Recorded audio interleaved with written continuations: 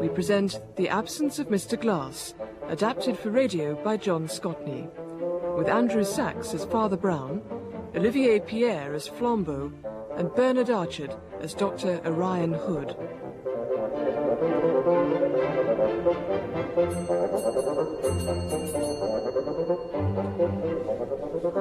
Always when I got the kettle on.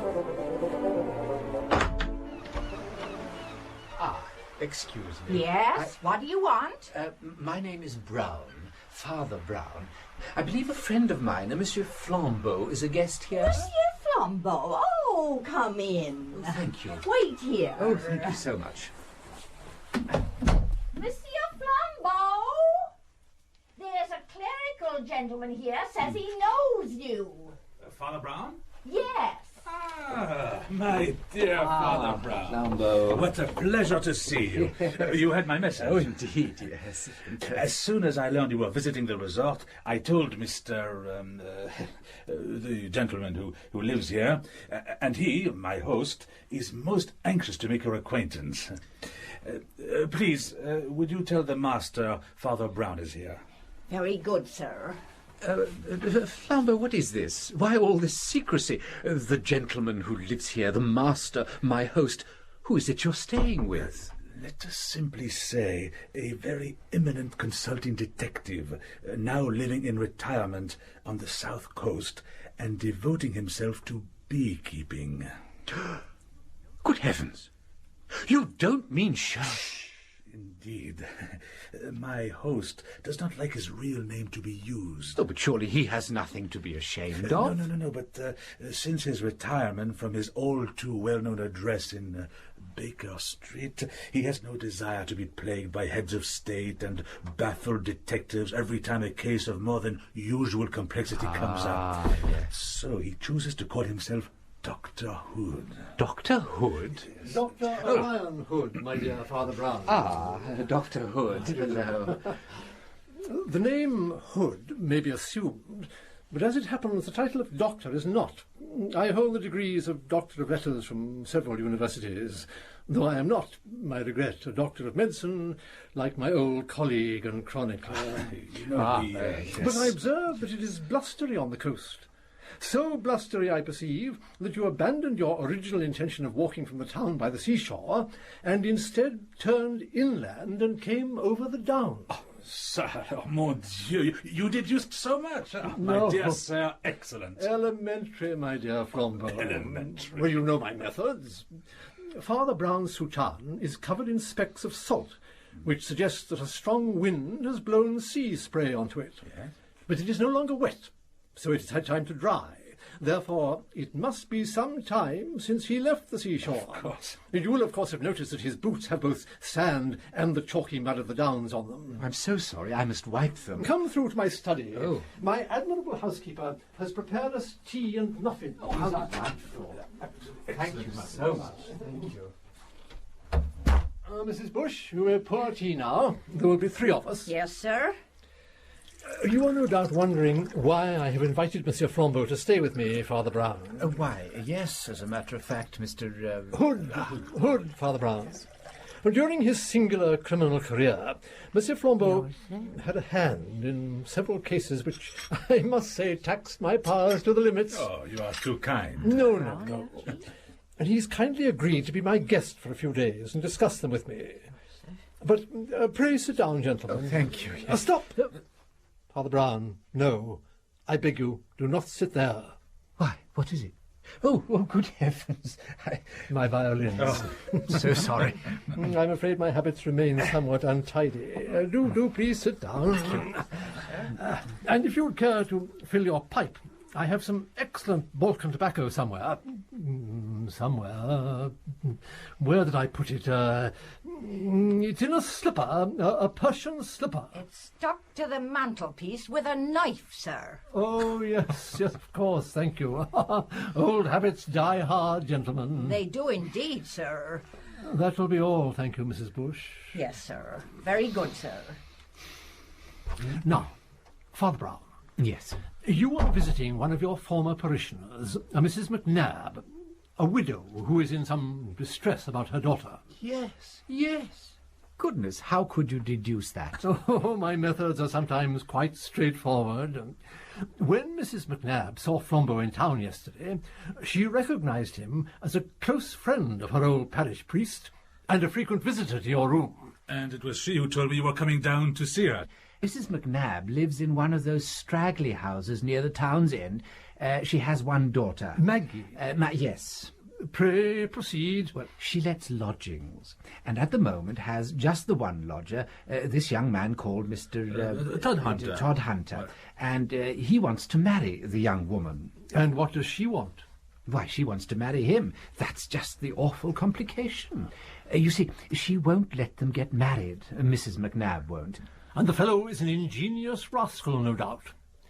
I recall a similar case, once brought to me by an illustrious client. Yes, I'm sure. But young James Todd Hunter is a very decent man, as far as I know. He seems to have quite a pocketful of money, but nobody knows what his trade is. Mrs. McNabb is quite sure it's something dreadful and probably connected with dynamite. Ah, yes. In the case of the illustrious client, my own experience... Yes. No. The dynamite must be of a shy and noiseless sort, for no one's heard it.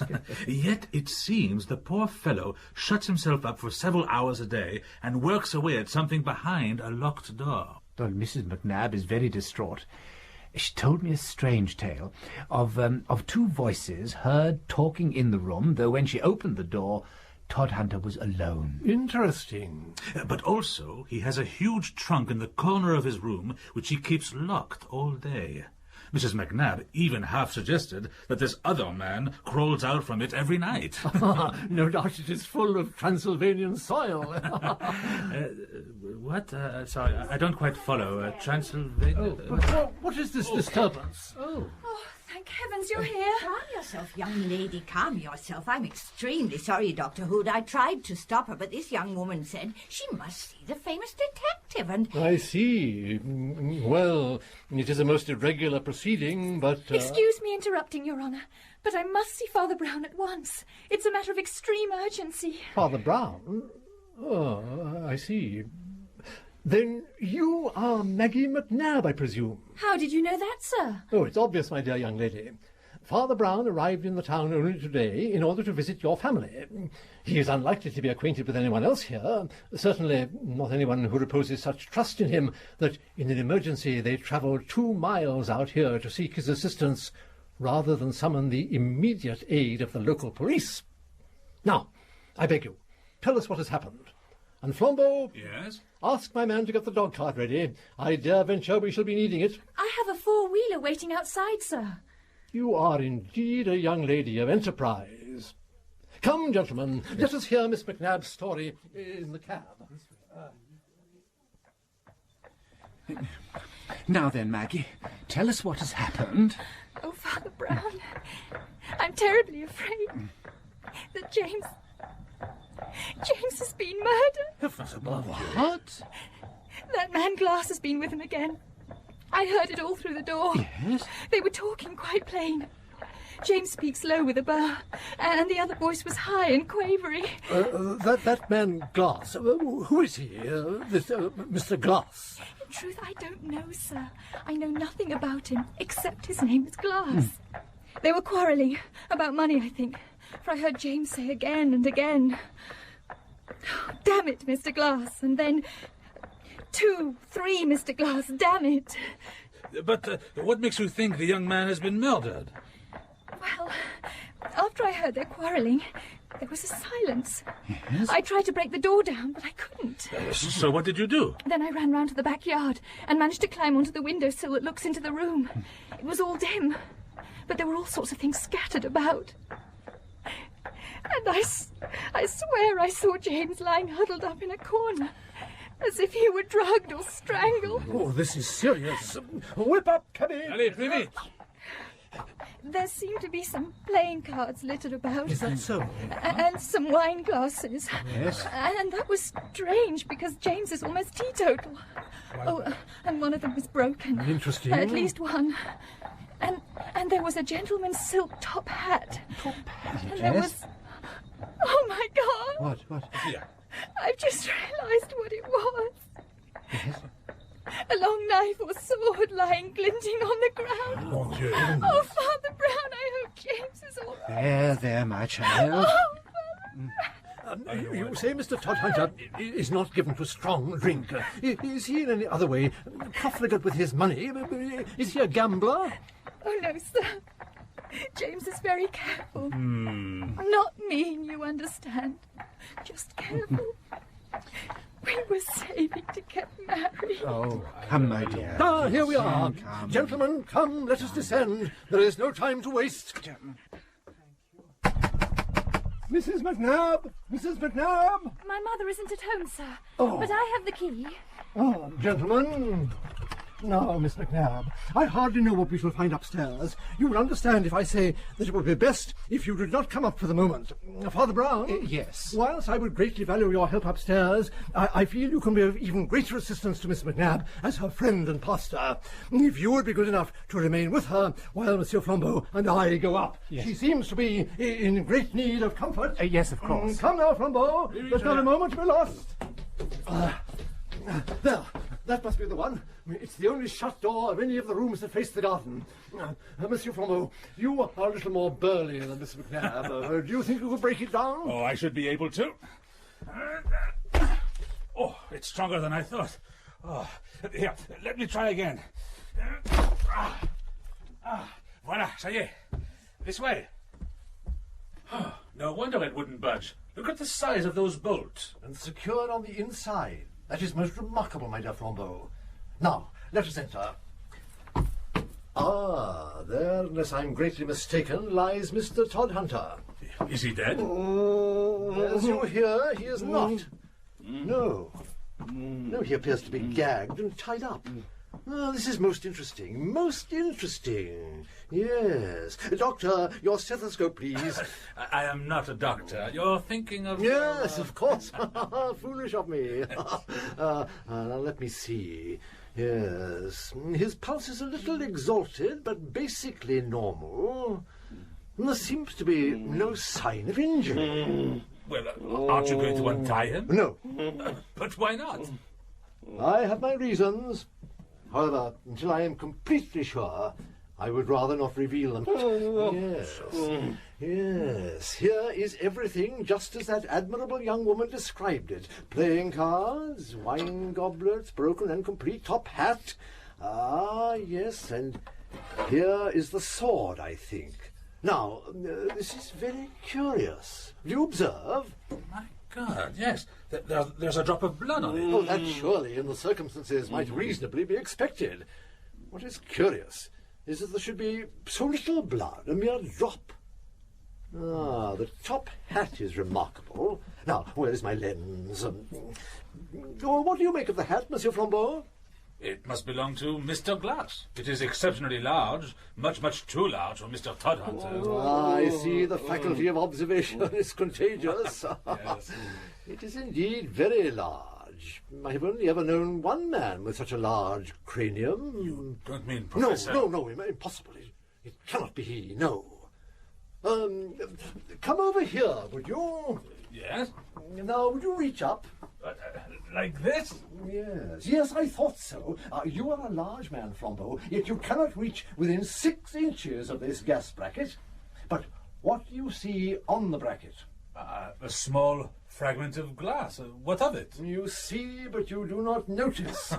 It is a fragment of wine glass. Clearly, the hand holding it must have smashed it against the bracket. Now, Todhunter here is quite short, so it must be his mysterious visitor. He must be a giant of a man. Yes, but an elderly giant and something of a dandy. His hat is of a stylish shape and systematically brushed and burnished, though not new. And from this you deduce that he is an old man? No, but if you examine it under a lens, it has other peculiarities. The hair of human beings falls out in varying degrees, but always falls out slightly, so I should expect to find a number of hairs on the hatband, but there are very few, and what there are all pure white, Oh, yeah. which suggests An almost bald, white-haired man, an elderly man, as is confirmed by the querulous voice Miss McNabb heard. Who is it? Who's there? Oh, it's only me. Mrs. McNabb has returned, so I left young Maggie with her. Oh, Father Brown, it is magnificent. Mr. Hood... Doctor... Sorry. Dr. Hood has established that Mr. Glass is tall from this fragment of broken wine glass on the gas bracket, that he has an enormous cranium and is a dandy from his hat. And also, from his hat, that he is an old man, because his hatband has few hairs on it, and they are pure white. Really, that does indeed sound remarkable. But isn't this poor James? Oh, well, alive, I'm glad to see, but why have you not untied him? I will explain all presently. It was by being too precipitate in the case of the giant rat of Sumatra. I'm sure he's all right. Oh, you have my word of honour. You need have no worries for Mr. Todhunter. Yes, oh, well, good. Then do please continue. This is all most interesting. Thank you. Now, I may say that it is possible that the man Glass was bald or nervous through dissipation rather than age. Mr. Todhunter, it has been remarked, is a quiet, thrifty gentleman, essentially an abstainer. These cards and wine cups are no part of his normal habit. They have been produced for a particular companion, but we may go farther. Mr. Todhunter may or may not possess this wine service, but he seems to possess no wine. What then did these vessels contain? Well, what do you think? Well, I would suggest whiskey or brandy. From a flask in Mr. Glass's pocket. Exactly. Now we have something like the picture of the man, or at least the type. Tall, elderly, fashionable, but somewhat frayed, certainly fond of play and strong waters, perhaps too fond of them. Mr. Glass is a gentleman not unknown on the fringes of society. It is quite remarkable, your construction, my dear sir. Quite remarkable. Oh, I must congratulate you on it. Oh, it is merely a simple use of the scientific imagination, Father Brown. My method is founded on the observance of trifles, the application of logic. Oh, yes, indeed. But, Yes? Shouldn't we tell Miss McNabb that Mr. Todhunter is alive? Yes, perhaps it would be as well. Would you call her up, Father Brown? Oh, yes, I will. Miss McNabb? I fear, Monsieur Flambeau, that what I have to say may well distress Miss McNabb. How do you mean? Well, we've seen something of the figure and quality of Mr. Glass. What are the chief facts known of Mr. Todhunter here? There are substantially three. That he is economical, that he is more or less wealthy, and that he has a secret. Now, are these not the chief marks of a man who is likely to be blackmailed? Yes. James! James! Thank heavens you're all right. Are you all right? Why is James tied up? There are sufficient reasons. Father Brown, why is James still tied up? Yes, Dr. Hood, why is he still tied up? Patience, my dear lady, patience. I was just explaining, Father Brown, that Mr. Todhunter is just the kind of man who is likely to be blackmailed. Blackmailed? Now, is it not equally obvious to the trained mind that the faded finery, the profligate habits, and the shrill irritation of Mr. Glass are the unmistakable marks of the kind of man who blackmails? And so these two men met here today and quarrelled using blows and a bare weapon. Perhaps, though it is a maxim of mine never... Are you going to take these ropes off? No. No. I think those ropes will do very well till your friends the police bring the handcuffs. What do you mean? Because you find Mr. Todhunter tied up, you all jump to the conclusion that Mr. Glass had tied him up, and then, I suppose, escaped. Well, there are 4 objections to this. I should be very interested to hear them. So should I. Very well, you shall. First, why should a gentleman as dressy as our friend Glass leave his hat behind if he left of his own free will? Second, how did he leave? How do you mean? The window is secured by iron bars. The door, as you discovered, Mr. Flambeau, was bolted from the inside very securely. Thirdly, this blade here has a tiny touch of blood at the point, but there is no wound on Mr. Todhunter. Mr. Glass took that wound away with him. He took it away with him? Dead or alive, Miss McNabb. Consider, is it not much more likely that the blackmailed person would try to kill his incubus rather than that the blackmailer would try to kill the goose that lays his golden eggs? Here I think we have a pretty common story. Todd Hunter was being blackmailed and... Yes, but the rope. Ah, the ropes. I have looked at all the knots on Mr. Todd Hunter. You will recall, my dear Flambeau, it was the first thing I did upon entering the room. Yes? Well, I have made quite a study of knots. I've even written a small monograph on the subject. Come. I suspected something of the sort the moment I realized the door was bolted from the inside. Every one of these knots Mr. Todd Hunter made himself, and each is so designed that he might loosen it himself. You are a formidable antagonist, Mr. Todd Hunter, a man of singular ingenuity. You mean that... Yes, this whole affair of the ropes is a clever trick, a fake, to make us think him the victim of the struggle instead of the wretched Glass. Then where is Mr. Glass? I do not wish to distress you, Miss McNair, but your mother may not have been far off the mark when she attributed a sinister value to that extremely large trunk in the corner. I suspect that if we were able to obtain the keys to it, we would find... Say it again, please. What? Do you mean that those knots are tied by Mr. Todd Hunter? Yes. And that they're tied in such a way that it is intended that he should be able also to untie them himself? Precisely. That is what I mean. Jerusalem. I wondered if it could possibly be it. Excuse me. Mr. Todd Hunter, may I just... Oh, yes, I see what you mean. What? But, Father Brown? Yes, you're right, that's it. Can't you see it in the man's face? What on earth do you mean? But look at his eyes. His eyes do look queer. You brutes! I believe it's hurting him. James, are you all right? No, not that, I think. The eyes have a certain, what shall I say, singular expression, but I would interpret those transverse wrinkles as expressing rather such slight psychological abnormality. Oh, gosh. Can't you see that he's laughing? Laughing? What on earth is there to laugh at? Well, not to put too fine a point on it, I think he's laughing at you. And indeed, I'm a little inclined to laugh at myself. Now I know the profession of Mr. Todd Hunter, or rather, the profession he aspires to. Is this relevant? I hardly think what Mr. Todd Hunter does for a living is germane to the issue. You amaze me, my friend. Oh, no, but Mr. Todd Hunter would like to amaze you. Oh, my dear Mr. Todd Hunter, please, bear with me a moment. What a fool I was to forget we are in a seaside town. Father Brown, I don't understand. Oh, Dr. Hood, you are a great poet. I beg your pardon? You have called an uncreated being out of the void. How much more godlike that is than if you had only ferreted out the mere facts. Indeed, the mere facts are rather ordinary by comparison. Father Brown, I have long admired your successes in my field, but... Mere trifles compared to your triumphs. Oh, well, you should not believe all you read. But now, I confess, I have no notion what you are talking about. My facts are all inevitable, though necessarily incomplete.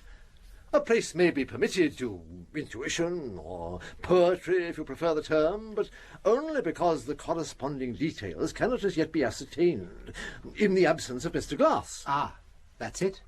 That is it. That's the first idea to get fixed. The absence of Mr. Glass. He is so extremely absent. I suppose that there never was anybody as absent as Mr. Glass. Do you mean he is absent from town? I mean he is absent from everywhere. He is absent from the nature of things, so to speak. Do you seriously mean that there is no such person? It does seem a pity. Then how do you explain the first proof we found? If there is no Mr. Glass, whose hat is this? Exactly. It is yours, is it not, Mr. Todd Hunter? But, look, it doesn't fit him.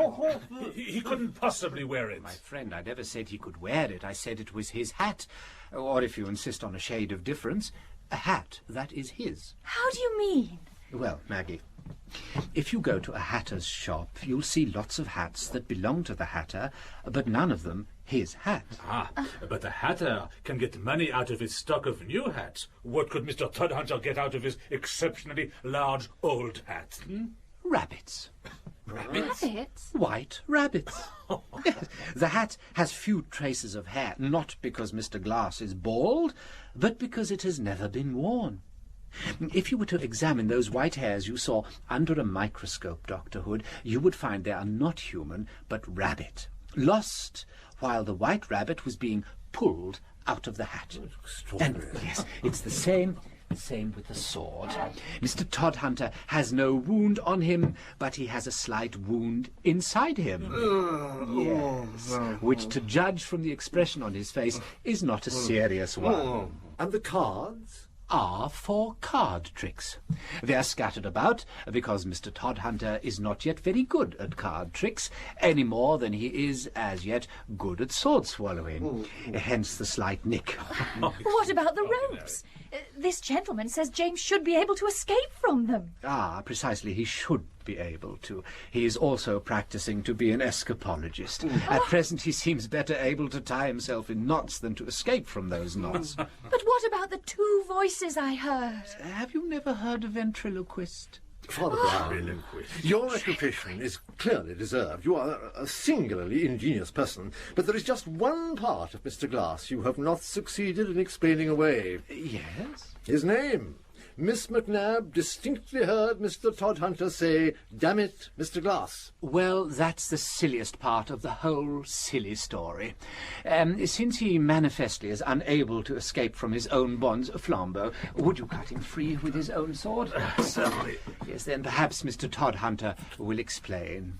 Oh, thank you. James, are you all right? Yes, Maggie, I'm all right. Oh, I was beginning to think they'd never release me. I must apologise, Mr. Todhunter. I should think so too. Oh, no, not at all, not at all. A perfectly natural mistake. Aha, but who is this Mr. Glass? Well, you see, I was practising juggling with glasses. Only I haven't quite got the knack of it yet. To tell you the truth, I nearly did myself a nasty injury when one shattered against the gas bracket. Ah, I see. Yeah, and I tend to talk to myself when I'm concentrating. It's a silly habit, I know. So as I toss the glasses up, I'd say 1, 2, 3, and so on. Only I kept missing them. And every time I missed a glass, I'm afraid I used rather strong language. What you heard me saying was 1, 2, 3, etc. Then, Mr. Glass. Miss a glass. Mr. Glass. That's right. Oh, and by the way, I had to lock the door. Partly because I didn't want Miss McNabb seeing the tricks till I got them right. And partly because, well, it's a thing about being a magician. You got to keep your secrets secret. Oh, my card. Oh, thank you. Zaladin, the world's greatest conjurer, contortionist, ventriloquist, and human kangaroo. You'll be appearing next month at the Empire Pavilion. You are Zaladin, the world's greatest conjurer, etc. Yeah, well, I know it's coming on a bit strong, sir, but that's the nature of these things, you know. The truth is, gentlemen, I've just been left a bit of money and took the opportunity to get started in the business. All that world's greatest stuff, well, I'm afraid I rather overestimated my powers. Oh, my You are dear not James. the only person to have done that, Mr. Todhunter. I thought I had schooled myself to believe only the empirical evidence of my eyes, for which reason I am obliged to tell you, Father Brown, yes. I cannot believe in a deity. Oh. And yet, I confess, I believed the whole romantic fantasy I had spun myself. How could that be? Well, you will excuse me for saying so, Dr. Hood, but I have often observed that when people cease to believe in God, they do not then, as one might expect, believe in nothing. It is rather the case that they will believe in anything.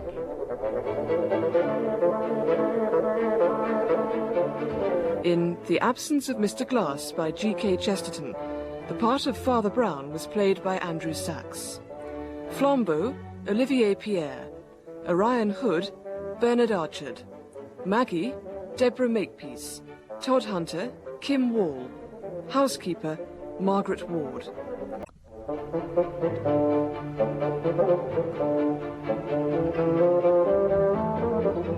We present The Absence of Mr. Glass, adapted for radio by John Scotney, with Andrew Sachs as Father Brown, Olivier Pierre as Flambeau, and Bernard Archard as Dr. Orion Hood. Always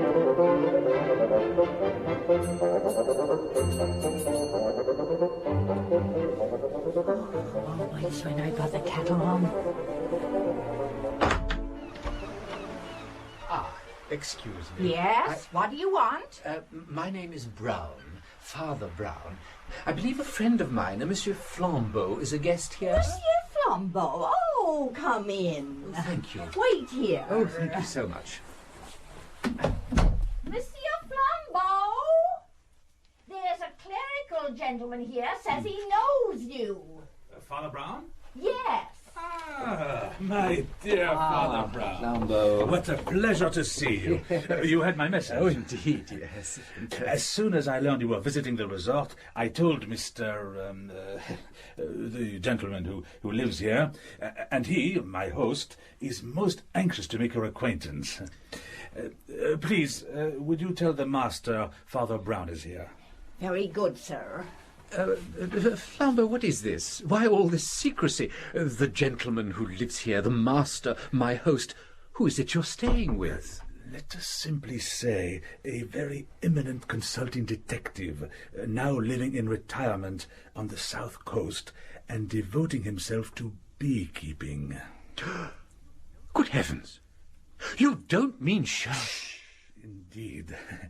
My host does not like his real name to be used. Oh, but surely he has nothing to be ashamed of. No, but since his retirement from his all too well-known address in Baker Street, he has no desire to be plagued by heads of state and baffled detectives every time a case of more than usual complexity comes up. Yes. So he chooses to call himself Dr. Hood. Dr. Hood?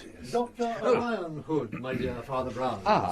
Dr. Hood. Hello. The name Hood may be assumed, but as it happens, the title of doctor is not. I hold the degrees of Doctor of Letters from several universities, though I am not, my regret, a Doctor of Medicine, like my old colleague and chronicler. Yes. But I observe that it is blustery on the coast. So blustery, I perceive, that you abandoned your original intention of walking from the town by the seashore, and instead turned inland and came over the downs. Sir, mon Dieu, you deduced so much. My dear sir, excellent. Elementary, my dear Flambeau. Elementary. Well, you know my methods. Father Brown's soutane is covered in specks of salt, which suggests that a strong wind has blown sea spray onto it. Yes. But it is no longer wet, so it has had time to dry. Therefore, it must be some time since he left the seashore. Of course. You will, of course, have noticed that his boots have both sand and the chalky mud of the downs on them. I'm so sorry, I must wipe them. Come through to my study. Oh. My admirable housekeeper has prepared us tea and muffins. Oh, how delightful. Thank you so much. Thank you. Mrs. Bush, you may pour tea now. There will be 3 of us. Yes, sir. You are no doubt wondering why I have invited Monsieur Flambeau to stay with me, Father Brown. Why, yes, as a matter of fact, Mr. Hood, Father Brown. During his singular criminal career, Monsieur Flambeau had a hand in several cases which, I must say, taxed my powers to the limits. Oh, you are too kind. No. And he's kindly agreed to be my guest for a few days and discuss them with me. But pray sit down, gentlemen. Oh, thank you. Yes. Stop! Father Brown, no. I beg you, do not sit there. Why, what is it? Oh, good heavens. My violins. Oh, so sorry. I'm afraid my habits remain somewhat untidy. Do please sit down. And if you would care to fill your pipe, I have some excellent Balkan tobacco somewhere. Where did I put it? It's in a slipper, a Persian slipper. It's stuck to the mantelpiece with a knife, sir. Oh, yes, of course, thank you. Old habits die hard, gentlemen. They do indeed, sir. That will be all, thank you, Mrs. Bush. Yes, sir. Very good, sir. Now, Father Brown. Yes. You are visiting one of your former parishioners, a Mrs. McNabb, a widow who is in some distress about her daughter. Yes. Goodness, how could you deduce that? Oh, my methods are sometimes quite straightforward. When Mrs. McNabb saw Flambeau in town yesterday, she recognized him as a close friend of her old parish priest, and a frequent visitor to your room. And it was she who told me you were coming down to see her. Mrs. McNabb lives in one of those straggly houses near the town's end. She has one daughter. Maggie? Yes. Pray proceed. Well, she lets lodgings, and at the moment has just the one lodger, this young man called Mr. Todhunter. Todhunter, and he wants to marry the young woman. And what does she want? Why, she wants to marry him. That's just the awful complication. You see, she won't let them get married. Mrs. McNabb won't. And the fellow is an ingenious rascal, no doubt. I recall a similar case, once brought to me by an illustrious client. Yes, I'm sure. But young James Todhunter is a very decent man, as far as I know. He seems to have quite a pocketful of money, but nobody knows what his trade is. Mrs. McNabb is quite sure it's something dreadful and probably connected with dynamite. Ah, yes. In the case of the illustrious client, my own experience... Yes. No. The dynamite must be of a shy and noiseless sort, for no one's heard it. Yet it seems the poor fellow shuts himself up for several hours a day and works away at something behind a locked door. Well, Mrs. McNabb is very distraught. She told me a strange tale of two voices heard talking in the room, though when she opened the door, Todhunter was alone. Interesting. But also he has a huge trunk in the corner of his room which he keeps locked all day. Mrs. McNabb even half suggested that this other man crawls out from it every night. No doubt it is full of Transylvanian soil. What? Sorry, I don't quite follow. Transylvania... What is this disturbance? Oh, thank heavens you're here. Calm yourself, young lady, calm yourself. I'm extremely sorry, Dr. Hood. I tried to stop her, but this young woman said she must see the famous detective, and... I see. Well, it is a most irregular proceeding, but... Excuse me interrupting, Your Honour, but I must see Father Brown at once. It's a matter of extreme urgency. Father Brown? Oh, I see. Then you are Maggie McNabb, I presume? How did you know that, sir? Oh, it's obvious, my dear young lady. Father Brown arrived in the town only today in order to visit your family. He is unlikely to be acquainted with anyone else here, certainly not anyone who reposes such trust in him that in an emergency they travel 2 miles out here to seek his assistance rather than summon the immediate aid of the local police. Now, I beg you, tell us what has happened. And Flambeau... Yes? Ask my man to get the dog cart ready. I dare venture we shall be needing it. I have a 4-wheeler waiting outside, sir. You are indeed a young lady of enterprise. Come, gentlemen, let us hear Miss McNabb's story in the cab. Now then, Maggie, tell us what has happened. Oh, Father Brown, I'm terribly afraid that James has been murdered. What? That man Glass has been with him again. I heard it all through the door. Yes? They were talking quite plain. James speaks low with a burr, and the other voice was high and quavery. That man Glass, who is he? This Mr. Glass? In truth, I don't know, sir. I know nothing about him, except his name is Glass. They were quarrelling about money, I think, for I heard James say again and again, "Damn it, Mr. Glass," and then 2, 3, Mr. Glass, damn it. But what makes you think the young man has been murdered? Well, after I heard their quarrelling, there was a silence. Yes? I tried to break the door down, but I couldn't. So what did you do? Then I ran round to the backyard and managed to climb onto the windowsill that looks into the room. It was all dim, but there were all sorts of things scattered about. And I swear I saw James lying huddled up in a corner, as if he were drugged or strangled. Oh, this is serious. Whip up, cabby! Allez, plus vite! There seemed to be some playing cards littered about. Is that so? And some wine glasses. Yes? And that was strange, because James is almost teetotal. Oh, and one of them was broken. Interesting. At least one. And there was a gentleman's silk top hat. Top hat? And there was... Oh, my God! What? Yeah. I've just realised what it was. Yes?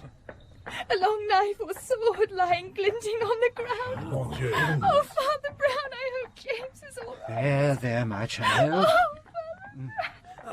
You say Mr. Todhunter is not given to strong drink.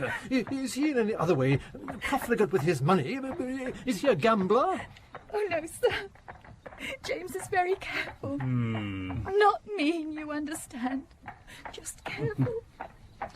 We were saving to get married. Oh, come, my dear. Ah, here we are.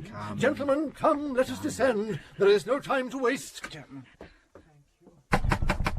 Mrs. McNabb! Mrs. McNabb! My mother isn't at home, sir. Oh. But I have the key. Oh, gentlemen. Now, Miss McNabb, I hardly know what we shall find upstairs. You will understand if I say that it would be best if you did not come up for the moment.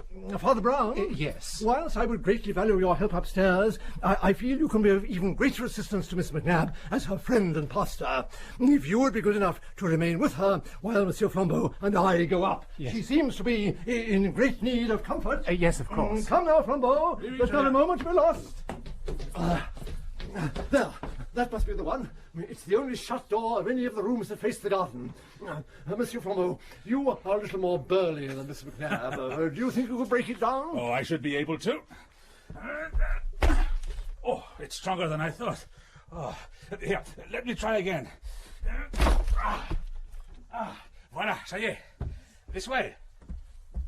Oh, no wonder it wouldn't budge. Look at the size of those bolts. And secured on the inside. That is most remarkable, my dear Flambeau. Now, let us enter. Ah, there, unless I'm greatly mistaken, lies Mr. Todhunter. Is he dead? As you hear, he is not. No. No, he appears to be gagged and tied up. Oh, this is most interesting. Most interesting. Yes. Doctor, your stethoscope, please. I am not a doctor. You're thinking of... Yes, of course. Foolish of me. Now, let me see. Yes. His pulse is a little exalted, but basically normal. There seems to be no sign of injury. Well, aren't you going to untie him? No. But why not? I have my reasons. However, until I am completely sure, I would rather not reveal them. Yes. Yes. Here is everything just as that admirable young woman described it. Playing cards, wine goblets, broken and complete top hat. Ah, yes, and here is the sword, I think. Now, this is very curious. Do you observe? My God, yes. There's a drop of blood on it. Oh, that surely, in the circumstances, might reasonably be expected. What is curious is that there should be so little blood, a mere drop. Ah, the top hat is remarkable. Now, where is my lens? What do you make of the hat, Monsieur Flambeau? It must belong to Mr. Glass. It is exceptionally large, much too large for Mr. Todhunter. I see the faculty of observation is contagious. Yes. It is indeed very large. I have only ever known one man with such a large cranium. You don't mean Professor... No, impossible. It cannot be he, no. Come over here, would you? Yes? Now, would you reach up? Like this? Yes, I thought so. You are a large man, Flambeau, yet you cannot reach within 6 inches of this gas bracket. But what do you see on the bracket? A small fragment of glass. What of it? You see, but you do not notice. It is a fragment of wine glass. Clearly, the hand holding it must have smashed it against the bracket. Now, Todhunter here is quite short, so it must be his mysterious visitor. He must be a giant of a man. Yes, but an elderly giant, and something of a dandy. His hat is of a stylish shape and systematically brushed and burnished, though not new. And from this you deduce that he is an old man? No, but if you examine it under a lens, it has other peculiarities. The hair of human beings falls out in varying degrees, but always falls out slightly. So I should expect to find a number of hairs on the hatband, but there are very few, and what there are all pure white, which suggests an almost bald, white-haired man, an elderly man, as is confirmed by the querulous voice Miss McNabb heard. Who is it? Who's there? Oh, It's only me. Mrs. McNabb has returned, so I left young Maggie with her. Oh, Father Brown, it is magnificent. Mr. Hood... Doctor... Sorry. Dr. Hood has established that Mr. Glass is tall from this fragment of broken wine glass on the gas bracket, that he has an enormous cranium and is a dandy from his hat. And also, from his hat, that he is an old man, because his hatband has few hairs on it, and they are pure white. Really, that does indeed sound remarkable. But isn't this poor James? Oh, well, alive, I'm glad to see, but why have you not untied him? I will explain all presently. It was by being too precipitate in the case of the giant rat of Sumatra. I'm sure he's all right. Oh, you have my word of honour. You need have no worries for Mr. Todhunter. Yes, oh, well, good. Then do please continue. This is almost interesting. Thank you. Now, I may say that it is possible that the man Glass was bald or nervous through dissipation rather than age. Mr. Todhunter, it has been remarked, is a quiet, thrifty gentleman, essentially an abstainer. These cards and wine cups are no part of his normal habit. They have been produced for a particular companion, but we may go farther. Mr. Todhunter may or may not possess this wine service, but he seems to possess no wine. What then do these vessels contain? Well, what do you think? I would suggest whiskey or brandy. From a flask in Mr. Glass's pocket. Exactly. Now we have something like the picture of the man, or at least the type. Tall, elderly, fashionable, but somewhat frayed, certainly fond of play and strong waters, perhaps too fond of them. Mr. Glass is a gentleman not unknown on the fringes of society. It is quite remarkable, your construction, my dear sir. Quite remarkable. Oh, I must congratulate you on it. Oh, it is merely a simple use of the scientific imagination, Father Brown. My method is founded on the observance of trifles, the application of logic. Oh, yes, indeed. But, Yes? Shouldn't we tell Miss McNabb that Mr. Todhunter is alive? Yes, perhaps it would be as well. Would you call her up, Father Brown? Oh, yes, I will. Miss McNabb? I fear, Monsieur Flambeau, that what I have to say may well distress Miss McNabb. How do you mean? Well, we've seen something of the figure and quality of Mr. Glass. What are the chief facts known of Mr. Todhunter here? They are substantially three. That he is economical, that he is more or less wealthy, and that he has a secret. Now, are these not the chief marks of a man who is likely to be blackmailed? Yes. James! James! Thank heavens you're all right. Are you all right? Why is James tied up? There are sufficient reasons. Father Brown, why is James still tied up? Yes, Dr. Hood, why is he still tied up? Patience, my dear lady, patience. I was just explaining, Father Brown, that Mr. Todhunter is just the kind of man who is likely to be blackmailed. Blackmailed? Now, is it not equally obvious to the trained mind that the faded finery, the profligate habits, and the shrill irritation of Mr. Glass are the unmistakable marks of the kind of man who blackmails? And so these two men met here today and quarrelled using blows and a bare weapon. Perhaps, though it is a maxim of mine never... Are you going to take these ropes off? No. No. I think those ropes will do very well till your friends the police bring the handcuffs. What do you mean? Because you find Mr. Todhunter tied up, you all jump to the conclusion that Mr. Glass had tied him up, and then, I suppose, escaped. Well, there are 4 objections to this. I shall be very interested to hear them. So should I. Very well, you shall. First, why should a gentleman as dressy as our friend Glass leave his hat behind if he left of his own free will? Second, how did he leave? How do you mean? The window is secured by iron bars. The door, as you discovered, Mr. Flambeau, was bolted from the inside very securely. Thirdly, this blade here has a tiny touch of blood at the point, but there is no wound on Mr. Todhunter. Mr. Glass took that wound away with him. He took it away with him? Dead or alive, Miss McNabb. Consider, is it not much more likely that the blackmailed person would try to kill his incubus rather than that the blackmailer would try to kill the goose that lays his golden eggs? Here, I think we have a pretty common story. Todhunter was being blackmailed and... Yes, but the ropes... Ah, the ropes.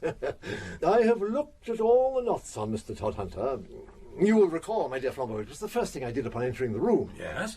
Well, I have made quite a study of knots. I've even written a small monograph on the subject. Come. I suspected something of the sort the moment I realised the door was bolted from the inside. Every one of these knots Mr. Todhunter made himself, and each is so designed that he might loosen it himself. You are a formidable antagonist, Mr. Todhunter, a man of singular ingenuity. You mean that... Yes, this whole affair of the ropes is a clever trick, a fake, to make us think him the victim of the struggle instead of the wretched Glass. Then where is Mr. Glass? I do not wish to distress you, Miss McNair, but your mother may not have been far off the mark when she attributed a sinister value to that extremely large trunk in the corner. I suspect that if we were able to obtain the keys to it, we would find... Say it again, please. What? Do you mean that those knots are tied by Mr. Todhunter? Yes. And that they're tied in such a way that it is intended that he should be able also to untie them himself? Precisely. That is what I mean. Jerusalem. I wondered if it could possibly be it. Excuse me. Mr. Todhunter, may I just... Oh, yes, I see what you mean. What? But, Father Brown? Yes, you're right, that's it. Can't you see it in the man's face? What on earth do you mean? But look at his eyes. His eyes do look queer. You brutes! I believe it's hurting him. James, are you all right? No, not that, I think. The eyes have a certain, what shall I say, singular expression, but I would interpret those transverse wrinkles as expressing rather such slight psychological abnormality. Oh, bosh! Can't you see that he's laughing? Laughing? What on earth is there to laugh at? Well, not to put too fine a point on it, I think he's laughing at you. And indeed, I'm a little inclined to laugh at myself. And now I know the profession of Mr. Todhunter, or rather, the profession he aspires to. Is this relevant? I hardly think what Mr. Todhunter does for a living is germane to the issue. You amaze me, my friend. Oh, no, but Mr. Todhunter would like to amaze you. Oh, my dear Mr. Todhunter, please, bear with me a moment. What a fool I was to forget we are in a seaside town. Father Brown, I don't understand. Oh, Dr. Hood, you are a great poet. I beg your pardon? You have called an uncreated being out of the void. How much more godlike that is than if you had only ferreted out the mere facts. Indeed, the mere facts are rather ordinary by comparison. Father Brown, I have long admired your successes in my field, but... Mere trifles compared to your triumphs. Oh, well, you should not believe all you read. But now, I confess, I have no notion what you are talking about. My facts are all inevitable, though necessarily incomplete. A place may be permitted to intuition, or poetry, if you prefer the term, but only because the corresponding details cannot as yet be ascertained, in the absence of Mr. Glass. Ah, that's it. That is it. That's the first idea to get fixed. The absence of Mr. Glass. He is so extremely absent. I suppose that there never was anybody as absent as Mr. Glass. Do you mean he is absent from town? I mean he is absent from everywhere. He is absent from the nature of things, so to speak. Do you seriously mean that there is no such person? It does seem a pity. Then how do you explain the first proof we found? If there is no Mr. Glass, whose hat is this? Exactly. It is yours, is it not, Mr. Todhunter? But, look, it doesn't fit him. He couldn't possibly wear it. My friend, I never said he could wear it. I said it was his hat. Or, if you insist on a shade of difference, a hat that is his. How do you mean? Well, Maggie, if you go to a hatter's shop, you'll see lots of hats that belong to the hatter, but none of them his hat. But the hatter can get money out of his stock of new hats. What could Mr. Todhunter get out of his exceptionally large old hat? Rabbits. Rabbits? White rabbits. Yes. The hat has few traces of hair, not because Mr. Glass is bald, but because it has never been worn. If you were to examine those white hairs you saw under a microscope, Dr. Hood, you would find they are not human, but rabbit. Lost while the White Rabbit was being pulled out of the hat. And yes, it's the same with the sword. Mr. Todhunter has no wound on him, but he has a slight wound inside him. Yes, which, to judge from the expression on his face, is not a serious one. And the cards? Are for card tricks. They are scattered about because Mr. Todhunter is not yet very good at card tricks, any more than he is, as yet, good at sword swallowing. Hence the slight nick. What about the ropes? This gentleman says James should be able to escape from them. Ah, precisely, he should be able to. He is also practising to be an escapologist. At present he seems better able to tie himself in knots than to escape from those knots. But what about the two voices I heard? Have you never heard a ventriloquist? Father Brown, your reputation is clearly deserved. You are a singularly ingenious person, but there is just one part of Mr. Glass you have not succeeded in explaining away. Yes? His name. Miss McNabb distinctly heard Mr. Todhunter say, "Damn it, Mr. Glass." Well, that's the silliest part of the whole silly story. Since he manifestly is unable to escape from his own bonds, Flambeau, would you cut him free with his own sword? Certainly. Yes, then perhaps Mr. Todhunter will explain. Oh, thank you. James, are you all right? Yes, Maggie, I'm all right. Oh, I was beginning to think they'd never release me. I must apologise, Mr. Todhunter. I should think so too. Oh, no, not at all, not at all. A perfectly natural mistake. Aha, but who is this Mr. Glass? Well, you see, I was practising juggling with glasses. Only I haven't quite got the knack of it yet. To tell you the truth, I nearly did myself a nasty injury when one shattered against the gas bracket. Ah, I see. Yeah, and I tend to talk to myself when I'm concentrating. It's a silly habit, I know. So as I toss the glasses up, I'd say 1, 2, 3, and so on. Only I kept missing them. Every time I missed a glass, I'm afraid I used rather strong language. What you heard me saying was 1, 2, 3, etc. Then, missed a glass. Missed a glass. Mr. Glass. That's right. Oh, and by the way, I had to lock the door. Partly because I didn't want Miss McNabb seeing the tricks till I got them right. And partly because, well, it's a thing about being a magician. You got to keep your secrets secret. Oh, my card. Oh, thank you. Zaladin, the world's greatest conjurer, contortionist, ventriloquist, and human kangaroo. You will be appearing next month at the Empire Pavilion.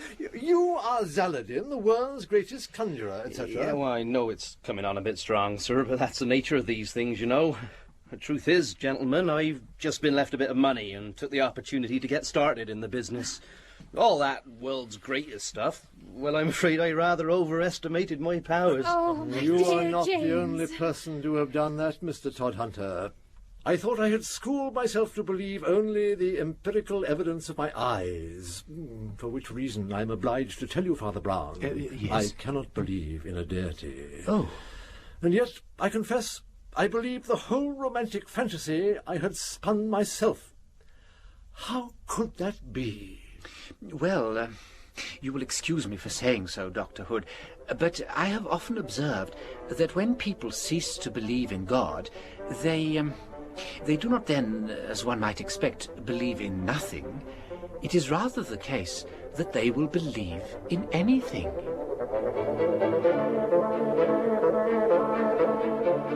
In The Absence of Mr. Glass by G.K. Chesterton, the part of Father Brown was played by Andrew Sachs. Flambeau, Olivier Pierre. Orion Hood, Bernard Archard. Maggie, Deborah Makepeace. Todhunter, Kim Wall. Housekeeper, Margaret Ward. File 4. "How was Darnaway getting on?" asked Payne a little later. "When you went up?" The priest passed a hand over his forehead. "Don't tell me I'm getting psychic," he said with a sad smile. "I believe I'm quite dazzled with daylight up in that room and couldn't see things straight. Honestly, I felt for a flash as if there was something uncanny about Darnaway's figure standing before that portrait." "Oh, that's the lame leg," said Barnet promptly. "We know all about that." "Do you know," said Payne abruptly, but lowering his voice, "I don't think we do know all about it, or anything about it. What's the matter with his leg? What was the matter with his ancestor's leg?" "Oh, there's something about that in the book I was reading in there, in the family archives," said Wood. "I'll fetch it for you." And he stepped into the library just beyond. "I think," said Father Brown quietly, "Mr. Payne must have some particular reason for asking that." "I may as well blurt it out once and for all," said Payne, but in a yet lower voice. "After all, there is a rational explanation. A man from anywhere might have made up to look like the portrait. What do we know about Darnaway? He is behaving rather oddly." The others were staring at him in a rather startled fashion, but the priest seemed to take it very calmly. "I don't think the old portrait's ever been photographed," he said. "That's why he wants to do it." "I don't think the old portrait's ever been photographed," he said. "That's why he wants to do it. I don't think there's anything odd about that." "Quite an ordinary state of things, in fact," said Wood with a smile. He had just returned with the book in his hand, and even as he spoke there was a stir in the clockwork of the great dark clock behind him, and successive strokes thrilled through the room up to the number of 7. With the last stroke there came a crash from the floor above that shook the house like a thunderbolt, and Father Brown was already 2 steps up the winding staircase before the sound had ceased. "My God!" cried Payne involuntarily. "He is alone up there." "Yes," said Father Brown without turning, as he vanished up the stairway. "We shall find him alone." When the rest recovered from their first paralysis and ran helter-skelter up the stone steps and found their way to the new studio, it was true in that sense that they found him alone. They found him lying in a wreck of his tall camera, with its long splintered legs standing out grotesquely at 3 different angles, and Darnaway had fallen on top of it with one black crooked leg lying at a 4th angle along the floor. For the moment the dark heap looked as if it were entangled with some huge and horrible spider. Little more than a glance and a touch were needed to tell them that he was dead. Only the portrait stood untouched upon the easel, and one could fancy the smiling eyes shone. An hour afterwards Father Brown, in helping to calm the confusion of the stricken household, came upon the old steward muttering almost as mechanically as the clock had ticked and struck the terrible hour. Almost without hearing them, he knew what the muttered words must be. "In the 7th air I shall return, in the 7th hour I shall depart." As he was about to say something soothing, the old man seemed suddenly to start awake and stiffen into anger. His mutterings changed to a fierce cry. "You!" he cried. "You and your daylight! Even you won't say now there is no doom for the Darnaways." "My opinion about this is unchanged," said Father Brown mildly.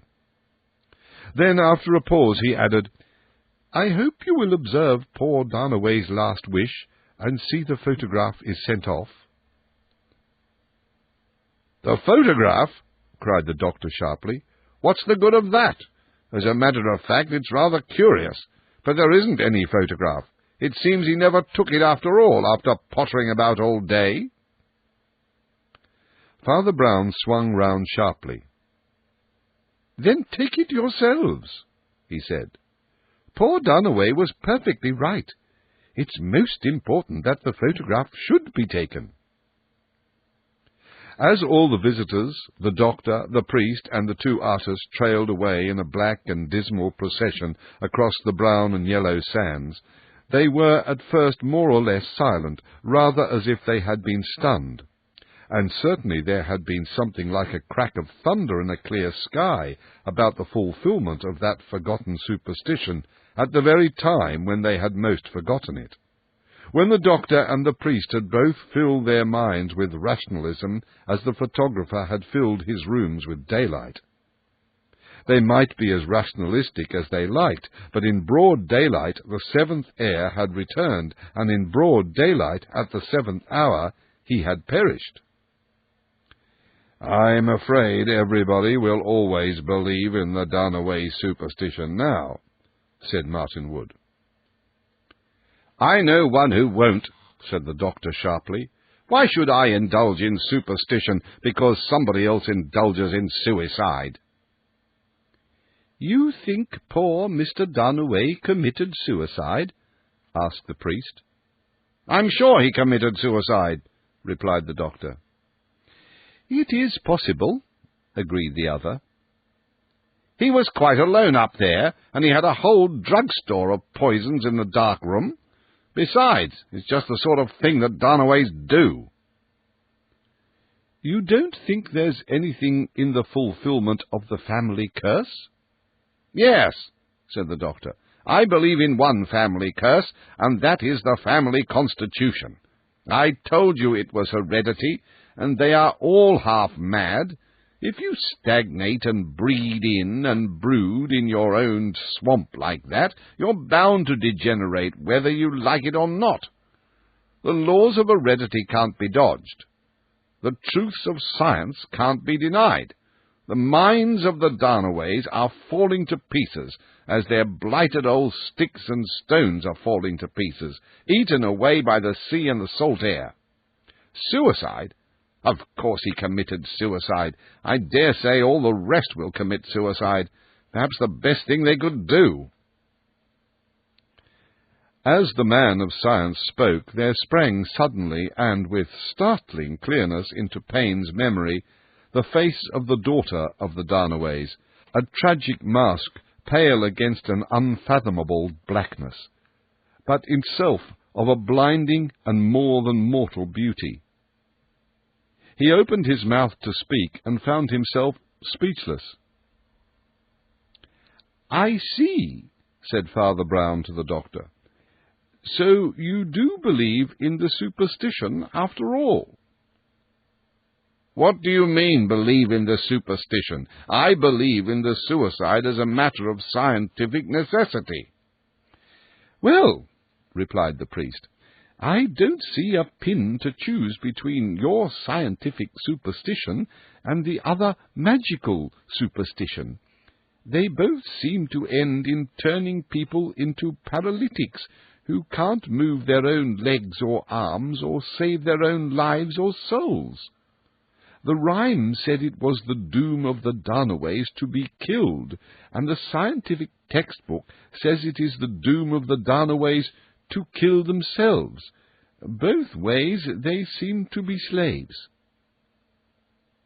"But I thought you said you believed in rational views of these things," said Dr. Barnett. "Don't you believe in heredity?"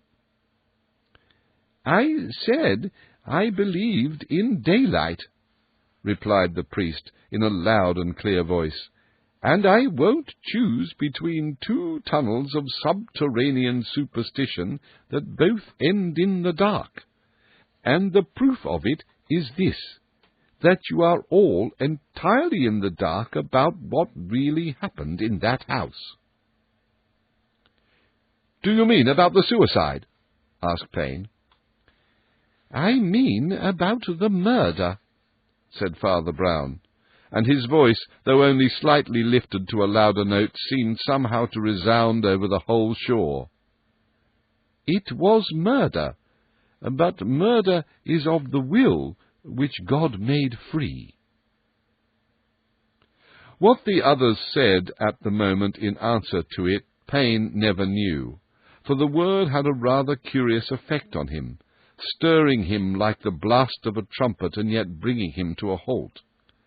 He stood still in the middle of the sandy waste and let the others go on in front of him. He felt the blood crawling through all his veins and the sensation that is called the hair standing on end, and yet he felt a new and unnatural happiness. A psychological process too quick and too complicated for himself to follow had already reached a conclusion that he could not analyze.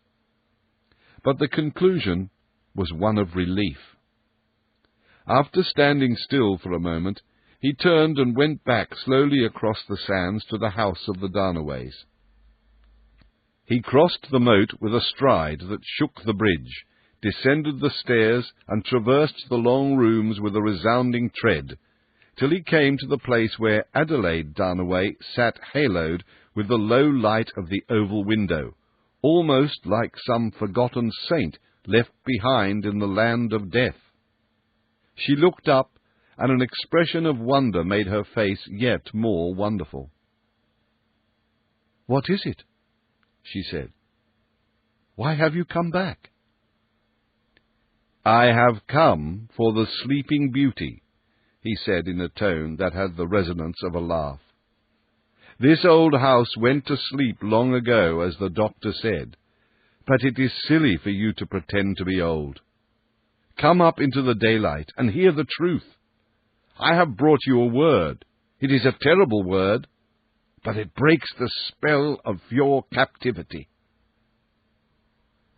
She did not understand a word he said, but something made her rise and let him lead her down the long hall and up the stairs and out under the evening sky. The ruins of a dead garden stretched toward the sea, and an old fountain with the figure of a triton, green with rust, remained poised there, pouring nothing out of a dried horn into an empty basin.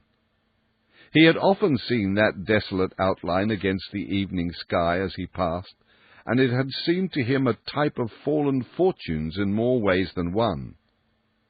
Before long, doubtless, those hollow fonts will be filled, but it would be with the pale green bitter waters of the sea, and the flowers would be drowned and strangled in seaweed. So he had told himself the daughter of the Darnaways might indeed be wedded. But she would be wedded to death, and a doom as deaf and ruthless as the sea. But now he laid a hand on the bronze triton that was like the hand of a giant, and shook it as if he meant to hurl it over like an idol or an evil god of the garden. "What do you mean?" she asked steadily. "What is the word that will set us free?" "The word is murder," he said, "and the freedom it brings is as fresh as the flowers of spring.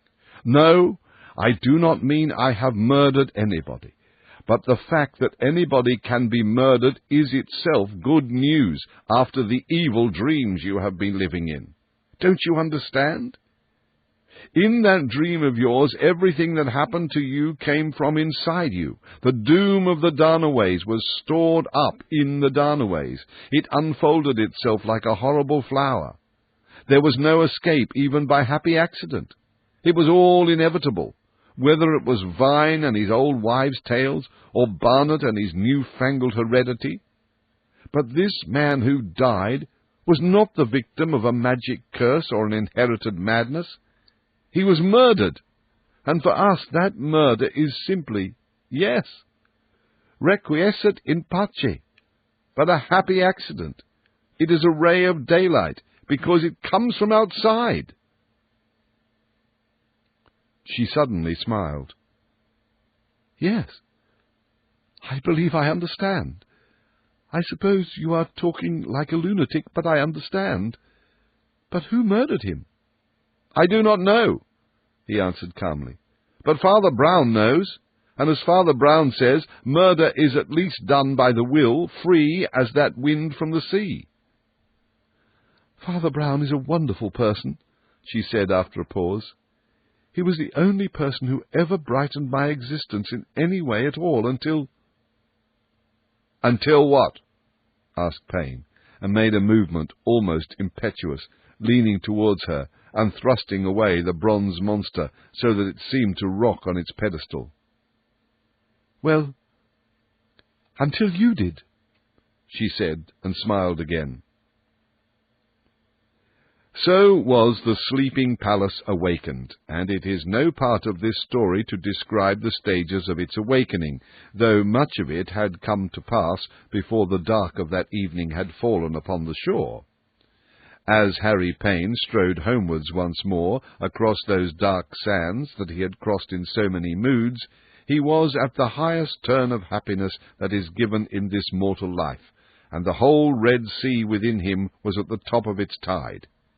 He would have had no difficulty in picturing all that place again in flower, and the bronze Triton bright as a golden god, and the fountain flowing with water or with wine.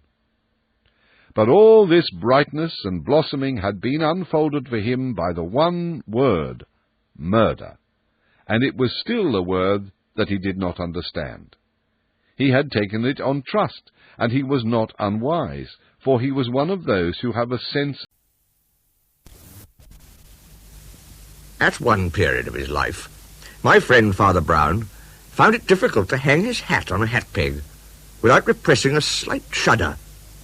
The cause of this curious idiosyncrasy was indeed a mere detail in much more complicated events, but it was, I believe, the only detail that remained to him in his busy life to remind him of the whole strange business.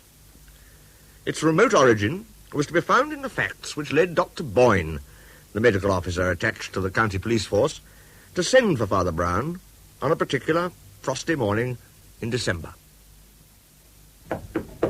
Come in. Ah, Father Brown. Hello, Dr. Boyne. Come in, my dear man. Sit you down. Ah, thank you. Nice of you to drop in. Well, you wanted to see me, I understand. I'm not so sure that I do, you know. I'm not sure about anything yet. I'm hanged if I can make out whether it's a case for a doctor, or a policeman, or a priest. Well, as I suppose you're both a policeman and a doctor, I seem to be in rather a minority. An instructed minority, let us say. I mean, I know you've had to do a little in our line as well as your own. It's true, I have stepped rather outside my priestly duties on occasion. And very successfully, if I may be allowed to say so. But it's precious hard to know whether this particular business is in your line or ours, or merely in the line of the commissioners in lunacy. You intrigue me, Doctor. Pray continue. Come over to this window for a moment. Oh, certainly. You see that large white house on the hill? Oh, one could hardly avoid doing so. An imposing-looking place, even at this distance. But somewhat gone to seed in recent years, I'm told. Well, the point is, we've just had a message from the man who lives in it. He's asking us for protection. Protection? Against what he describes as a murderous persecution. Fear of persecution is a not uncommon delusion with certain individuals. I've even encountered it amongst my own flock. But murderous, you say? His words, not mine. However, if you'll bear with me, I'd better tell you the story from the beginning. We've gone into the facts as far as we could. Of course. Well, it seems that a man named Aylmer, who was a wealthy landowner in these parts, married rather late in life and had 3 sons. But in his bachelor days, when he thought he would have no heir, he adopted a boy whom he thought very brilliant and promising, who went by the name of John Strake. Some distant relative, no doubt. No, his origins seem to be vague. Some say he was a foundling, and others insist that he was a gypsy.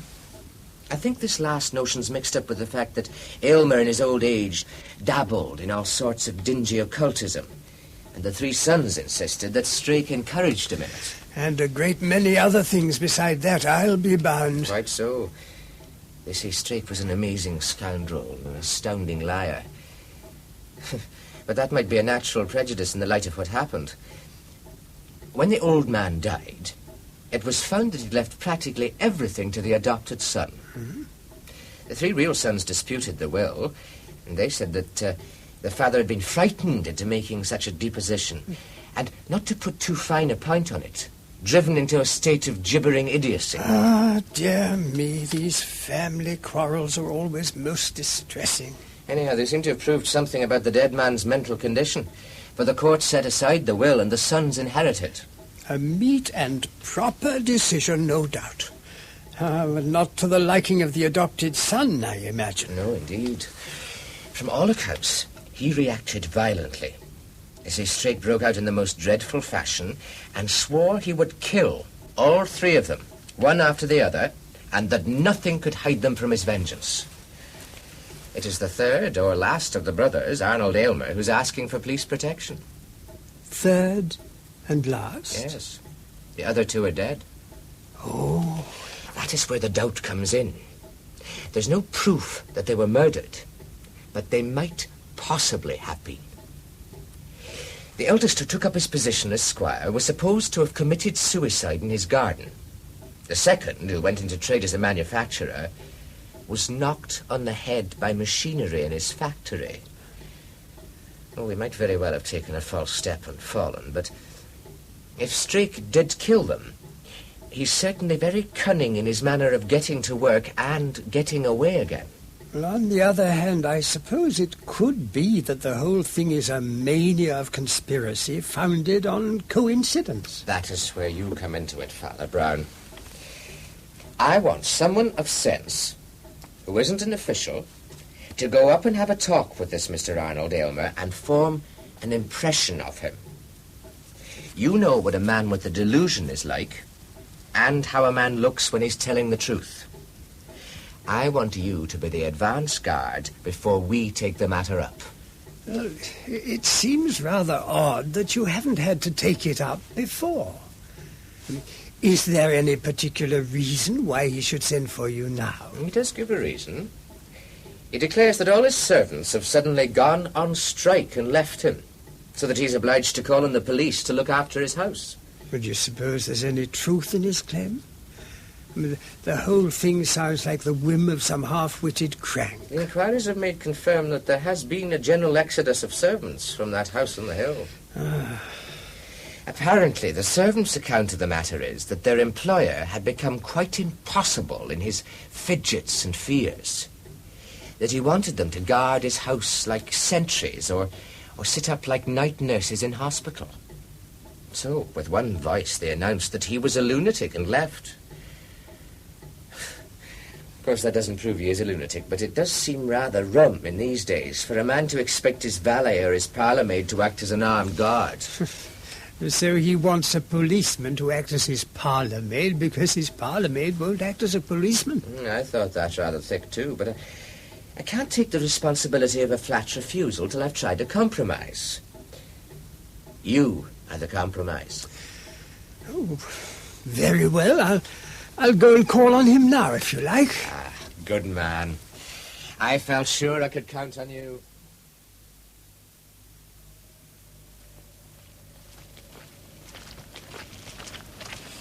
Ooh. I could have done with a thicker overcoat. It's getting colder at every step. And it's about to snow again by the look of those great livid clouds. Oh, slippery too. Dear me, the snow has started to fall already. I'd better put up my brolly.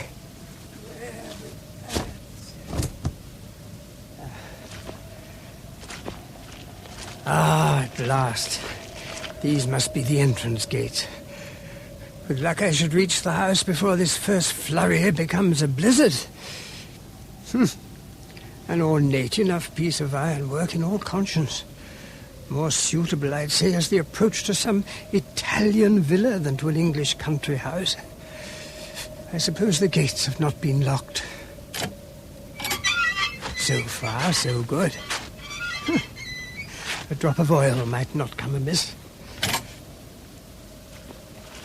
Well, Boyne was right. The place does appear to have been somewhat neglected. Those shrubs and evergreens have been allowed to run riot, and no mistake. It's too northern to be called luxuriant. Oh, dear. More like an Arctic jungle. So it was, in some sense, with the house that now came into Father Brown's view. It stood as if waist-high in a stunted forest of shrubs and bushes. Its classical facade and row of columns might have looked out on the Mediterranean, but now seemed to be withering in the wind of the North Sea. Carved masks of comedy and tragedy looked down upon the grey confusion of the garden paths, now rapidly disappearing under a layer of snow. But the faces seemed to be frostbitten. The very volutes of the capitals might have curled up with the cold. Father Brown mounted the steps to a square porch flanked by pillars and knocked at the door. About 4 minutes afterwards, he knocked again.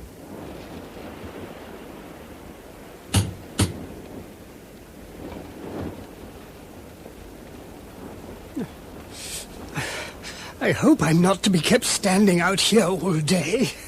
After all, I'm not an Eskimo. No one in front of the house, apparently. Oh, perhaps there's a side door somewhere. I'll try there. Bless my soul, how thickly the snow's lying already. Here we are.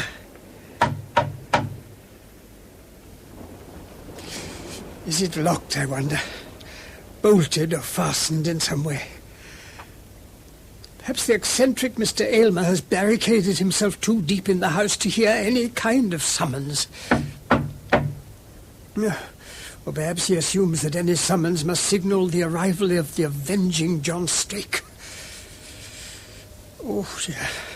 Oh, well, it's unlikely the departing servants will have seen too carefully to the defences. They may easily have overlooked a window, if nothing else. It's worth trying, at any rate. Oh, not such a large place after all, but perhaps a trifle pretentious. What have we here behind this creeper? A French window, and left ajar. Oh, dear, I dislike entering another man's house in this fashion, but needs must when the devil leads. The room or hall in which our friend found himself was comfortable enough in an old-fashioned way, with a staircase leading up from it on one side and a door leading out from it on the other. Facing him was another door with red-stained glass let into it. On a table to the right stood a sort of aquarium, in which fishes and similar things moved about in the greenish water. Opposite it, in an ornamental pot, a large plant of the palm variety. By contrast, a telephone in a curtained alcove came as something of a surprise to Father Brown. Well, I'm blessed to find so modern an instrument in such dusty and Victorian surroundings. It's incongruous, to say the least. Who is that? Oh, could I see Mr. Aylmer? I am Mr. Aylmer. You must excuse my dressing gown. I have got out of the way of expecting visitors. I'm wondering whether it is quite true that you never expect visitors. You're right.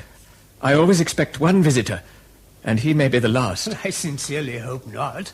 But at least I'm relieved to infer that I do not look like him. You certainly do not. From your habit, I assume you are a man of God. Yes, my name is Father Brown. Some friends of mine have told me about your trouble and asked me to see if I could do anything to help you. The truth is, I have some little experience in affairs like these. There are no affairs like this.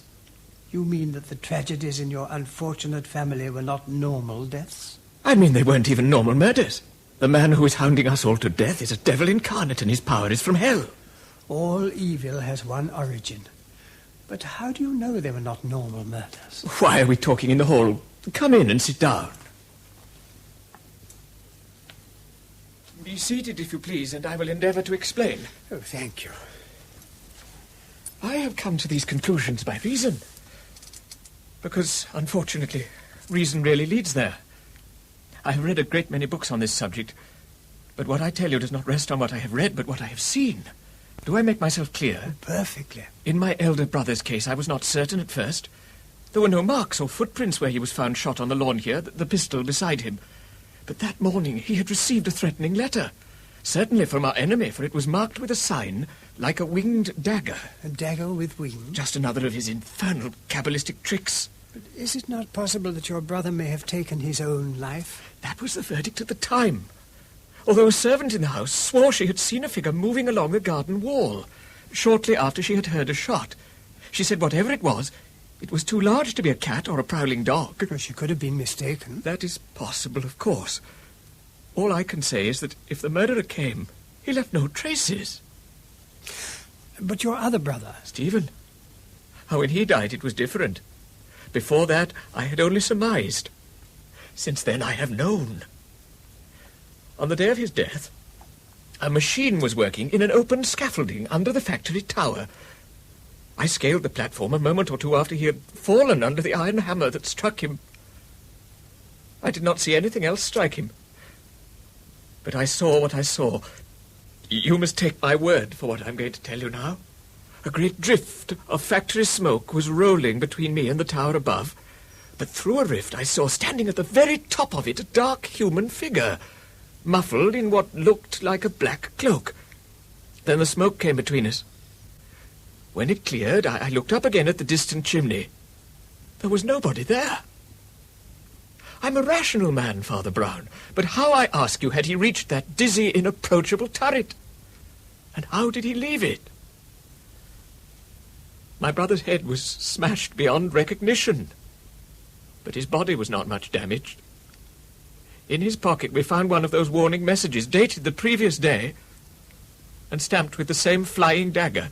This symbol of the flying dagger, might not its use be merely arbitrary, accidental even? Nothing about that abominable man is accidental. He is all designed, though it is indeed a dark and intricate design, woven out of all sorts of secret languages and signs and nameless evils. I do not pretend to know all that is conveyed by this symbol, but it seems, surely, it must have some relation to all that has befallen my unfortunate family. The coincidence is certainly very great. Is that all? Is there no connection, then, between the idea of a winged weapon and the mystery by which my brother Philip was struck dead on his own lawn, without the slightest trace of any footprint or disturbance of the grass? Is there no connection between the dagger and that figure which hung on the far top of that chimney tower, clad in a cloak for wings? Do you mean that he is in a perpetual state of levitation? It was a common prediction of the Dark Ages that the Antichrist would be able to fly. Anyhow, there was the flying dagger on the warnings, and whether or not it could fly, it could certainly strike.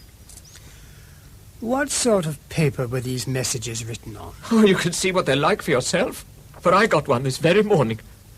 I have it in my pocket now. Yes, here it is. Torn from an artist's sketchbook, I would say. There's no mistaking the symbol. It clearly represents a dagger adorned with wings. Death comes the day after this, as it came to your brother. Mr. Aylmer, you must not let this sort of stuff stupefy you. These devils always try to make us helpless by making us hopeless. You're right. And the devil shall find that I'm not so hopeless after all, nor so helpless. Perhaps I have more hope and better help than you fancy. I don't follow you, I'm afraid. My unfortunate brothers failed because they used the wrong weapons.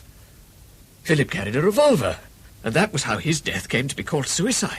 The weapon was found beside his body, you said? That is so, with one chamber empty. I believe my brother tried to defend himself, not to take his own life. And the other brother? Stephen had police protection, but he had too great a sense of the ridiculous to allow a policeman to follow him up a ladder to a scaffolding where he stood only for a moment. My brothers were both scoffers, skeptics, if you like, and for that they paid with their lives. Skeptics? Skeptical of what, may I ask? Of the strange mysticism of my father's last days. I always knew there was more in the old man than they understood. By studying magic, he fell at last under the blight of black magic, the black magic of this scoundrel Strake. And that is where my brothers were wrong. The antidote to black magic is not brute force or worldly wisdom. The antidote to black magic is white magic. Well, that rather depends on what you mean by white magic. I mean silver magic. Do you know what I mean by silver magic? I must confess that I don't. Come then. I will show you. This way, please. The door with the red glass opened into a long, narrow corridor, ending in another door into the garden. Through its glazed panels, Father Brown could see that the lawns and the sweeping fall of the country beyond were covered with the shining pallor of snow. Here is white magic anyhow. What do you mean? Well, look for yourself. Oh, yes, the snow. It's going to lie without a doubt. But pray, follow me. As they made their way along the passage, Father Brown noticed that on one side was an ordinary hat stand with the ordinary dingy cluster of old hats and overcoats, and beside it a single door leading, no doubt, from the proprietor's bedroom. On the other side of the passage was something more interesting. A dark oak sideboard, laid out with some old silver and overhung by a trophy of old weapons, pistols, and other firearms. Here, Arnold Aylmer halted. Do you see this long, antiquated sort of pistol with the wide mouth? Yeah. Do you know why I chose this old blunderbuss? I can't say I do. Because I can load it with this kind of bullet. A silver teaspoon? Yes, a silver apostle spoon. I merely have to break off the small figure at the top, so... and I have my silver bullet. Now, let us go back into the other room. Sit down, won't you? Oh, thank you. Tell me, did you ever read about the death of Dundee? Dundee? Oh, you mean the man who persecuted the Scottish Covenanters? None other. Did you know that he could only be shot with a silver bullet because he had sold himself to the devil? Oh, so it was said. That's one comfort about you, Father Brown. At least you know enough to believe in the devil. Oh, yes, I believe in the devil. What I don't believe in is the Dundee. Have you ever heard of Dalrymple of Stair? No. At any rate, you've heard of what he did. He was the man who made the massacre of Glencoe. But I always thought it was the Campbells. Maybe. Yet it was Dalrymple who instigated the slaughter. He was a very learned man and a lucid lawyer. Quiet man with a very refined intellectual face. Now, that's the sort of man who sells himself to the devil. By God, you are right. A refined intellectual face. That is the face of John Strake. If you will wait here a little while, I will show you something.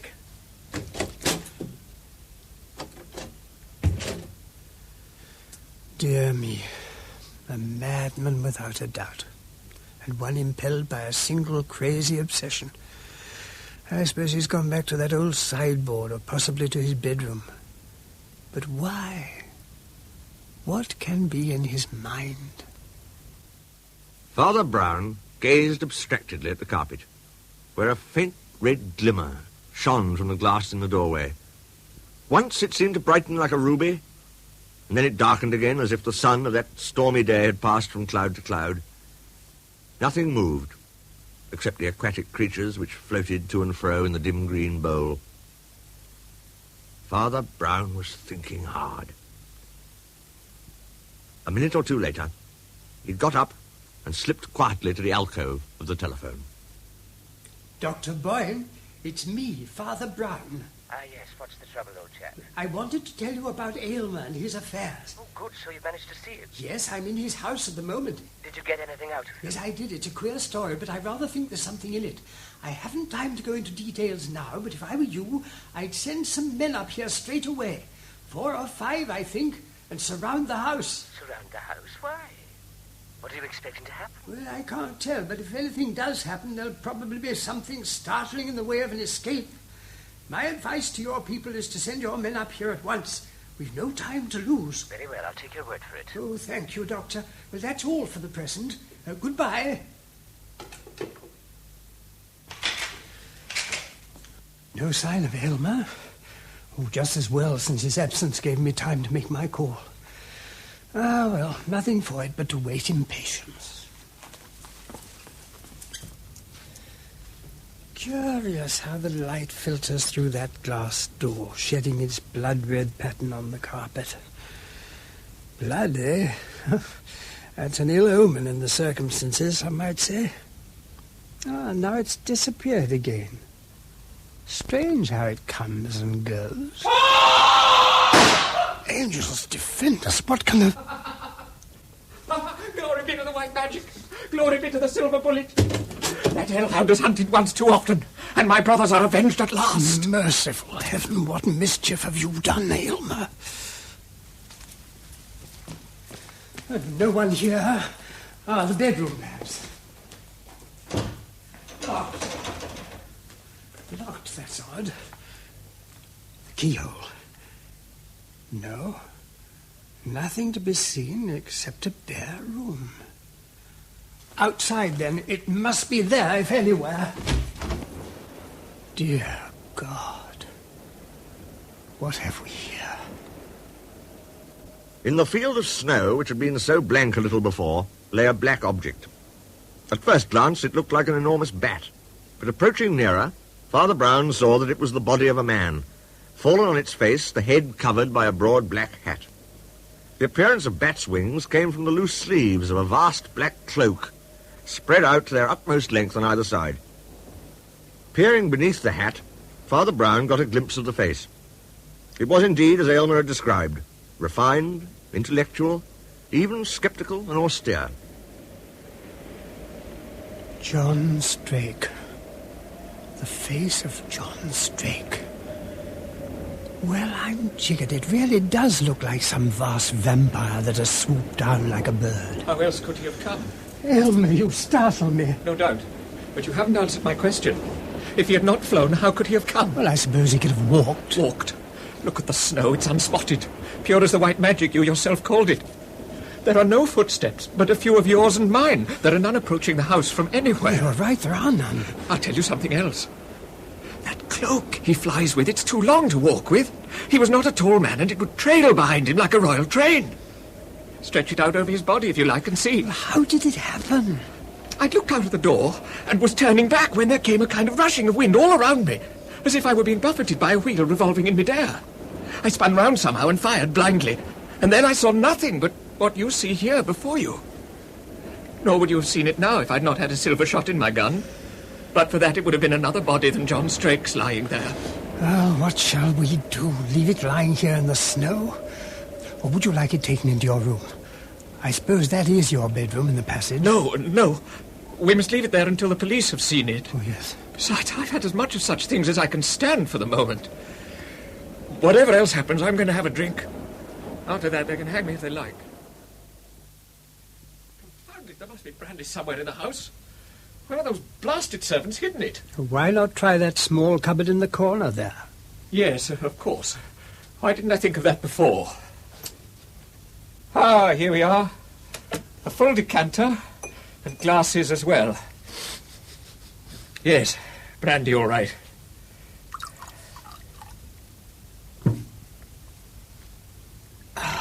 That's better. Care for a drink yourself? Thank you, no. Well, it's up to you. Nothing like a drop of spirit to restore a man's confidence. Damnation! Steady on. You very nearly upset that bowl of fish. Not myself, you know. Not myself at all. Legs let me down, you see. It's only to be expected after what I've gone through. Sure you won't join me? Oh, not for me, thanks. I see you are still doubtful, though you have seen the thing with your own eyes. Believe me, Father Brown, there was something more behind the quarrel between the spirit of Strake and the spirit of the House of Aylmer. It's your business to believe in things. Oh, I do believe in some things, of course, and therefore, of course, I don't believe in other things. You do believe it. You believe everything. We all believe everything, even when we deny everything. The soul goes round upon a wheel of stars, and all things return. Perhaps Strake and I have striven in many shapes, beast against beast and bird against bird, and perhaps we shall strive forever. We seek and need each other. Even that eternal hatred is an eternal love. No. What is the good of saying no? You have seen part of that eternal drama with your own eyes. You have seen the threat of John Strake to slay Arnold Aylmer by black magic. You have seen Arnold Aylmer slay John Strake by white magic. You see Arnold Aylmer alive and talking to you now. And yet you do not believe it. No, I do not believe it. Why not? Because you are not Arnold Aylmer. I know who you are. Your name is John Strake, and you have murdered the last of the brothers who is lying outside in the snow. What? What are you saying? By heavens, I'll have your life for this! Put that pistol down. You'll not help yourself by adding one more victim to your crime. The place is surrounded and there's no way of escape. This house surrounded? I'll not believe you! The police! That's right, sir. Inspector Collins of the Essex Constabulary. And if you take my advice, you'd better let one of my men take charge of that pistol. See to it, will you, Robinson? Very good, sir. By what right do you... We'll come to that in due course, Mr. Strake, if that in truth be your name. Meanwhile, perhaps Father Brown here would explain matters rather more fully. Certainly, Inspector. That man there is none other than John Strake, and I accuse him of the murder of Arnold Aylmer, as well as of his 2 brothers, and the attempted murder of myself. Thank you, Father Brown. That's all I needed to know. John Strake, I'm taking you into custody on a charge of willful murder, and it is my duty to warn you that anything you say now will be taken down and may be used in evidence. You know, what beats me is the mentality of a man like Strake. Not only does he appear to have confessed his crimes with very little prompting by the police, but from what Inspector Collins tells me, he even seemed inclined to boast of them as victories. Instead of weaving all that wild romance about winged vampires and silver bullets, he might have put an ordinary leaden bullet into me and walked out of the house. I wonder he didn't. Coffee, Father Brown. Thank you, thank you. I don't understand it, but then I don't understand anything yet. How on earth did you discover what you did? Oh, you yourself, Doctor, provided me with very valuable information, especially the one piece of information that really counted. And what was that? Your statement that Strake was an inventive and imaginative liar, with great presence of mind in producing his lies. And this afternoon he needed it. His mistake, perhaps his only one, was in choosing a preternatural story. He had a notion that because I'm a clergyman, I would believe anything. Other folk have little notions of that kind, too, you know. But you must really begin at the beginning. Well, the beginning of it was a dressing gown. A dressing gown? Yes. It's quite the bestest guise I've ever known. How so? Oh, when you meet a man in a house with a dressing gown on, you assume quite automatically that he's in his own house. I assumed it myself. But afterwards, queer little things began to happen. Such as? When he took the pistol down in the hall, he clicked it at arm's length, as a man does to make sure a strange weapon isn't loaded. But surely he would know whether the pistols in his hall were loaded or not. Precisely. Oh. Then later on, I didn't like the way he had to look for the brandy, or the way he barged into the bowl of fishes. Now, a man who has a fragile thing of that sort in his rooms gets a quite mechanical habit of avoiding it. But the first real point was this. He came out of the passage between the 2 doors, and in that passage there's only one other door leading to a room. So I assumed it was the bedroom he'd just come from. I tried the handle, but it was locked. I thought, this is odd, and then I looked through the keyhole. It was an utterly bare room, no bed, no anything. Therefore he'd not come from inside any room, but from outside the house. And when I saw that, I think I saw the whole picture, as I do now, just as it happened. Go on, don't keep me in suspense. Poor Arnold Aylmer doubtless slept and perhaps lived upstairs. But this afternoon he came out of his room in his dressing gown, descended the stairs, and passed through the red glass door. At the end of the passage, black against the winter daylight, he saw a tall, bearded man in a broad-brimmed black hat and a large, flapping black cloak. He did not see much more in this world. Strake! Yes, John Strake. Your family's sworn and mortal foe. What do you seek here? Your life. That is what I seek, Aylmer. I have come here to kill you. No, you can't do that, no. Stay where you are. To kill you, I say. No, I've done you no wrong. I've done nothing to kill you. No.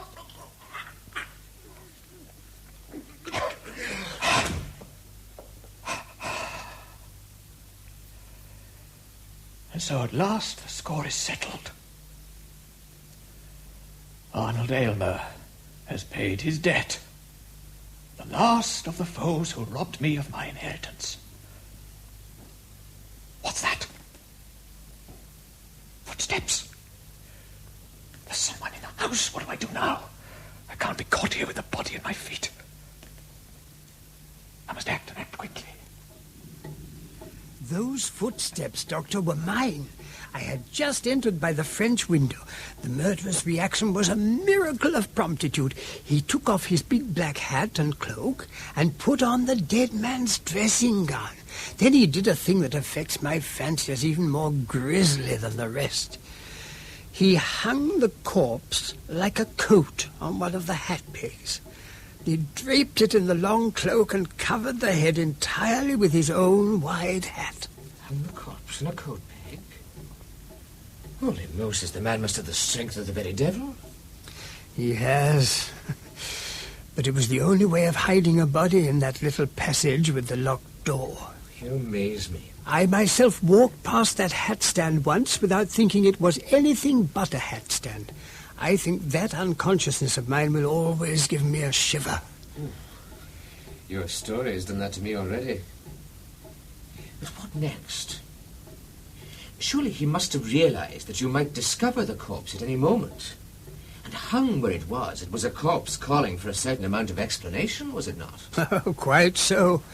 And therefore he adopted the bolder stroke of discovering and explaining it himself. How do you mean?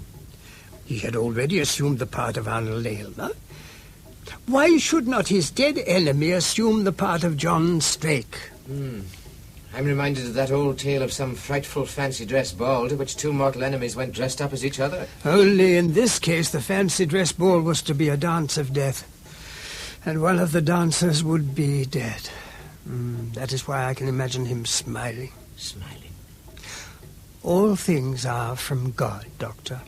Above all, reason and imagination and the great gifts of the mind.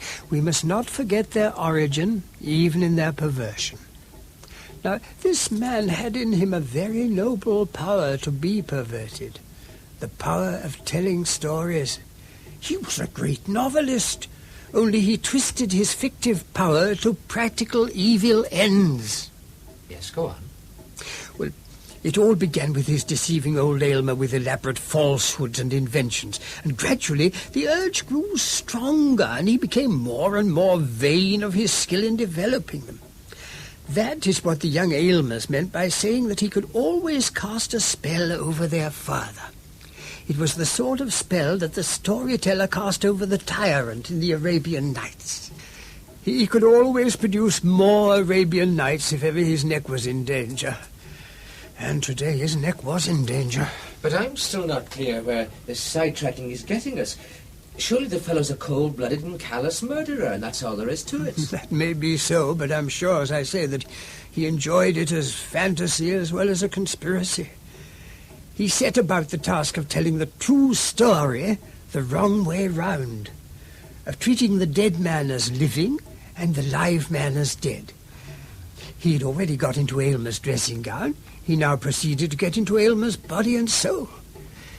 He looked at that corpse as if it were his own, and he decked it out not only in his own dark garments, but in a whole dark fairy tale about the black bird that could only fall by the silver bullet. He completed the exchange by flinging the corpse out on the snow as the corpse of Strake.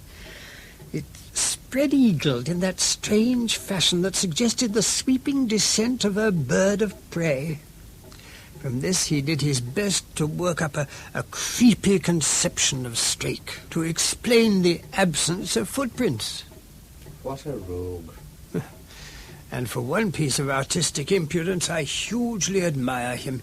He actually turned one of the contradictions in his case into an argument for it. Oh, how was that? He pointed out that the man's cloak being too long for him proved that he never walked the ground like an ordinary mortal.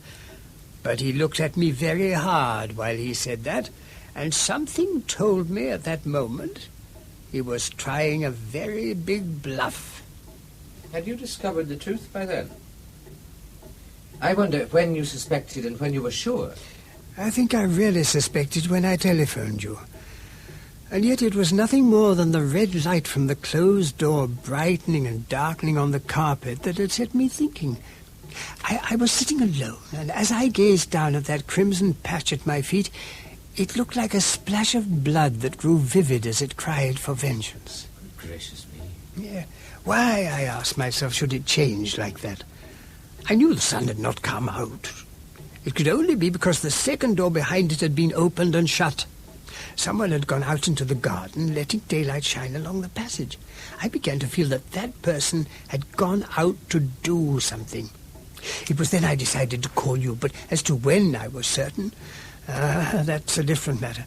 You see, if he had gone out and seen his enemy then, he would at once have raised the alarm. He did not. It was only some moments later that the fracas occurred. The cry, the pistol shot, and Strake's entrance with the pistol in his hand. Yes, indeed. It boils down to this, then. You say that Arnold Aylmer was killed before you appeared on the scene. Before or immediately after, that is so. But that his body was not thrown out onto the snow until some time later. Yes. And that the pistol shot you heard later still had nothing to do with his death. Nothing whatsoever. It was all part and parcel of Strake's crazy notion to hoodwink me. I knew that right at the end he was trying to hypnotize me. Just as once he did with old Aylmer, no doubt. But it wasn't only the way he said it. It was what he said. It was the religion and the philosophy of it. Oh, I'm afraid I'm a practical man, and I don't bother much about religion and philosophy. You'll never be a practical man till you do. There's just one simple little fact that I've learned simply as a practical man. I've scarcely ever met a criminal who, if he philosophized at all, didn't philosophize along those lines of Orientalism, reincarnation, and the wheel of destiny, and so forth. It is the religion of rascals. I knew it was a rascal who was speaking. I should have thought that the rascal could pretty well profess any religion he chose. It was his whole game with me to be as idealistic as possible. That sort of man may be dripping with gore, but he will always be able to tell you sincerely that Buddhism is better than Christianity. Nay, he will tell you in all sincerity that Buddhism is more Christian than Christianity. That alone is enough to throw a ghastly ray of light on his notion of Christianity. Upon my soul, I can't make out whether you're denouncing or defending him. It isn't defending a man to say he's a genius. Far from it.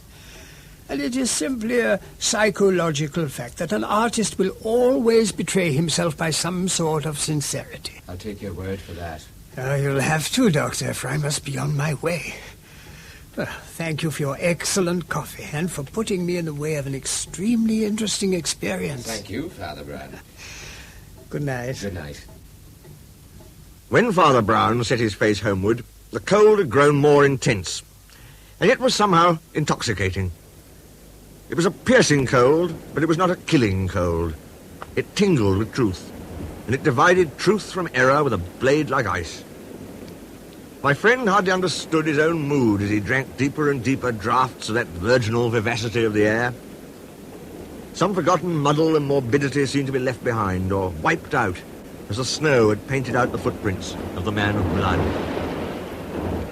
And as he shuffled onwards through the snow, our little priest muttered to himself, "And yet he's right about there being a white magic, if he only knows where to look for it."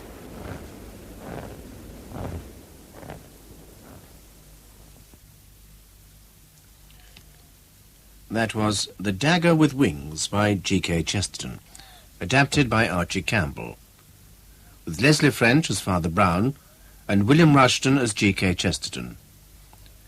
Dr. Boyne was played by Hugh Ross, John Strake by Peter Yapp, Arnold Aylmer. The Mirror of the Magistrate.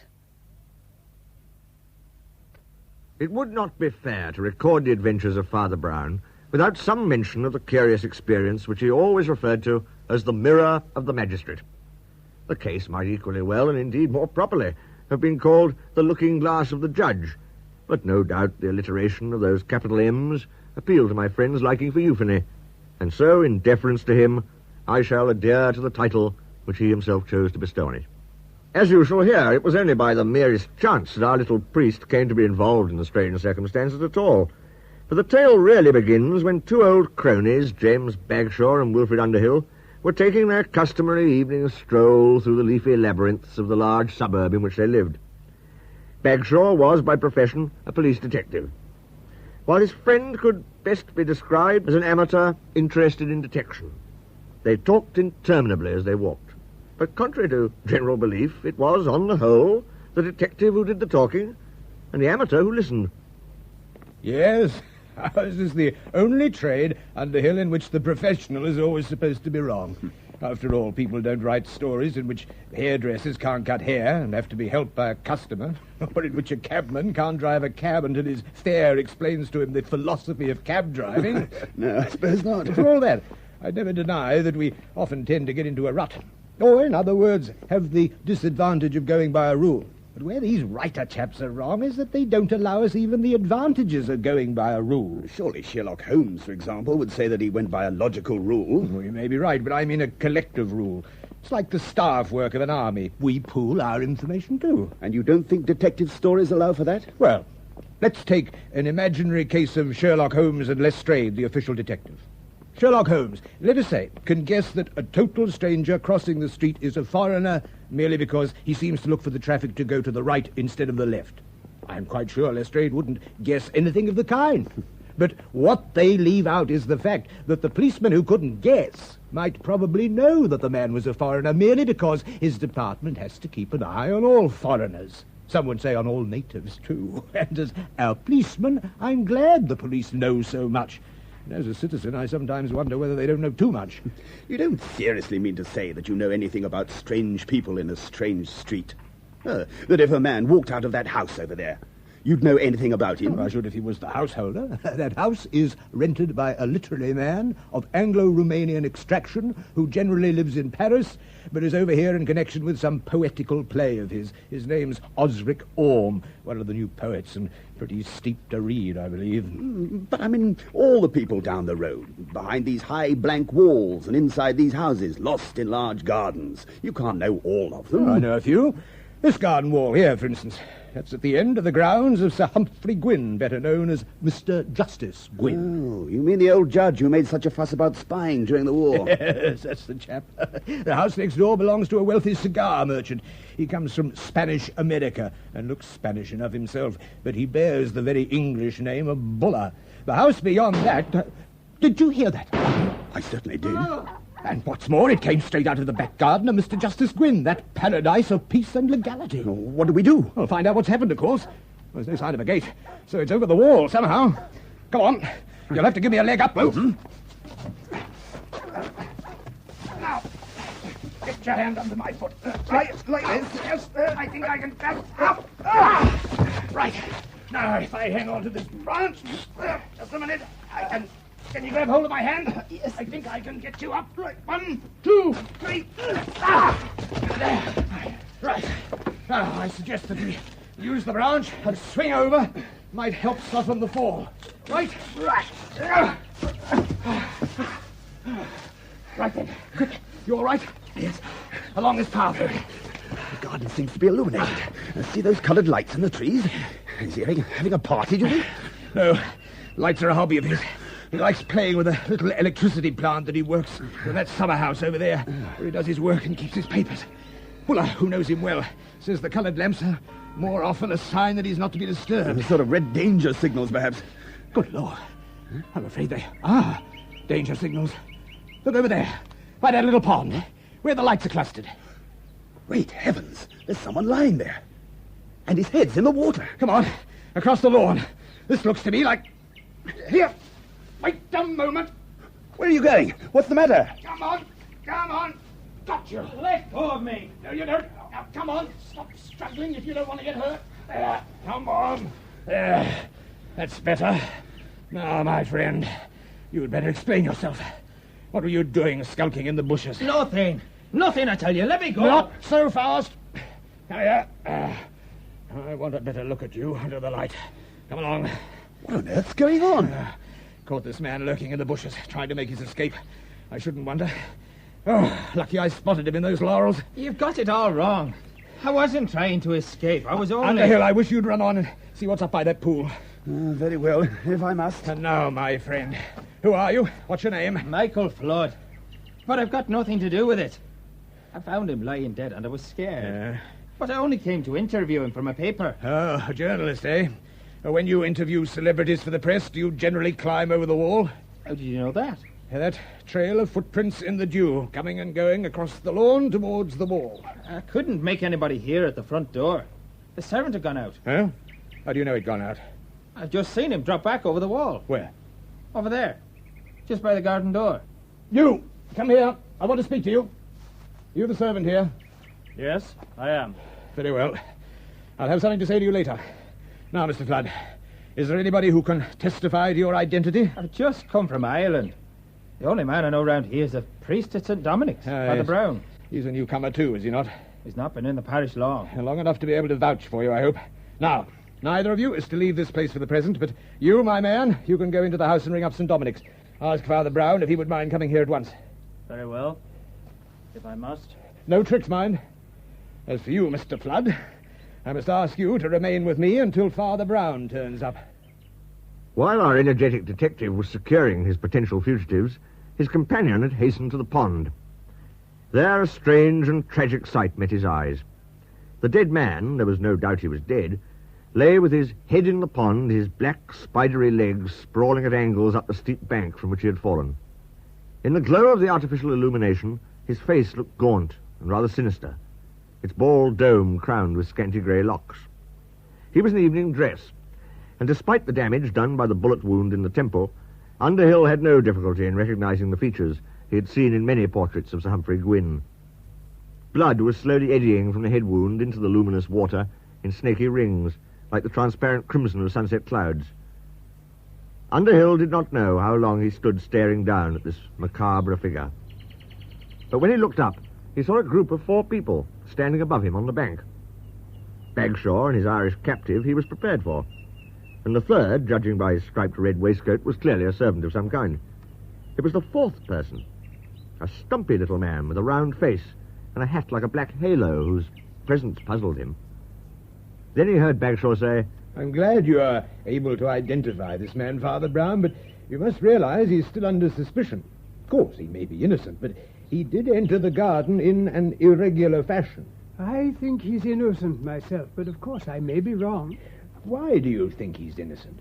Because he entered the garden in an irregular fashion, while I entered in a regular fashion. But I seem to be almost the only person here who did. What do you mean by a regular fashion? Well, I came in by the front door. Does it matter very much how you came in, unless you propose to confess to the murder? Yes, I think it does. When I came in at the front door, I saw something in the passage I don't think any of the rest of you have seen. What was that? A sort of general smash-up. A big looking-glass broken, a small palm tree knocked over, and the pot lying in pieces on the floor. Right, then, let's go into the house. You, my man, show us the way. Very good, sir. Father Brown, Mr. Flood, be so good as to follow him. Certainly. Underhill. Underhill. A word with you. Yes? What is it? Something odd about that servant.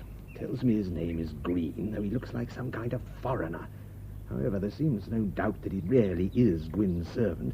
The only one, apparently. The queer thing is that he flatly denies that his master was in the garden at all, dead or alive. Does he, by Jove? Yes, he said the old judge had gone out to a grand legal dinner and he didn't expect to be home for hours. That was his excuse for slipping out.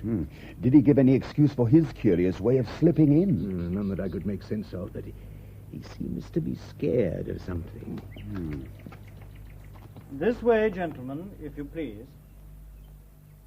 This is the front entrance hall, sir. Not much light, is there? Can't you turn that lamp up higher?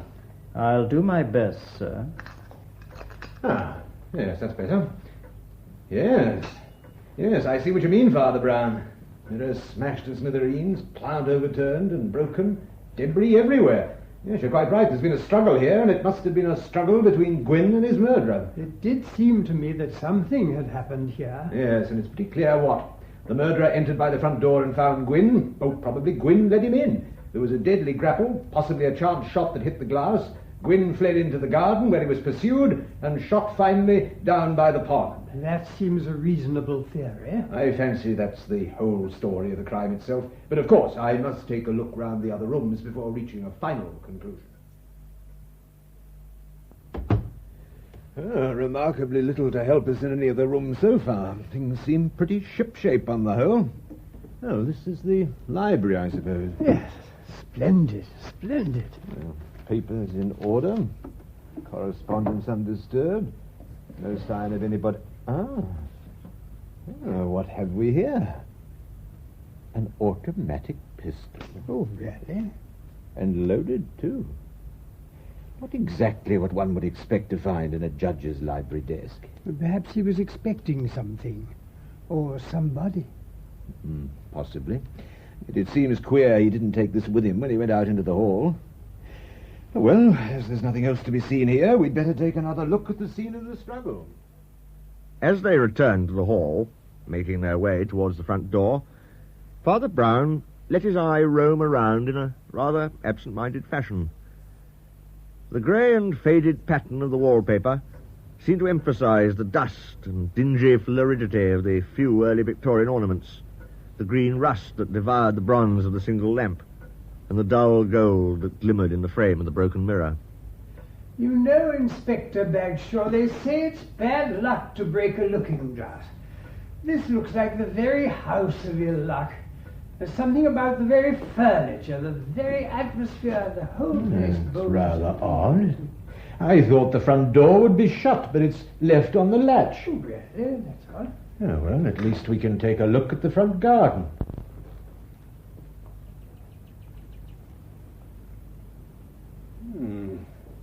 Yes. Flower beds laid out neatly, either side of the drive. Roses, too, I see. Rather more conventional than the rest of the garden. Yes, indeed. That fine yew hedge running down to the gate adds to the impression of formality, does it not? Curious the way it's been clipped. How do you mean? That sort of turret effect along the top and that odd hole that's been cut into the side, like some great green cavern. Oh, intended to accommodate a garden bench, most likely. So I should imagine. Why, bless my soul, it's the entrance to some kind of inner sanctum. Hey, where are you off to, Father Brown? What's going on? Is there someone there? There most certainly is. Inspector Bagshaw, this is none other than Mr. Orme, the celebrated poet, I understand. I must trouble him to answer a few questions and to explain what the devil he's doing here. Mr. Osric Orme, the poet, was not a model of self-expression when it came to the answering of questions. The little he said was obscure, either because he really knew hardly any English, or because he knew better than to know any. Apart from the fact that he was a very small man, his only outstanding feature was a shock of fair hair, yellow and radiant as the head of a huge dandelion. Bagshaw's inquiries elicited little more from him than that the poet had intended to call on Sir Humphrey Gwynn, but had not done so because he could not get anyone to answer the bell. Now, do you mean to tell me that you did not observe that the door was partly open? Yes, sir, I do. And you did not succeed in seeing Sir Humphrey? No. In any case, the hour was somewhat late for paying a social visit, was it not? Possibly. Why, then, did you remain in the garden?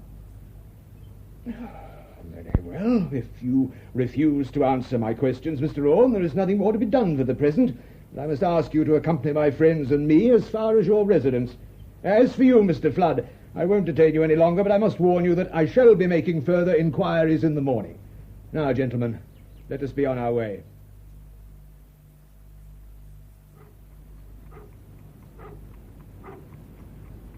Good evening, Inspector. Well, I'm jiggered, Mr. Buller, is it not? Couldn't recognize you for a moment, sir. May I ask what you're doing here, standing under a lamppost? Taking a last puff at a cigar before turning in, that's all, Inspector. Hello, Orme. Here we are again, eh? Had a long talk with old Gwyn, I suppose? Sir Humphrey Gwyn is dead, Mr. Buller. Dead? Yes, that's what I said. I'm investigating the case, and I must ask you what you meant just now. I only meant that when I passed 2 hours ago, Mr. Orme was going in at this gate to see Sir Humphrey. He says he hasn't seen him yet, or even been inside the house. It's a long time to stand on the doorstep. Yes, and it's rather a long time to stand in the street.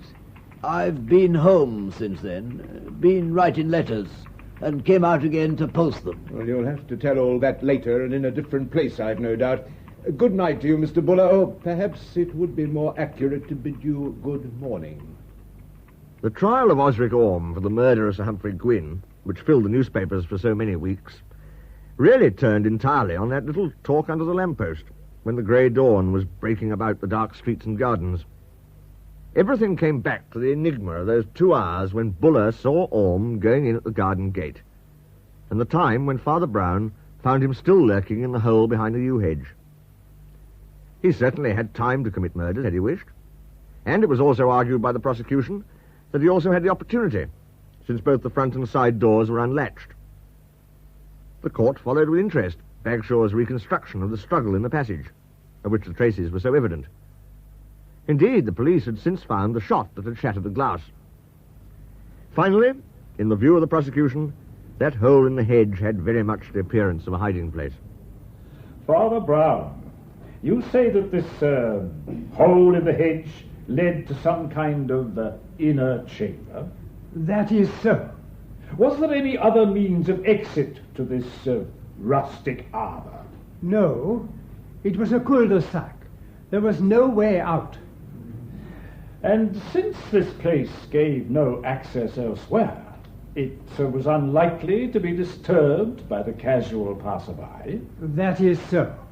In short, it would provide a convenient retreat for someone who wished to conceal his presence. I suppose it would. Yes. Thank you, Father Brown. I am much obliged to you. But in his final pleading, Sir Matthew Blake, counsel for the defence, skillfully turned this point to his client's advantage. I ask you, members of the jury, why any man, particularly a guilty one, should entrap himself in a place without possible exit, when it would obviously be more sensible to slip out into the street? Again, and this is the final point for your consideration, what possible motive could prompt this man, a poet of international fame and only a rare visitor to this country, to commit such a foul and heinous crime? What possible reason could such a man have for doing to death one of the most eminent and honoured luminaries in the whole of our legal profession? In the witness box, Orme could give no coherent account of what he was doing that night, and was as uncommunicative to his own counsel as he was to the prosecution. Sir Arthur Travers, the distinguished prosecuting counsel, made all possible capital out of his silence. A long, gaunt man with a cadaverous face, he might, thought Father Brown, be compared to some crane or stork as he leant forward, prodding the poet with questions. His long nose might have been a beak. Mr. Orme, do you mean to tell the jury that you never went in to see the deceased gentleman at all? No. You wanted to see him, I suppose? You must have been very anxious to see him. Didn't you wait 2 hours in front of his front door? Yes. And yet you never noticed that the door was open? No. What in the world were you doing for 2 hours in somebody else's front garden? You were doing something, I suppose? Yes. Is it a secret? It's a secret from you. Silence!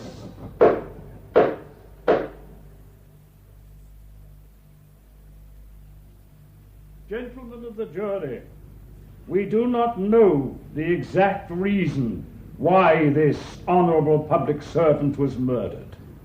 We shall not know the reason when the next public servant is murdered.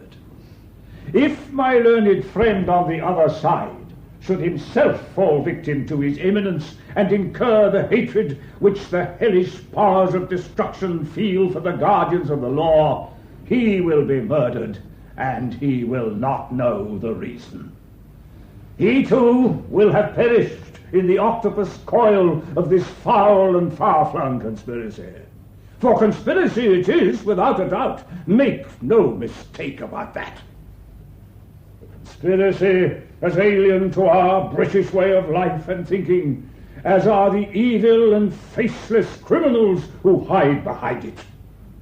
If the forces of anarchy prevail, half the decent people in this court will be butchered in their beds, and we shall never know the reason.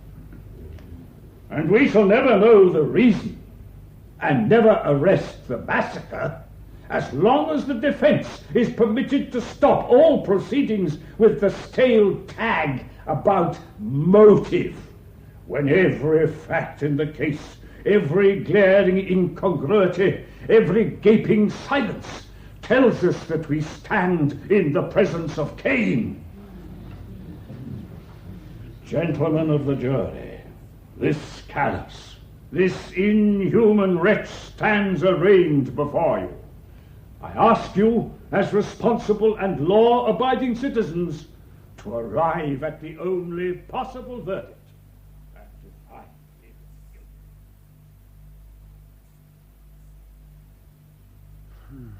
Well, I wonder how long the jury will be making up its mind. Oh, not long, I fancy. The case seems pretty well tied up. I must say I never heard Sir Arthur getting so excited. Some people are saying that he went beyond the usual limit, and that the prosecution in a murder case oughtn't to be so vindictive. I agree, Bagshaw. All the same, I'll not deny that there was something downright creepy about that little goblin with the yellow hair. I felt at times there was a monster in the dock. But if that was due to Sir Arthur's eloquence, then he certainly took a heavy responsibility in putting so much passion into it. He was a friend of poor Gwyn's, of course. I dare say that's why he feels so strongly in this case. I suppose it's doubtful whether a man ought to act in such a case on mere personal feeling. Oh, you're wrong, Underhill. Sir Arthur Travers wouldn't act on feeling, however strong it was. He's got a very stiff sense of his professional position. He's one of those men who are ambitious even when they've satisfied their ambition. I know nobody who'd take more trouble to keep his position in the world. No, if he lets himself go like that, he must have some very good reason for wanting to convict Orme, and some very good reason for thinking he can do it. That means that the facts will support him. Oh, his confidence doesn't look well for the prisoner. No, indeed. Well, Father Brown, what do you think of our judicial procedure? Well, I think the thing that struck me most was how different men look in their wigs. You talk about Sir Arthur being so tremendous, but I happened to see him take off his wig for a moment, and he really looks quite a different man. He's quite bald, for one thing. You wouldn't propose to found the defense on the fact that the prosecuting counsel is bald, would you? Not exactly. To tell you the truth, I was thinking how little some kinds of people know about other kinds of people. Oh? And where does that get us? Well, suppose I went among some remote people who'd never heard of England. Suppose I told them that there's a man in my country who won't ask a question of life and death until he's put a creation made of horsehair on top of his head, with little tails behind and grey corkscrew curls at the side. They would think he was rather eccentric. And they would think so because they don't know anything about English barristers, because they don't know what a barrister is. Well, I'll grant you that, but I don't see how... Well, that barrister doesn't know what a poet is. He doesn't understand that a poet's eccentricities wouldn't seem eccentric to other poets. He thinks it odd that Orme should walk about in a beautiful garden for 2 hours with nothing to do. God bless my soul. A poet would think nothing of walking about in the same backyard for 10 hours if he had a poem to do. Orme's counsel was just as stupid. It had never occurred to him to ask Orme the obvious question. What question do you mean? Why, what poem he was making up, of course. What line he was stuck at. What epithet he was looking for. What climax he was trying to work up to. If there were any educated people in court who know what literature is, they would have known well enough if he had anything genuine to do. You'd have asked a manufacturer about the conditions of his factory, but nobody seems to consider the conditions under which poetry is manufactured. That's all very well. But why did he hide? Why did he go into that hole behind the hedge and stop there? It led nowhere. Right. Why, because it led nowhere, of course. Anybody who clapped eyes on that blind alley ending in nothing might have known that an artist would want to go there, just as a child would. To go there for what? I beg your pardon, but it seems odd that none of you understand these things.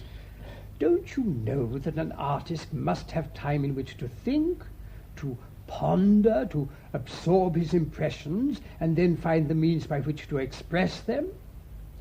If you told him that hole in the hedge led nowhere except to that small green cavern in which I found him, he would tell you that it led to the country at the end of the world, a country which no one else beside himself could ever hope to enter. But do you expect him to tell you that in the witness box?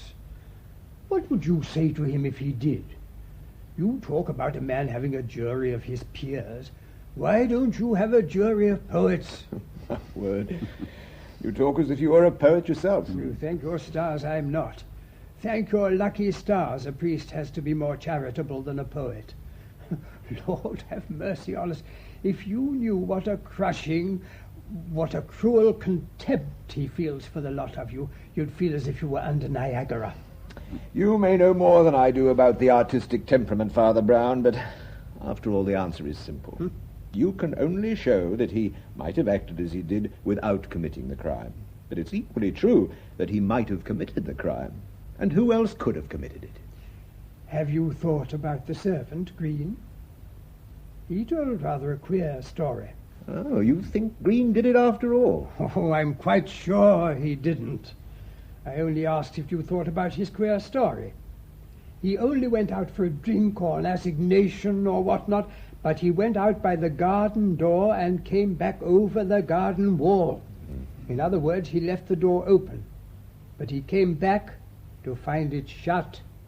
And why? Because somebody else had already passed that way. The murderer.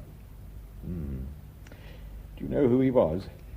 I know what he looked like. You do? Yes, but that's the only thing I do know. I can almost see him as he came in at the front door, in the gleam of the hall lamp. His figure, his clothes, even his face. What is all this? How did he look? He looked like Sir Humphrey Gwynn.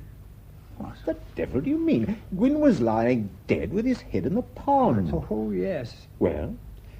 Let's go back to that theory of yours for a moment, Inspector. It was a very good one, though I don't quite agree with it. Oh, and why is that? Well, you see, you suppose the murderer came in at the front door, met the judge in the hall, struggled with him, breaking the mirror in the process. You further suppose that the judge then retreated into the garden where he was finally shot beside the pond. Am I correct? More or less, yes. Well, somehow it doesn't sound natural to me. Granted, he retreated down the hall. There are two exits at the end, one into the garden and one into the house. Now, surely he would be more likely to retreat into the house. Why? But his gun was there. His telephone was there. His servant, so far as he knew, was there. Even his nearest neighbors were on that side of the house. Now, why should he stop to open the garden door and go out alone on the deserted side of the house? There's something in that, certainly. Yes, but we know he did go out of the house. We know he went out of the house because he was found in the garden. He never went out of the house because he was never in the house. What? Well, not that evening, I mean. He was sitting in that summer house. Yes, I read that lesson in the dark at the beginning, in red and golden stars across the garden. The lights? Yes, the lights. You told me, Inspector, that they were worked from the summer house, did you not? I did. Well, they wouldn't have been burning at all if Gwynn hadn't been in the summer house. No, he was there all right. And he was trying to run across to the house and telephone for help when the murderer shot him beside the pond. Yes, but what about the pot and the palm and then the broken mirror? It was you who found them, Father Brown. It was you yourself who said that there must have been a struggle in the hall. Did I? Oh, surely I didn't say that. Oh, yes, you did. You heard him too, didn't you, Underhill? I certainly understood him to say something to that effect. Well, I never thought that. What I think I said was that something had happened in the hall.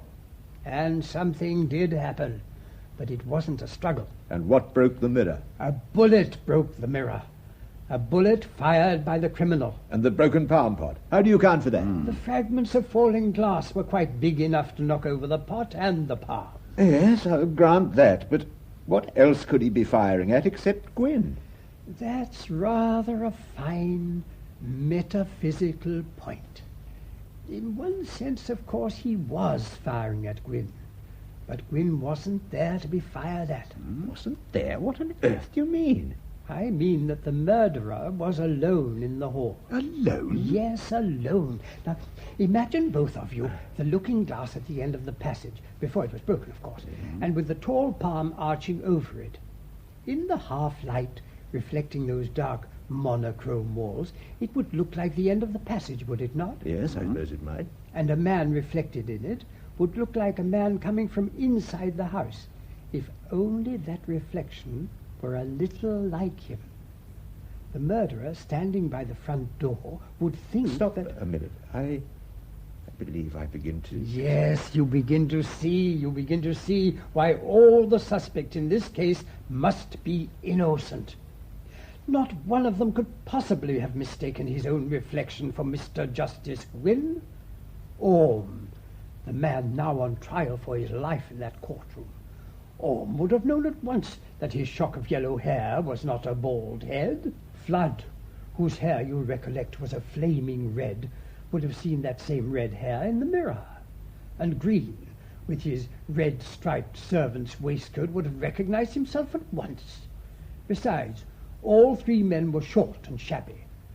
None of them could have thought that their own image was a tall, thin old gentleman with a bald head and wearing evening dress.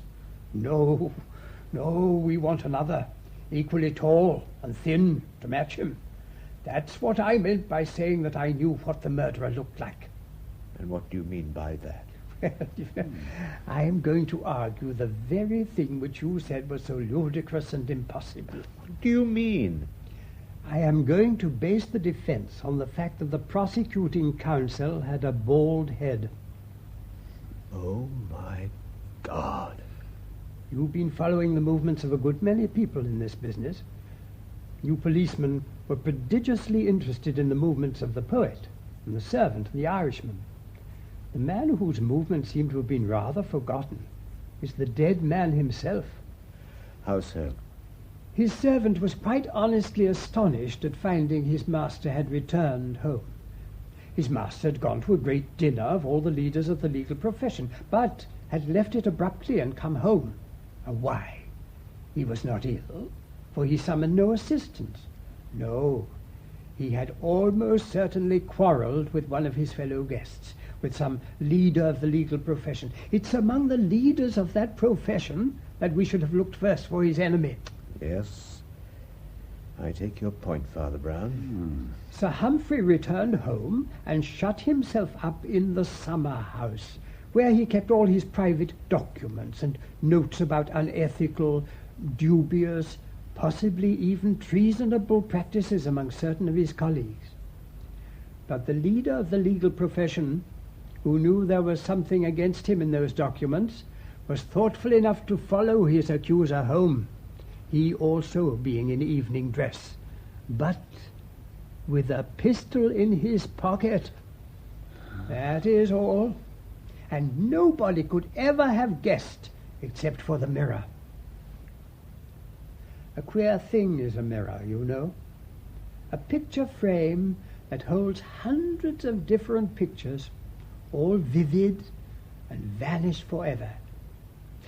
Yet there was something specially strange about the glass that hung at the end of that grey corridor under that green palm.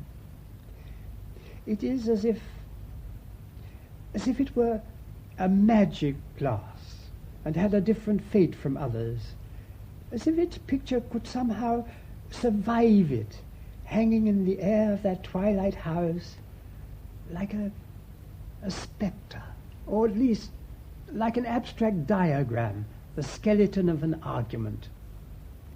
We could at least conjure out of the void the thing that Sir Arthur Travers saw. By the way, Inspector, there was one very true thing that you said about him. I'm glad to hear it. What was it? You said that Sir Arthur must have some good reason for wanting to get Orme hanged. Well, I'm... About time to go back into court, gentlemen. I understand the jury will be returning in a matter of minutes. Usher, I must see counsel for the defence at once. See Sir Matthew Blake, Inspector? That'd be most irregular at this stage of the proceedings. It's absolutely imperative that I speak with Sir Matthew before the jury is called back. There's not a moment to lose. It's a matter of life and death. In that case, you'd better come this way, sir. I'll see what can be done. Special! Special! Late night special! Orme case sensation! Judge stops trial! Famous lawyer withdraws from case! Special! Murder trial sensation! Special! Late night special! Here, boy, give me a paper. Right, you are, Governor.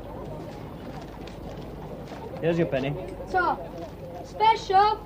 Late night special! Murder trial sensation! Hey, Oliver, listen to this. Following the judge's unprecedented intervention in the trial of Osric Orme, it is understood that Sir Arthur Travers, the distinguished prosecuting counsel, has torn up his brief and has disassociated himself from any further proceedings. Phew! Well, I'm jiggered. Never knew that old windbag to chuck his hand in. What's up with him, do you suppose? Rumour and wild conjecture flew everywhere, from the most exclusive of London clubs to the humblest of public houses in some dockland back street. The subject was on the tip of every tongue. What, people were asking, could have been the extraordinary circumstances which caused a learned judge to stop the trial of Osric Orme? What new and vital evidence could have reached his lordship's ears at so late a stage? Had he perhaps decided that the man in the dock was unfit to plead? Had someone borne false witness? Or could it have been that for once the prosecution had overreached itself, and that Sir Arthur Travers' impassioned denunciation was held to have so prejudiced the minds of the jury as to inhibit its members from reaching a proper verdict, and so procure a grave miscarriage of justice?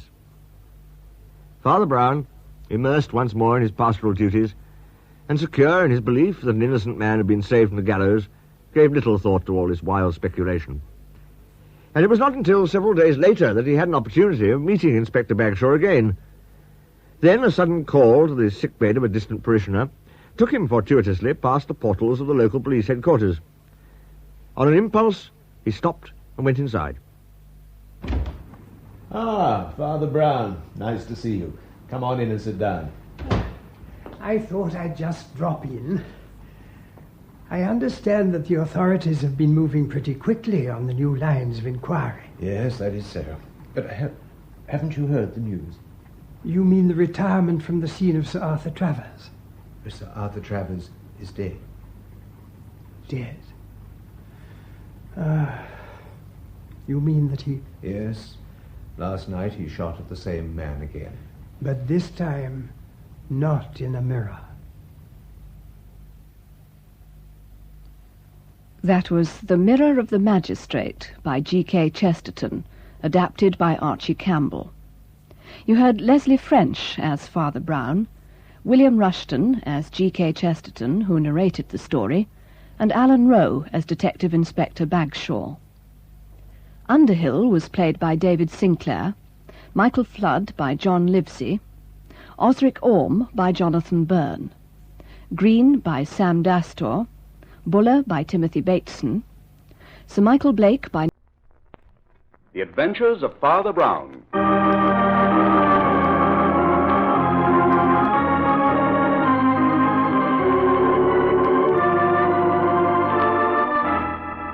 And here he is, Father Brown, the best-loved detective of them all.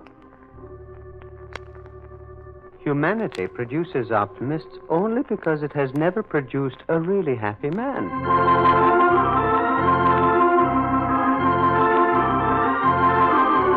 From the masterful and exciting pages of G.K. Chesterton comes that fascinating human being, Father Brown, played by Carl Swenson.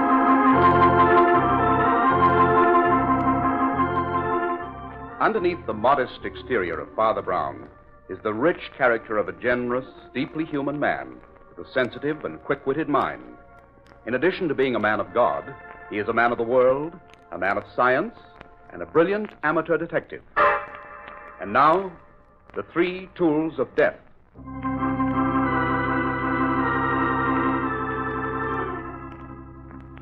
facing the afterglow of a beautiful summer sunset, Father Brown sits alone in the study of his modest parish house. He is half dozing when Nora, his housekeeper, enters. Father Brown. Father Brown. No. Yes, Nora? What time is it? Time for your tea. Here it is, nice and hot. Ah, thank you. Just set it there, please.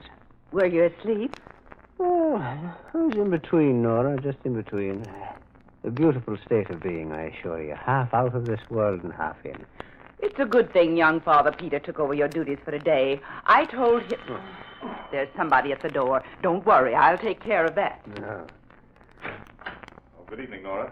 Is Father Brown in? I'm sorry, Flambeau, but he's rested. No, Nora. You know Flambeau's always welcome. Tell him to come in. Oh, all right. Come in, Flambeau. Have a cup of tea. No, thanks, Father. I'm all upset.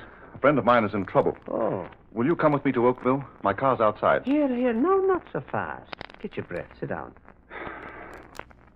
Father, you've heard of Aaron Armstrong, the philanthropist and lecturer? Oh, Armstrong. The author of those bestsellers on how to be happy, etc. Had such a tremendous following? Yes, Father, that's the one. Oh, yes. I've read his books. And I attended one of his lectures once in which he offered his followers an easy road to happiness, or heaven, as he called it. That's the guy, Father. Yes. As I remember, he apparently based his teachings on one of the Proverbs of Solomon.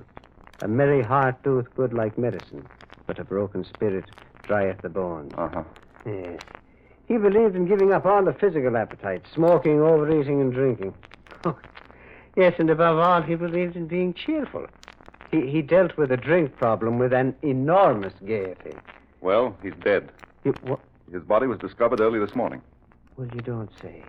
Where? Right near his house, in a ditch on the parkway. What happened? Nobody knows. But according to the police, it looks like murder. Did you say his house is close to the parkway? Yes, on an embankment just above it. Well, what makes the police think it wasn't an accident, Flambeau? Well, he was wearing only his dressing gown. And another strange thing, Father. A small piece of rope was tied around one of his ankles. Was any weapon found? No, but it was apparent he'd been struck on the head by a huge instrument of some sort. Cuts and bruises on his body showed signs of a struggle. Well, who put you on the case? Oh, no one. The dead man's secretary, Robert Royce, is an old friend of mine. I called him as soon as I heard the news and offered him my services as private investigator. But he refused to see me. Well, that's strange. No, yet no. Not so strange if he were implicated.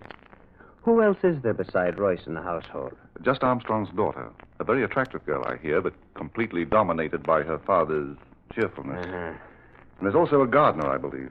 And your friend Royce, what sort of man is he? Oh, he's a huge, genial sort of fellow. A Scotsman. Did he and Armstrong get along well together? Well, Royce was devoted to him. Ah, yes.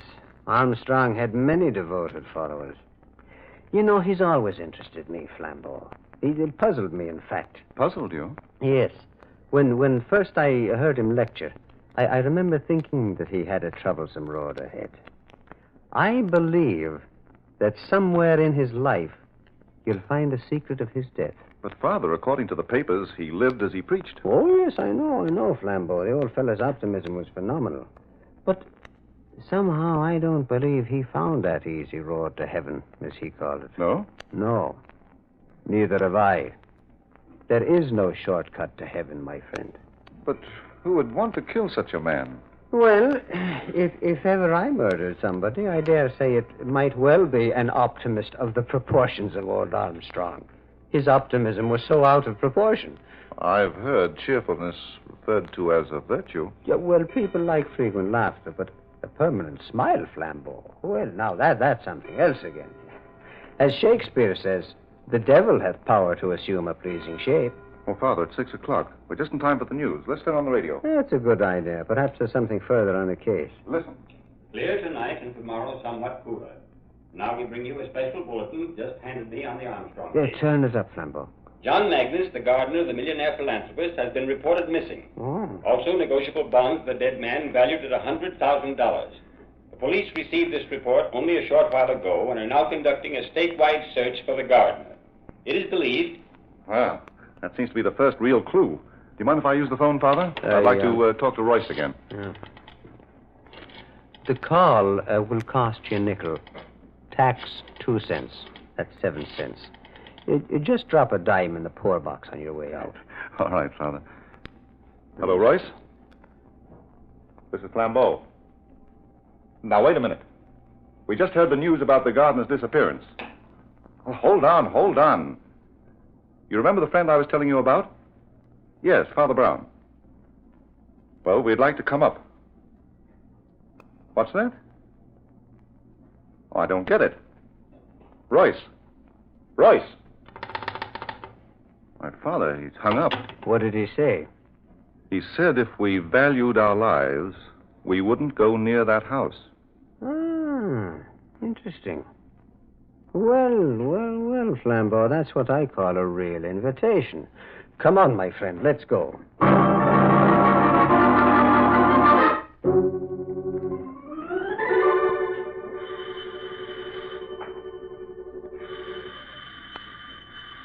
Well, I'm sure there's someone here, Father.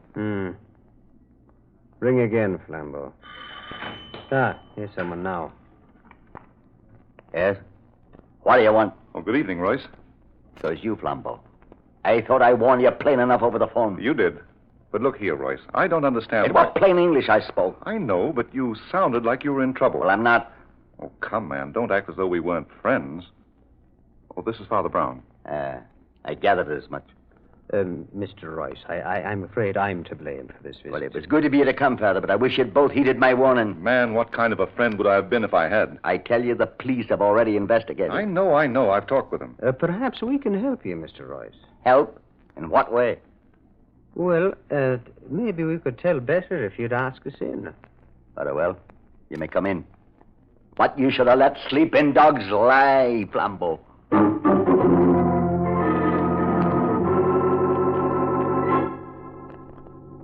Well, Royce, I must confess I can't find anything here in Armstrong's room that tells us very much. And just what did you expect to find? Mr. Royce. Yes? What do you make of the gardener's disappearance? Magnus is a fool, maybe a thief, but he never killed Mr. Armstrong. I'm sure it was the deed of a madman. I see. My. Well, I would never have expected those to be there. Father, what are you looking at? That pair of socks over there thrown under the bureau. Oh, they should be in the bureau drawer. Here, I'll put them away. Wait. May I have a look at those bureau drawers, Mr. Royce? What for? Well, I'd just like to look. What are you searching for? And I'll take a peep at that closet, too, if you don't mind. Well, now that's funny. What, Father?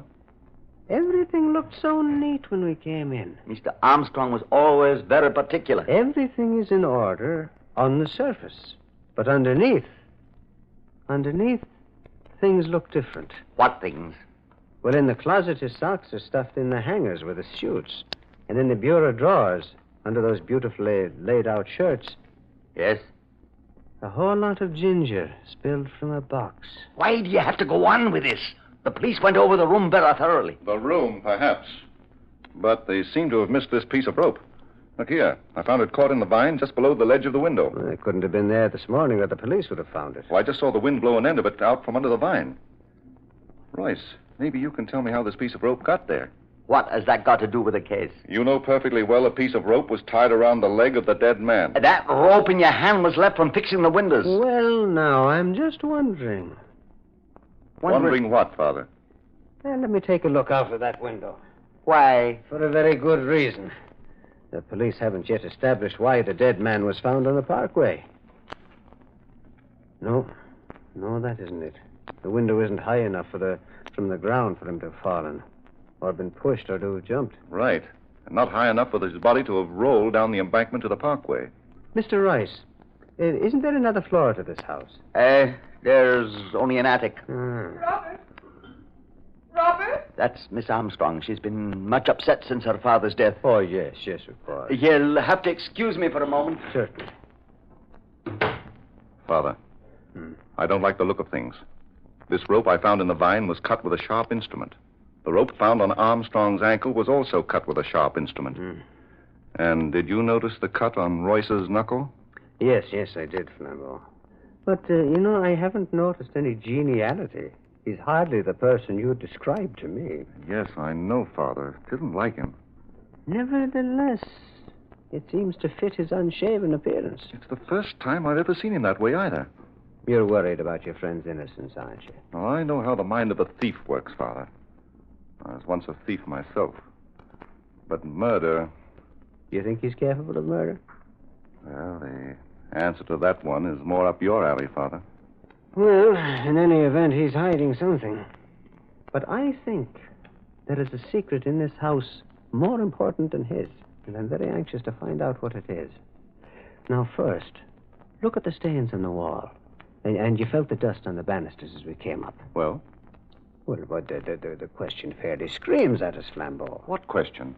Why are there no servants in this house? Well, Armstrong certainly had plenty of money. He could afford them. Mm-hmm. There could only be one reason. If the old man himself had something to hide. Father, you mean you think Armstrong... Well, Miss Armstrong's in the drawing room downstairs. She'd like to talk to you, Father Brown. If you will, please follow me.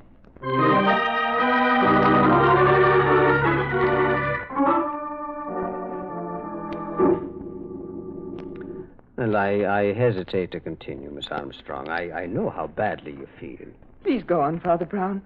I'm quite all right. But that bruise on your forehead, Miss Armstrong... Oh, that's nothing. It doesn't bother me. I bumped it.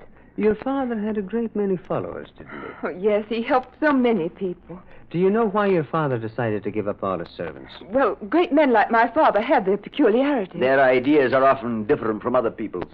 Yes, very true, Mr. Royce, very true. I was only wondering... Wait. Listen. What? Listen.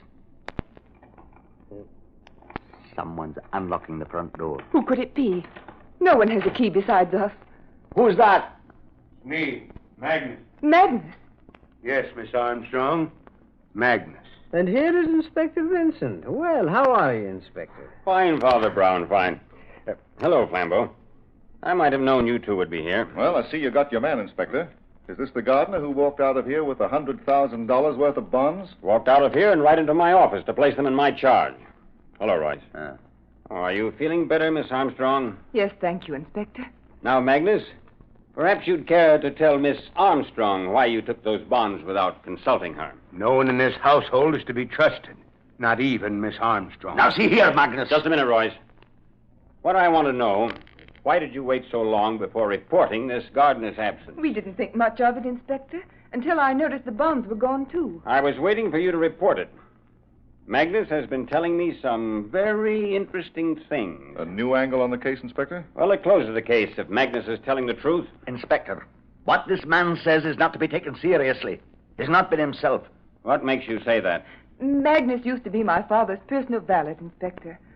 But he was taken off that and put to work in the garden. He's been very upset. He thought it was quite a come-down. Upset, am I? Well, I like that. I wasn't going to tell the inspector about you two being in love, but now Be careful what you say, Magnus. You weren't so careful what you said when I heard you two talking in the garden the other night. Magnus. I've stood enough of this. Take it easy, Royce. Inspector, may I make a suggestion? Just a minute, Father Brown.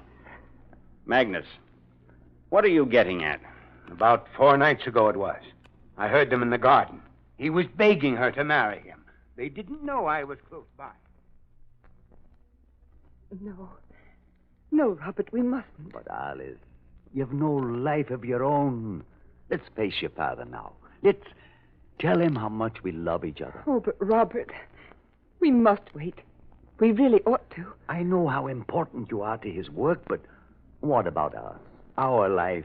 We can't go on waiting forever. Oh, but Robert, it won't be forever. Oh, darling, you know I love you. You must be sure of that. I am sure, my dearest. Oh, if only I could get my hands on some money. What do you mean, Robert? I'd make you marry me then, Alice. Oh, Robert, I feel guilty even thinking of it. We mustn't, my darling. Not now. So long as he's alive. I'll find some way out of this. Shh. I thought I heard someone. We better not talk here. Come, come, my dear. Well, that's all I could hear. But I suspected them, what they were up to, and now I know. You know what? That they would be off with the money. Mr. Armstrong's money. The money he had wanted to be used for his work. Inspector, this talk is ridiculous. You don't think... Mr. Royce, Do you use an old-fashioned razor? Aye. You didn't use it today. Why? Why, I mislaid it. When? I don't know, since I last shaved, I guess. That was yesterday. You can tell by his beard. Magnus brought your razor into the precinct with him with the bonds. I'm holding it as evidence. Why? Because it had a smear of blood on it.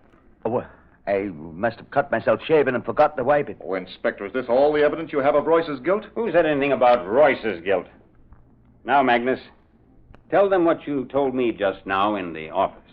I was sleeping in my room over the garage, and about 4 this morning I heard shots, followed by loud outcries, which seemed to come from the attic. An instant later, I saw Mr. Armstrong's body pitch from the window and roll down the embankment. When I made sure he was dead, I rushed up to the attic and found his daughter unconscious on the floor with a razor in her hand. You mean Miss Armstrong killed her father? It's a lie! Surely, Father Brown, you for one will take Miss Armstrong's word against his gardener's? But is Miss Armstrong's word against him?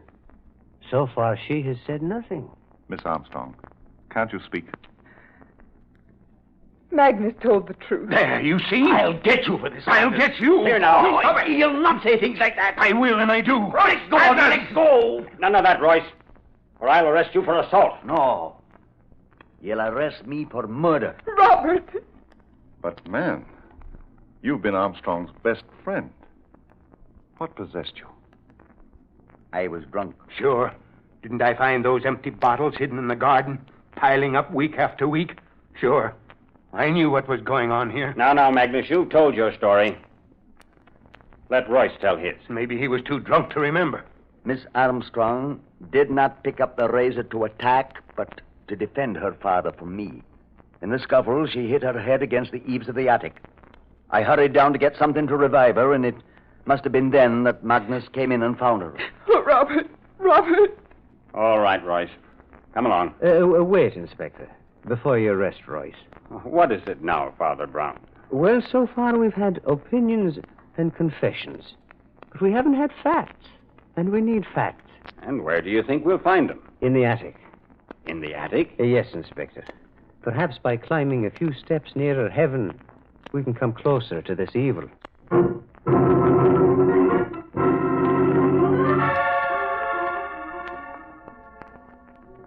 But, Father, I can't figure out what you expect to find in this attic. You sleep here, don't you, Mr. Royce? Aye. And Mr. Armstrong slept in the room immediately below this. Aye, but why all these questions? Well, now, in the first place, Mr. Royce, why did you bring your victim up here at the crack of dawn in order to kill him? Why didn't you go to his room? Well? I've confessed. Isn't that enough? Well, confession is good for the soul, that's granted. But, Inspector, you remember Magnus telling us he was awakened by shots? Yes. What about those shots, Inspector? Were any bullets found in Armstrong's body? Well, we investigated and didn't find a one. Wait. Here is my pistol. I fired those shots. You can see the holes in the carpet. Well, why should anybody fire at the carpet? A drunken man will let fly at anything. He doesn't pick a quarrel with his feet. And there's the rope. It was from my window here that Armstrong was thrown. And the piece of rope I found fell to the vines below. What about the blow on the head? According to our report, he was struck by a massive weapon. A massive weapon indeed, Inspector. Sure. The good green earth was the weapon. Okay, so the good green earth was the weapon. But look, this room was the beginning of the murder. Even I can see from the disorder. Come on, Royce. Let's go. But the disorder here is all on the surface. The very opposite of Armstrong's room. No, it doesn't fit.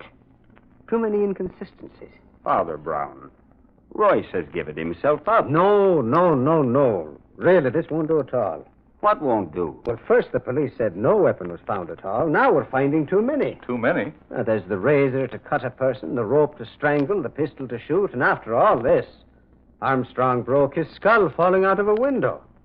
No. It won't do. It's not economical. Alice, they won't believe me. You tell them. Inspector. Yes, young lady. May I speak to Father Brown alone for a moment? If you must, but be quick. We can't wait around here all night. And now what is it, my child? What is it that you wish to say? You're trying to save Robert, but it's no use. I should have realized before this his case is hopeless. Before he came to us, he was a prisoner of war. He had some shocking experiences. Well, you think that was the reason for his drinking? Yes, he wasn't himself at times. We thought he was getting over it, but... Father, I saw Robert commit the crime myself. I heard the shots. I ran up just in time to see him leap at my father. Where was your father standing? He was clinging to the windowsill in terror. But the rope. Robert tried to strangle him with it. Father fought back, and the rope slipped from his shoulders to his feet, tightening around the leg. Robert was like a maniac. I snatched the razor from the floor and managed to cut the rope before he pushed me against the Miss eaves. Armstrong, what we see with our eyes is sometimes farthest from the truth. Now, you thought that you saw a man about to commit murder. What you actually saw was two men struggling, and then you lost consciousness. But, Father Brown... I want you to go downstairs, my dear. I don't understand. Go on now, please. Do as I say. Very well. Thank you, my dear. Well, Father Brown, I've seen and heard enough to convince me. Unless you know something pretty startling, I'm taking Royce down and booking him. If you don't mind, Inspector, I'd like to talk to Royce a bit before you do. What about, Father? Where's Alice? She's out of earshot, Mr. Royce. So why don't you tell us about it now? Tell you about what? I see. Well, then I'll tell you, Inspector. Those 3 tools of death were not used to kill Armstrong, but to save him. Save him? Father, I don't get this. Save him from what? From himself. At the time old Armstrong died, he was a suicidal maniac. No, Royce, you weren't drinking. No? No, and you were the only one who knew what lurked behind old Armstrong's laughter. No. Yes, you knew that behind that merry mask was the mind of an atheist. No. A man who knew nothing of God. He didn't realize until it was too late that human beings need something to worship greater than themselves. I warned Flambeau not to bring you here, Father. I was afraid it might come to this. Well, man, what harm is there in the truth now? Alice must never know. Why? Why shouldn't she be told that you weren't the enemy her father feared? Shall I name the enemy, Royce? All right, Father Brown. You win. This morning, Armstrong was determined to do away with himself. He knew I kept my service pistol in my dresser. And when he heard me go down to the kitchen early at dawn, he left his room and came up here. And you came in and accidentally surprised him. I got the pistol out of his hand, but in the struggle I had no time to unload, so I fired at the carpet. Then he found my razor and tried to slash himself. I snatched it from him and flung it to the floor. I ran after him with a rope to tie him up. And it was then that the unlucky girl ran in, and misunderstanding the struggle... She tried to cut her father free with a razor. She cut the rope, slashing my knuckle just as I pushed her, and he went crashing into eternity out of that window. But, Father Brown, you spoke of an enemy old man Armstrong feared. I did, yes. You mean the enemy was in this room with him at the same time as Royce? Yes. Who was it? The sin. The very thing Armstrong was so vehement against. You mean alcohol? It was his worst enemy. The moment I saw the ginger in one of the bureau drawers downstairs, I suspected it was the futile effort of a man who was trying to give up drinking.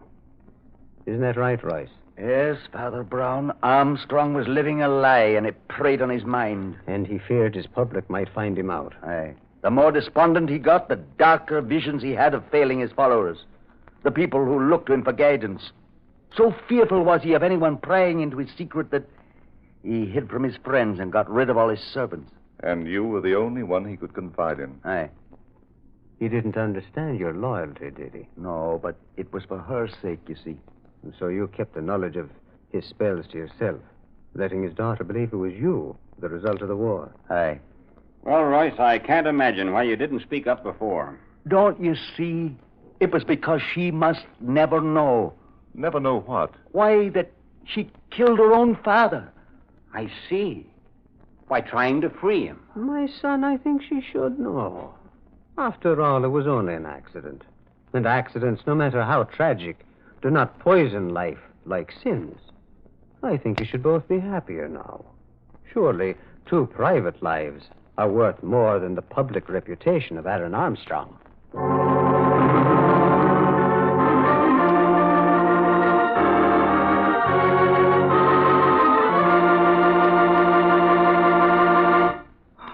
Father.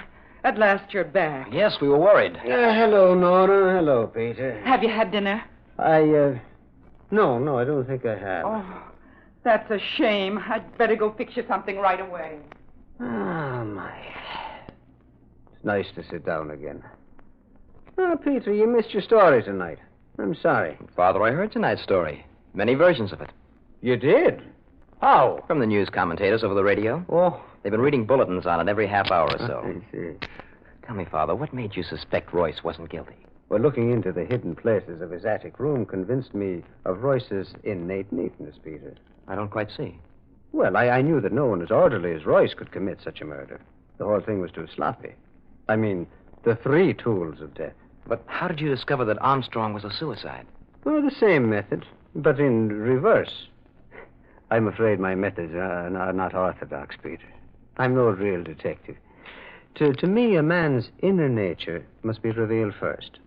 Armstrong's habits revealed his nature just as Royce's did. They justified certain suspicions I had when Flambeau told me of his death. What do you mean?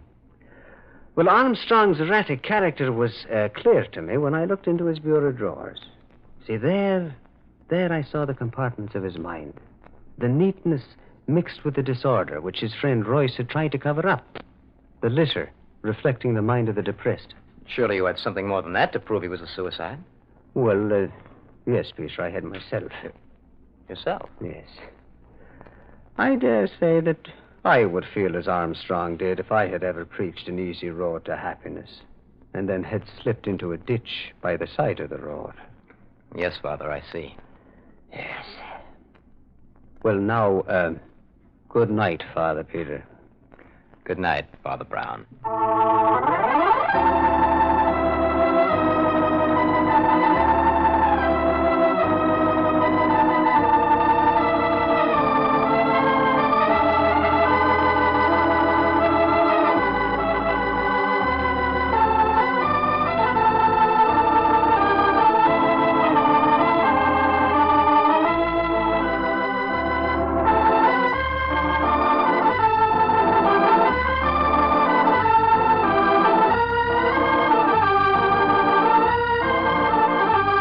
You've been listening to The Adventures of Father Brown, with Carl Swenson as Father Brown. Father Brown's adventure tonight was called The 3 Tools of Death. The character of Father Brown was created by G.K. Chesterton in the detective novels called The Adventures of Father Brown. This is the Armed Forces Radio Service.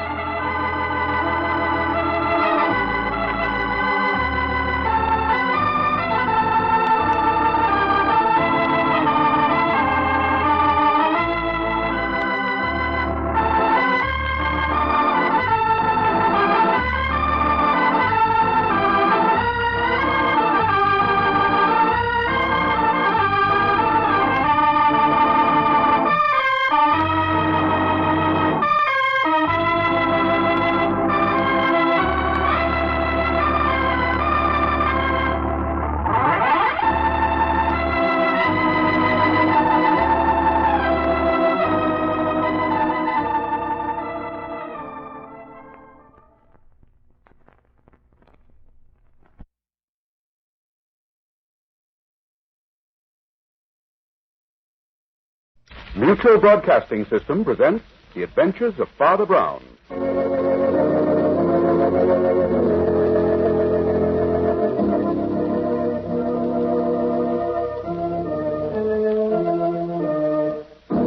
From the exciting pages of G.K. Chesterton comes the best-loved detective of them all, Father Brown, played by Carl Swenson. Now for tonight's adventures, The Mystified Mind.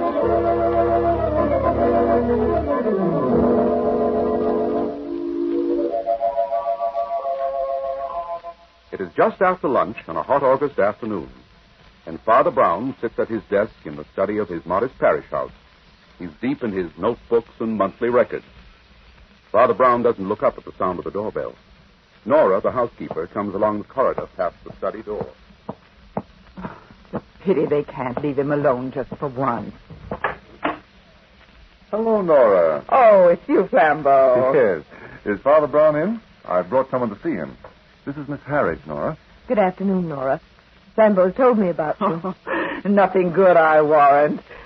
Well, if you must see Father Brown, you must. He's in his study. Oh, thank you, Nora. This way, Miss Harridge. You know, Nora's bark is much worse than her bite. Hello, Father Brown. Well, Flambeau. My, this is a pleasure. I've brought someone to see you, Father. This is Miss Joyce Harridge. Well, come in, my dear. Come in. Pull up that comfortable chair for Miss Harridge, Flambeau. I'm afraid we're disturbing you, Father. One of man's greatest pleasures is to be disturbed at his work. There, sit down, my dear. Thank you, Father. Miss Harridge has brought me a case, Father, which I think is more up your alley than mine. Oh. The fact is, we're on our way now to talk to a murderer in his cell. Oh. And what makes you think, Miss Harris, that this man you call a murderer is not guilty? Why, how do you know I think that, Father? Well, because Flambeau is a detective. And the only use a man charged with murder has for a detective is to prove his innocence. Well, you've hit the nail on the head, Father. But I'm afraid there isn't much I can do. It looks like an open and shut case. You know, I have never understood the meaning of that phrase, Flambeau. To be both open and shut is a paradox. Well, now suppose, my dear, that you tell me about the man in the cell whom someone has called a murderer. Well, to begin with, Father, Trail Engineers. Rollins' offices are located on the 17th floor of the Jefferson building. The whole thing happened last Thursday morning, just after I arrived at the office. I see. Well, go on. Well, every Thursday morning, just as our office opens, a man comes in to clean the windows. I see. His name is Luigi Conti. We've all gotten to know him well over the years because his daughter was in Keller. I just got into the office last week. Good morning, Miss Harris. You know, I've sent you not to come to work. Good morning, Lisa. Good morning, Mr. Clayton. Hello, darling. Oh, just think what it would be like at the beach today. I guess the sick grandmother gag is worn itself out. Let's plan the beach for the weekend, though, huh? Oh, yes, I'd love it. Oh, good morning, Mr. Gregory. Good morning. Whether it's good or not is a matter of your own personal feeling. If you're waiting to get into the vault, it's only 3. The time lock won't work for another 2 minutes. When I first came to work here, I was convinced, though it wasn't until I began getting here on time that I discovered he actually lived in the outside world. Uh-oh. Well, I want to talk to you about the Kennedy job after I've gone through the mail, Clayton. Yes, sir. Oh, there's the window cleaner. You know it's gotten so you can tell time by Luigi. Hey, Joyce, yes. You know, that's a job I wouldn't like to have. What? Luigi's. It does something to the pit of my stomach when I see him climb out on that. He's used to it. There's really no danger with one of those safety belts. The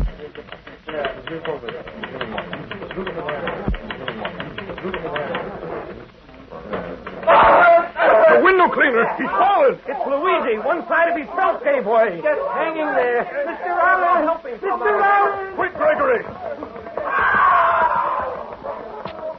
Fallen all the way to the street. Papa! Papa! Don't look, Lisa. You mustn't look, my dear. Dreadful accident. Accident? Look, part of the belt's still hanging there. It's been cut through. Not an accident. Tony did it. Tony? Now, Lisa, you mustn't say that. Tony did it, I tell you. I know it. Tony did it. That's the whole crux of the case, Father. It was murder, all right, because Luigi's safety belt had been cut through with a razor blade. Oh, my. So that the minute he threw his weight against it, it gave way. And the man that Lisa accused, the man she called Tony. That's Anthony Cremona, Father. Uh-huh. He's been arrested and charged with the murder.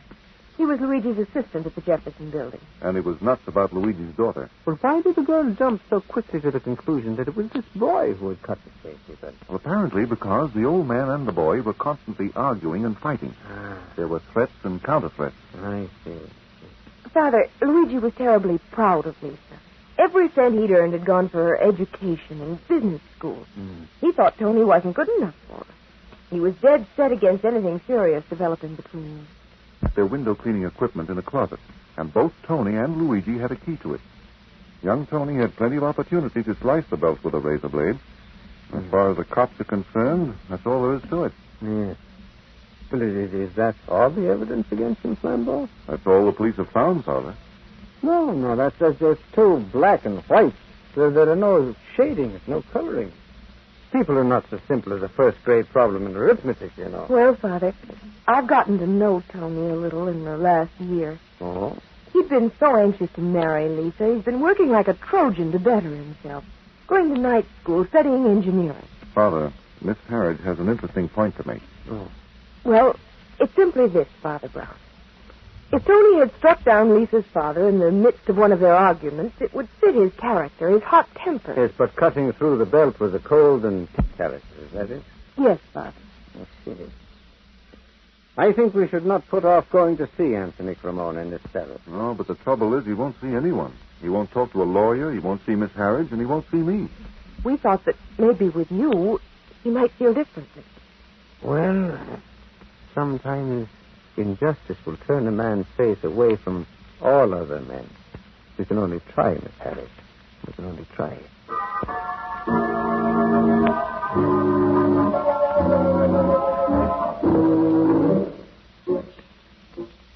Cremona cell is at the end of this block, Father. Oh, thank you, sir. Flambeau, would you and Miss Harridge wait here? Yes, Father Brown.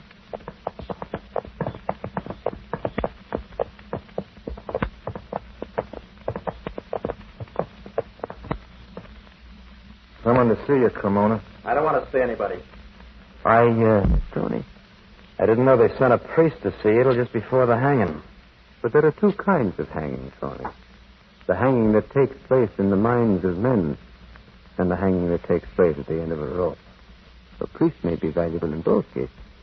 Well, I can't stop you from talking to me if you want to. You may open the cell door for me, Sergeant. Holler when you want to get out, Father. All right, thank you. Now, look, if this is some kind of a trick to get me to change my story. Since I haven't heard your story, Tony, why should I ask you to change it? Well, maybe it don't sound like much. Can't change the truth. And who is it that doesn't believe it? The police? Lisa. You know something, Father? The very minute it happened, Lisa shouted out my name. Yes, but you had threatened her father, hadn't you, Tony? Sure, I threatened him. He was a stubborn, narrow-minded old fool. But I had a suit of clothes and a fine tailor and plenty of dough in my pocket. He'd have thought I was the right guy. Yes, Tony?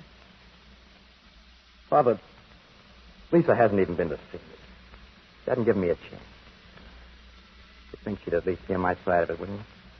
Well, what is your side of it, my son? I never touched Luigi's safety belt. Kept our stuff in the same closet, but I never touched his belt. Yes, go on, Tony. If I was going to murder Luigi, I wouldn't have been satisfied with cutting just one side of his belt. No? No. But the belt should have held him up, even when one side gave way. I see. It was an accident the other side of the belt didn't hold. No window cleaner would have cut just one side of the belt if he wanted Luigi to fall. What's the use of my telling him that? Maybe a great deal of use, Tony. You see, there's a bitterness in your heart that's keeping a cloud in front of your eyes. You have friends, you know. Friends? Oh, well, it's Miss Harridge, you believe me. Miss Flambeau, the detective hired to clear you of this charge. And there's me, Tony. Do you mean that, Father? Yes. You really mean it? Well, of course I mean it. Well, then, if you see Lisa, will you tell her? What? Will you tell her there are still people that don't go around accusing a man without giving him a hearing?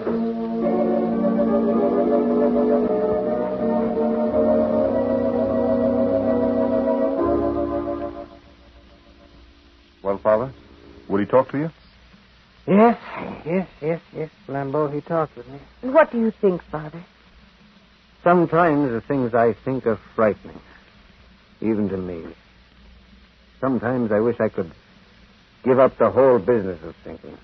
Then you think Tony is guilty? No, Miss Harridge, I think he's innocent. But in that case, Father... But thinking it isn't proving it. Now, I'd like to go to your office.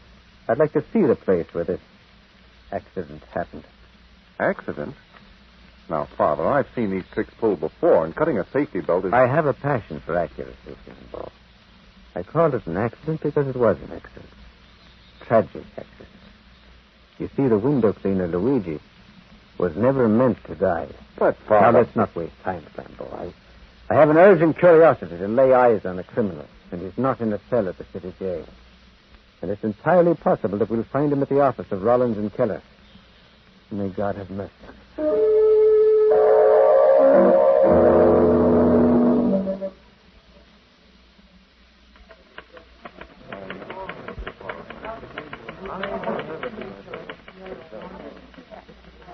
And this is the office where it happened, eh, Miss Haddad? Yes, Father. There's only this one large drafting room and Mr. Rollins' private office. I see. That's the vault that you spoke of. Yes, it is. Old Gregory sits there by the wicket, and nobody goes in or out of the vault without being checked by him. Oh, what's so valuable in the vault?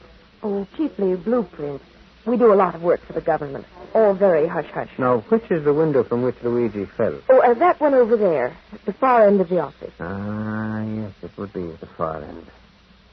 Miss Harridge, I think I should talk to your employer, Mr. Rollins. Very well, Father. His office is right over here. Thank you.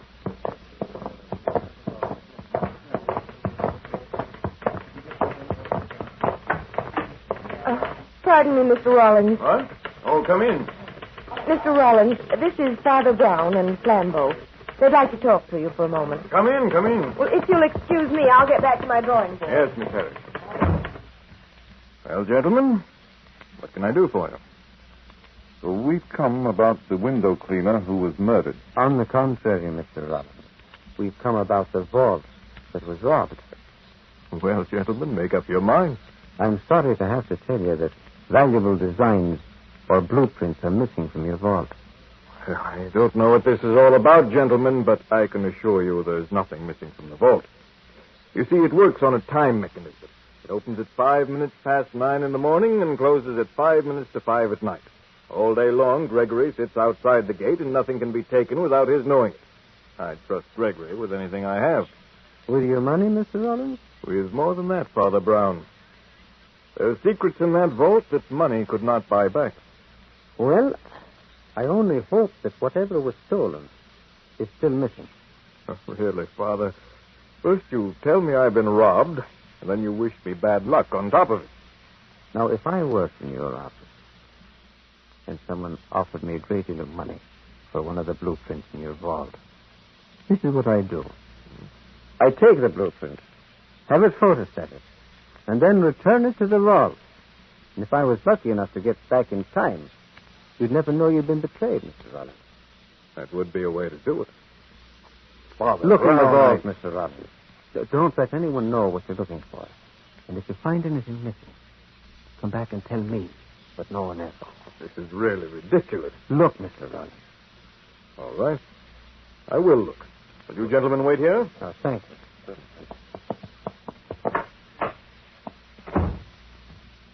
Of course, I'm really an innocent bystander, but if it wouldn't be too much trouble to explain... Yeah, but the trouble doesn't lie in the explanations, Flambeau. The trouble lies in catching a peculiarly subtle thief. Murderer. That's the point, Flambeau. There was no murderer. By intent. And how was Luigi supposed to fall 17 stories to the street without dying, Father? He wasn't supposed to fall. The other side of his belt should have held him up. But what could be the purpose in it? The everlasting greed of man, Flambeau. That was the motive. The purpose in cutting Luigi's belt was purely and simply to distract attention from the vault. That's an old magician's trick. Distract attention from what's really happening. Everyone was at the window.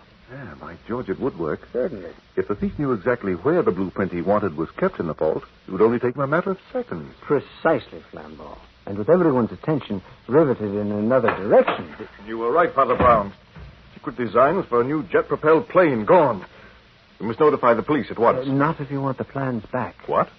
If the thief doesn't know that you've discovered the theft, he'll try to put them back. But how do we catch him, Father? If we watch the vault, he won't go in.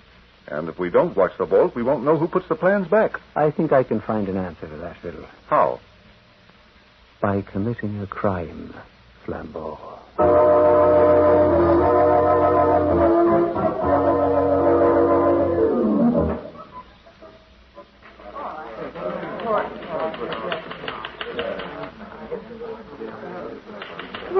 What are you doing here, Father Brown? Oh, I'm just sitting on this bench, Miss Harridge. I saw Flambeau leave, but... Well, why are you sitting here? Well, you see, to understand why a criminal acts as he does, one must know exactly how he feels.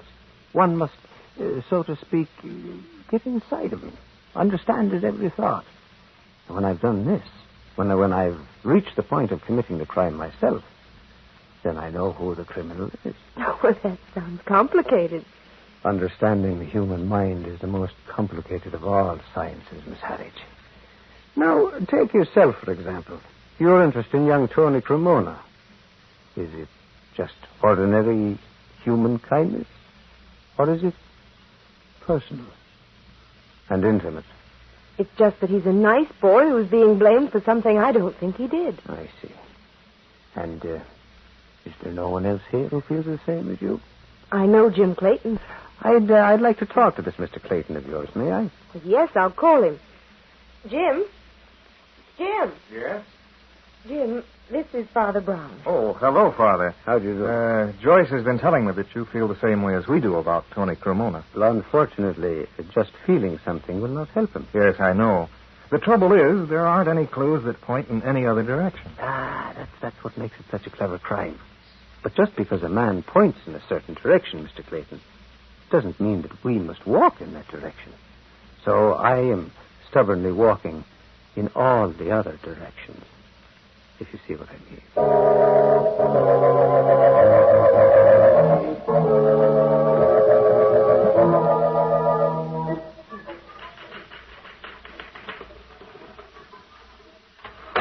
Here's a telegram for you, Father Brown. But the telegram? Well, now, that's odd. It's very odd. Advise you leave office of Rollins and Keller and don't come back. Well. Father Brown. Yes? I'm Lisa Conte. I know why you're here. Oh, do you now? Because I don't know why you're here, Lisa. I work here. What else should I be? Well, you might be in a cell at the city jail talking to a nice young man who's eating out his heart because of you. Talking to a murderer, you mean? And where is your authority for judging, Lisa?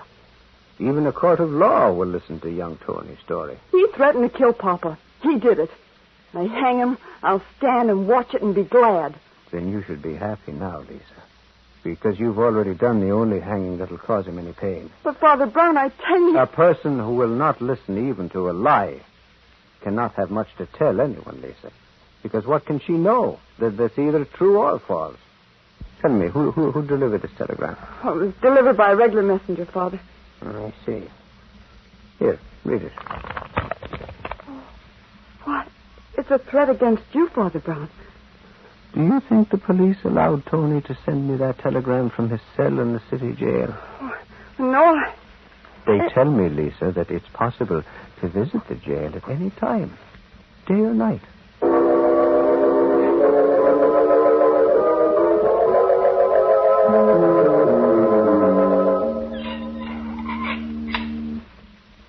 I beg your pardon, but you're Mr. Gregory, aren't you? Yes. Do you know the mechanism of that vault fascinates me? It's closed for the night now? Yes. I see. You mean to say that no one can open it until morning? Not till 5 minutes past 9 tomorrow morning. Tomorrow morning. You're certain? There's no way on earth to open it till then. Well, now, you may think it odd for me to have this turn of mind, Mr. Gregory, but suppose a thief were to walk into the vault in broad daylight and come out with something he had no right to have. I'd stop him. Oh, but suppose he was a monstrous big man, Mr. Gregory, who could pick you up and put you aside like a child. Then I'd shoot him. You see, I keep a gun in this desk drawer. Oh, my. Yes. Well, now, suppose that you weren't at your post, Mr. Gregory. I'm always at my post.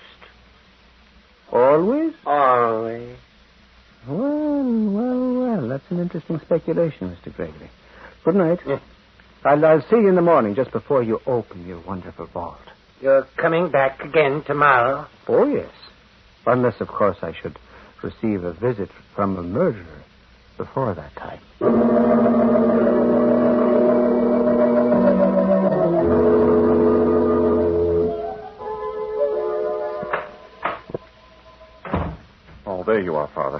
I thought you were never going to get home. Telegram, Flambeau.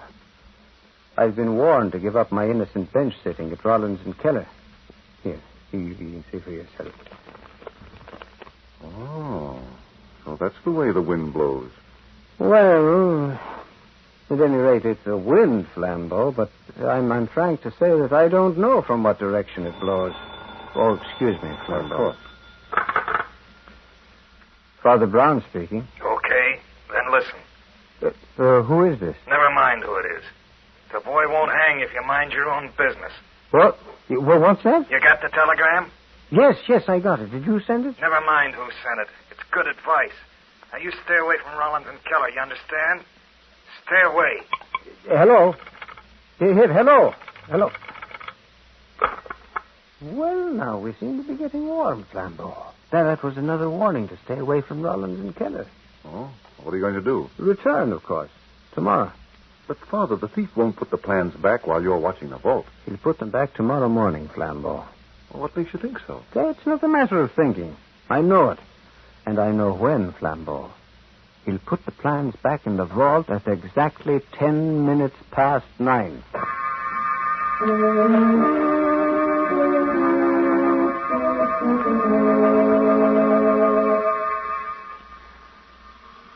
Floors, please.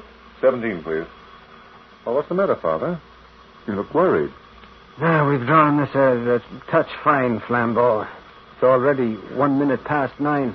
Well, unless the elevator breaks down. Oh, don't even think such a thought, Flambeau. Don't even think. 17. Well, we made it.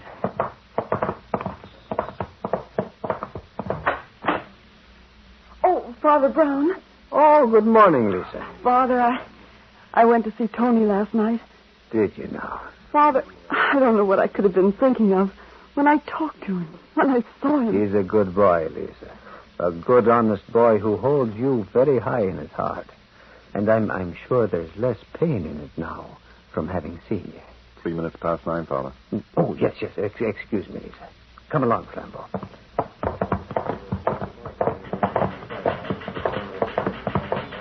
Good morning, Father Brown. Good morning, Miss Harridge. Good morning, Mr. Clayton. Hello, Father. I hope to be here in time to see the vault mechanism. Well, you hit it right on the nose, Father. There's Gregory standing by now. I see you did come back. Yes, I came back, Mr. Gregory.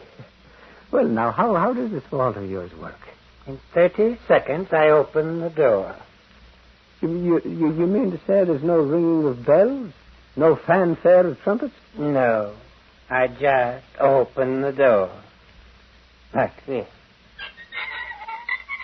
Well, now, Mr. Gregory, I am disappointed.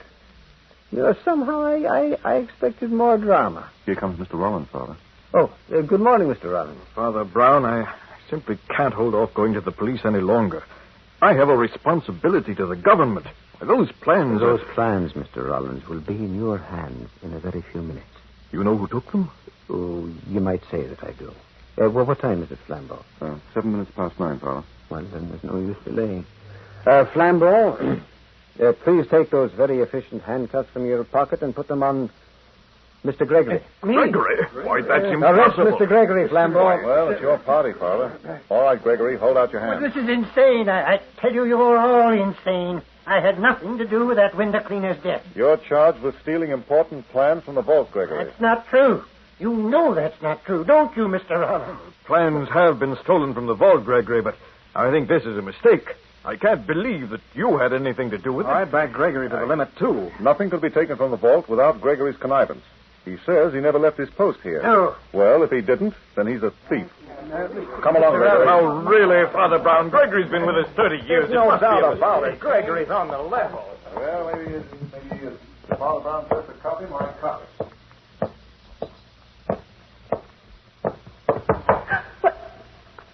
Father Brown, what are you doing here in the vault?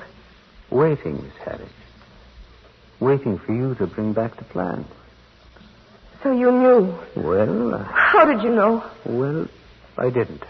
Not really. But... All I knew was that the thief would come into the vault. You see, Miss Harris, you fell for your own trick. Trick? The window cleaner was your trick for distracting attention from the vault. Mr. Gregory was my trick for doing the same. So that was it. I confess that when you walked in here, I was a little puzzled. After the telegram and the man's voice on the telephone warning me not to come back here. Man's voice? Yes, I rather think that your fiancé, Mr. Clayton, has suspected all along that you were guilty. Oh. And he tried to frighten me off. Why did you do it, Miss Hattie? Jim and I wanted to get married. He said he didn't have enough money. Then I was offered a big sum to steal one of the blueprints for just a few hours, just long enough for it to be photostated. Then I could put it back and no one would be the wiser. I see. But everything went wrong. First, Luigi was killed. Oh, Father, I swear I never meant that to happen. Yes, but it did happen. And then when Tony was arrested, you went to Flambeau. I wish I knew why. I wish I knew why I went to Flambeau in the first place. Because no person is all bad or all good. You knew that Tony was innocent, and the goodness in you forced you to do something to help him. It's a strange twist that you must now forfeit your freedom, perhaps your life, only because you were not all bad. Oh, help me, Father. Please help me. Yes. Yes, I'll help you. But we must begin by facing the music. Come along, Miss Harris.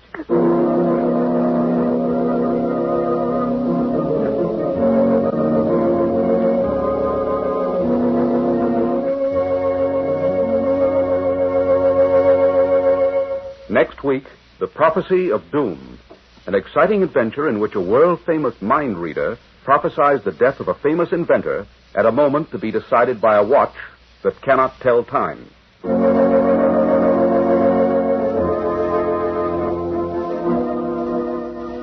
The Adventures of Father Brown, based on the stories by G.K. Chesterton, was produced by Francis Sherling Oliver and directed by William M. Sweets. Carl Swenson was Father Brown, and the cast included Barry Thompson, Mitzi Gould, Bobby Reddick, Bill Griffiths, Will Geer, Gretchen Davidson, Vinton Hayworth, and Gladys Thornton. The script was by Judson Phillips, and the music by Bill Wurgis. John Stanley speaking.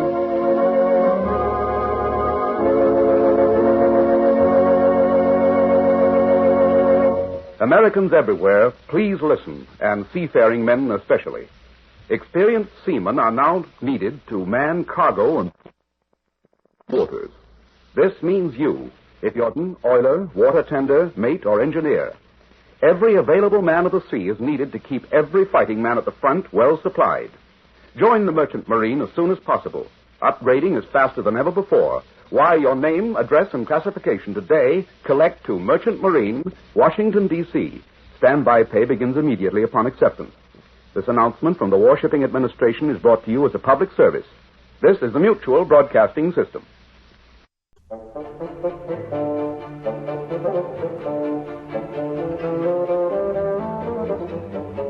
We present The Blue Cross, adapted by John Scotney, with Andrew Sachs as Father Brown.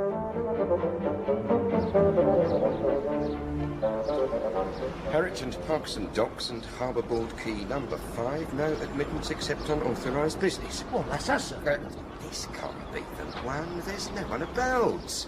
No, there wouldn't be, not in this rain. No, I mean a big passenger ferry. There'd be customs, porters, people milling about.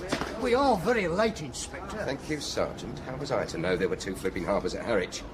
Look, sir. What? There's someone. Where? There with the parcels. And the umbrella. Yeah, that is a Catholic priest, Sergeant, and therefore almost certainly a foreigner. Oh. Anyhow, he looks as lost as we are. Still, there's no harm in trying. Excusez, vous, monsieur, excusez-moi. Oh, no. Mais... Pardonnez-me, monsieur. Well, that is, parliamo l'italiano. Oh, God, it's Italian. You speak English? English? Yes. Oh, yes. Yes, I am English. I thought you were French.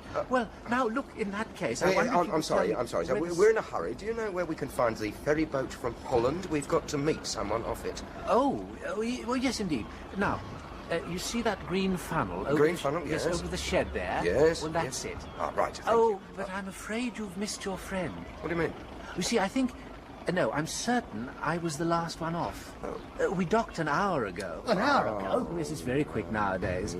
Unlike the last time I came back from Rome this way, it was, it must have been 10 years ago. Queen Victoria's Diamond Jubilee in 1897. Yes, the next thing you know, we'll all be going by flying machine. Right, Pardon? now, look, we'd better get to the train station quick. Come on, Sergeant. Sir? Oh, thank you very Train much. station.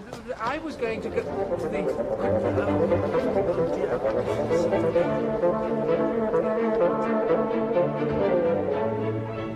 Hurry up, please. Hurry along there. Is this the boat train, Porter? Yes, sir. Hurry up, though. It's going in a few minutes. Oh, right. Well, we'd better get on the train and hope our man's on it. Half a mo, Inspector. Isn't this him? Here, by the ticket barrier. He fits the description. Boater, blazer, black beard. Yes, right, you are, yes. Excuse me, sir. Are you Monsieur Valentin? Monsieur Aristide Valentin? I am. Ah, I am Inspector Bagshaw of Scotland Yard. I've got my card here. Somewhere or other. This is Sergeant... what did I do with my card? Inspector Bagshaw, you are extremely late. Oh. Fortunately, I managed to be the first off the boat and have been checking the passager. He has not passed. Who exactly looking for, sir? I mean, Commissioner? Not Commissioner. Prefect of Police, or to my men, Chef. Chef, sir? In France, it does not mean cook, Sergeant. No, the man is called Flambeau. Flambeau? It means the torch. Well, I knew that, yes. His real name, they say, is Duroc. Maybe he has many names. He is a colossus of crime. Indeed, in the Paris underworld, he is all-powerful. I follow him from Paris to Gand to Brussels to Roland. Yeah. I am certain he is on the paquebot. Oh, definitely. All night, all morning, I search the passager. Nothing. But he is a master of disguise, this one. Any particular disguise, sir? Anything, Sergeant. Once he disguised himself as a postbox. Sir? Well, to be exact, he set up a false postbox and hid behind it to await a particular letter.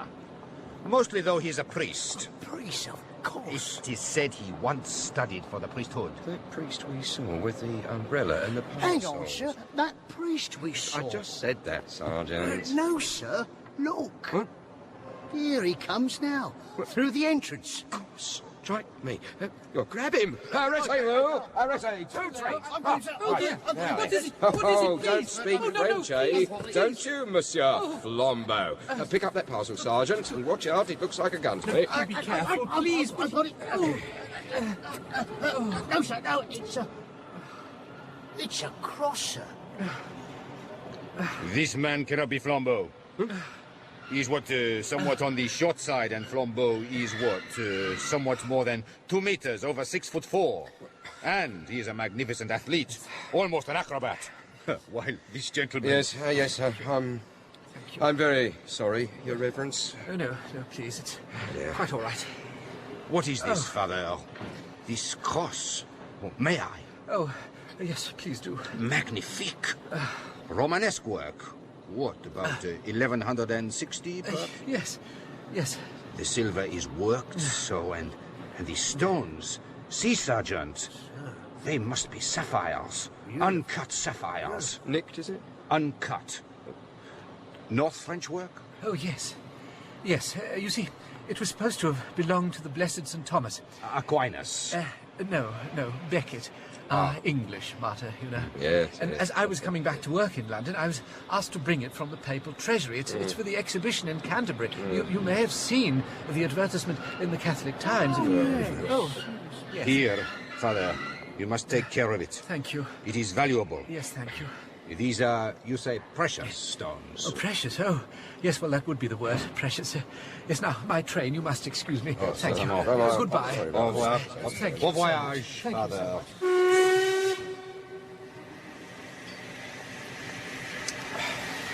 Well, that's it, I suppose. Hey, wait a minute, sir. Weren't we supposed to get that train? Was that the London train? Merde. Oh, no. Porter, when's the next London train? 1.5 hours, sir. But it's rather slow, I'm afraid. Oh, yes, it would be. Inspector, have you a cup? Now, Porter, did you notice a very tall gentleman getting on the train dressed as a priest? Or a postbox? Sergeant. Sorry, sir, a priest? Yes. No, that gentleman's the only priest I saw. No, the only tall man was one of the sailors. Now, he really was tall. What? But I was the first from the boat. Why did I not see him? Ah, you might have been the first passenger, sir. But any crew members who want to go to London, we always let them on the train early. Keeps them out of the bars, you see. Why did I not think of the crew? Fool, I was on a ship. So it has sailors. One minute, Porter. That train is direct to London non-stop, is it? Yes, sir. Good. Where is your telegraph office? Just at the end of the platform, sir. There, you can see it. Right. I'm going to telegraph the railway police at Liverpool Street to tell them to hold that tall sailor.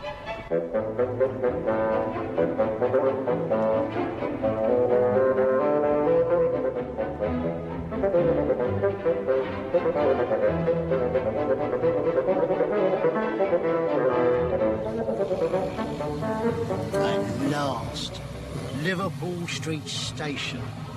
He was right about it being slow, that porter. It is very flat, your East Anglia.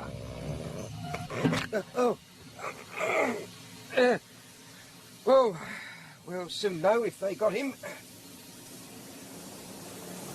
Oh, no. No! What is it? What shall we do Yes, with it? all right, thank you, Sergeant. That must be the whole crew that constable's got there. They don't look very cheerful, do they, Inspector? Constable? Yes, sir. I'm Inspector Bagshaw. All present and correct, sir. What on earth is going on here? I only wanted one sailor, not all of them. Yes, sir. Well, we weren't quite sure which one you wanted, sir, so we thought it best to hold them all. I mean, none of them exactly fit your description. I mean, they're none of them what you'd call tall, are they? No. Sir. Did any tall man get off that train? No, sir. Well, I'll tell a lie. There was one very tall gentleman, but he wouldn't be. You won't believe this, sir, but he was a Roman Catholic priest. Tell me about this priest. Well, it was funny. Ridiculous, really. He was, like I said, very tall, and with him was this short, plump, little priest. Frankly, sir, I think the short one was a bit, simple. Yeah. He got into a terrible muddle with this brown paper parcel and this big umbrella. He dropped one parcel looking for his ticket. Worried him, it did. He burst open. And this Blue cross in it. Yes, sir.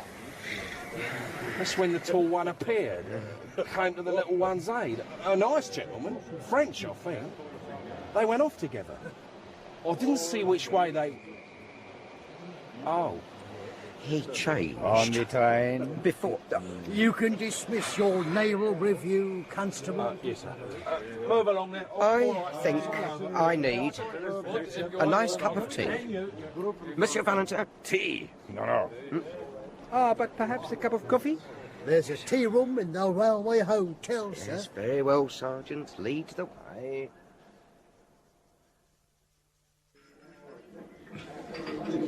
One black coffee and one large pot of tea. Yes, thank you. Oh,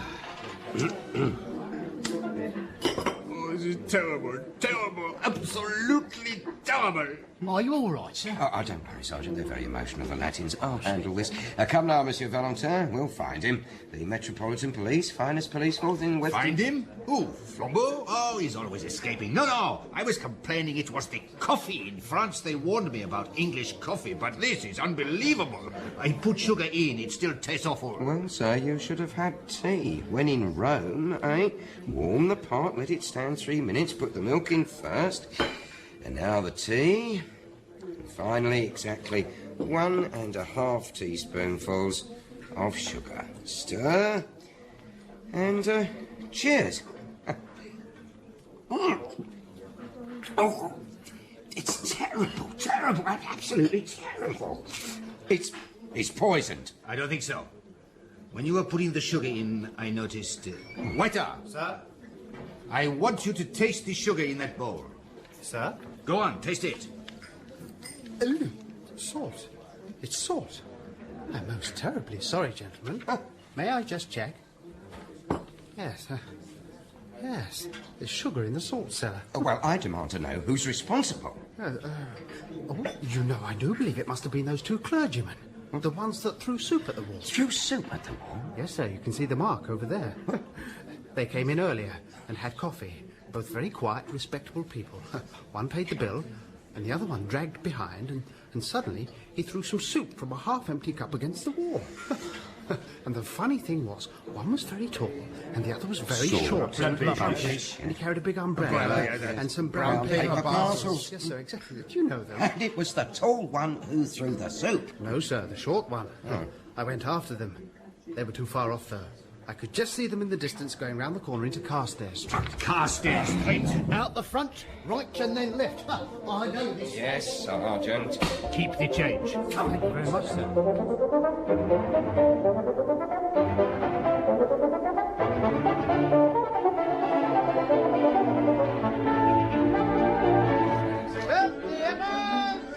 Get your pairs here. Here we are, Carstairs Street. But they must have left half an hour ago.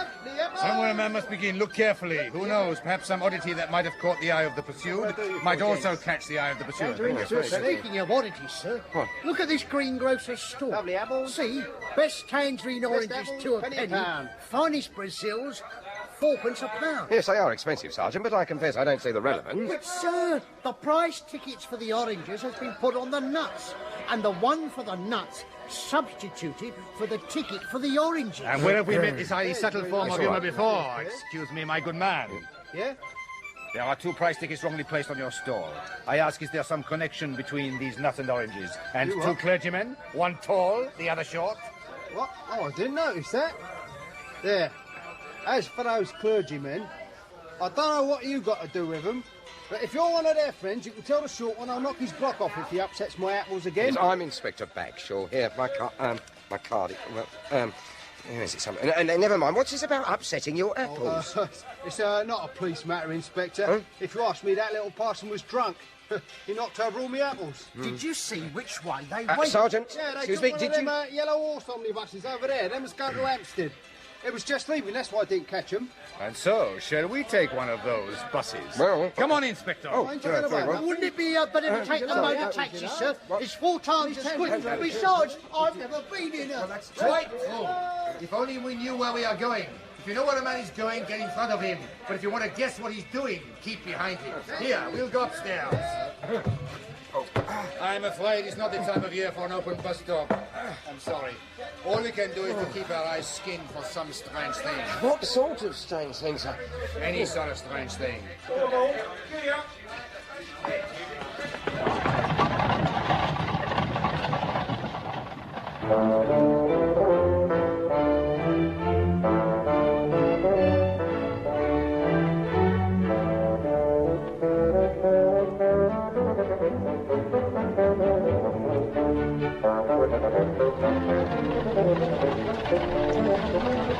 Wake up, Inspector. Oh, I'm sorry, I dozed off it. Oh, it's a little bit cold one tonight. We will have, I think, very soon one of your famous London fogs. Yes. This journey seems to have lasted for hours. That last place, the draggled taverns, the dreary scrubs, it seemed it was the end of the universe. No, sir, Camden Town. Look, they're lighting the gas. 5 and 20 to 5. Oh, yes. The nights really are drawing in now. What with the fog in the dark, we won't be able to see a thing soon. It's all right. Look! Look there! That restaurant place where the lights were lit. Our cue at last. The broken window. Stop the bus driver.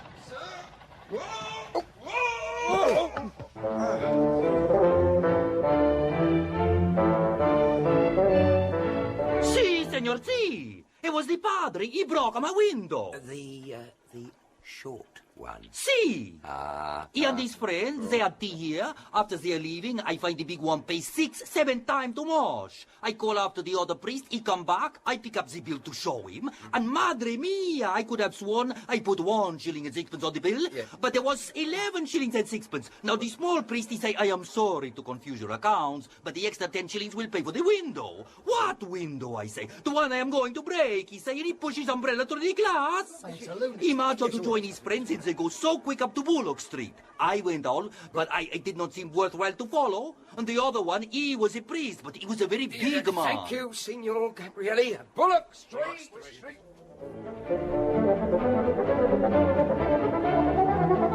It's here. No, Bullock Street is here. Yes, Bullock Street, yes. Well, there we are. This is it. Bullock Street. Dead as a dodo. Yes, well, what do we do now? I am flummoxed. I think it's time for another of your brilliant intuitions, sir. I'm afraid, Inspector, I too am flummoxed. In that case, gentlemen, might I suggest that we try more routine police methods? Huh? We could make inquiries. How so? Well, we could ask in this shop here. Yes. Well, it's a good idea, Sergeant. Yes. Good thinking. Well, now, leave this to me. Oh. Can I help you, gentlemen? Yes, good evening, madam. We are police officers. Here is my... show the lady your warrant card, Sergeant. Now, in pursuit of... If you've come about the parcel, I've sent it off already. Parcel? I mean the parcel the gentleman left. The clergyman. 2 clergymen? Yes, sir. These 2 clergymen, they came in about 20 minutes ago. Yes. And then what? Yes. They bought some peppermints. Bought some... Anyway, a few minutes later, one of them came back. Have I left a parcel? Well, Yes. I looked everywhere, but I couldn't see one. So he says, never mind, but if it should turn up, please post it to this address. And he left me the address and a shilling for my trouble. Well, sure enough. I thought I'd looked everywhere, but I found he had left a brown paper parcel. So I posted it, somewhere in Canterbury. But as the thing seemed so important, I thought perhaps you police had come about it. So we have. Have you any idea which way they went, the clergymen? Oh, yes, sir. The one that came back. I should think he was up from the country, a bit slow, you know. Yes, a bit simple. He asked me the way to Hampstead Heath. Straight up there, I said. But you want to be careful, what with the dark and this fog. And the rain. Yes, I must, he said. Got me to draw him a map, show him the best way across. Then he dashed off and forgot it. Oh, look, here it is. Oh, that's funny. I don't remember that cross on it. You see that little cross? Extraordinaire. That is funny. Yes, it is. Thank you. You have been most helpful. I'll take the map, if I may, madam. Thank you. Good night. Oh, it's a tall order, isn't it? Hampstead Heath on a night like this. Oh, look at the fog now. What a piece super. Well, what do you think, sir?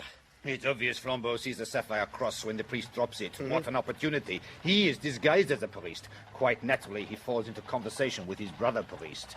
Flambeau does not know London, but he knows Hampstead Heath is one of the very few empty places in this crowded city. A place where he can get the priest on his own and commit the robbery without attracting attention. Precisely. Good point, he lures the priest here. A man like Flambeau could lead that gullible, innocent little simpleton by the nose to the North Pole if he wanted to. Yes, that's all very well, but I still don't understand. The soup on the wallpaper, the apples, the broken window. And what about the cross on the map? The cross! Let's make a wish to the place marked at once.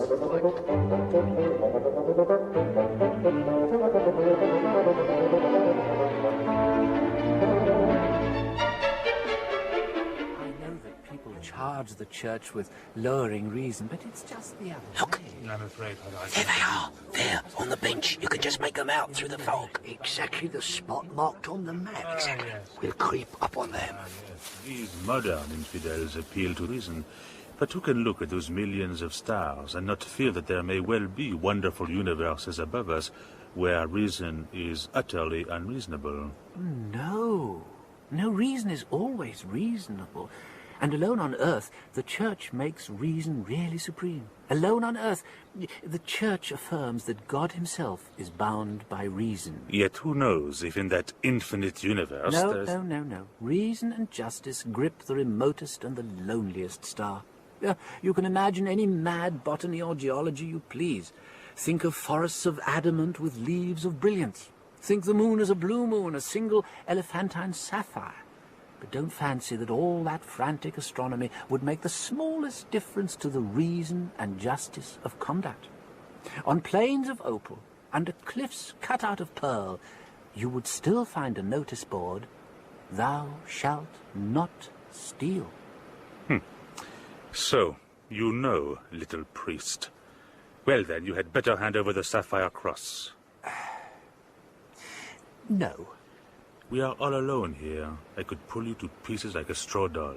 Oh, I'm sure you could, but you see, I don't have it. I left it behind in the sweet shop. Eh? You remember I went back to ask if I'd left a parcel? Well, I hadn't, but I did then, if you see what I mean. I don't believe you. Give me those parcels. Ça suffit, Flambeau. Pour les mains. J'ai un pistolet. Sacré nom d'ami. Valentin, qu'est-ce que vous faites ici? Right, stay where you are, both of you. Well, well, my little bumpkin. It seems you are remarkably fortunate. Who could have expected the head of the Paris police here? Well, as a matter of fact, I rather expected him. Put away that gun, will you, Monsieur Valentin? Please, that's not our way in this country. What do you mean you expected me, Father? Well, I recognized you from the newspaper, so I realized you must be pursuing someone. And then this gentleman, only I wasn't sure, and it would never do to make a scandal against one of our own clergy. I had to test you, Monsieur Flambeau. Pardon? Is a man generally makes a small scene if he finds salt in his coffee? If he doesn't, he has some reason for keeping quiet. I changed the salt and sugar. You kept quiet. Yes. A man usually objects if his bill is 6 times too large. If he pays it, he has some motive for being unnoticed. I altered the bill. You paid. And what about the soup and the apples? The window? Ah, well, Mr. Flambeau would not leave any tracks for you to follow, so somebody had to. But, as a matter of fact, another part of my trade, too, made me sure you weren't a priest. What? You attacked reason. That's bad theology. Priest, I salute you. And now, monsieur, adieu. Tally ho! I see it. God, what a jump! Quick after him, Sergeant! What a jump! I'll bring him down. No, Valentin. No gunplay. Sergeant, go that way. I'll go this way. Valentin, you stay there. Fools, fools, fools! I had him in my... Still, after all, perhaps I could not wish to have shot the famous Flambeau. Oh. Tell me, priest, what made you suspect him? Oh, well, well, there was a little bulge up the sleeve of his cassock. Ah, I thought the spiked bracelet. Oh, Dieu. Oh, la, la, la, la, la. How in Tartarus did you ever hear of this spiked bracelet? Oh, one's little flock, you know. Well, when I was a curate in Hartlepool, there were 3 of them with spiked bracelets. Yes. You know, a man who spends half his time hearing confession is unlikely to be unaware of human evil. Yes, perhaps it's you, police, who are the more innocent. Your duty is to arraign men in the public court before a judge. Mine is to absolve them in the sealed secrecy of the confessional before the highest judge of all. Naturally, they conceal their evil deeds from you. To me, they tell them. Ah, here's the inspector. Oh, are you hurt? Are you hurt, Inspector? Twisted my ankle. Oh, Just sit down. Yes, please, here. Sit down. Oh, that's better. Oh, this fog. We'll never get him now. Sir, I'll have to make a report on this. I'll need your name. Just give me... well, yes, of course. No, but it's Brown. Where's my J. notebook? Brown. It's Father Brown. Of course, I suppose that's... Damn it. I say... What? Have you... Well, I seem to have... Look, my umbrella. Well, I can't find my notebook. Here. Can I borrow your chance? notebook? My umbrella. In The Blue Cross by G.K. Chesterton, the part of Father Brown was played by Andrew Sachs. Flambeau, Olivier Pierre. Bagshaw, Bill Wallace. Sergeant, Alan Thompson. Lady Shopkeeper, Ellen McIntosh. Restaurateur, Trader Faulkner. Valentin, John Abineri. Constable, Trevor Nichols. Porter, Graham Blocky. Waiter, Robin Summers.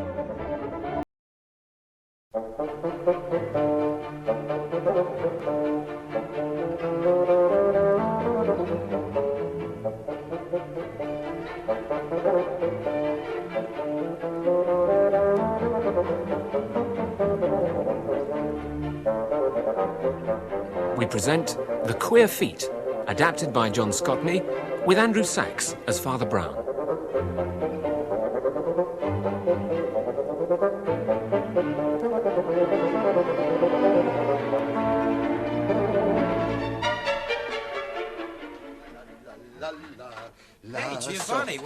down there. Oh, you mean, young Hector?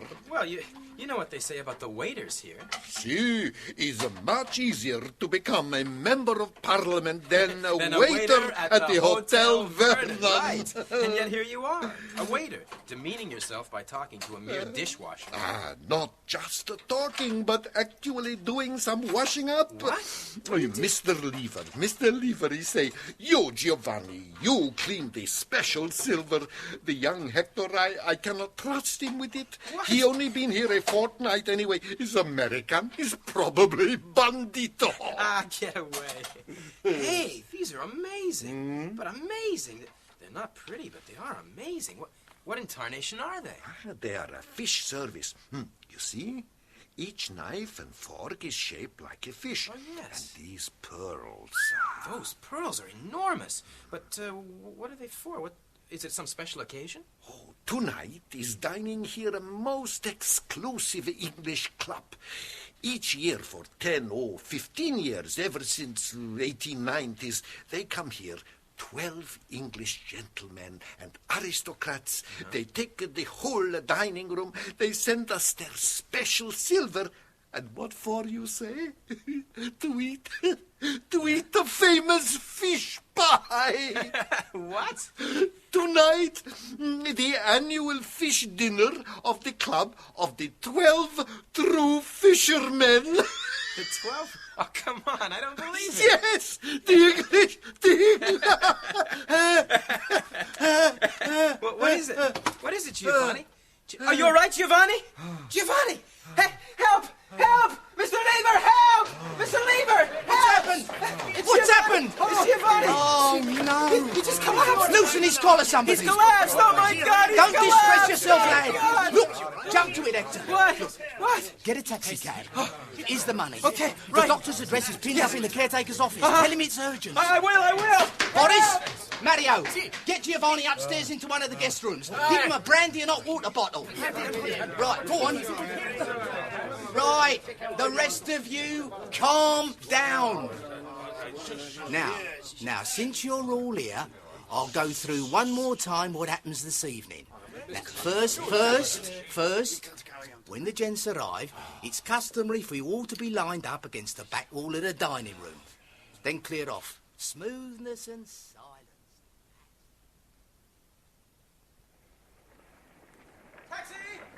Taxi! Oh, come on! Taxi! Hey!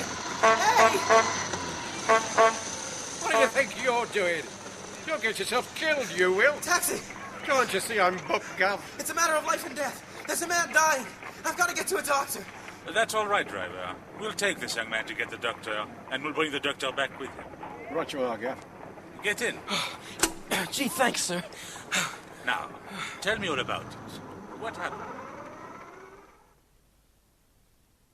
Is it bad, Doctor? Very bad, I'm afraid, Mr. Lever. I can't hold out any hope for him. He's asking for a priest. A priest? He's a Catholic. Oh, of course. Oh, Giovanni, why'd you do this to me today of all days? Mario? See. You're a Catholic. Where do I find a priest?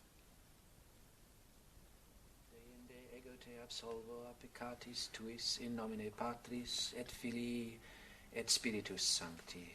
Amen. Dear Lord, have mercy on his soul. Doctor? Yes, Father? I think... Yes, he's gone. A stroke like that, it's probably for the best. Yes. You know, Father... Brown. Father Brown, I'm willing to bet you never thought you'd see the inside of this place. The most exclusive hotel in London. Doctor, however exclusive as you say a place may be, there is in the world a very aged rioter and demagogue who breaks into the most refined retreats with the dreadful news that all men are brothers. And behold, he rides a pale horse, and his name is... Death? Yes. And my trade, like yours, is to follow him wheresoever he goes.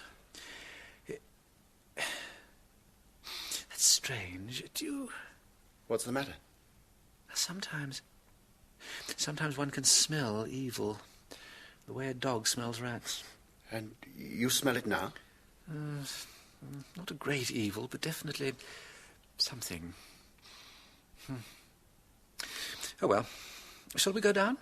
You no doubt have arrangements to make concerning the disposal of the body, and I must see Mr. Lever about something concerning that poor man's soul. I'm afraid I can't give you very long. My guests will be in a few minutes. Oh, dear. Well, it's about... Giovanni? Yes, yes. He wasn't a bad man, but in his youth he did something in Italy, and I can't break the secrecy of the confessional, of course. No. But he begged me to write at once to someone in Italy to at least partly make amends, and I do feel duty-bound to discharge the... So I was wondering if... Oh, naturally. This is my private inner office. I use it for the more delicate matters. Oh? If these walls could only speak, eh? Oh, perhaps better not. Paper, pen, ink. Oh, that is good. Yes, it might be a bit noisy, I'm afraid. This wall is pretty thin, and there's a passage from the kitchens runs right behind it. No, I'm sure it'll suit very well. Well, I'll be off. The gentleman will be arriving any minute.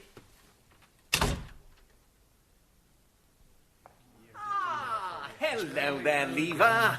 How's the soup kitchen? Good evening, Your Grace. Yeah, well, here we are again. Come for our fish pud? I hope everything will be to your satisfaction, Your Grace. I hope so. What? Heads will roll otherwise, eh? If you'll excuse me, Your Grace. Oh, yes, you pop off. Make sure they don't burn it. What? Your Grace. Oh, there they all are. All the jolly old waiters all lined up against the wall as usual. Look as though they're going to be shot, eh, Audley? Very good shot. You want to review 'em, Pound? You're the senior military man present. No. Ah, good Lord. Thought the Colonel was going to speak then. That'd be a turn-up for the book, eh? Never thought of the cavalry as the silent service till I met you, Pound. Well, I'll do it myself, then. Screw the old eyeglass in the eye. Like a proper brigadier. Let's have a shufty. Yes. Yeah, well... what are you doing, skulking behind a pillar? Oh, sorry. Setting up straight. Good. Big fella, aren't you? Your Grace, yes. Yeah, right. Now, what about you? Know your face? You've been here before. 11 years, Your Grace. I thought so. Right. Well, dismiss, huh? Off you go. Thank you, sir. Right, gentlemen. Come to the table.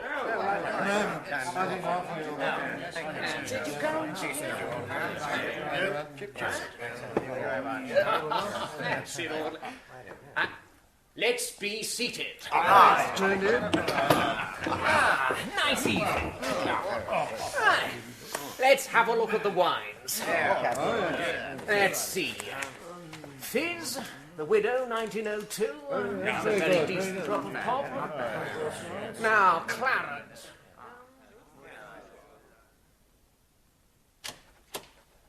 Father Brown? Oh, Mr. Lever, I hope your guests all is well. Oh, yes. I thought you must be hungry. I brought you something. Oh, that's very good of you. But you see, being Friday, I'm not supposed to eat It's the fish pie. Oh. Yeah. Oh, well, that's fine. Oh, it smells delicious. One moment. There, listen. What? Shh. Those feet. I keep hearing them, but I just can't place them. That heavy, slow step. At first I thought it was you. Oh, no, not me. No. The only creature on earth that walks like that is a gentleman of Western Europe. Western Europe? Yes, and probably one who has never worked. Oh. No, it's the other step that worries me. Listen. She's much lighter, as feverish as a rat, almost noiseless, like a man walking on tiptoe. Well, I'm sure I don't know, Father Brown. It doesn't seem very unusual to me. Oh. Would you like something to drink? We have seltzer water and lemonade. I always keep some for you people, ever since we had the American clergyman here. Lemonade. American clergyman. Yes, most kind, but please don't. No, thank you. Oh, sorry. Look, would you like some wine? It's only that the American clergyman was most rigorous about, Yes, yes, you see, that's where we differ theologically. The priest of my particular persuasion... well, you see, we remember our founder's first miracle was changing the water into wine, and not the other way round. Yes, some wine would be... I'll get Hector to bring it to you. Oh, he's a bit cut up, Give him something to do. Moulin au vent, all right? Oh, yes. Right, I must get off. The gentleman, Anything you want? Oh, good. Fine. Very good. Oh, thank you, waiter. I say, Audley, you're supposed to know about politics. What did Northcliffe's rag say about you? The man the empire needs, eh? Oh, what a toss, really. Well, what's his name? The new Chancellor of the Exchequer. What's he like? Supposed to be more red than Keir Hardie. He's an interesting fellow, Charlie. Writes rather good poetry, as a matter of fact. Poetry? Good Lord. Minor stuff, but not half bad. You know what the country's coming to. Yeah, I'll tell you one thing, Colonel. He's got a damn good seat. I was out with him with the Quorn last season. Left me, I can tell you. Your Grace? No more, thank you, waiter. Got to leave room in the old tub for the fish portal. Soup, Your Grace. Soup? Ah, now that's more like it. Know a poem about soup? Soup of the evening, beautiful soup. Who wrote that, eh? Tennyson? You're Chancellor of the Exchequer, fellow Audley. Charlie, you're incorrigible. I don't believe for one moment. Come in. Father Brown? Ah. I brought you some wine, sir. Yes, you must be Hector. Shh. Did you hear that? On the other side of the wall, the footsteps, very quick. And now slow and steady. Yeah, yes, it's a passage from the kitchen to the dining room, sir. They've gone. Here, you better have a glass of wine yourself. From the look of you, you need it. Oh, thank you. I've never seen anyone like that before. Like? Dying. Ah, yes. Now, I've seen all too many. If it's any consolation, when he actually died, he was at peace. Yes. Oh, the letter to Italy. I mustn't keep you. No, don't go. Shh. Here he is again. What? It sounds to me like two different people. Yes. Yes, I thought of that, but there's a slight creak in the boots. I'm sure they're the same pair. Cracking good fish pie, that was. They can't do it like that anywhere but here. Nowhere. Nowhere assuredly except here. It was represented to me that the same could be done at the Café Anglais. Nothing like it, sir. Nothing like it. Overrated place. The Colonel has spoken. Hey, What's the matter with that waiter? Did you see that? Popped in as brisk as you like, looked over here, went white, and popped out again. Another one now, beating round the door. And another? Well, I'll be blue. Splendid work young moocher's doing in Burma. No other nation in the world... Boy, what the devil's going on? I'm extremely sorry, Colonel, but Your Grace, might the proprietor have a word with you? It's very important. Certainly. You will pardon me, Your Grace. Gentlemen, I have great apprehensions. Your fish plates, they are cleared away with a knife and fork on them. Well, I hope so. You see the waiter who took them away? You know him? Know the waiter? Certainly not. Well, I never sent him. I don't know when or why he come. I sent my waiter to collect the plates and he found them already gone. Do you mean that somebody has stolen our silver fish service? Are all the waiters here? Yes, they're all here, Colonel. I'll always count them as I review them. Never been more than 15 waiters, and there were 15 tonight. No more and no less. Wait on? You say you saw all my 15 waiters? Are you sure? 15 of them? As usual. What's the matter with that? Nothing. Only you never did. What? One of them's lying dead upstairs, Your Grace. I'm most terribly sorry. Is there anything one can do? Oh, he's had a priest, thank you, sir. That's whatever my strong point. But if there were 15 of them lined up and only 14 live waiters, we're left with one extra, and he must be the thief. Gentlemen, down to the front and back doors and secure everything. The 24 pearls are worth recovering, apart from being made to look a set of damn fools. At your command, old boy. Come on, Audley. What? This is a lark. Now, Lever, I want all your chaps on parade in here, Brendan and Goldie. Sir? Quickly, man, quickly, all the waiters and cooks and what have you, in here.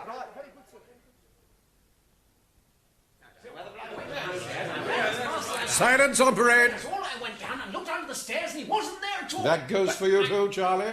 Sorry, Colonel. Right, Lever, at the lot. Yes, Colonel, I think so. Patron, what about Hector? Where's Hector? Anyone seen Hector? He was not downstairs by the sink. Who is this Hector? He's an American, a plongeur. A what? A dishwasher. He's only been here a fortnight. Hector what? What's his surname? Where do I know? He's a dishwasher. Everyone just calls him Hector. Do you know about the silver? He was with Giovanni, the one who died. When Giovanni was cleaning it. Well, it looks like we must find Hector. Sorry to butt in, Colonel, but I think that chap behind you wants to say something. Little fellow in black, he's just come in. Yes, I must apologise for interrupting, gentlemen, but I think perhaps I have what you're looking for. You? A valuable thing to deposit in a cloakroom, aren't they? Did you steal those things? Oh, well, at least I'm bringing them back again. But to make a clean breast of it, I didn't. Did you catch the fellow who did steal them? Oh, yes. I caught him with an unseen hook and an invisible line, which is long enough to stretch to let him wander to the end of the world, and still to bring him back with a twitch upon the thread. Yes, I wrestled for his soul, and he repented of his crime. I say. Repented of his crime, eh, did he? That's a bit ripe, eh?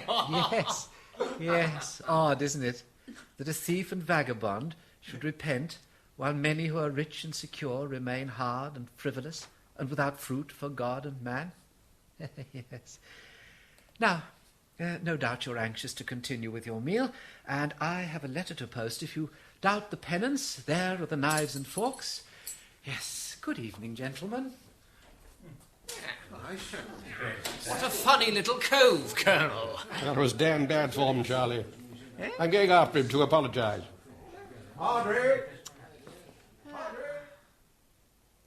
Padre! Yes? Look here, I'm very sorry about that rudeness.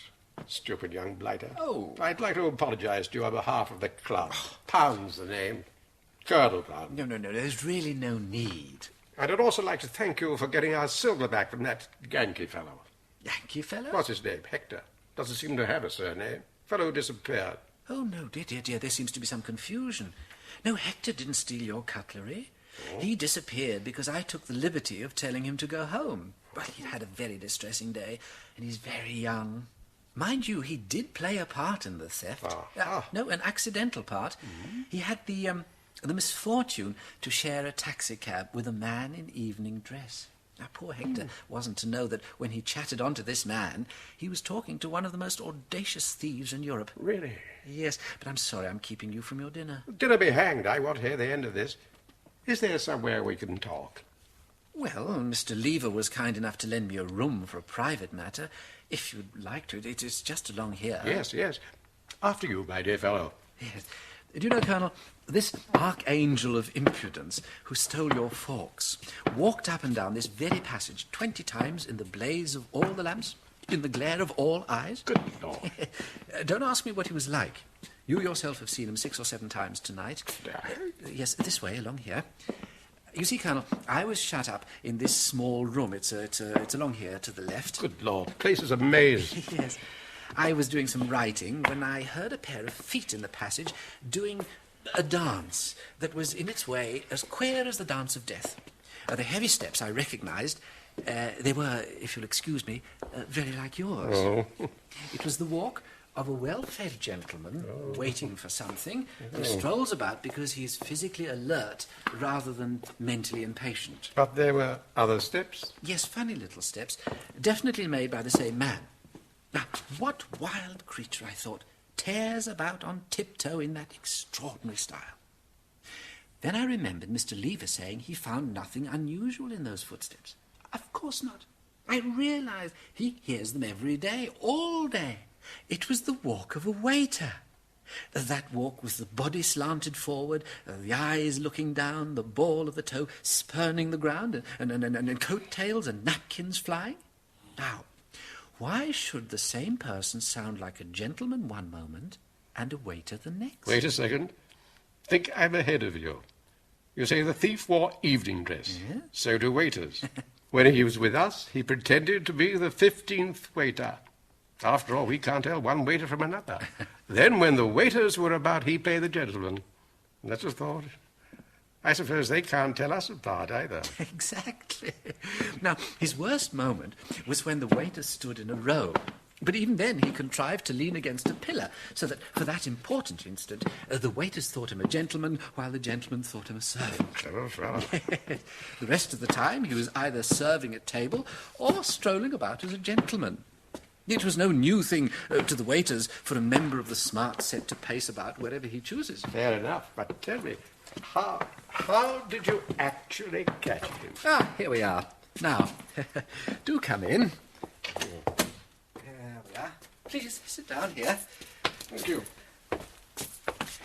Now then, I was sitting here, like this, when I heard the same footsteps again, only this time they were not in the passage behind us, but in the main corridor in front, running like a hare and heading towards the main door. I went through into the cloakroom. The attendant wasn't there, and I'm afraid I slipped his coat on. Well, my costume is rather conspicuous.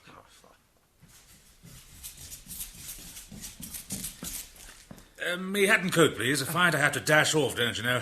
Here's me ticket, number 4. Very good, sir. Here they are, sir.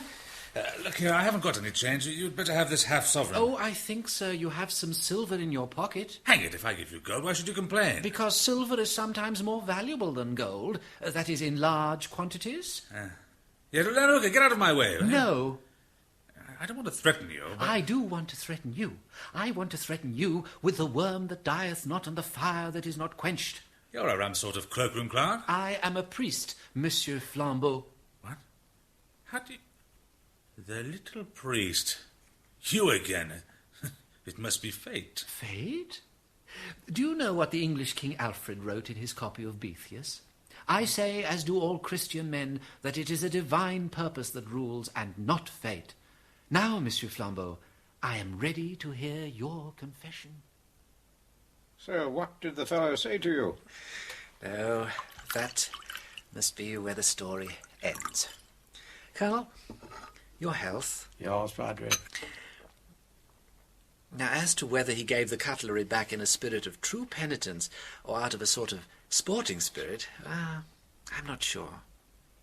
A crime is like any other work of art. What? Oh, Colonel, don't be so surprised. Every work of art, divine or diabolic, has one indispensable mark. I mean, that the centre of it is simple, however much the fulfilment may be complicated. Thus in Hamlet, let us say, the grotesqueness of the grave-digger, the flowers of the mad girl, the grin of the skull, are all oddities in a sort of tangled wreath round the one plain, tragic figure of a man in black. Gentlemen, be upstanding. His Majesty, King Edward.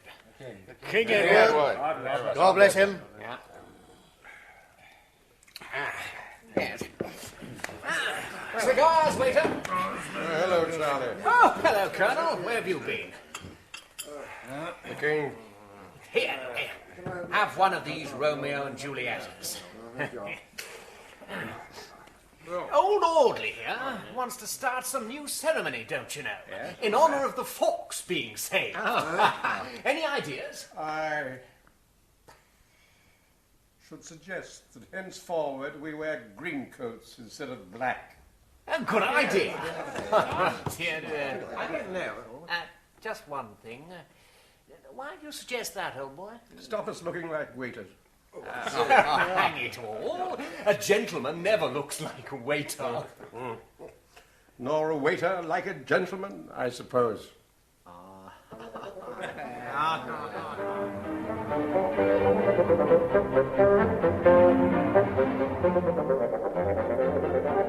In The Queer Feet by G.K. Chesterton, the part of Father Brown was played by Andrew Sachs, Flambeau, Olivier Pierre, Colonel, Nat Brenner, Duke, Christopher Scott, Lever, David Graham, Hector, Kerry Shale, Doctor, David Sinclair, Giovanni, Arnold Diamond, Jean-Pierre, Robin Summers, Audley, Alan Thompson. The Queer Feet was...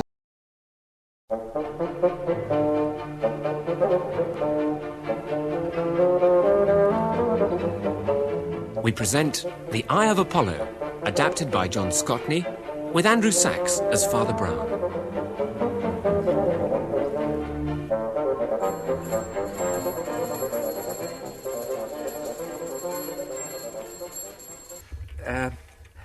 St. Francis Xavier's, this is Father Brown speaking. Yes? Yes? Yes? Yes, certainly. Yes. Goodbye. Yes. Goodbye. That was the police, sister. Oh, Mother of God. Oh, I'm sorry, Father. But what would the police be wanting with us? Oh, Bigorra, I should never have put the Holy Father's head on the counterfeit sovereigns. You're mocking me, Father. I'm sorry. It's a gentleman called Inspector Bagshaw. I met him last November. He wants to see me about a man called Flambeau. Flambeau? A criminal. A criminal? Yes, I had hopes I might, yes, well, anyway, Inspector Bagshaw wants me to go to Scotland Yard. Scotland Yard? Such a long way, isn't it? I must be back here this afternoon. I must... 20 minutes on the Twopenny Tube, Father. He can meet you at the station. The Twopenny... Tube. The electric underground train. Go from here on the CLR. The Central, that is, Father. Then change at Oxford Circus for the new Bakerloo line. Burn-editions! Perfect style use and standard! Kaiser launches new dreadnought! Read all about it! Read all about it! Excuse me. No, thank you. Could you just tell me how to get out of this underground station? Yeah, sir, just up there, Gov. Oh, thank you so much. Read all about it! So kind of you. Read all about it! Perfect style use and standard! What was a daisy, Father? Oh, dear, oh, dear. Are you all right now? The Bagshaw. No, I couldn't see a thing coming out from there, into this bright sunlight. Oh, I see. My glasses. I think sometimes I need glasses to look for my glasses. There we are. Oh, thank you. Now, tell me about Flambeau. Yes. What new devilry has he been up to? Well, that's the funny thing. He seems to have changed his ways. Opened up a straight business as a private detective. Oh. He's got an office in one of these new apartment blocks over here. Private? Yeah. Well. Rejoice with me, I've found my sheep that was lost. Oh, yes, yes. He said he reckoned he could make more money out of detective work than out of crime. He wouldn't at Scotland Yard, I can tell you that. Yes, we too know something of poverty. Oh, yes, indeed. Frankly, sir, I'd value your opinion about whether Flambeau is pulling the wool over our eyes. He did particularly ask to see you, and his office isn't far from here, so if you wouldn't mind, you can come over. This is it. They haven't even finished working on it yet. The big tall one with the sign. You can see it, can you? Oh, the great gold eye. Yes, even I can see that. Monsieur Flambeau now seems to be taking as much trouble to advertise himself as he once took to conceal himself. Oh, no, that's not Flambeau's office. He's got the office underneath. That's one of the new religions. Fellow calling himself Kalon. It can't be his real name. Calls himself the new priest of Aten or something. Aten? But Aten, the Egyptian sun god? You couldn't see it. It sounded fishy to us. I'm willing to bet it's something to do with old Flambeau, but we can't prove any connection. Well, he must look out, this Kalon. The sun gods were always the cruelest. Oh, yeah. But what does that monstrous eye mean? Well, as I understand it, Father, according to our report, they've got this theory. A man can endure anything if he thinks the right way. Their two big symbols are the sun and the open eye. They reckon if a man is really healthy, he can stare at the sun. Oh, a really healthy man wouldn't want to. I'm with you there, sir. Anyway, I'll wait for you in the pub over there. We can compare notes afterwards. Yes, right, yes, fine. Mind the revolving door. That's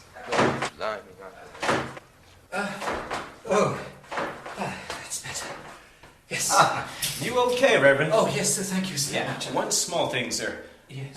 I'm the supervising engineer for the elevator construction. I beg your pardon? Oh, sorry. I build the lifts. Oh. I wanted to warn you. Well, is something wrong with them? Sir, in our opinion, the quietest super silent elevator system is the best in the world. The quietest system is 53% quieter than any other. Oh, really? Yes, sir. Is it electric? Oh, yes, sir. Oh, yes, I thought so, yes. Anyway, although the elevators are working, I must ask you to wait for the attendant. Of course. You see, the safety catch on the outer doors isn't yet working to maximum efficiency. Mr. Wilson, no lift boy again, I see. No. Well, I will be no more dependent on boys than on men. I am quite capable of working the thing myself. And you? Are you going to wait all day, or will you come with me? I was told by Oh, Miss that's Jones- all right, Reverend. Miss Stacy can handle the elevators just fine. Oh. Fine and dandy. Well, then, thank you so much. Most kind of you.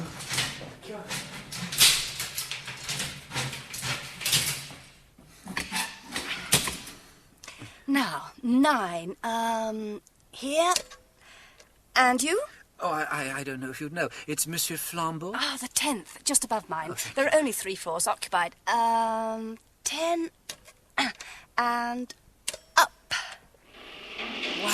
Oh, it certainly is very fast. Mm. Oh. 8, 9. Good. Oh. Oh, the stupid gimcrack company. What do you mean? Quiet as super silent lifts. This door is always getting stuck. Oh, well, may I... Why couldn't they have gone to one of the big lift Well, firms? no, let me help, huh? There. Now, don't tell me. I'm beginning to get the hang of these things. I shut this door. Yeah, and now this one. Ah, shuts easier than it opens. Oh, dear. Shouldn't you be inside it? Don't you want the next floor up? I'll call the lift back. Oh, no, thank you. Stairs, if there are stairs. I'd rather, well, I'm used to stairs. They're not electrical. Another helpless man. Come and meet my sister Joan. Oh. We have a typewriting agency, just the 2 of us. Oh, Joan! Did you move that waste paper bucket? Oh, I'm sorry, Paulina. I've told you before, everything in this office is carefully placed in its most efficient position. Please don't move anything. Efficiency and light, those are our watchwords. Electric light? Oh, we do have electric light, of course, but no, I meant the one true light of heaven. Oh. The stairs are just here. My dear Father Brown! Oh, you startled me. Old ways die hard.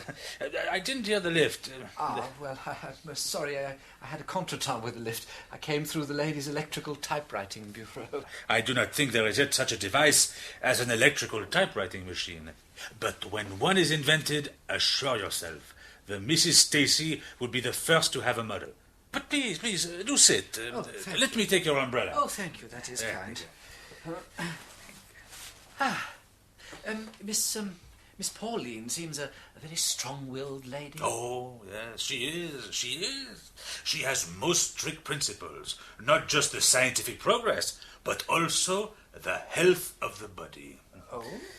Would you like some coffee? Real French coffee? Oh, yes, please. The health of the body. Yes. You saw her sister, Joan? Yes. She is very short-sighted. Hereditary disease, I believe. Their poor father died completely blind. Now, let me see. Now, the coffee grinder. Where's the coffee grinder? The coffee grinder? Voilà. Yes, so, I was there last week. I wanted some typewriting. The brave Pauline, she will not allow Joan to wear spectacles. She catches her wearing them, she tears them from her nose, and stamps on them. Miss Pauline, I said, you believe in all this scientific improvement. Why cannot science help in this way too? I remember her words. True scientific invention is the force of man and woman too, she says. But these nasty props and potions the doctors sell, they are the marks of our slavery.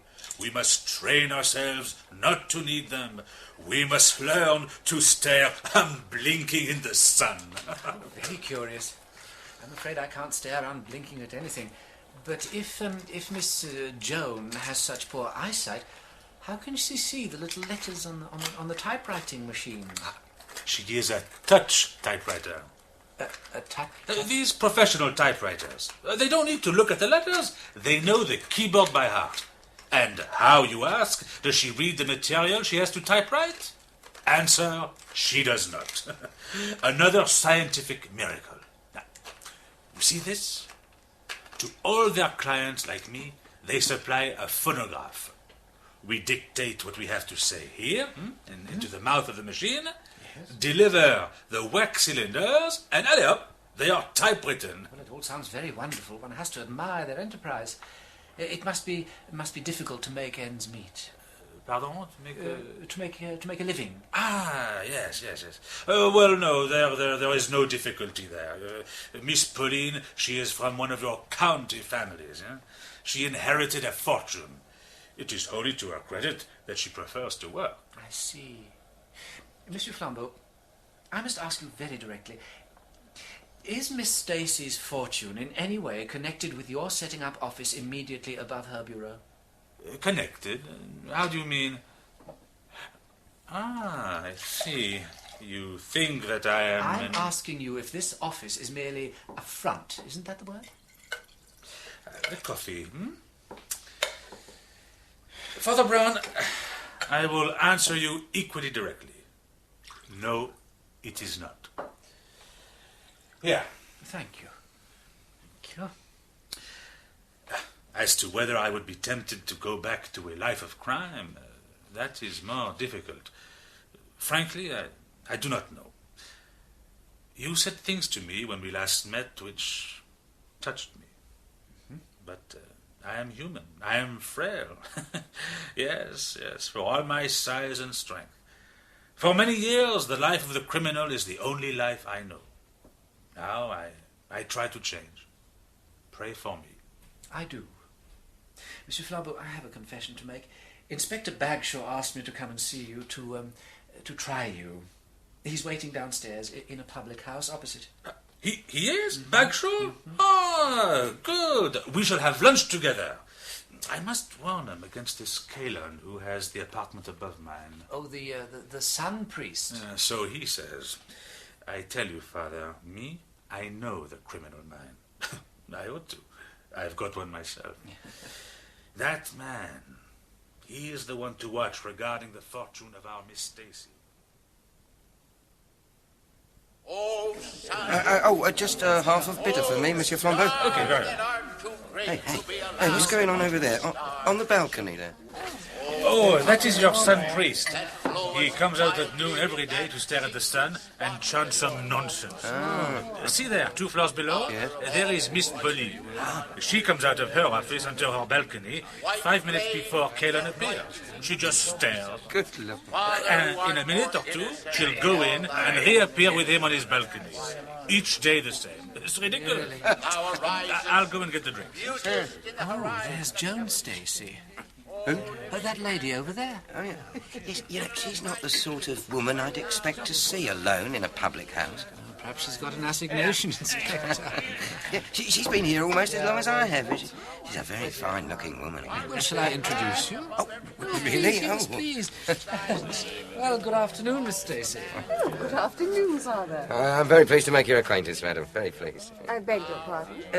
This is Inspector Bagshaw. How do you do? How do you do? Here you are, the drinks. Thank you so much. Hello, Miss Stacy. Now, there, look. Pauline's gone in from her balcony. In a moment, you'll see her up with Calon. Can I get you a drink, Miss Stacy? Oh, no, that's... What was that? Didn't you hear anything? Yes, I did. I did, yeah. Look over there. Yeah? There's something happening over there. Oh, come on! Oh, Yes, quick. Excuse me, pardon. Lovely, thank you very much.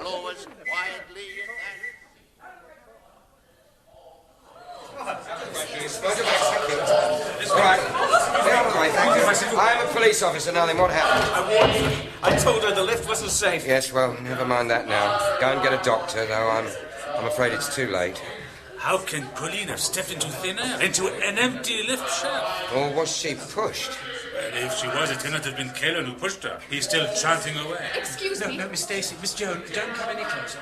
It's your sister. I'm afraid she... Yes. I warned her. I warned her about the lift. I warned her of many things, but she would not listen. There is something very peculiar here. I'm going to see Caelan. Go with him, will you, Father Brown? Just in case. Thank you very much, sir. Right, I want to make a few statements. Calm down. Well, I don't think those stairs are meant for climbing. Oh, well, here we are, the Stacy's office. Aren't you coming up to Caelan's floor? It's another 2 floors up. No, I think we may find this floor more interesting. You notice the open gate to the lift shaft? Yes, yes. And, You're right. Look here in the waste paper bucket. Blood. See, blood. Blood? What? Oh, no. No red ink. Would you? And green ink. And blue ink. Incredible. And black ink. Well, that's funny. It wasn't here before. You see, this bin, Miss Pauline, she knocked it over. I'm sure I'd have noticed the ink. But why, though? Listen, there comes the lift. Oh, yes. Caelan. What are you doing here? Ah. Where is Pauline? My dear. Why didn't she come up to join me? Pauline, Miss Pauline Stacy, is dead. She fell down the empty lift shaft. Dead? Pauline is dead? Sir. Disney. Oh, I must sit down. Of course, here. Those damn tricksy lifts. Oh, that woman who is dead was my love and my bride. Comment ça? She was your wife? No, not after the manner of your tin chapels, what the world calls lawful matrimony, but after a pure, sterner law, higher than anything you can understand. Allow me to try. Would you learn from me? Perhaps I might learn something. You see, we're taught that principles, motives, are what we should judge a man on. If, say, a man has bad principles, it is his fault if he commits a crime. You would convict men of crime. I would convict them of innocence. You would convince them of sin. I would convince them of virtue. All your church is but a black police. A black police, I ask you. The man is a charlatan. What about the police? Oh, them stairs. Oh, don't talk to me about the police. Now I know what they mean when they say when you want one, you can't find one. Blow my whistle for 5 minutes I was before any of the uniform branch turned up. Oh, this is the deceased sister, Miss Joan Stacy. Yes. Of course you both know that. You must be Caelan. Right, I've got my breath back. We might as well get started. I don't mind telling you, I can't put my finger on it, but something stinks here. It looks like an accident, could even be suicide, but I smell murder. Now, Mr. Caelan, what were you doing just before before Miss Stacy fell? Going into Stacy's office with a document for Pauline to sign. Then I went upstairs to commence my prayers. Upstairs? Just for the record, what was the document you were taking to be signed? It was Miss Pauline Stacy's will. She'd asked me to check it before she signed. Pauline did love me. And this very morning before she died, she wrote on that table a will leaving me and my church £500,000. C'est pas possible. See for yourself. The will is on the table over there. I gave and bequeathed to church of... my knowledge of English law may be limited, but how is this valid? It is not signed. Not signed? Oh. What? What monkey tricks you been up to, Joan? How dare you? See here, gentlemen. Here's your death explained. The poor girl is writing her will in my favor. Her cursed sister here comes in, struggles for the pen, drags her to the shaft, and throws her down before she can finish. Oh, that's outrageous. Mr. Caelan, Miss Stacy here has the same alibi as the other chief suspect. I myself was only a few yards from her when the murder occurred. And who is the other chief suspect? You are, Flambeau. And I?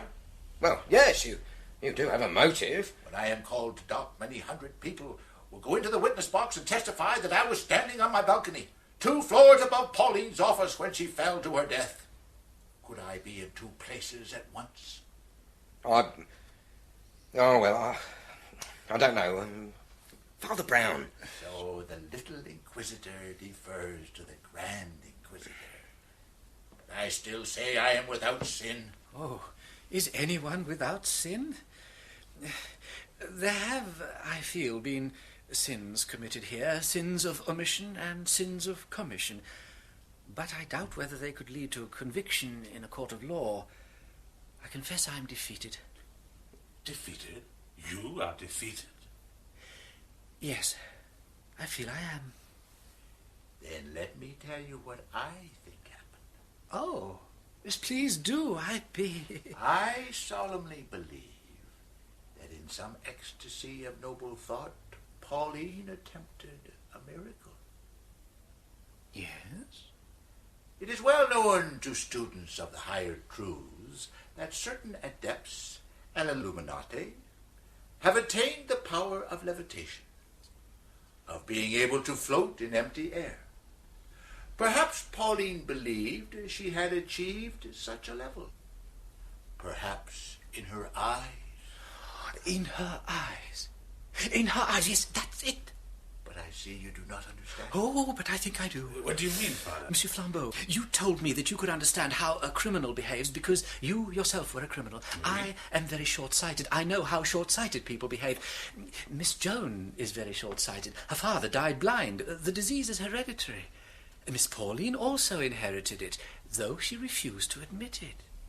2 things I recognized. In the lift, she could not read the numbers on the floor indicator. She had to count the floors as we passed. And she did not see the waste paper bin she knocked over. I'm always doing things like that.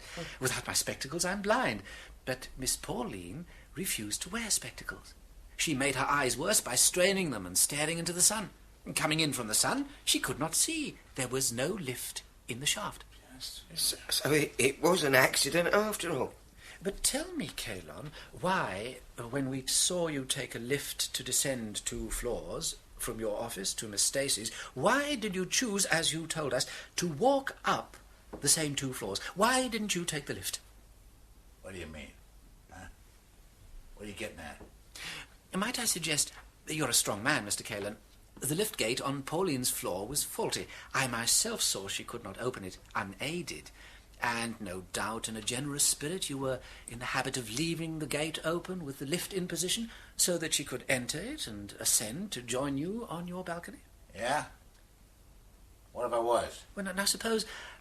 I'm only supposing, of course. Suppose today, shall we say, believing that Miss Pauline Stacy had signed a will in your favour, you were tempted. Tempted? The word means nothing. Very well. You chose, when you had walked up the 2 floors to your office, you chose to press the little electric button to summon the lift to your floor. Would that not mean that at Pauline Stacy's floor the door would remain open? And that instead of finding the lift she expected and assuming, as I suggested, that she could not see, she would step confidently into the empty shaft because you had called the lift to your own floor? That's it. There. I have him, Inspector. Let me go, Flambeau. No, Mr. Kalon, I charge you with a willful murder. No, I was only conjecturing. I'm sure there can be no charge against this man in law. As he said, there were hundreds of witnesses to the fact he was praying to his God when Pauline died. No, let him go, Monsieur Flambeau, please. Who are you, you cursed black spy, to weave a spider's web round me? I will leave now, and none of you can stop me! No, Monsieur Flambeau, let him pass. Yes, let Cain pass, for he belongs to God. Inspector? Oh, Miss Joan, I do apologise. I'm afraid in all the excitement I'd rather forgotten about you. Am I free to go too? This has all been something of a shock. Oh, well, of course, Miss Stacy. Miss Joan, if If there's anything I can do... No, thank you, Inspector. Oh. Father Brown, Monsieur Flambeau. Mademoiselle. So, I am the only suspect remaining, Inspector. Oh, I didn't really suspect you, Flambeau. Nor Miss Joan. Ah, but Inspector, she is not wholly without guilt. Then what was her crime, Father? Well, one was to guess that her sister was in danger and to come down to the public house to disassociate herself from that danger. The other was more deceit, really, and something of a gamble. Knowing her sister intended signing the will, she emptied all the fountain pens into the waste paper bin here, hoping her almost blind sister would not see she had not made a mark. Yes, yeah. It was a gamble. Kalon could easily have checked, but he was preoccupied with his own evil thoughts. The gamble paid off. Hence her relief when she knew there was no signature. Let me see. 15 minutes since the murder by my watch. Is that a record for a solution, Inspector? I knew Kalon had done it before we came into the front door. Oh, how in the name of... Human nature. In the middle of Kalon's prayers, there was a crash, a scream, the hullabaloo of the crowd, and a policeman blowing his whistle for 5 minutes. But Kalon continued unperturbed. He did not start or even look down. He clearly expected something of the kind.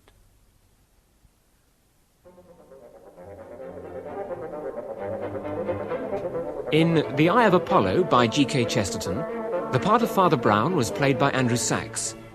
Flambeau, Olivier Pierre. Bagshaw, Bill Wallace. Kalon, Bruce Bower. Pauline Stacey, Nerissa Knights. Joan Stacey, Lisa Flanagan. Wilson, Garrick Hagan. Sister, Melinda Walker. News vendor, Robin Summers. The Eye of Apollo was adapted by John Scott. The Father Brown Stories by G.K. Chesterton.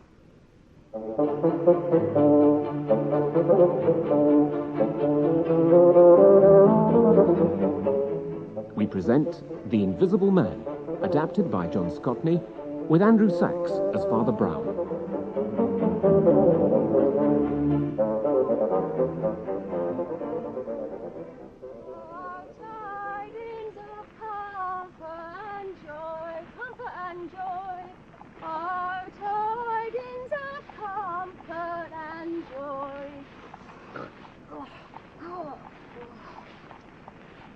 God rest you, merry gentlemen, let nothing new just... Oh, Merry Christmas, mister. Down to you. Oi, penny for the weights. Weights? What weights? There's only one of you. Penny for the weight, then. Penny for the guy. That'd be more appropriate. Christmas isn't for another week. Yeah, rotten old Scrooge. Well, so here you are, then. Invested wisely. Oh, sixpence. God, thanks, Gov. Thanks very much. Merry Christmas, mister. Merry Christmas. Silly old show-off.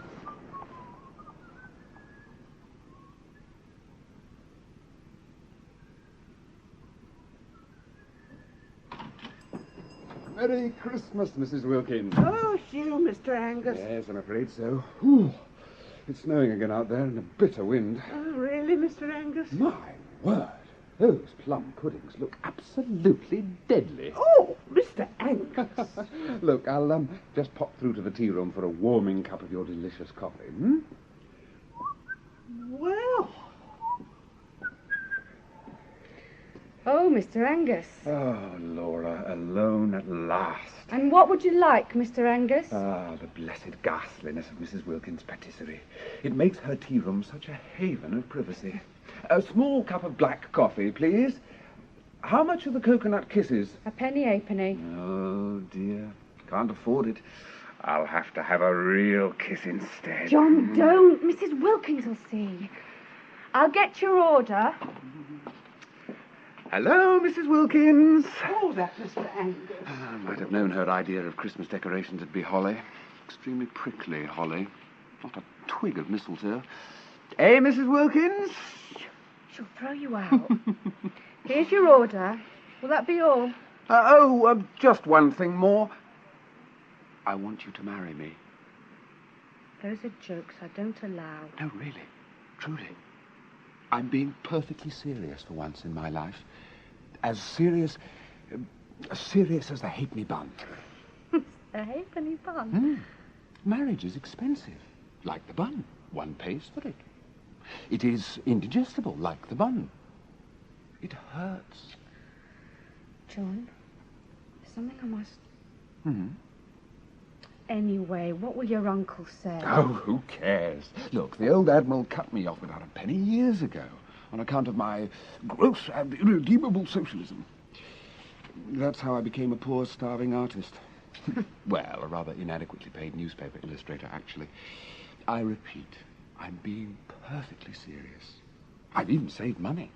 I have sold my soul. I've drawn nothing for weeks but jolly robins, jolly fat little men with sacks and white beards, jolly reindeer, jolly candles, jolly holly. I've, bought you a ring. Look. Oh, it's lovely. Oh, John, you are serious. Only... Oh, this is terrible. You don't give me time to think. Ah, I'm not such a fool.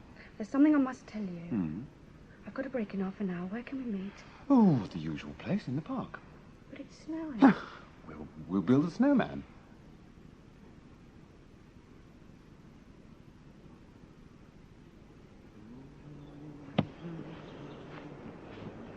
Hello, John. Hello. There. One snowman nearly finished. You haven't got a pipe and a carrot about you, have you? To finish him off. Mr. Angus, before there's a minute more of this nonsense, I must tell you something about myself as shortly as I can. It's nothing I'm ashamed of, but it's a nightmare. What? Now, my father owned an inn, the Red Fish at Ludbury. I used to serve behind the bar. Ah, I always knew you were reared among nobler beverages than tea and coffee. Look, do you mind if we walk? I'm freezing. Yes? Ludbury's a sleepy little hole tucked away in the Wolds. The only people who ever came to the Red Fish were the usual commercials and men who had nothing better to do than lean about in a barroom and bet on horses. Sounds quite idyllic. The exotic strangers and the sportive kings. Now, for myself, Oh, do hold your tongue and listen. Huh? There were two of them in particular. Really, I was a bit sorry for them. They were so unattractive. One was very small, a tiny little man. He had little bright black eyes like a bird's, and he was curiously clever at all kinds of things, like making a jumping kangaroo out of 5 cigars, or getting 15 matches to set fire to each other, like a regular firework. Isidore Smythe, that was his name. And the other one, was he, by contrast, enormously tall? He was quite tall. He had light-coloured hair. I think that was what was so dreadful about him. He was so completely nondescript. A dreary, silent, ordinary man. James Welkin, he was called. He never did anything except soak in our bar parlour and go for long walks by himself in the dull grey hills all around. So, I was startled and very sorry when they both offered to marry me in the same week. Good Lord. Did you marry them both? I did a very silly thing. I had a horror of their realising. I refused them because I found them both so impossibly unattractive. So I made up some gas about never meaning to marry anyone who... Oh, it sounds ridiculous, but I was very young. Anyone who hadn't carved his own way in the world. 2 days later, the old trouble began. I suddenly heard that both of them had gone off to seek their fortunes. As though they were in some silly fairy tale. And now they've come back from the goldfields of Australia with red shirts, huge moustaches, and sacks full of half-time nuggets. Not quite. What time is it? 1:30. I must be getting back. Come on, we must hurry. Wait a minute. What happened? Well, about a fortnight ago, I got a letter from Smythe. And this last week, he's come in the tea room twice. What? I suppose you've seen all the hoardings all about this Smythe silent service. Oh, yes, I know. Turn a switch, a housemaid who doesn't flirt. Set a dial, a cook who is never cross. All kinds of fancy machines for doing the housework. Vacuum carpet sweepers, steam washing machines, electric refrigerators, electric kettles. Oh, well, anyway, these machines, whatever they are, they're making him pots of money.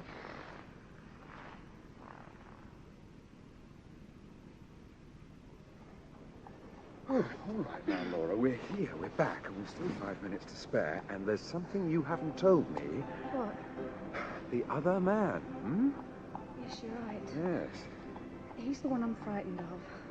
I haven't seen him, but I've heard him. Well, how? It was just a few seconds before Smythe's let her come through the door. I heard his laugh. I opened the door. And? There was no one there. Good Lord. I'd forgotten how he laughed. It's one of the reasons I found him so unattractive. I say that's rum. Yes, it is, isn't it? No, I don't mean that, though it is, of course. I mean this, here. Well, this paper stuck to the shop window, this thin strip. Do you know what it says? Smythe shan't have you. If you marry him, he will die. Who the devil are you? Isidore. Sorry I startled you. It's these rubber sole shoes, one of my own products. They're very quiet, especially in the snow. And this gentleman, Laura? Mr. John Turnbull Angus. Mr. Isidore Smythe. How do you do? How do you do? It is undoubtedly Welkin's writing, is it not, Laura? Aye. I came to tell you that I, too, have heard from James. Have you? Yes. 5 times in the last fortnight he's left threatening letters at my flat. Yet the porter swears he didn't see anyone in the least suspicious. And here he has pasted up some sort of dado on public shop window, while people in shop Quite were... so, while the people in the shop were having their tea. Aye. Or rather, while the person in the shop was having his tea, there's only that little priest. Well, we must speak to him. What? Yes, can't stop. Oh, Mr. Angus. Evening, Mrs. Wilkins. I see trade is looking up. A customer. A guest. Oh, Laura. I'll explain in a minute, Mrs. Wilkins. Yes, you will. Oh. Excuse me. Are you speaking to me? Could we have a word with you a minute, please, Father? Oh, yes, certainly. If you marry him, he will die. Oh, dear. The thing is, Father, did you see anybody stick it up there? I wonder what those little holes can be. It is probably stamp paper. Easy enough to get hold of, and no one could possibly trace it. More important, though, Father, did you see anyone stick it there? No. Then I wouldn't, you see. I'm terribly short-sighted, and I was rather a long way away. Oh, I have perfect eyesight. Ah. I assure you I saw nobody. Oh, that's amazing. Well, if I were you, Smythe, old chap, I'd put the whole thing in the hands of some energetic private inquiry agents. Well, you're right, of course. But some of these private detective fellows are, well, you now, know... there, perhaps I may be able to help. I know an extremely clever fellow. His name's Flambeau. Oh, he's a foreigner. Yes. His office is in town, but his flat's not far away.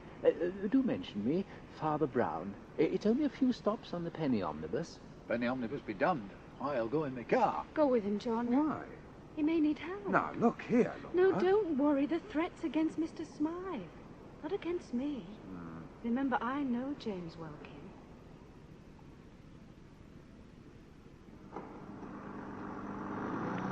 A designed car myself, Mr. Angus. As you see, it is extremely simple to drive. Anybody buy them, no need to employ a chauffeur. It's remarkable. Do you keep a servant, Mr. Angus? Servant? No, I can't afford to. I can afford to. I'm a millionaire. Oh. But I choose not to. My rival, I suspect I should say our rival. Well... Welkin, yes. He was left a little money. When I last saw him, he was drinking his way pretty deeply into that capital. I don't know what Laura told you. Well, she gave me a... Oh, dear. Whatever Laura may have imagined, I always earned every penny I spent. I had to. My parents there were already long dead. They'd been servants up at all. Between them, they earned £50 a year for a 12-hour day. Blackleading grates, boiling laundry. Mind your backs! Heating up water on fire and carried up for master's bath.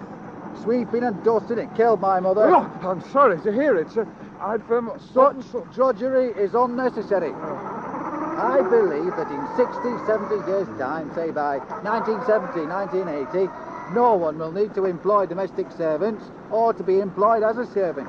And the reason, machines of which the machines I manufacture are but the primitive ancestors. It will be the new golden age, but a golden age without slavery. Hey, mind that horse.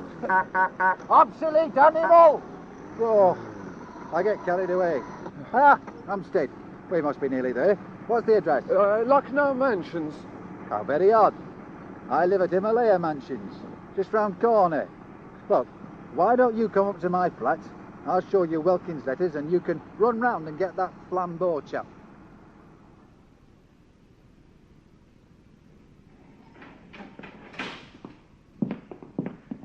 Here we are, my flat. Well, avert your eyes. I beg your pardon? While I turn this combination lock to neutralise burglar alarm system.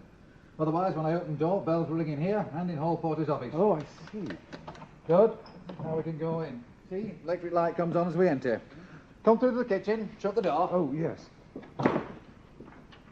Good Lord, what a battery of paraphernalia. What's that? That is my electric knife sharpening and polishing machine. I say, I wouldn't half mind having one of those. 33 guineas. 33 guineas? Oh, that's a bit steep. Costly. Like so many of my machines, it is, at present, vastly more expensive than the human servant it replaces. Oh. Fortunately for me, my things are fashionable among the far-sighted. Did you know that on King Edward's yacht he has no less than 3 electric refrigerators? One just for champagne. Really? Here are the letters. Living room is through there. Door, of course, is automatic. I just press this button here, so.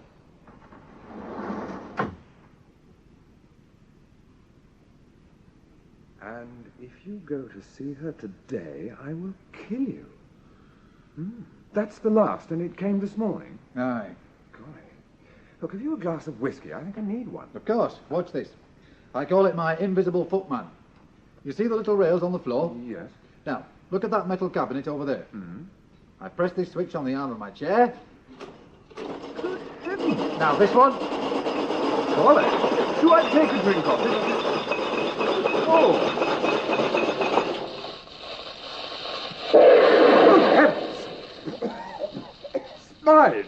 Smythe, are you all right? It's still experimental. I haven't got the circuits quite right. That's one disadvantage. A human footman wouldn't explode in a blue flash and give off clouds of smoke. Oh, you haven't seen my uncle's butler. Look, if you don't mind, I think I'll forget about the whiskey and trot over to this Flambeau fellow, too sweet, Yes, right. This way. Okay. Mr. Angus, I don't know how to... Don't think nothing of it, old boy. Workers of the world unite, you know. Aye, may the best man win. Oh, look, I see you've got one of these spy hole things in the door. Smythe, I beg you, open this door to no one till I get back, I won't. Cheerio, then. I'll put the alarm on. Goodbye. Champagne Charlie is me name. Champagne drinking is me game. Oh. Ah, madam, scrubbing away, I see. Yes, sir, scrubbing. Did you know that one day you might be replaced by a machine? Oh, good. Well, but for the moment, I want you to take this with my best wishes for a happy Christmas and a prosperous New Year. Thank you, sir. Oh, thank you. And when I come back, I shall give you another half-crown. Another half-crown? Yes, because I want you to watch that door. Yes. And if anyone tries to go in there, I want you to nip down in the lift and tell the hall porter immediately. Yes. Anyone, do you understand? Yes, sir. Splendid. Compliments of the season, Flippin' toffs. Oh, well, at least the snow has stopped. Yes. You see, I am from the south, Mr. Angus. I do not share your northern taste for winter weather. So, you told Smythe to open the door to no one. That's right. And you set the cleaning woman on sentry duty. What else? Well, I also warned the hall porter, of course. Oh, and the hot chestnut man outside. Oh, and best of all, there was a policeman outside. Good. I explained everything to him, and he agreed to keep guard. You did well. Thank you, Mr. Flambeau. You see, there's the hot chestnut man now, and that's the policeman with him. Who are the other two? It's Father Brown. Father Brown. Oh, Laura? Hello. Laura? Hello. What are you doing here? Oh, why have you brought this gentleman with you? Oh, Miss Laura insisted on coming. I should explain. She told me the whole story. And she thought she would tell Welkin if he turned up at Smythe's flat that she had no intention of marrying Smythe. And I just tagged along to give her moral support. We've only been here a couple of minutes. We came on the penny omnibus. Oh, do have a chestnut. They're very good. No, merci. No, thank you. That's awfully decent of you, sir. Oh, yes, Constable. There we are. Thanks, sir. And you didn't see anyone go in, did you, Constable? No, miss. Not a soul, sir. Good. Well, all seems well. We'll just go in and double-check with the hall porter, and then we'll go up and see Mr. Smythe. I say, Flambeau, take a look at these footprints. Which ones? Well, these ones here, going in, and these ones coming out. Oh, yes. They seem to be the same person. An extremely heavy man, or he could be carrying a load. Yes. Good firm stride, good workmanlike boots with hobnails. I read an excellent monograph on footprints when I was first setting up to be a detective. Oh.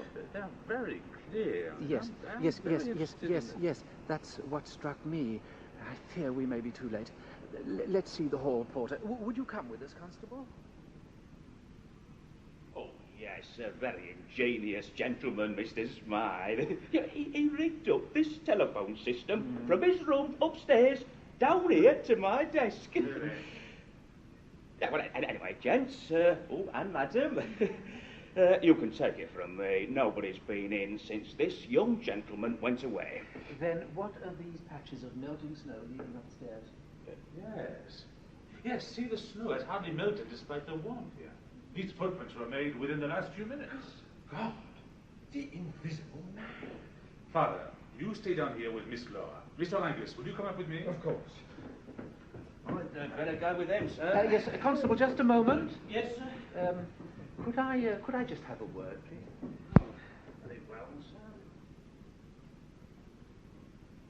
After the ball is over, after the break. See, the wet marks lead straight to his door. No one went in. Can I have my half-crown now, sir? And see, look there, fainter marks coming out. Yes. As Father Brown said, we may be too late. What about me half-crown? Smythe? Smythe? Are you all right? 2 shillings and 6pence. I have to break the door Oh, down. There is an easier way. Charlie, isn't I have my skeleton keys. Be careful. What's the matter? Ah, voilà. Good. I haven't lost my touch. Well, that's strange. Smythe has an electrical alarm. He said he was putting it on. Yes, I know the kind of thing. There's usually a switch somewhere. Ah, there. But it's off. Look, it's a tiny flat. I'll try the kitchen. You try the living room, would you? Yes. Mon Dieu! What's the matter? Look, there on the carpet. A trail of blood. Someone must be wounded or dead. But where's the body? I simply do not understand it. There are but 4 rooms. All of them we have searched thoroughly. The body must be somewhere. Yes. We must get Father Brown up here. What, the little priest? Yes. We'll call him on that internal telephone thing. Yes, here it is. Hello, is that the concierge?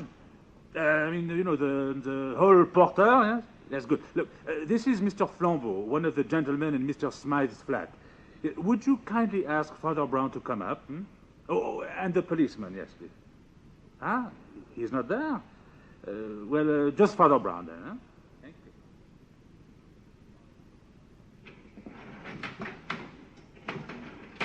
Well, here we are. Father Brown. Ah, yes, I'm sorry about the policeman. I sent him off on an errand. Laura, why did you come up here as well? It's not a pretty sight, you know. I wanted to know what happened. Yes, so do we. Come through. Oh, thank you, sir. You'll notice, Father, the wet footprints. They yes. come right into the flat. Yes. But why were you interested in the footprints outside? Yes, well, they were the only ones that weren't partially obscured by snow. They were made after it stopped. Do you mind if I just potter about? No, of course. Please go ahead. Yes. A little bit. No, this is interesting. What is it? We didn't think any of those papers were relevant. No, they're not. This one, this might interest you, Miss Laura. Hmm? Here. Oh, thank you, Father. Excuse me? What have I come in, sir? Oh, yes, Constable, do come in. We arrested him as you suggested, sir. Well done. You've acted very promptly. Thank you, sir. He confessed at once. We're going to drag the canal for the body. Good.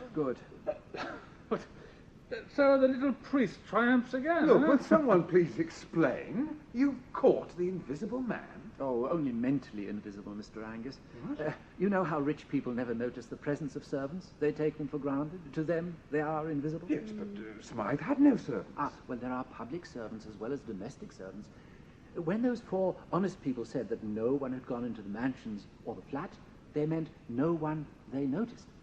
And, Miss Laura, there was something you said to me which wasn't true. What? I say, Father. No, don't be annoyed. She thought it was true.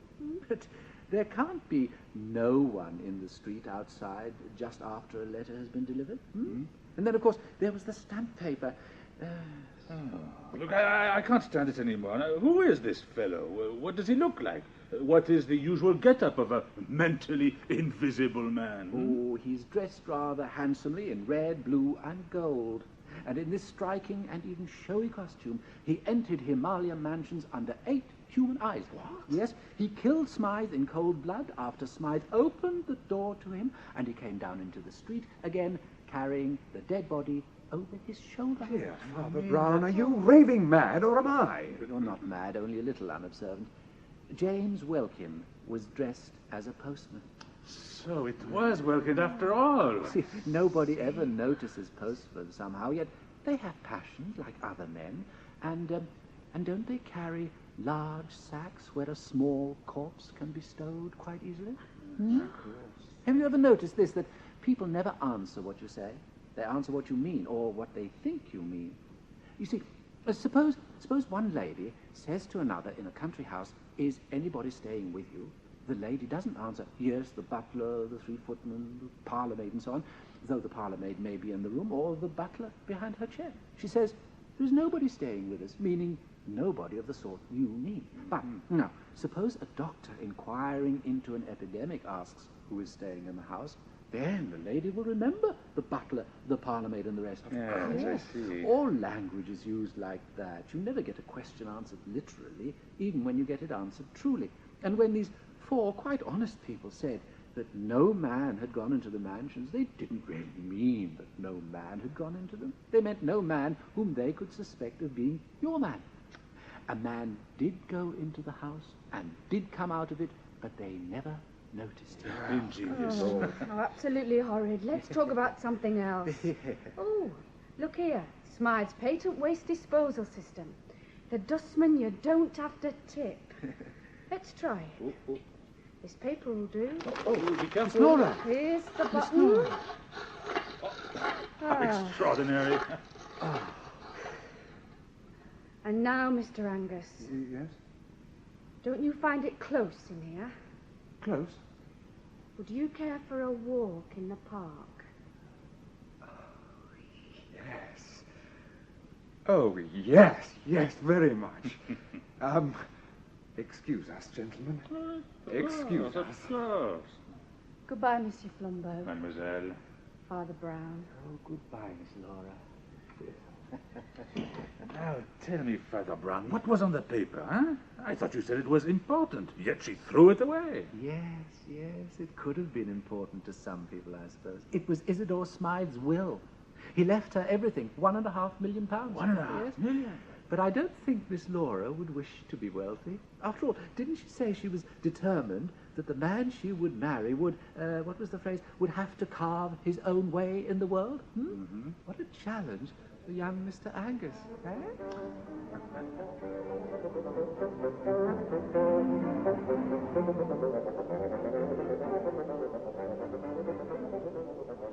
In The Invisible Man by G.K. Chesterton, the part of Father Brown was played by Andrew Sachs, Flambeau, Olivier Pierre, Laura, Eileen Tully, John Turnbull Angus, Anthony Hyde, Isidore Smythe, Michael Drew, Mrs. Wilkins and Charlady, Margot Boyd, Policeman, Peter Aker, Urchin, Melinda Walker. The Invisible Man was adapted by John Scotney and directed in Bristol by Alec Reed. Our next week's story is The Honor of His... The Father Brown Stories by G.K. Chesterton.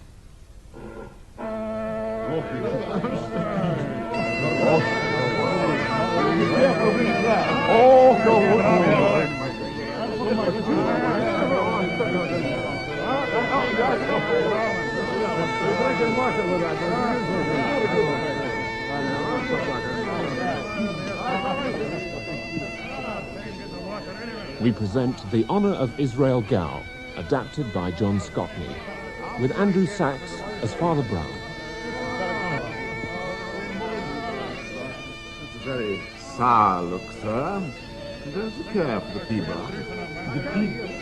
Oh, the pea broth. The soup. Oh, no, it was excellent. Oh, have I somehow... The pea broth, Father, is what you English call the bagpipe. Oh, I'm so sorry. Yes, I'm afraid I was feeling a bit gloomy. It's this slum clearance business. You see, you invite me up here to Glasgow to talk at your conference, and heaven knows why. Except I suppose I'm a Catholic, but I work in the London slums, and then for 2 days we talk, and well, now it's over, and nothing. We've done nothing. The tenements, the despair, the physical and spiritual desperation. I am sorry. Oh, we weren't introduced. McCandlish, Superintendent McCandlish. Oh, Brown, Father Brown. Father Brown? Now, would you know Jimmy Bagshaw, Father? Inspector Bagshaw. Oh, yes, I do know him. I say, Piper, must pipe in the haggis, you know. Man's for a man for all that. Hmm? I know. What's up? Oh, here he's got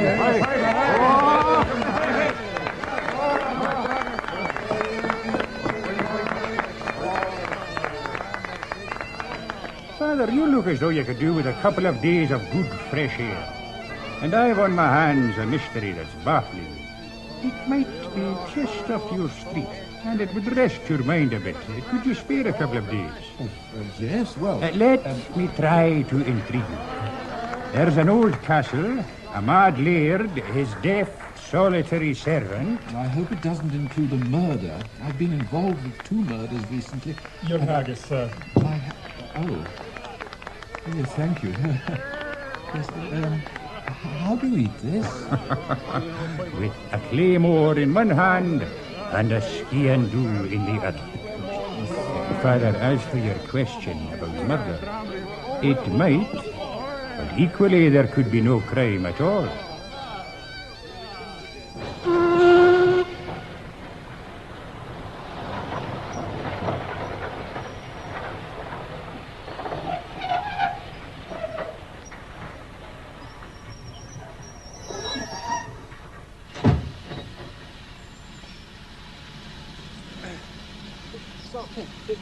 Father Brown, it is Father Brown. Yes, it is. I thought you would be, seeing as you're the only one to get off the train. I'm Sergeant Johnston. Oh, how do you do, Sergeant? Let me take your bag. Thank you so much. You're wise to bring an umbrella. The superintendent asked me to meet you. Oh, yes, he was right about the air, wasn't he? Somehow, you know, I imagined Bradgraham Castle would be up north in the Highlands, not here in the south. Not at all, sir. That nonsense that all Scotland's romance is up there. Sir Walter Scott, he knew better. It's here on the borders of Scotland's fields. The great abbeys, Jedburgh and Melrose, the border wars, the forest of Ettrick where the Bruce wintered his armies. How interesting. Aye, and the Ettrick archers who died like heroes on Flodden Field. You'll know the pipe tune, sir. Yes, you're a local man, Sergeant. That I am, sir. The Johnstons, like the Red Grahams, both old riding families. Yes, it's a strange name, Red Graham. It's a corruption of Red Graham. Red Willie Graham, the reaver. He built the castle. The pony and trap's just here. Your ticket, sir. What? Oh, yes, of course. No, wait, just a moment. I have, oh, yes, yeah. Thank you, sir. Very good, sir. Thank you very much. Yes, please. Here. Thank you.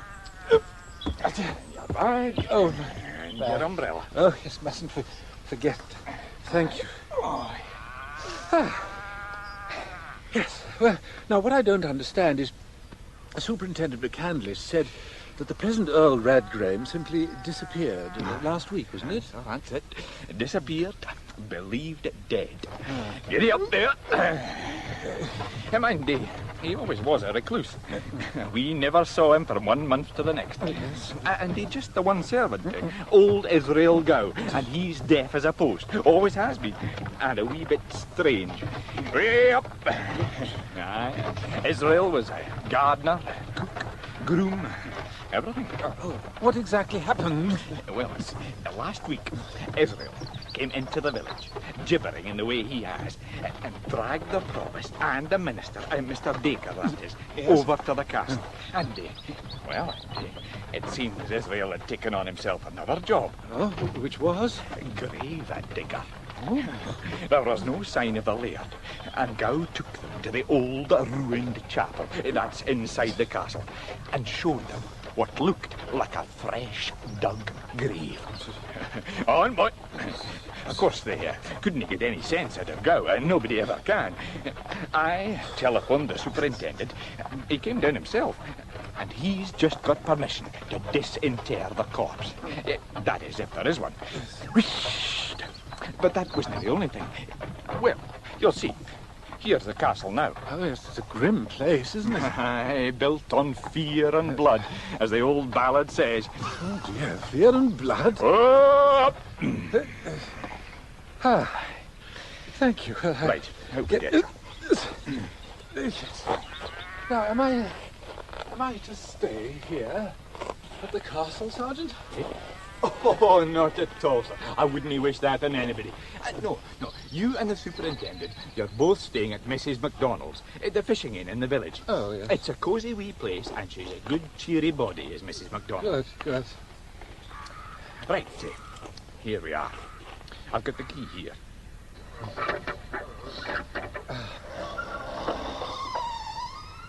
Good afternoon, gentlemen. Oh, Superintendent, you're back already. Here we are, sir. One papish priest. Sergeant. Delivered as requested. Father Brown, welcome. I'm sorry I couldn't travel down with you. Oh, not at all. Sergeant Johnston here has been telling me some of the local history. Aye, he's a great man for that. And no doubt he told you that we poor Highlanders are not a patch on the covenanting lowland plain. Well, if you call these hills lowlands, I'm not sure I'd wish to try the highlands. Oh. Father Brown? Well, how strange. What, Father? Well, I was just putting my umbrella in the stand, and I saw these things in bamboo canes with splintered tops. Oh, that's nothing, sir, compared with some of the other weird things in this house. Aye, that's very true. I just put the kettle on to mash some tea. Whilst we're waiting for it, I might as well show you some of the other curiosities. Oh, yes. We'll try the Great Hall first. Yes. Through here, Father. Thank you. This half-light is... Oh, it's very scary. Say. What's this? Well, you seem to have found a geological museum here, Superintendent. All these gemstones and what have you lying about. The one thing we have discovered here, Father, is that the old laird was some kind of maniac. Oh? Here, just listen to Sergeant Johnson's list of the things he found lying about in the house. Well, we'll need a candle. You notice the twilight early in here, with only the musket ports for windows. Have you found any candles among your oddities? Aye, as a matter of fact, we have. 25 candles, and not a trace of a candlestick. Oh. They're just behind you, sir, on the mantelpiece. Oh, I'll get them, yes. Oh, what's this little heap of brown dust? Oh, it's snuff. Aye, snuff, Father. There's piles of it all over the place. Here, I'll light the candles. I'll stick them in these old bottles. Oh, dear. Yeah, that's it. It's a drafty old place, this. Oh. I've got the inventory here. Yes. Everything that was found, loose and unexplained, in the castle. First item. A very considerable hoard of precious stones. Ah, yes, there's nearly all diamonds, and all of them loose, without any setting whatever. The Radgrahams would seem to have kept their family jewels loose in their pockets, like coppers. Sergeant.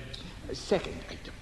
Heaps and heaps of loose snuff. Indeed. Not kept in snuff boxes, but lying loose on mantelpieces, the sideboard, the piano.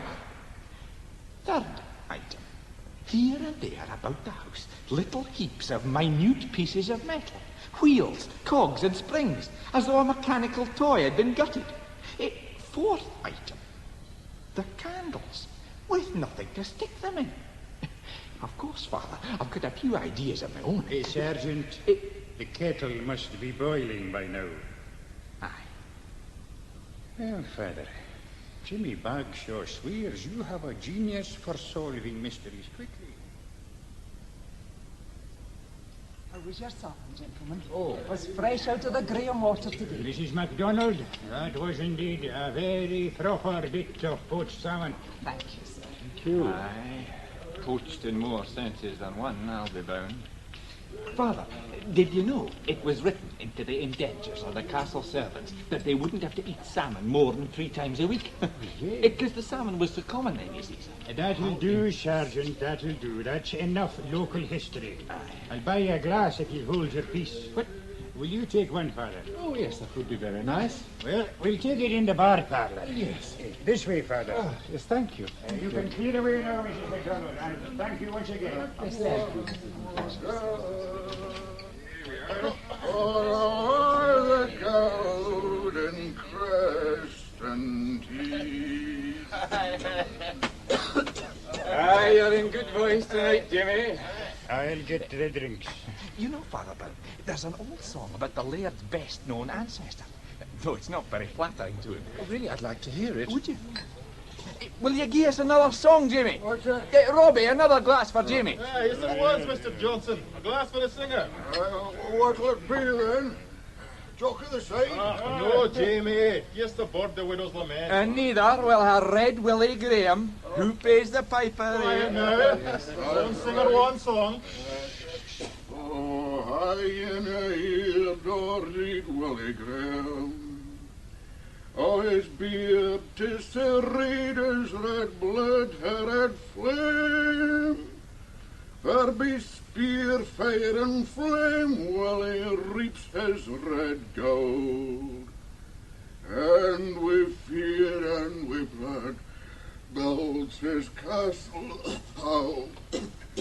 On yourself, Jimmy. And oh, as the green sap to the green cemetery, as the red gold to red Willie, oh, he'll bring ye barn, he'll bring ye hame, that deals in Ken's Willie Graham. Oh, he'll bring ye barn, he'll bring ye hame, the deals in Ken's Willie Graham. It's true they had a terrible hunger for gold, the Red Graham. What? For gold. Oh, yes. I suppose that was your idea, Johnson, the musical interlude. Oh, no, it was mine. The devil's own kin, yes. But why all the references to fire and blood? Well, you'll know the word blackmail, Father Brown, but Yes? I'll wager you didn't know it came from these parts. Oh, no, please. It means black rent. And Willie Graham and his cousins, the English Grahams, they were the leading exponents of it. If you didn't pay it, they burned first your barn, then your house. If you did pay, they protected you from the other reivers, like the Johnsons, for instance. Well, spare me, Sergeant. I'm going outside to finish my cigarette. It was said that in the whole of the debatable land, no one paid or asked for proper rent. In fact, the good Bishop Rad Graham, he was one of... No, excuse me. Good Bishop Rad Graham? Aye, aberrations do occur, even in the worst of families. The bishop said if he could find just one man in the debatable land who took his exact due and no more, he'd give him all the gold in the Rad Graham coffers.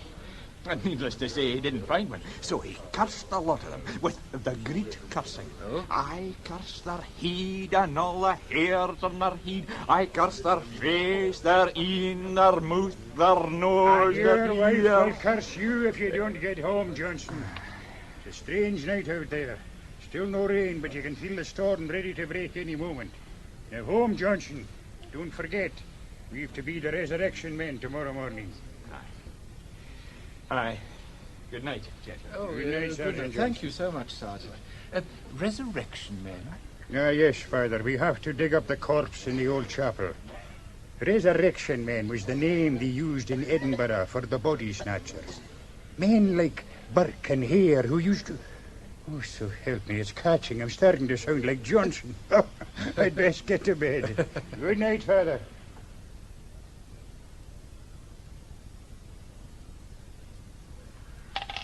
Six. At last I've started. I must apologize, Father. Oh? I didn't invite you down here to play Ludo in a damp, drafty castle with 2 bored policemen. Oh, why? Why did the weather have to break today? It's bad enough having to dig up a week-old corpse without having to do it in this. You sure it'll clear by this afternoon? Aye. It always does. Sir. Oh, another 6. Could you not find a pack of cards anywhere in the castle, Johnson? No, sir, just the Ludo. The laird wouldn't have cards in the house. He disapproved of all forms of gaming, unlike his forebears. There. 4. Unlike his forebears? You know, he was obsessed by them, but he hated them for their evil ways. The only one he resembled was the bishop. Ah, yes. Tell me, why we see nothing of Israel Gow, the deaf servant? Oh, but we have seen him. He was digging potatoes outside his cottage when we came from the station. We tried questioning him by writing down the questions on a piece of paper, but it seems he can hardly read or write. Really? I wonder how his master communicated with him. How did he come to work here? Aye, that's a curious tale. Oh, 2. It was when the laird was already becoming a wee bit strange. Israel was a boy. He wasn't quite so deaf then, but he was still a solitary child, very religious, a good Presbyterian. And most of us are around here, but he was the... Anyway, one day, this deaf and seemingly senseless child brought the laird a telegram that had gone astray. Israel lived in a village about 12 miles away. The laird, now, he was never a very generous man in small things, though he gave a good deal to charity. He gave the boy a new farthing, or so he thought. Later, he realized he'd given him not a farthing, but a sovereign. In the middle of the night, he was knocked up by this deaf idiot, and it was a night as rough as the weather is now.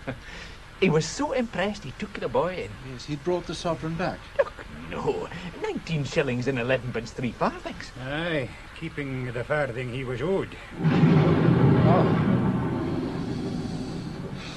Are you sure it'll clear up, Sergeant?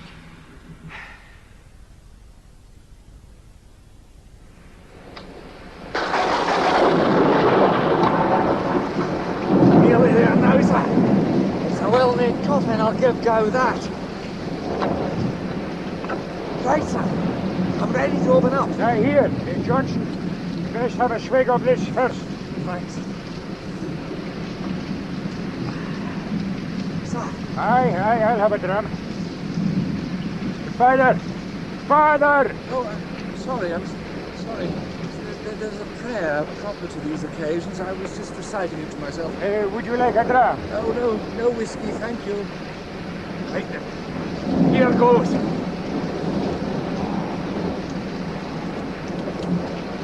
Oh, it's tough. Here, let me help you, Johnson. Careful. That's it. Now let's get the lid up. Oh my God! My God! My God!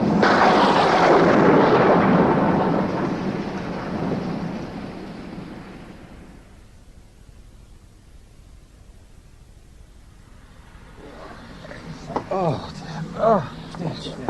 Dark as hell in here. Oh, yes, sir. Some more candles. Oh, yes. We're getting through them pretty fast. Never mind. We need as much light as we can get. I can't understand it. There was no head. Why did the corpse have no head? Well, it certainly doesn't seem to fit into an idea I was thinking about. Now, did you say there was some evidence I haven't seen? Oh, yes, of course. Completely went out of my mind. And it's one of the reasons I asked you down. Would you show Father Brown the missiles, Johnson? Aye, sir. They're over here. Missiles? But Catholic missiles? Aye, Father. I thought the old fellow was a Protestant. Aye, he was. But these are rather special, you see. They date back to the late Middle Ages, but I don't know if it's relevant. They seem to have been mutilated. What? You see, the illustrations, illuminations, you call them. Yes, ma'am. Aye. Oh, now this is serious. Yes. This is not spilt snuff or loose pebbles. Well, they might be there for 100 reasons. Aye. There's only one reason for this being done. And it goes down to the roots of the world. It will, Father. Look here. Every place, look here, where the great ornamented name of God appears in the old illuminations. And there, it's been elaborately taken out. Aye, so it has. And you see, the only other thing that's been removed is the halo round the head of the child Jesus. Aye. Before that business about the head, and more particularly before I saw this, I thought I had an answer. A mundane enough answer, but now... How did that song go? The devil... The dealer's own kin. His own kin, yes. But why the head? Aye, why the head, Father? All I can think of is that when the Knights Templars were suppressed, they were accused of some evil practice involving a head. Now, that is interesting. The Templars never were suppressed in Scotland. Oh, what can it mean, Father? Then, it could mean that the great devil of the universe may be sitting on the topmost tower of this castle at the moment, as big as 100 elephants, and roaring like the apocalypse.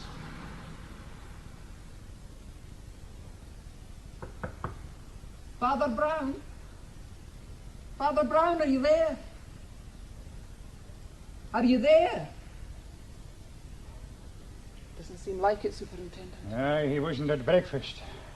You'd best use your pass key, Mrs. MacDonald. Oh, I wouldn't want It's all right. I'll take responsibility. Very well, Superintendent. I'll go first. Well... Sir? Come in. It's all right, it's nothing. Everything's neat and tidy. But no priest. Another mystery. Now, I must be getting to the castle for him to meet Sergeant Johnson there. If Father Brown should turn up, you'll tell him. I will. I hope he's all right. Johnson. Aye. Have you searched the castle thoroughly? Aye, sir, there's no sign of Father Brown. Where can he be? Sir, Aye. do you know anything about exorcisms? Exorcism? But you don't think that... Well, what else do you... I don't know what to think, Superintendent. Look there, you see? Coming up the path. It's Father Brown. There with the bucket. Oh, for heaven's sake. But who are those two with him? That is strange. The tall man with a beard, that's Mr. Dacre, the minister, but the other fellow with him, he's Malcolm Cochrane, the piper from the village. Father Brown! Yes. Mr. Dacre! We have searched everywhere for you. We were worried sick, man. I really am so sorry. I should have thought of telling you. Well, Father, we've been...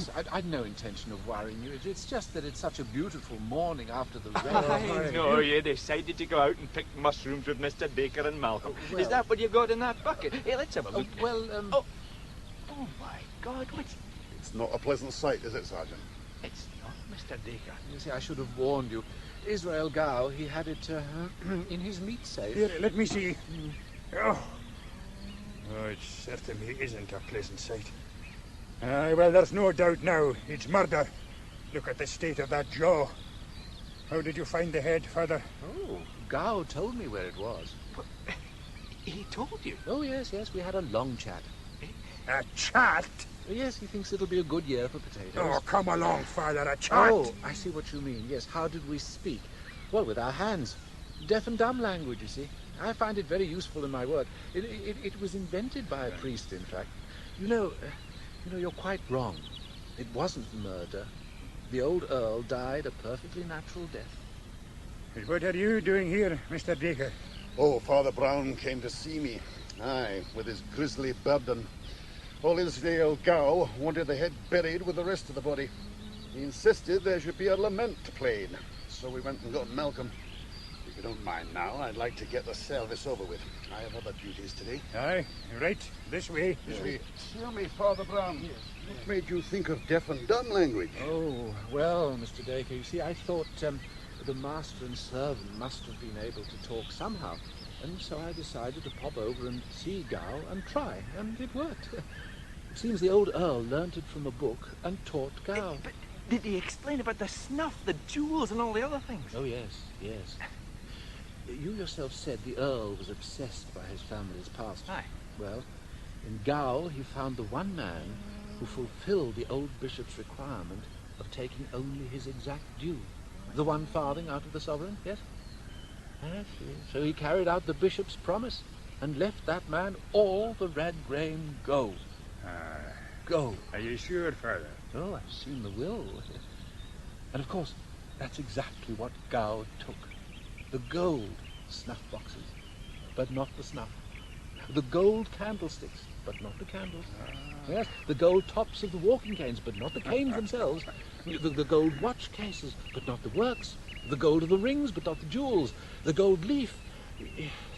Yes, and here I confess I made rather a fool of myself. Aye, aye. Yes, the gold leaf from the illuminations in the missals. Well, here we are. We shall change our vile body, that it may be like unto his glorious body, according to the mighty working, whereby he is able to subdue all things to himself. Malcolm? Malcolm! Aye, sir.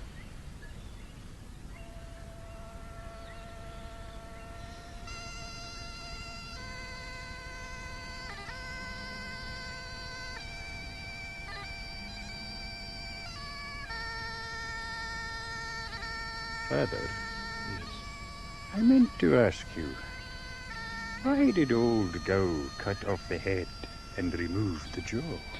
The Earl had a considerable number of gold teeth, you see. And Gow had to take the head home to remove them. You saw he made rather a mess of it. I'm surprised he's not here himself, Gow. Oh, no. No, when I told him there'd be 5 of us, he said he wouldn't. He doesn't like crowds. In fact, he asked me to bury the head quietly myself. I said no. Why, Father? Well, it would be a pity, wouldn't it? When the dead are raised on the great day of judgment, if the Earl was a Protestant from the neck down and a Catholic from the neck up.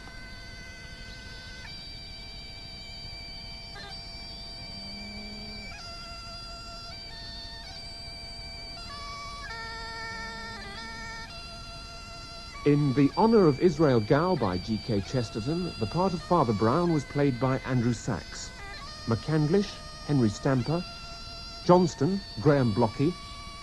Mrs. MacDonald, Ellen Mackintosh. Old Jamie, James Bryce. Dacre, David Sinclair. Barman and waiter, Guy Holden. Other parts were played by members of the cast. The piper was Brian Supple. The Honour of Israel Gow was adapted. The Father Brown Stories by G.K. Chesterton.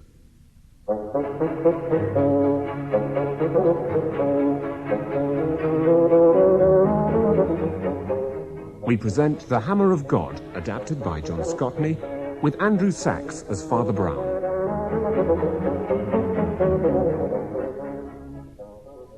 Grace of our Lord Jesus Christ, the love of God, and the fellowship of the Holy Ghost be with us all evermore. Amen. Who is it? Can I help you? I'm not sorry. I didn't see you up there. I'll come down. I'm the rector here at St. Cuthbert's. Berdrick is my name, Wilfrid Berdrick. How do you do, Mr. Yes, well, I must say, it is magnificent. Your rood loft, I mean. So few survived in England, and the Roundheads were so strong in these parts. Oh, that carving, filigree work, you call it? It's Yes, it is rather fine. Yes. I often go out there to pray. To pray? Up there, above the aisle?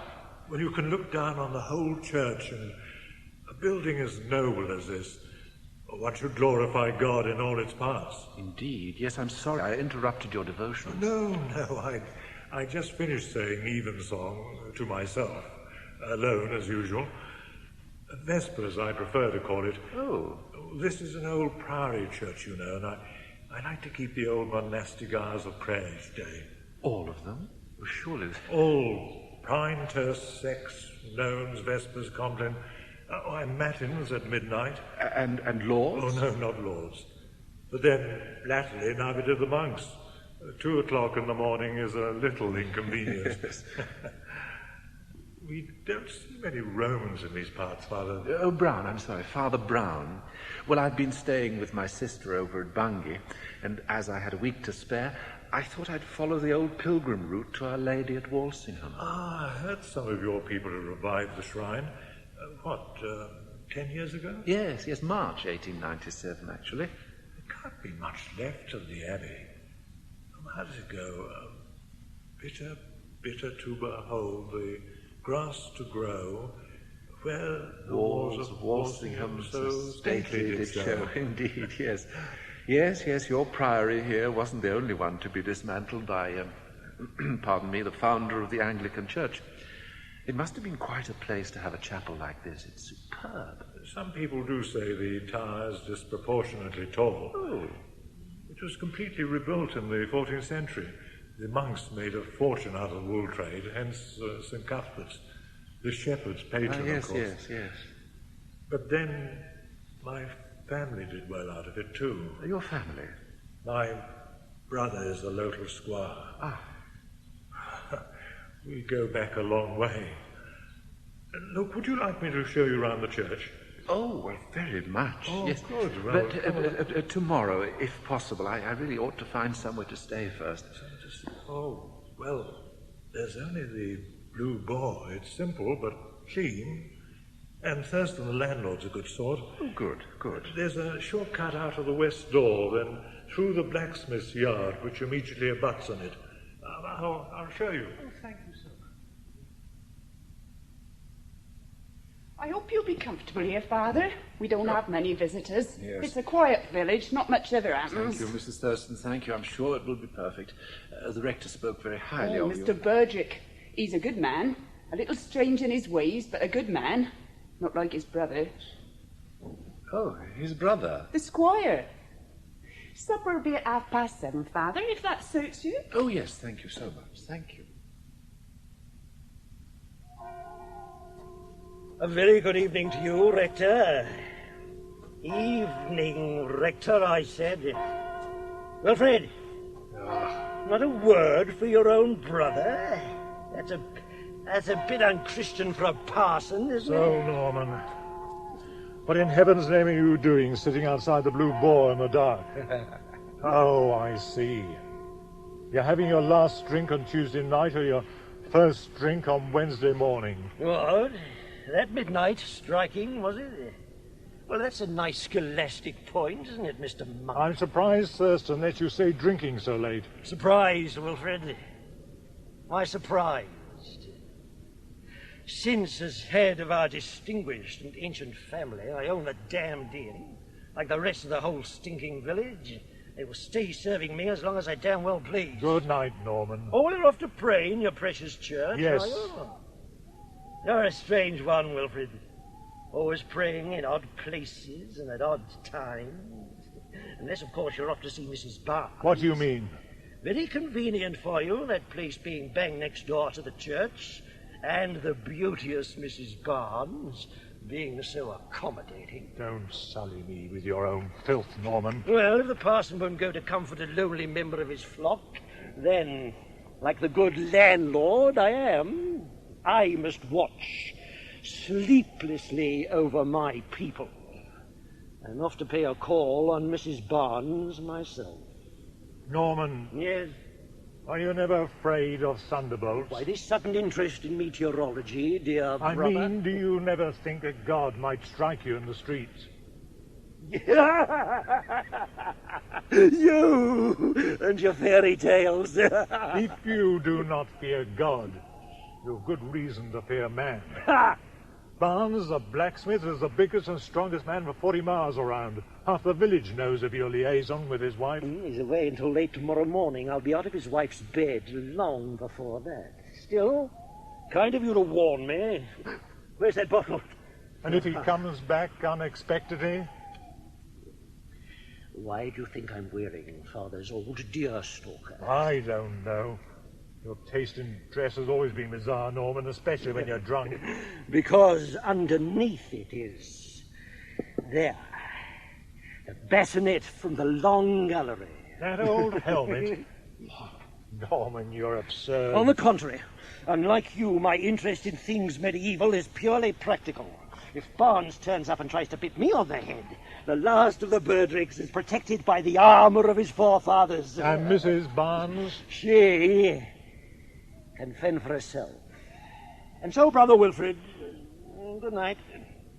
Go and pray, parson, in some unlikely corner of your draughty church with its cold flint tower pointing at the moon. I've warmer work to do. Don't bother to pray for me. Oh, yes, Norman, there's a prayer for you. Cursed are the unmerciful, fornicators and adulterers, covetous persons, idolaters, slanderers, drunkards, and extortioners. Amen.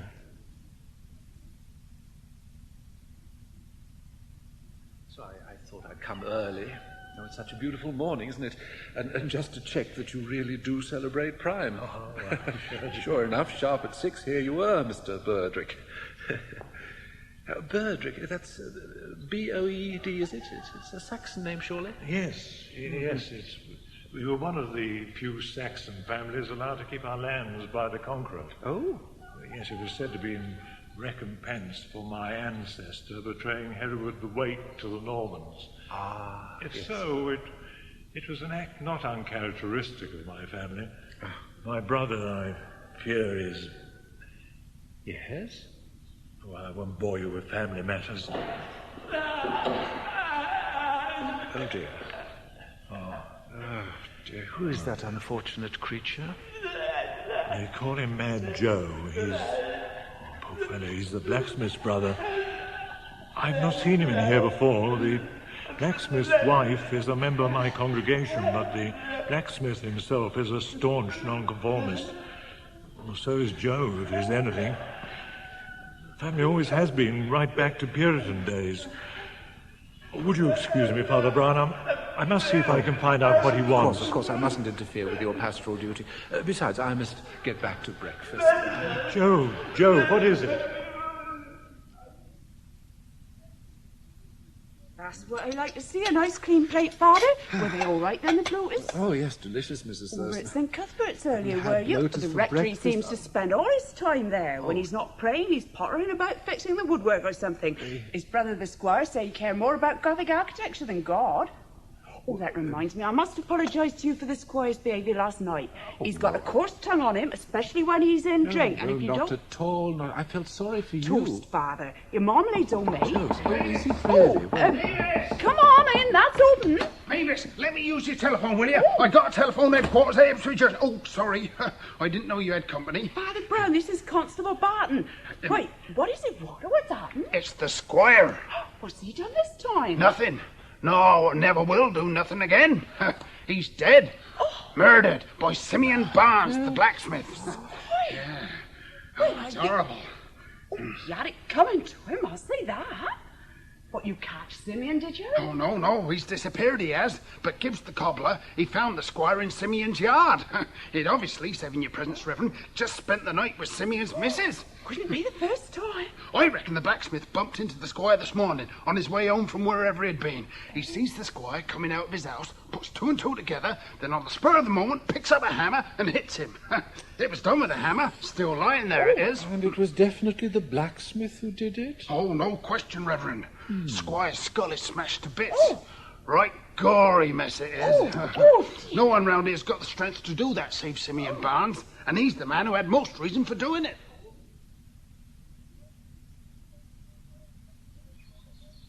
Right, Stand back, please, folks. Inspector says no one's got to touch the body.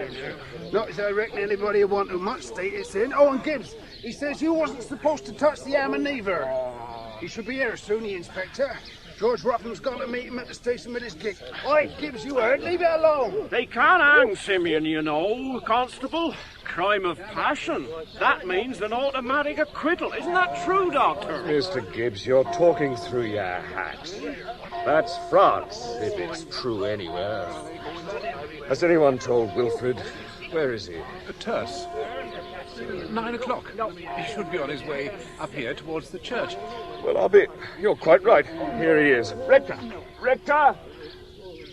Dr. Wesley, Father Brown, what has happened? Well, what are all these people? Now... Oh, I see. Oh, my God.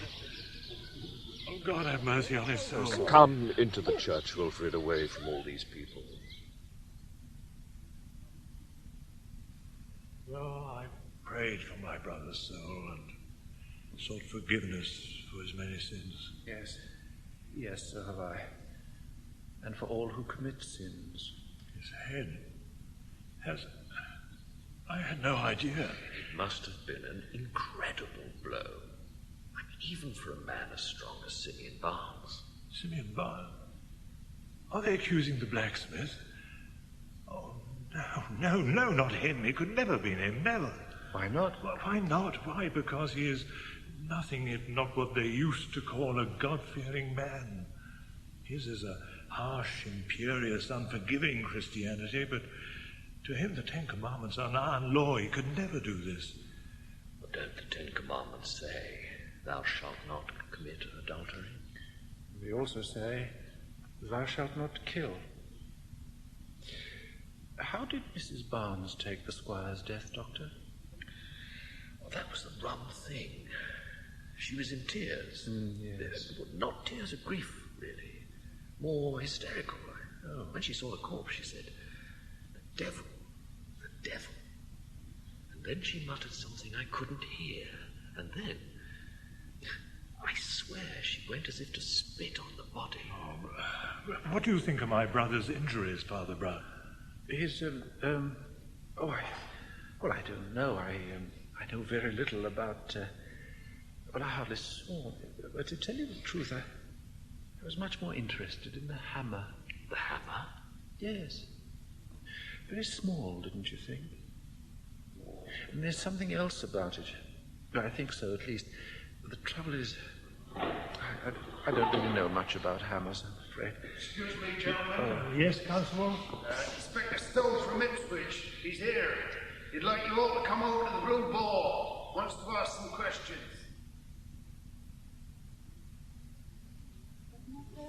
What's happening, Gibbs? Oh, I reckon he's balmy, that inspector. Asked me if Squire had any enemies. Do better asking if he had any friends, said I. Father Brown? Yes, Mr. Gibbs. Inspector would like to see you next, sir. He's through the back room. Yes, I'm so sorry. Excuse me, Do you want please. me to umbrella, Father? Oh, no, of course not. Would you mind? Thank you so much. Oh, dear. Excuse me, please. Yes. Father Brown? Yes. Fine. Shut the door, Constable. You know Constable Barton? Oh, yes. I just like to confirm. I do say. Oh, thank you so much. Confirm some times. Yes. Now, according to my records, Yes. you passed through the blacksmith's yard, coming from the church at approximately 6:45 a.m. Yes, indeed. I'd like to confirm that the body was not there at the time. Oh, no, it wasn't. I'm sure I'd have noticed it. Inspector, may I ask, what does Mr. Barnes look like? I don't rightly know, sir. What does he look like, Barton? Big fellow, sir. Red hair, cut short.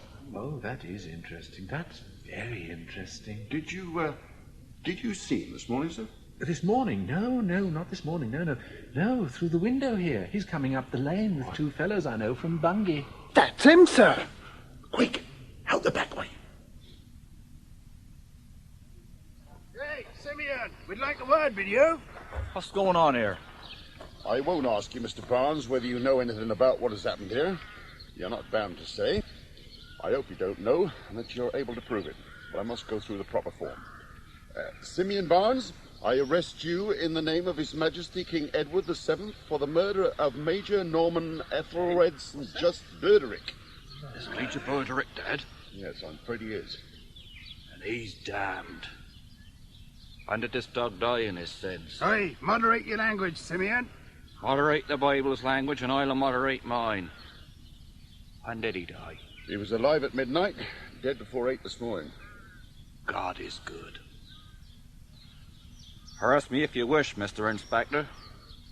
But there are two men standing here, good tradesmen of Bungay, who'll swear that they saw me from before midnight till daybreak, and along after in the committee room of our revival mission in Bungay, which sits all night we save souls so fast. Many others too saw me. Yes, I can vouch for both these men from Bungay, Inspector. John Bordswell. Oh, morning, Father. Oh, good morning, John. And Josiah Risby. I know you both, don't I? Hey, you do, sir. You do, Father Brown. And what are you doing here, sir? Well, Josiah Risby, you know this handmaiden of the Scarlet Woman? Of course I do. Everyone in Bungay knows Father Brown, don't they, John? Shame on you, Josiah. And I thought you a Christian man. My dear fellow. I hope I've convinced you, Inspector. If you ask me, no fleshly power killed the Major. He who in the stillness smokes an acarib. He it were slew the great beast. And high time too, say I. That agent is outside my jurisdiction, Mr. Barnes. You are not outside his. See you to it.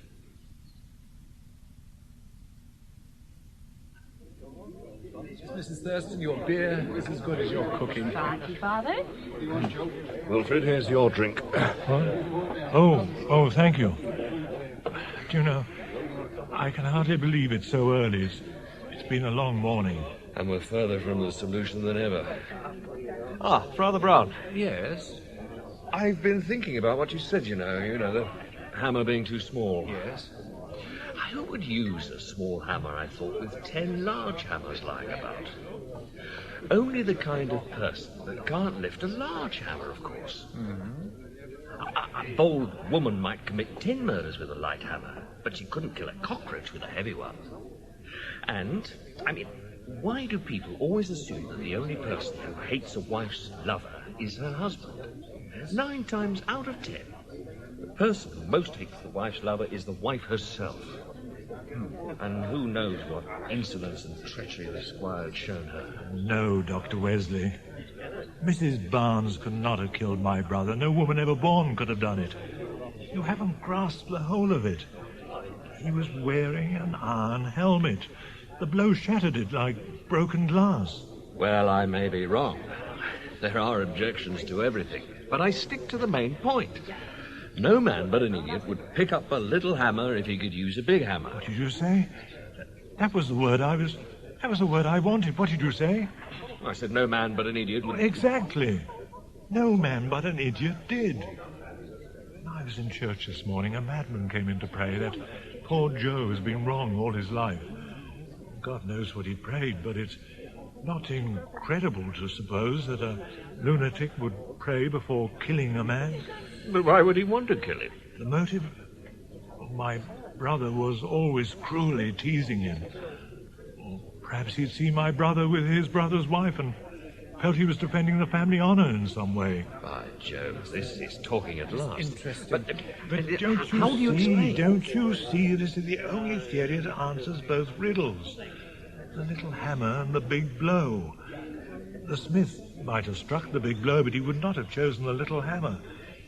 His wife might have chosen the little hammer, but could not have struck the blow. A madman, being mad, might have chosen the first thing that came to hand. Yes.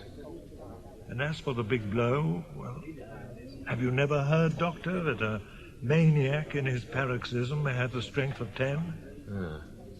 Of course, Joe could never be prosecuted. If ever a man could plead insanity, it's poor mad Joe. By golly, I believe you've got it. What do you think, Father Brown? Well, you know, I think I prefer Simeon Barnes' idea that, what was it, no fleshly power was involved? But I don't understand, Father. Well, surely, Father, it has to be the lunatic. Oh, look at the time. Oh, excuse me, gentlemen, I must go. I have to be in church. It's nearly the 6th hour. Oh, yes, of course. Perhaps when you've finished your office, I might come over and join you? Oh, yes, of course, Father Brown. What did he mean, the 6th hour? It's almost midday. Well, the monks started their day at 6 in the morning, hence they called midday the 6th hour, sext. It was their third office of the day.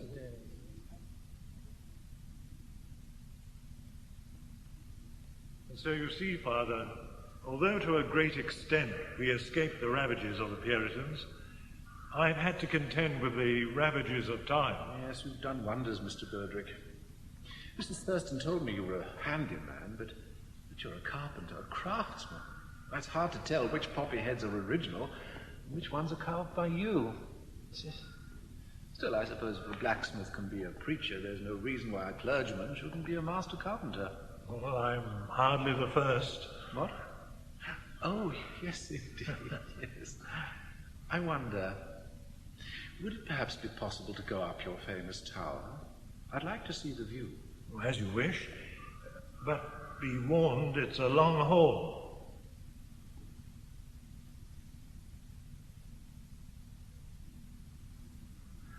Oh, yes. Here. Oh, look at that. Might be a map of the world, mightn't it, down there? Yes. Yes. Do you come up here to pray, too, Mr. Birdrick? Yes, frequently. It all looks so tranquil from here, the village, the rich flat farmlands. You can sometimes see the sea. That's the smith's yard, isn't it, immediately below? Yes. You know, there's a kind of Titan energy in medieval architecture. It always seems to be rushing away. Seen from below, this church springs up like a fountain at the stars. And from here, it's more like a cataract pouring into a voiceless pit. Be careful of looking so sharply down. It can be disturbing. Yes. Yes, there's a monstrous disproportion. From below, this huge stone griffin, yes, it looks quite small and harmless. But from here, it's like a great dragon stalking the fields. You know, heights were made to be looked at, not looked from. Yes, one may fall. One's soul may fall if one's body doesn't. I scarcely understand you. I think there's something rather dangerous about standing on these high places, even to pray. Father? Yes? You don't believe Mad Joe did it, do you? No. It would explain the small hammer. Yes. But we know he didn't do it, don't we? Joe would have used a blacksmith's hammer, a hammer used to work metal. But the weapon was a hammer of another kind, one used for working wood, a carpenter's hammer. Father Brown. You know, there was a man once who began by worshipping with others, kneeling on the floor before the altar, but who grew fond of high and lonely places to pray from. And in one of those dizzy places where the world seemed to turn under him like a wheel, his brain turned also, and he came to fancy he was God. It must seem easy to judge the world from up here, to believe it is given to you to strike down the sinner. You? Are you a devil? I am a man, and therefore have all devils in my heart. From here it all looks so simple, doesn't it? Whether you come up here to pray, or with a set of carpenter's tools to mend a wooden railing, to look down and see all men as insects, and to see one particular poisonous insect. How do you understand all this? It's so simple, not just to judge, but to execute sentence. For you have at hand here one of the awful engines of nature, gravitation, that mad and quickening rush by which all things of the earth fly back to her heart, the dreadful, unfleshly power of gravitation, whereby if dropped from a great height, even a small hammer would strike as a lethal bullet. No, come back, come here. No, I will quite simply not allow you to jump. door leads to hell. Now come down to earth with me. You're not yet far wrong, as assassins go. You would not allow the crime to be fixed on the smith or his wife. You tried to fix it on the imbecile who could not be punished. Come away from these stone-carved angels and devils. Come down into the world of men. And when we reach the floor of the nave, I will leave you there at ground level to make your own decision. And then go your own way, as free as the wind. I will seal this with the seal of the confessional.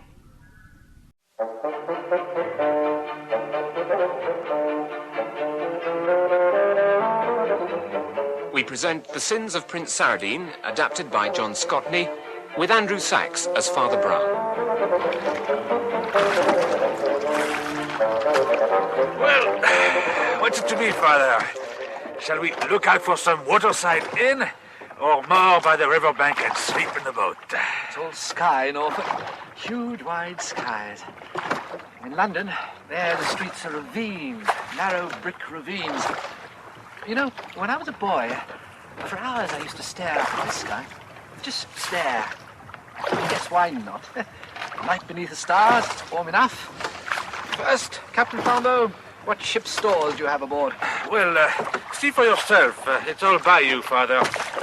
In the stern, under the sleeping bags. Just a few necessities. Mm-hmm. 2 bottles of claret and a bottle of brandy in case we feel faint, presumably. I don't know. Yes, and why did you invite me? In case you feel the cold hand of death in the night and need the consolation of the church? But you've not neglected to feed the mind. A book. Oh, 1 book? My dear Flambeau, what's this? Alice Through the Looking Glass. Do not scoff, Father Brown. As you can see, I am beginning to master your English language. But that book, by studying that book that way, I assure you, I will come to fathom also the psychology of the English mind. Now, look over there, that backwater. There we shall spend the night. Yes. If you will just steer to port. Certainly, yes. Port, Father. The other string you pull. Of course.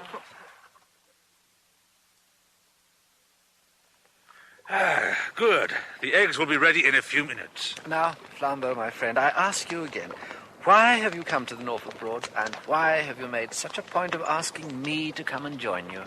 I came here partly because I need a few days' holiday, and partly because my little boat, I felt, would not seem out of place in your little Norfolk rivers. And I like fishing, but also, have a look at this card, Father. Yes, thank you. My spectacles. Yes, I had it for years. It somehow got to me in Paris 3-4 years ago. It intrigued me. In my criminal days, I received many strange communications, declarations of love, even. But this is different. That little card with the green ink is really... Dear Monsieur Flambeau, if you ever come to England, come and see me. I have met all the other great men of my time. Well. Yeah, there you go. That trick of yours of getting one detective to arrest the other was the most splendid scene in French history. How strange. Yes, but the strangest thing is the sender's name and address. Prince Saradine, Reed House, Reed Island, Norfolk. Prince? Mm-hmm. Well, there can't be many princes in these parts, leaving aside Sandringham, of course.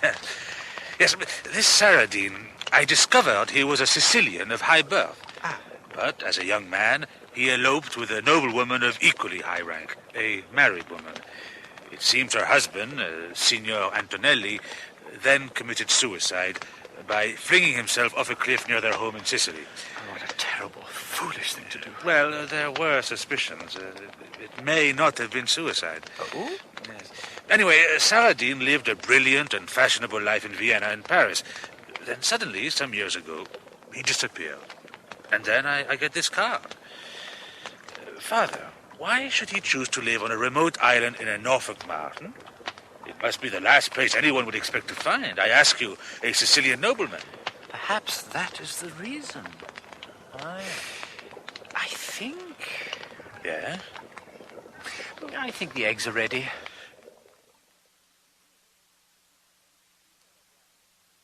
What? Who's there? Who Who is it? Sit. Oh, it's you, Father Brown. What time is it? It's 5 o'clock. I'm afraid I'm not, I'm getting old. Can't sleep in the open air as well as I used to. It's not yet light, at least not daylight, but... Did you see that huge yellow moon? Well, since we are awake, we might as well push on. See how I'm mastering your English idioms. What an eerie light. Everything seems threatening, out of proportion. It's like being in fairyland. Yes. Yes, you know, the men who wrote those medieval ballads, they knew more about fairies than we do. It's not always nice things that happen in fairyland. You mean we should turn back? Oh, no. I didn't say it was wrong to enter fairyland, only that it could be dangerous.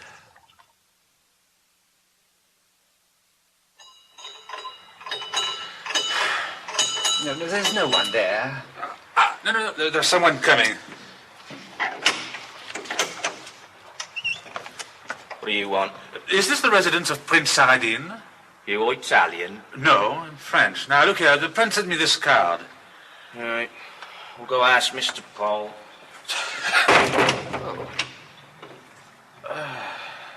The warm welcome you always get in the countryside.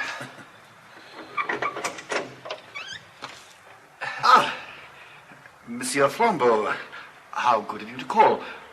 And this gentleman? This is my friend, Father Brown. And you are Prince Saladin? No, I am merely the steward. Do please come in, gentlemen. Thank you. Merci. Yes, Father Brown. Oh, thank you so much.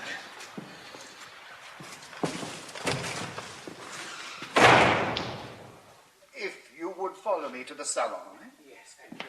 His Highness should be here any minute and would be distressed to have just missed any gentleman he invited. Here, gentlemen. Merci. I will ask Mrs. Anthony to prepare you some coffee. Thank you. What a remarkable room. Mr. Paul? I am known as Mr. Paul, sir. Yes, the Prince has a great love of light. It was the large windows that attracted him to the house, and he himself had all the mirrors installed. It is possible to see almost all of the Broad from wherever you're sitting. You seem to have come from fairyland into looking-glass land. I beg your pardon, Father. Oh, nothing.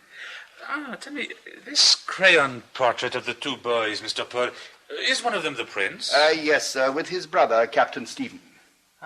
And this photograph, the man in fencing costume with a cup, it is the prince as a young man? No, sir, Captain Stephen.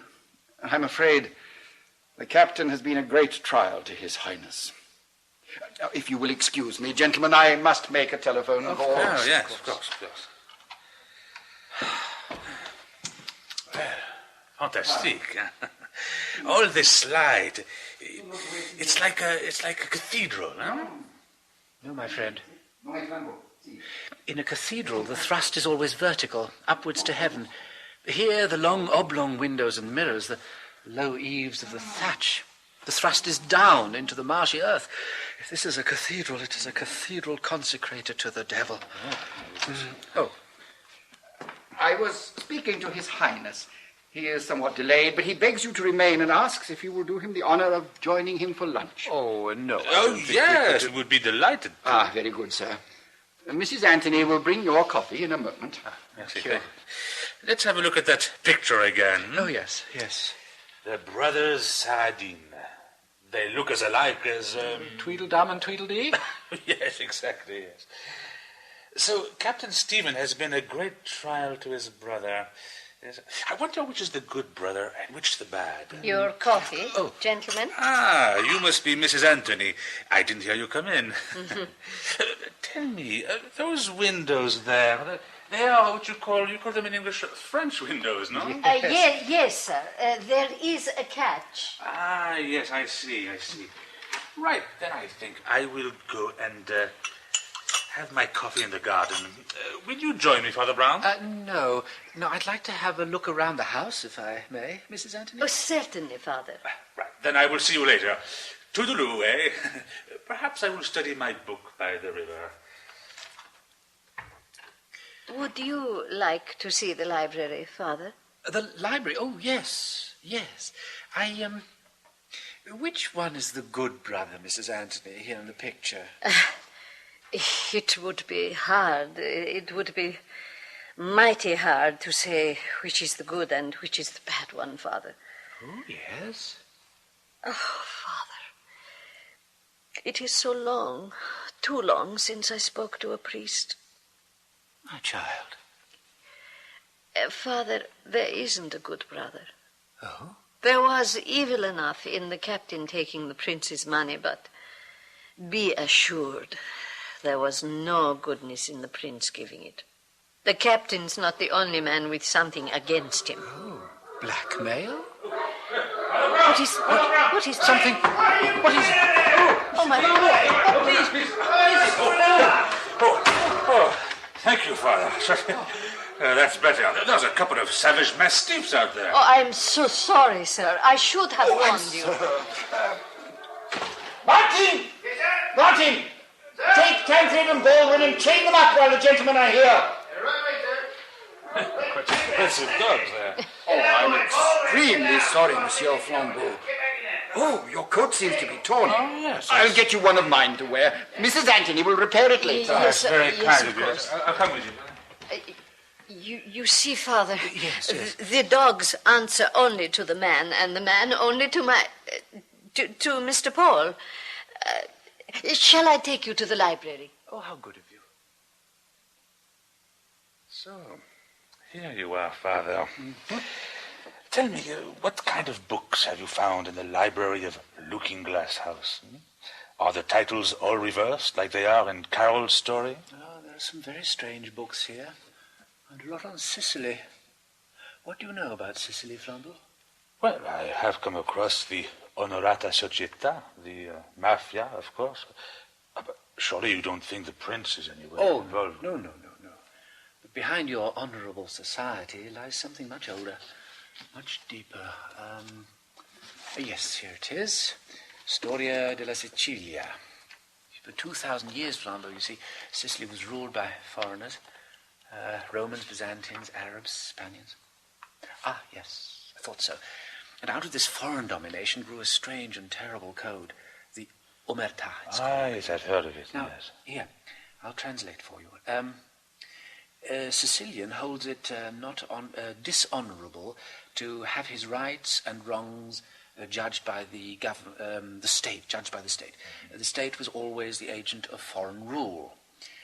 Instead, the Omertà is based on a cruel and simple duty, the overriding duty of personal revenge, and on the strict public silence of witnesses. Oh, yes. Above all, on the bonds of the family. You know, Flambeau, these murdering feuds run for generations. And you think the prince has fled here to escape vengeance for something he did? Well, you told me yourself. You said he stole another man's wife and perhaps murdered the husband. And then his own brother started to blackmail him. The woman who calls herself Mrs. Anthony, she told me as much.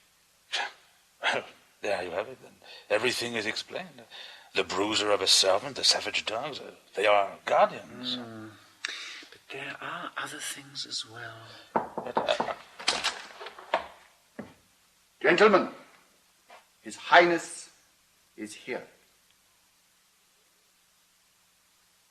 Mrs. Anthony, clear these dishes now! Very good, sir. Ancora di Vesuvio, Signor Flambeau. It goes well with cheese. Paul, be quick. Bring another 2 bottles, the best in your cellar. Sir. Signor Flambeau, you are an amazing man. Your story intrigues me, but how does it finish? Well, the 2 detectives, each believing the other to be me, arrived at exactly the same time. They then tried to arrest each other and went off arguing, leaving me to go about my business in the jeweler's shop. Magnifico. I do not know how it was. I never met you in Paris. You certainly seem to have frequented the same kind of society. Indeed. And now, like me, he has given it all up for the quiet life. La vita serena. Here there is nothing to do but fish. You enjoy fishing, Signor Flambeau? Oh, yes, very much. Che pescatore! Then, this afternoon, I will show you where you will have the good sport. It is on the bank of the river opposite this island. It is the wrong time of day, of course, but still, there one generally has la buona fortuna. Will you join us, Father Brown? Not to fish, no, thank you. But perhaps I might borrow a book from your library and sit with you? By all means. Paul! Where are you, man? Where is the wine I sent you for? Subito! I have it here, sir.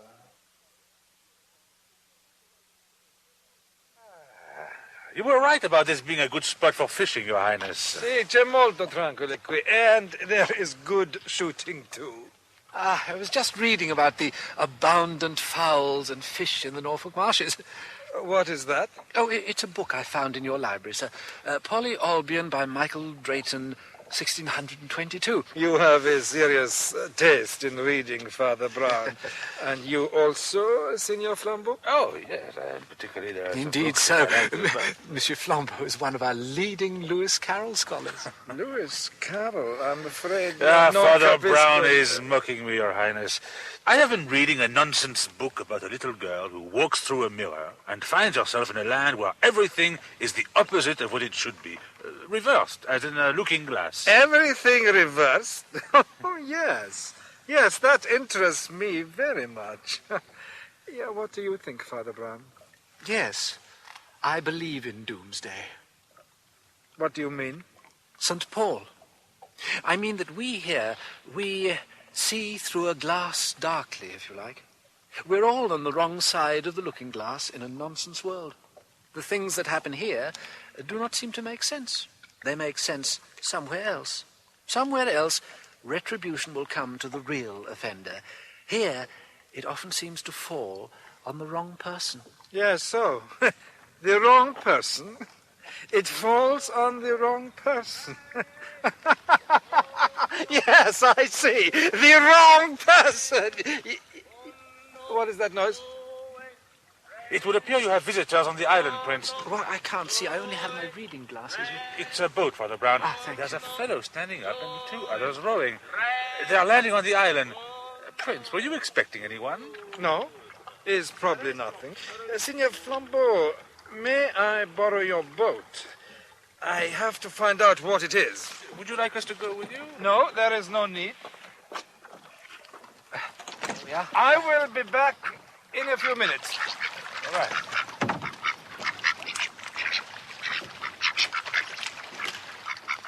What's happening?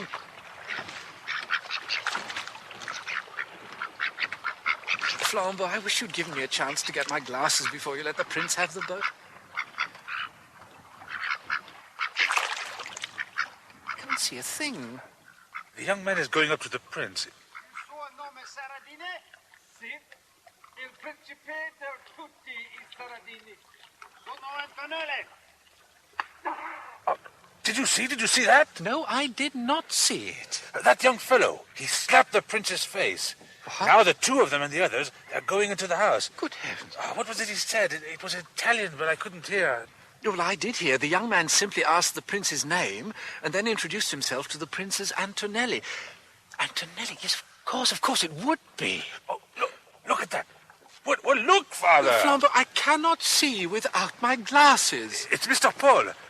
Where's he going with our boat? What? Mr. Paul! Mr. Paul! He's going away from us. Mr. Paul! Mr. Paul, stop! Stop, Mr. Paul! Monsieur Flambeau! I cannot stop! I must get to the police station in the village! I must save my master! I must get to them! Well, let's hope he gets there in time. I wonder why he didn't just telephone. What's that sound? What is it, Flambeau? No, I don't believe it, but they've come out of the house, the young man and the prince, and they're fighting a duel with rapiers, Monsieur de la Folie. Young man and prince?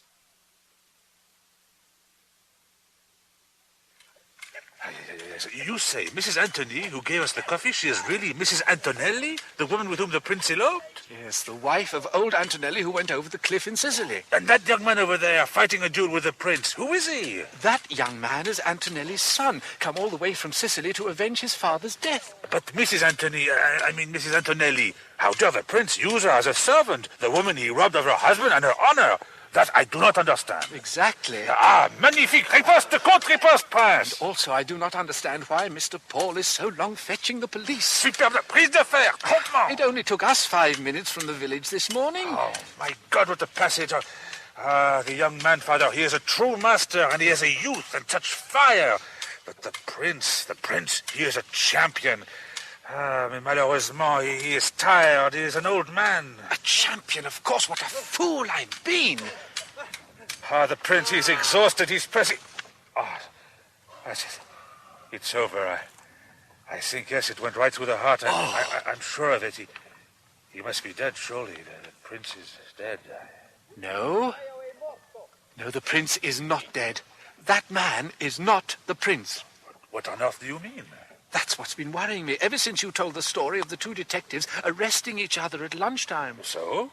That man lying dead there, our host, did not know that anecdote.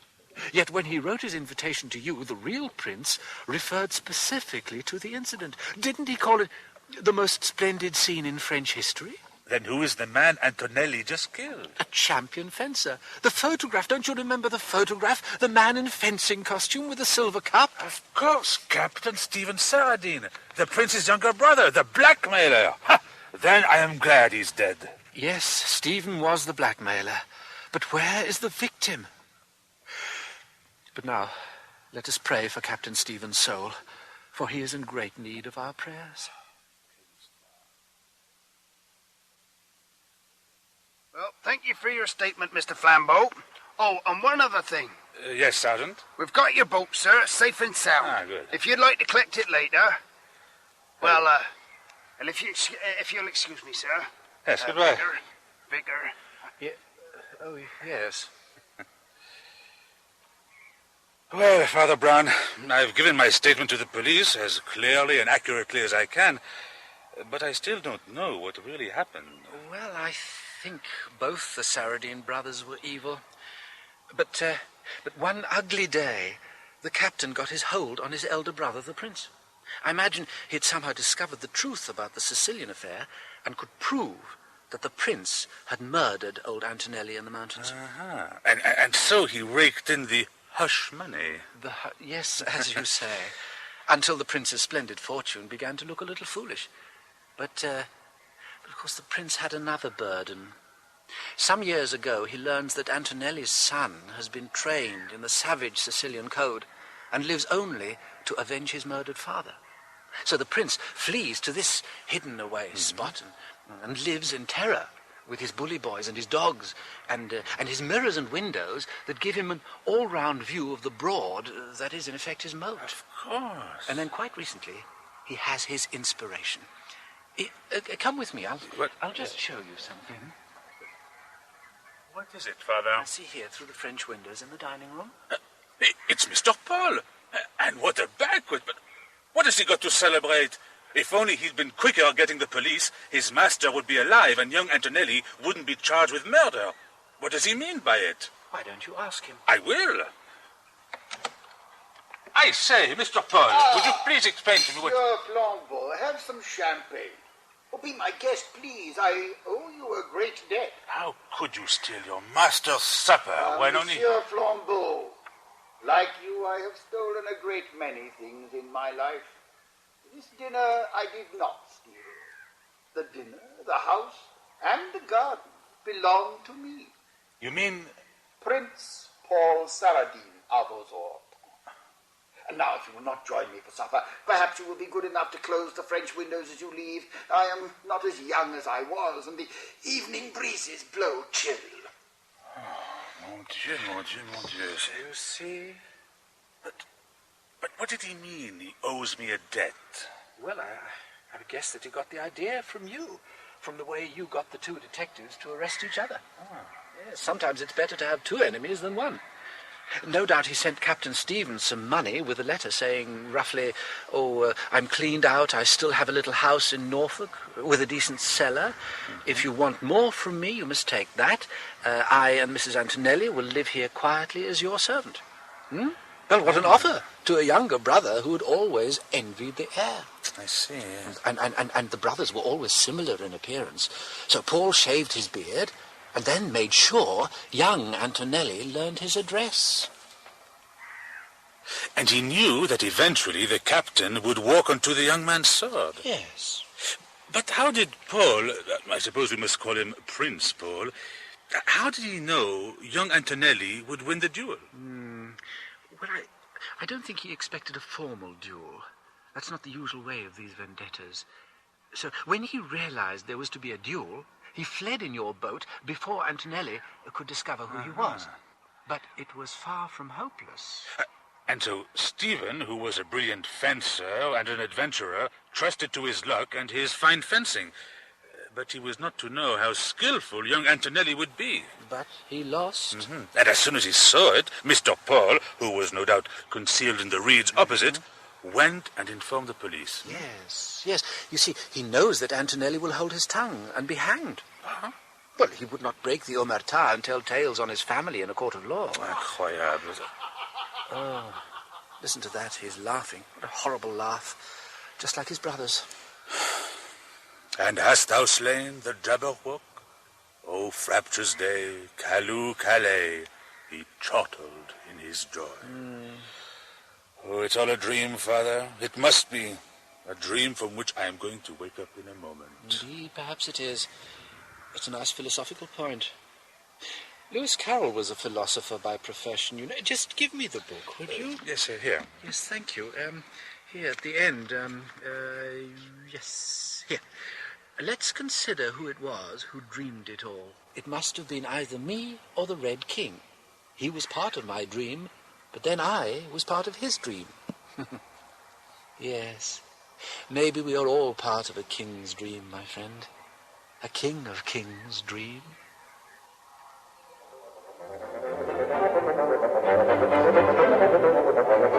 In The Sins of Prince Saradine by G.K. Chesterton, the part of Father Brown was played by Andrew Sachs, Flambeau, Olivier Pierre, Mr. Paul, Garrard Green, Mrs. Anthony, June Barry, Saradine, Roger Hammond, Italian and Sergeant, Robin Summers, Norfolk Toughs, Peter Acre and Robin Summers.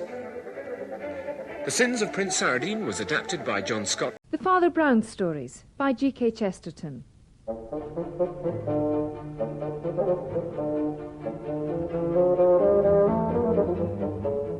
We present The Perishing of the Pendragons, adapted by John Scottney, with Andrew Sachs as Father Brown.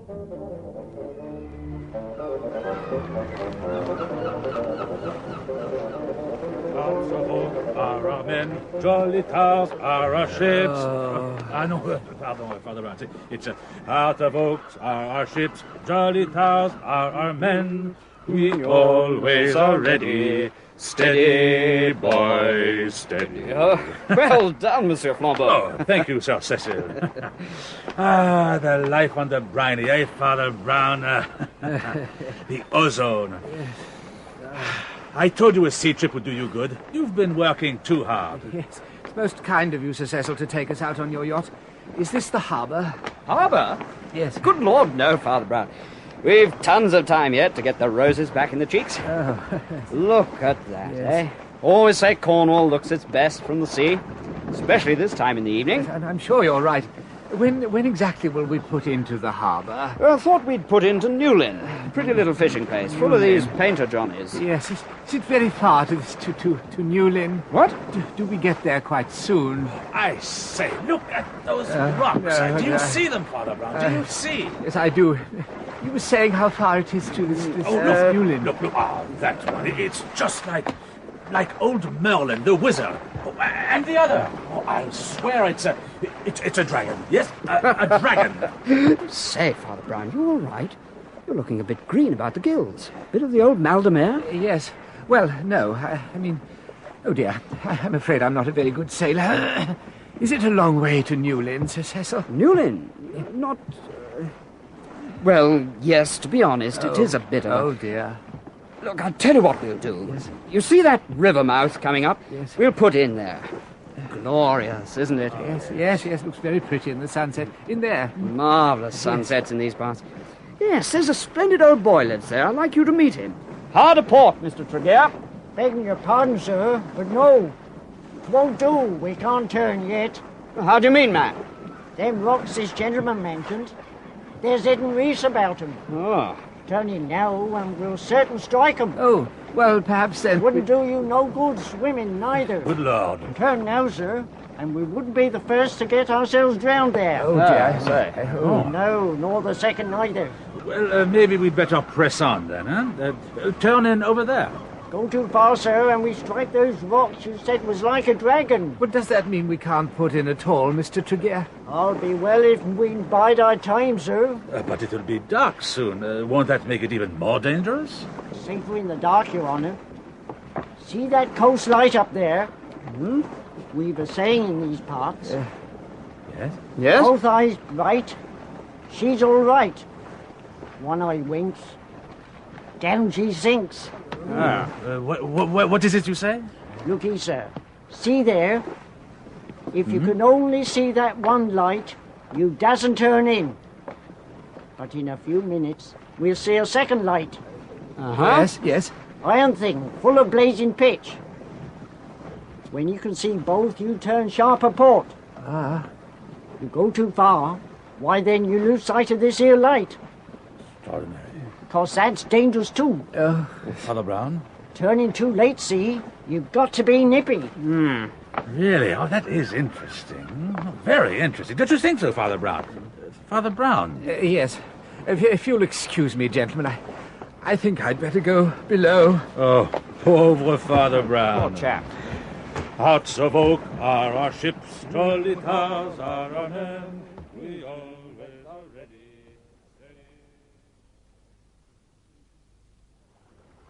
Two eyes bright.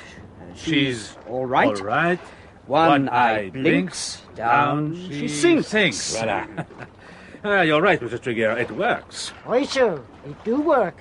But supposing there was some other light, wouldn't that confuse you? They passed a special act of Parliament against any other light showing seaward, sir. Seeing as there'd been some incidents. Incidents? I think Mr. Tregear means wreckers. People who set up false lights to lure ships onto the rocks and steal the cargo. Yes, I have known such dreadful people. Why, I too once... The seafaring tradition on these coasts isn't all wicked, of course. As great or greater seamen came from Cornwall as from Devon. You'll meet one when we meet the old sea dog we call the Admiral. The Admiral? Yes. There's his landing stage now. Ah, yes.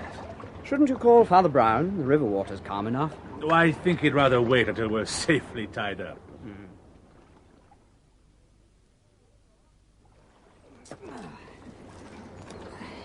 Oh, there you are. That's it. She's all tied up, safe and secure, Mr. Tregear. Thank you kindly, Sir Cecil. But I'll just step ashore and check it myself, if you don't mind. Very well. As you wish. Now, Father Brown, how do you feel now you're safe on dry land? Oh, much better, thank you. In the evening air, the scents are so much stronger. Oh, that's strange. What's that? Oh, that'll be some exotic plant the old Admiral brought back from his travels. He sailed all over the world, you know, trying to make his fortune and bring back a bit of the old ready.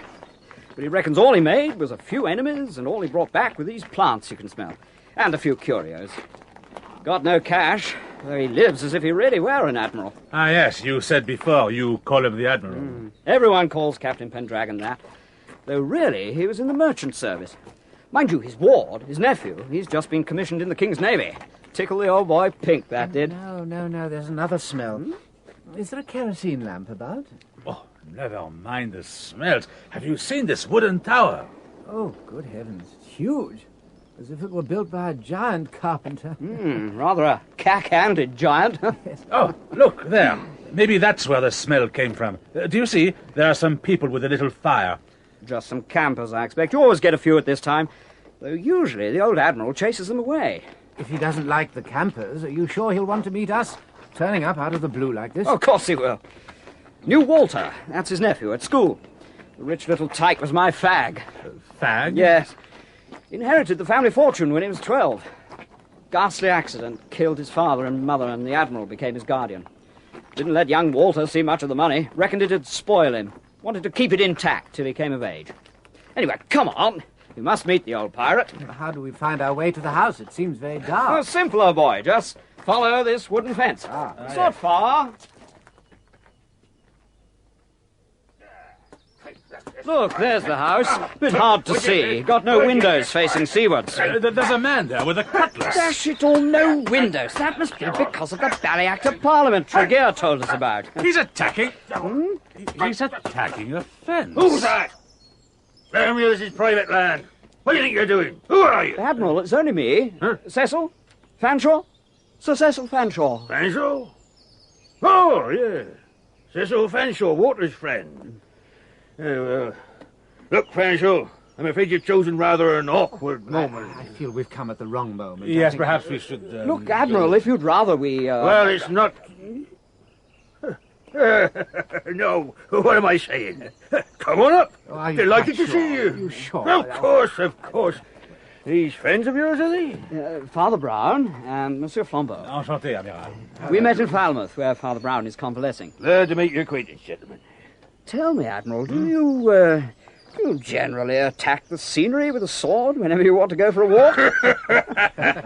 No, you've got to cut down this fence somehow. It's spoiling all the plants, and this old cutlass come to hand. Besides, gives me a chance to work off the frustration of being stuck here when I'm used to sailing all over the world. For that matter, hacking me way through the green poisonous jungle. Not this half-rotten fencing.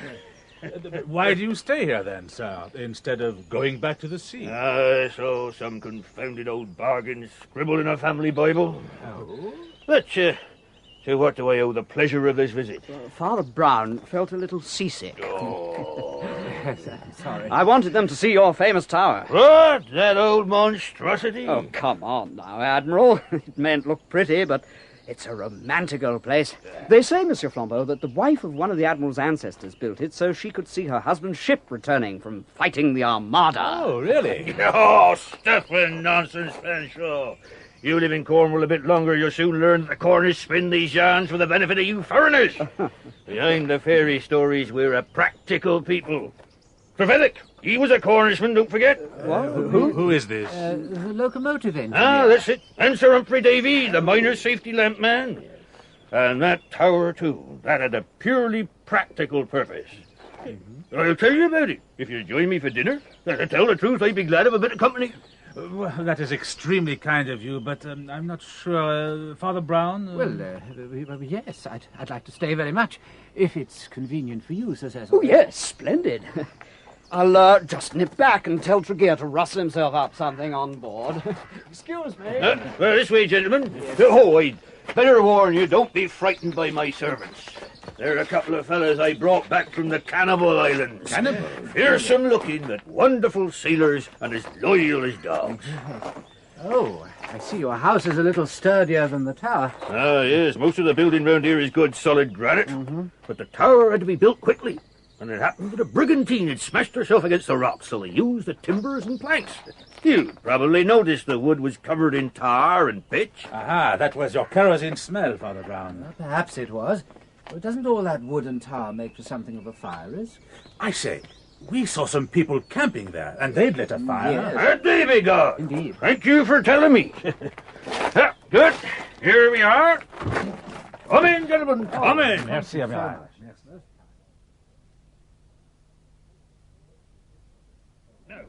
What will you drink? The choice is small, but there's plenty of it. I can offer you rum, brandy, champagne, or the local cider. Oh, rum, brandy, champagne. Rum, please. And may I have the cider? Now, Chummy, you bring quick, 2 big fella rum, 1 jug cider, chop. Yes, Admiral Boss. You bear a famous name, Captain Pendragon. Yes, I suppose I do. All Cornishmen claim to be related to King Arthur, but maybe we have a better claim than most. Why, I did hear tell What? that... Is the Admiral telling you about his family? comes from great seafaring stock, don't you know? Captain, Mr. Fanshawe was telling us before the Devon seamen weren't a patch on their Cornish neighbours. That's as maybe. But I'll tell you, they weren't like the swashbuckling Devon men the Cornish sailors were.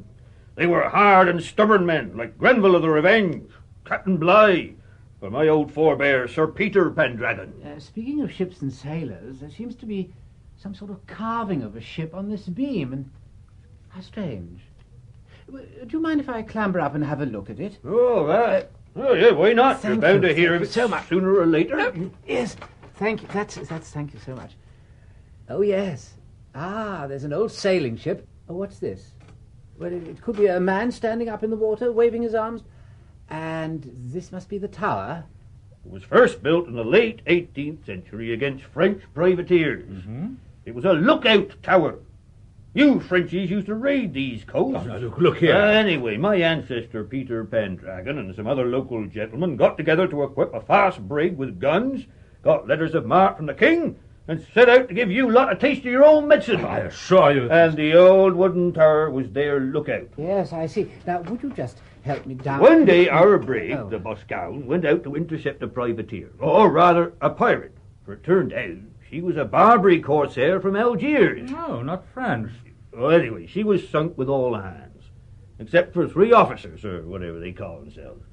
They escaped in a boat with a chest of treasure, but they were picked up by the brig, her master being my ancestor. Oh, that's Peter Pendragon. Yes. Yes, now, could you just help me Anyway, down? as they were coming into this river, old Peter threw all 3 overboard. What? Could you just help me down? Oh, I'm so there sorry. you are. Thank you so. That's so kind. Thank Well, you so much. 2 drowned immediately. Yes. But the 3rd struck shallower water and raised his arms and shouted something in their heathen tongue before the current caught him and swept him away. And the superstitious folk round here reckoned he was cursing my family. That's a story you can see carved on the beam, Father Brown. Aïe, quelle histoire. Anyway, that money was the foundation of our family fortunes, all founded on a Blackamoor pirate's gold. Yeah, and speaking of Blackamoors, where's our drinks? Tommy, why you long time bugger off? Quick! Me coming, Admiral Boss, me coming. Me sorry.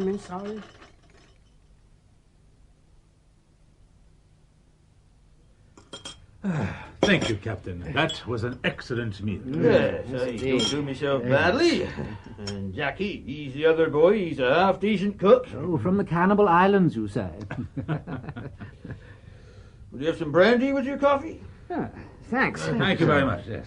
Yes. I fear we must be away soon, Captain Pendragon. No. Stay the night. There's plenty of room. Oh. Frightfully decent of you. Anyway, I'd like you to meet my nephew. Walter? Yeah. He's bringing his fiancée over in his sloop from Plymouth. Telegraphed to say he'd arrive about midnight. Fiancé? I say, what's this? Charming girl. Mind you, I told him he can't marry till he comes of age. But that won't be long. Isn't it dangerous sailing in so late? Maybe. But he knows these waters well enough. Besides, there's a trick to finding the passage at night. Both eyes bright, she's all right. By Jove, Captain, your brandy is as good as your champagne. As I say, I like to do myself well. Some consolation for being stuck here instead of being at sea. Oh, yes, you said there was some reason for this. Something to do with the family Bible. Ah, yes. I'll show you. Oh, thank you, sir. Here. There we are. See? We all set our hand to it. Yes. See? Me, my father, my brother, and that childish hand, that's Walter. We, the undersigned, do hereby... What's the point of it? The point? Well, my father had just 2 boys, me and my elder brother, John. Our poor mother died young. I've always been a bachelor, but John married. Walter, my ward, is his son. Yes. The sea was in our blood, and we were each master of one of the family vessels. The business side was left to our agents. My father commanded the Boscawen. The name had become a family tradition. It was our largest vessel on the Australian run. We had mining interests there. And you were in the South Seas? I was. I'm sorry, I still don't understand. This has something to do with the Muslims' curse? That it has. Over the years, we had our share of tragedies and misfortunes as a family, perhaps no more than happens to any other family that votes all its sons to sea. But my father, now, he was a strange man. And As he grew older, he grew stranger. In many ways, he was as skeptical as I am, but he became obsessed with this curse idea. Eventually, he developed a notion to settle whether it was truth or trash. If all us Pendragons sailed about anyhow, he thought there'd be too much chance of natural catastrophes to prove anything. But if we went to sea one at a time, and in strict order of succession to the family property, he reckoned it'd show whether any connected fate followed the family. So you were recalled? Yes. And my elder brother, and made us swear on this here Bible. It was a silly, superstitious notion, I thought. And I quarrelled with my father pretty heartily over it, for I was ambitious, and besides, had to make my own way in life. Yet I was to be left to the last, coming in succession even after my young nephew and his son, should he have any. What about your nephew? I tried to dissuade him from the sea. Reckoned if he stayed ashore, I could go back, but, well, salt water's in the blood, and I'm proud enough of him now he bears the king's commission. Anyway, it's a foolish, irrational thing, and I yarned on far too long about it. You never drop more brandy. Your hand shaking, Captain. Is something troubling you? No, gentlemen, no! I will not believe that Pendragons are accursed. I will not! Admiral. Are you all right? I tell you, if you'd known the tragedy I have. Even you, Father Brown, would have to become an atheist and a skeptic to keep sane in all this devilry. I'm sorry, I didn't mean that. I'm a little distraught. Oh, dear fellow, I wish you'd sit If down. you'll excuse me, I'll just take myself for a breath of fresh air. That should do the trick. Help yourselves. There's some more brandy and coffee. Excuse me. Would you like us to come with you? No, thank you. I'd rather be alone. Oh, it won't be long.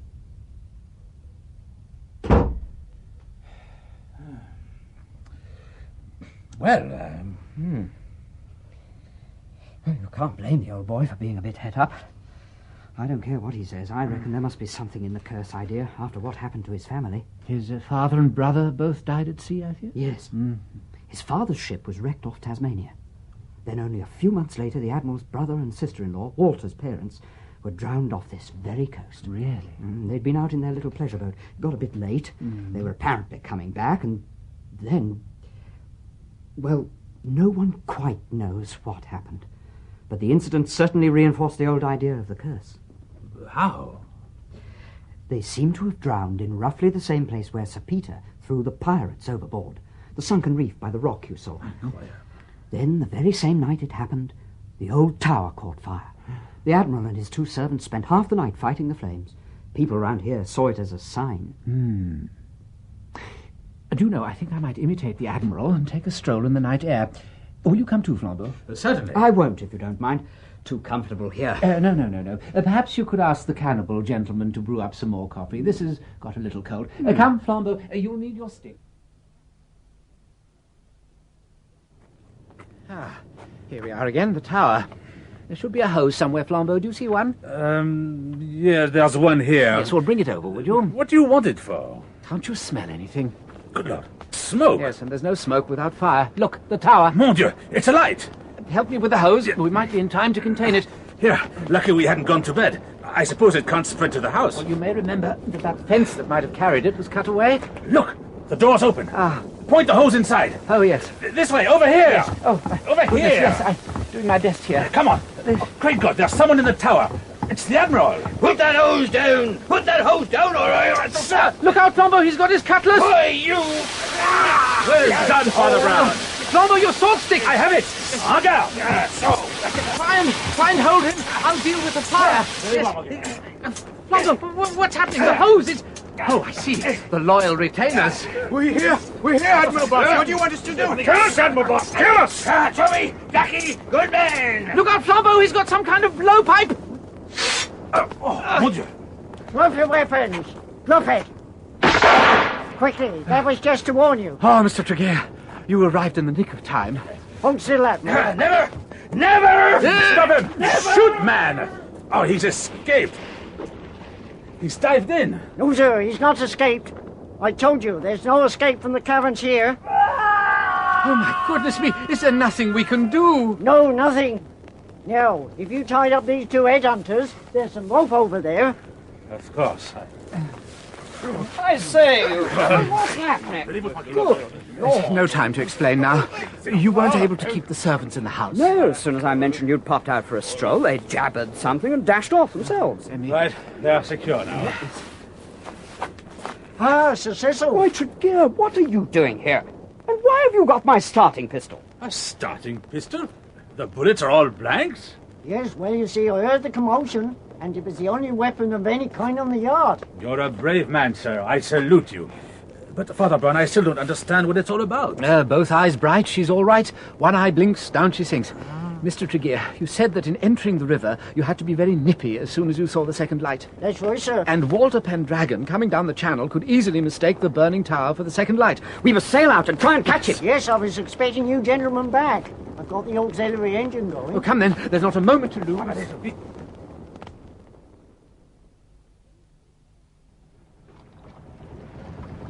Still no sign, and it's nearly 1 o'clock. If he's under sail, he's got a hard job coming here with the wind in this quarter. It's possible, but slow. Tell me, did Captain Pendragon ever do any amateur acting? Yes, he did, as a matter of fact. He was Sir Richard Grenville in the local pageant. He was very good when Grenville was mad, after the sinking of the Revenge. Ah, I thought he acted his little breakdown rather well. When the clock struck 11 and he needed an excuse to get outside and start his bonfire. Is that when you first suspected him? No. No, I didn't really trust him from the first. To begin with, he wanted to get rid of us, and I thought, he's up to something. And then he welcomed us with open arms. And I wondered if he decided we might be useful as witnesses to establish some sort of alibi. And so it proved, We were to bear witness the fire was an accident, started by the campers, no doubt, so he would claim. You know, I thought it was strange that when I told him about their fire, he complained to us, but he didn't go and tell them to put it out. Why didn't I think? But he seemed such a decent old stick. No, few men are what they seem. He felt he hadn't got the station in life he deserved. He complained of poverty, but he certainly lived well. And with Walter coming up to his 21st birthday and getting married, he saw the money slipping away from him forever. Yes, so he made his plan. He couldn't display another light to entrap the boat because of the Act of Parliament. But an accidental fire in the pitch-covered wooden tower helped along with a can or two of kerosene. And I suppose that's how he killed his brother, too. With fire and water. So, it seems the wicked uncle of legend very nearly got his estate. Well, wait, look, over there. A sail, a white sail. It's coming this way. She's a sloop, all right. Who'll be the one? Hello there! Hello! Hello! No answer. What's her name, Sir Cecil? Oh, dash it all, I've no idea. No, wait a minute. It's Sea Spray. Hello, Sea Spray! Hello! Hello! Hello? What is it? Is Sub-Lieutenant Pendragon aboard? Yes, that's me. What is it? Repeat, what is it? Imperative, you heave towards one, sir. You must heave two. Very well. Am heaving two. Yes, he's stopping. All's well. Thank heaven for that. Oh, I feel better now. Oh dear, no. No, I feel worse. In all the excitement, I'd quite forgotten about my seasickness. But now, oh dear. Oh, my poor friend. Oh, well. Oh, well, never mind. After we get to Newland, you need never go near the sea again for months. Oh, no. Oh, no, that's just the trouble. You see, I'm sailing to America next week.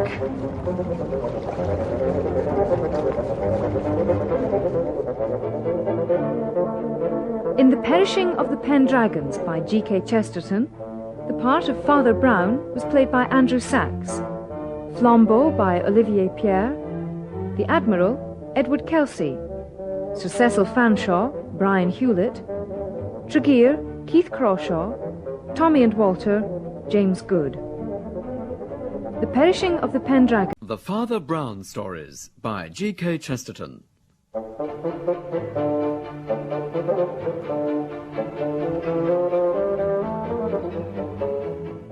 We present The Arrow of Heaven, adapted by John Scotney, with Andrew Sachs as Father Brown.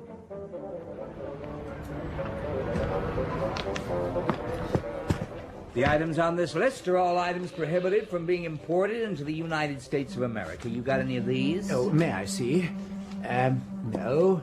Oh, good heavens, no. No. Good. Anything to declare? No, I don't think so. Oh, thank you. I hope you've got your umbrella. Your famous umbrella? My umbrella? I didn't think I had to declare it. Just a little wisecrack. A joke, Father Brown, a joke? Oh, but you know my name, but I've never been here before. How know your name, Father Brown? Well, I reckon just about everyone in little old New York's heard of your exploits. Really? Father Brown. Yes? On behalf of the fraternity of New York Customs Officers, I'd like to welcome you to the United States of America. Oh! Boys! I can tell you Father Brown's clean.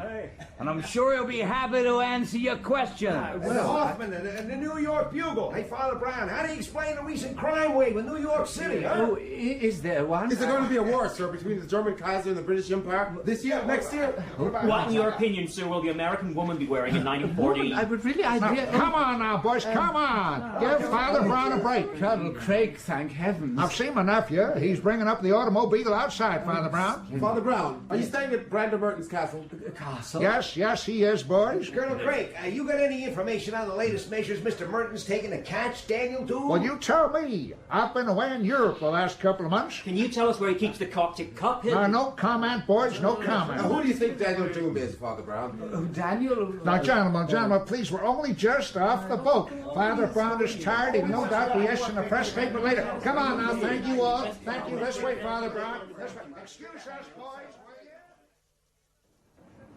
Over here, Uncle Hickory, over here. Hi there, son. So, you got him away from the newsmen all right. Those boys. I tell you, I'd rather face an Apache war party any day. This is my nephew, Father Brown. Father Brown, Captain Wayne. Oh, how do you do, Captain? It's an honor to meet you, sir. Oh, I hardly think that... Uncle Hickory says you're rooming with us for a couple of days at old Brander's Castle. That's right. Yes, indeed. Yes, your uncle and I met on shipboard, and as I had some time to spare before my conference, he kindly invited me to stay with him at Mr. Merton's. But what is this about a castle? I didn't know there were any castles in America. Oh, this was shipped stone by stone from Scotland. You don't My say. old partner, Brander, he has to be mighty careful about his safety, and that old heap seemed pretty well the most secure building he could find. You wait till you see it.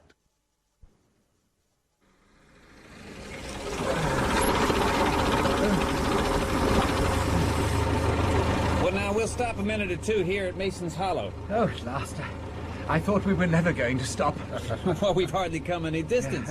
Mason's Hollow is only 50 miles from Manhattan itself. Father Brown, my nephew's an aviator. His ideas and distance are based on flying. He considers it soon. Them machines will be as common in the United States as automobiles are now. Oh, really? That is fascinating. Excuse me asking, Captain Wayne, but why do you call your uncle Hickory? That was a nickname I picked up in the old days. Oh, my uncle's kind of a modest man, Father Brown, but I can tell you, Hickory Craik was one of the most famous Indian scouts in the old frontier days. Oh, He's shucks. something of a living legend. That was before he quit to start trading with old Merton. My nephew exaggerates, Father. Mind you, it's true I did have quite a lot to do with the engines. Fact in the end is, that's why I resigned. I got to like the engines a whole lot better than the guys who were destroying their way of life in the name of progress. Oh, yes, well, I can understand your point of view, Colonel. There was something else I wanted to ask you, if you don't mind. Fire away. What is all this business about Daniel Doom and the Coptic Cup? Is that a horse race? Oh, no, sir, it's not. No, sirree. The Coptic Cup is a sort of chalice, I suppose you'd call it, set with uncut precious stones of various kinds. It goes back certainly before the time of Mohammed. It's led to the death of 2 millionaires who owned it.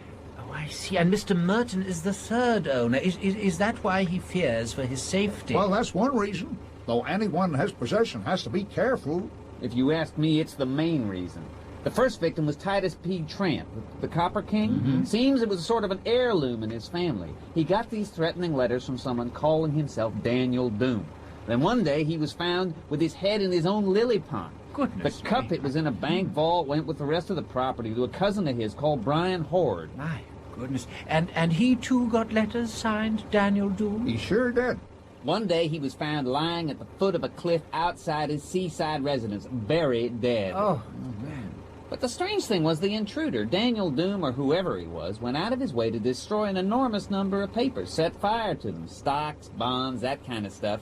It left Horde's affairs in a hell of a mess. Horde's widow had to sell the cup to sort out her financial problems. I see, and Mr. Merton bought it, yes. Has he also had threatening letters? I imagine he has. Oh, I'm pretty sure of it. Brander keeps himself to himself these days. No one but his secretary sees his letters. But I've seen him real upset and annoyed with letters. Letters he tore up before the secretary saw them. Hey, let's get out of here. See who's coming out of that drugstore? It's that son of a bitch, Dragey. Too late. He's seen us. Well, hi there, Colonel Craig, Captain Wayne. Hello. I'm real glad to see you two. I don't believe I've had the pleasure, sir. Father Brown, Norman Drage. Hello. How do you do? Will you give me a ride up to the house, Captain Wayne? It's one of my days for a business consultation with good old Brander. All right, you better get in.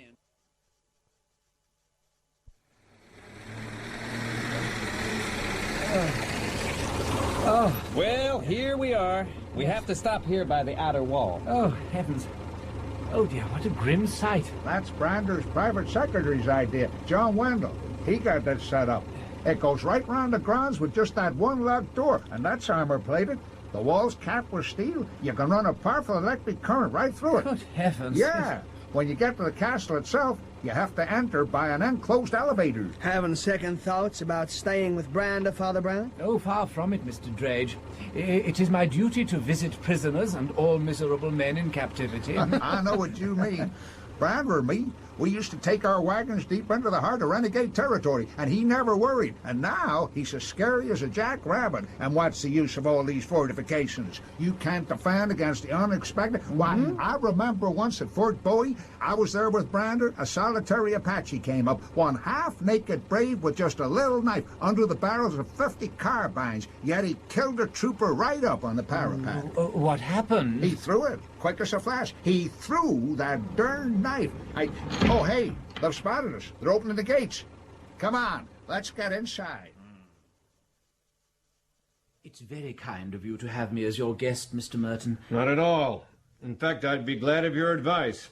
Hickory tells me you've got a pretty sharp reputation with regard to the criminal element, shall we say. Oh, hardly, I'm afraid. I'd be very glad if you'd join me for luncheon. And afterwards, I'd be grateful if you'd have a talk with me in private. When am I free this afternoon, John? At 3:30, sir, just after you finish. 3:30 it is, then. Now, if you'll excuse me, I have some private business to discuss with Drage here. You better come on through, Drage. I assume you won't be staying to lunch. I know how much you'd like me to, Brander, but no, I won't. Thank you. I'll leave you with my secretary, Father Brown, while I get this over with. Oh, thank you so much. Come on, Drage. Excuse me, gentlemen. Yes, goodbye. I'm very proud to have met you, sir. I've heard a lot about your reputation. Oh, no, please don't mention my reputation, Mr. Wendell. I feel as though I'm some sort of exhibit in a museum. Oh, as you wish, sir. Lunch is at 1 sharp. Mr. Merton likes his guests to be punctual for meals, I should warn you. Oh. After lunch, he generally spends an hour or so with his lawyer. Then I go through the afternoon's program with him. After that, I leave him alone for 15 minutes. He insists I do that each day at 3:15. Oh, excuse me. Harris? Yes, sir? Harris, Father Brown has an appointment with Mr. Merton at 3:30. Yes, sir. Harris is Mr. Merton's private bodyguard. He tries to make sure the boss is never left alone with strangers. Really? Or alone at all, really. But you said he is alone at 3:15 each day? Yes, for a quarter of an hour out of each 24 hours. That is all the real solitude he has. Oh. And that he insists on, and for a very curious reason. Yes. The Coptic cup is hidden somewhere in that room. None of us knows where, but every day he takes it out and worships it, you might say, alone. Oh, dear, but isn't that dangerous? Is there a window? I don't know about these things, but surely someone knowing his habits with a rifle... Oh, no, there's no window, only a skylight, and that's the only door with Harris on the other side. You've seen the other precautions. The doors are all kept locked, and here's the switch to turn on the electrocuting current round the walls. Oh. And, of course, we're all armed. Oh. It's pretty unlikely Doom could get in, but if he did, he'd never get out. How did you enjoy your first taste of American cooking, Father Brown? Oh, it's quite delicious, Mr. Merton.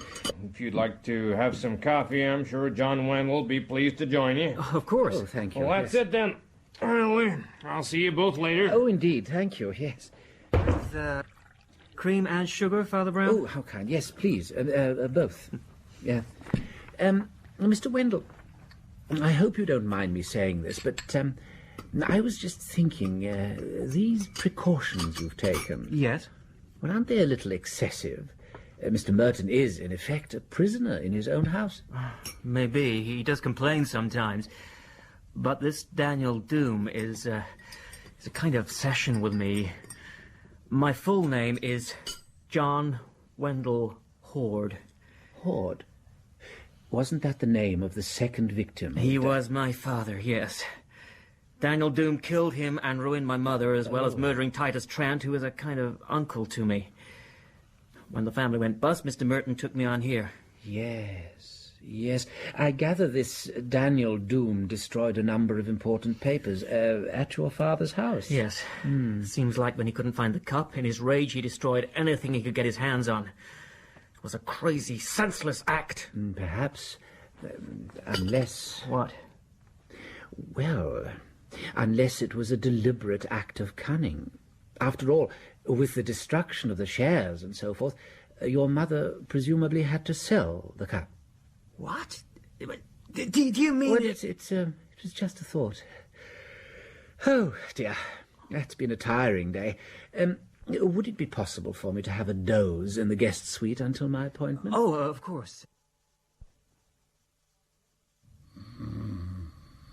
Father Brown? Father Brown? Where am I? Oh, yes. Yes, of course. Yes. If you'll come this way. Thank you. Harris, show Father Brown in, will you? Yes, sir. This way, sir. Thank you.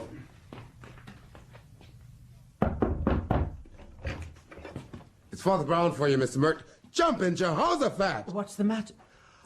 Oh, God have mercy. What is it? Father Brown, what is it? What's the matter? I fear you must press your switch, Mr. Wendell. Has he been shot? Well, it depends what you mean by shot. He's got an arrow in his neck, Mr. Wendell. And the skylight's wide open. Here, let me see. Oh, so it is.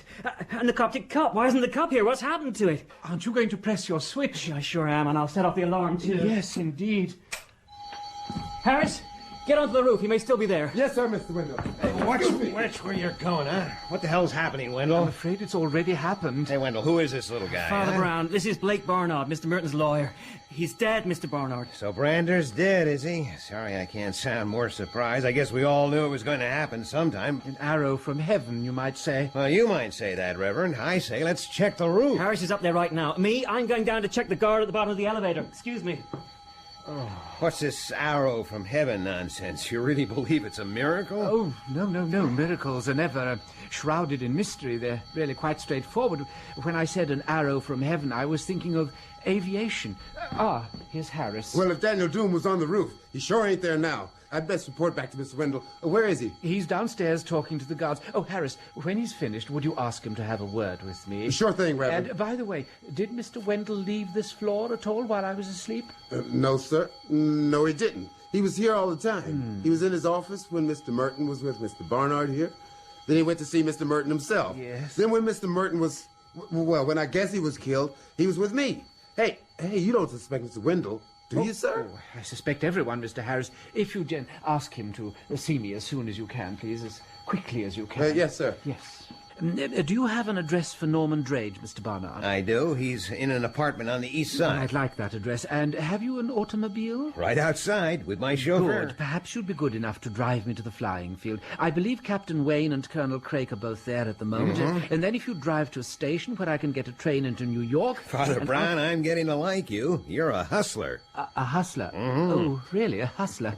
Here's Mr. Wendell. You wanted to see me, Father Brown? Yes, Mr. Wendell. For reasons that I'm sure you understand, You had to be the person I first suspected of murdering your employer. I see. But the actual circumstances of the murder seem to make that very unlikely. Have you informed Colonel Craik and Captain Wayne of what has happened? No, not yet. I was just going to telephone the flying yes, field. I'd rather you didn't. Mr. Barnard has kindly agreed to take me to the flying field in his motor car. I think it would be best if we broke the news to them.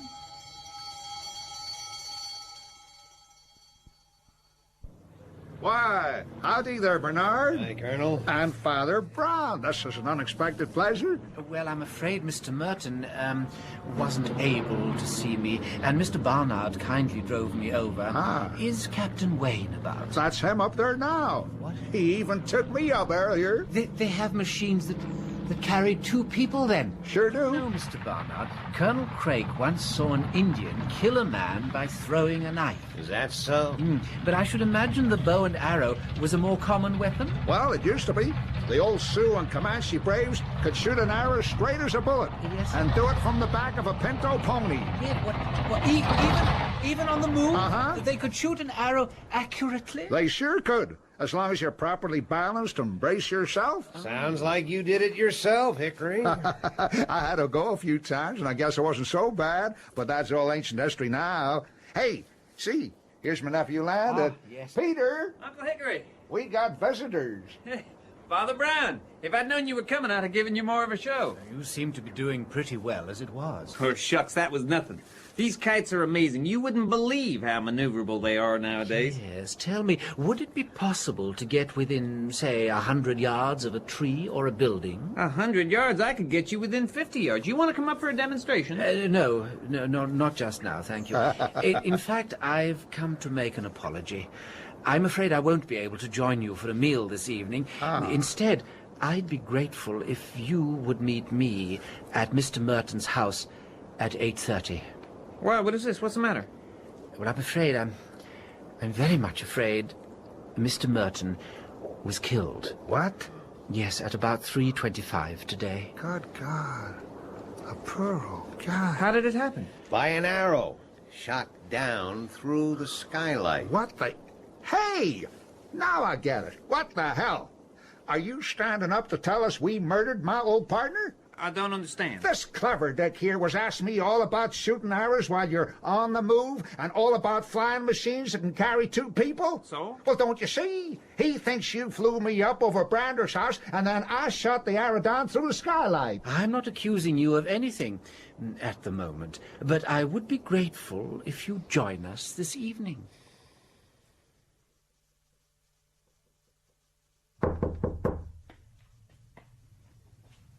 Who's there? Hello? Who is it? Mr. Drage? Who the hell are you? Oh, it's you. Do you always greet your visitors with a revolver, Mr. Drage? What do you want? I just dropped by to tell you that Brander Merton has been murdered. Has he? Well, let me tell you, he deserted 100 times over. Oh, well, why didn't you murder him then? Why not, Mr. Drage? Hey, wait a minute. You want to know why I didn't murder him? You're a nice sort of clergyman. Hey, if that's your way of saying I did, well, prove it, that's all. As for him, I reckon he was no loss. Yes, he was. I would guess he was a loss to you.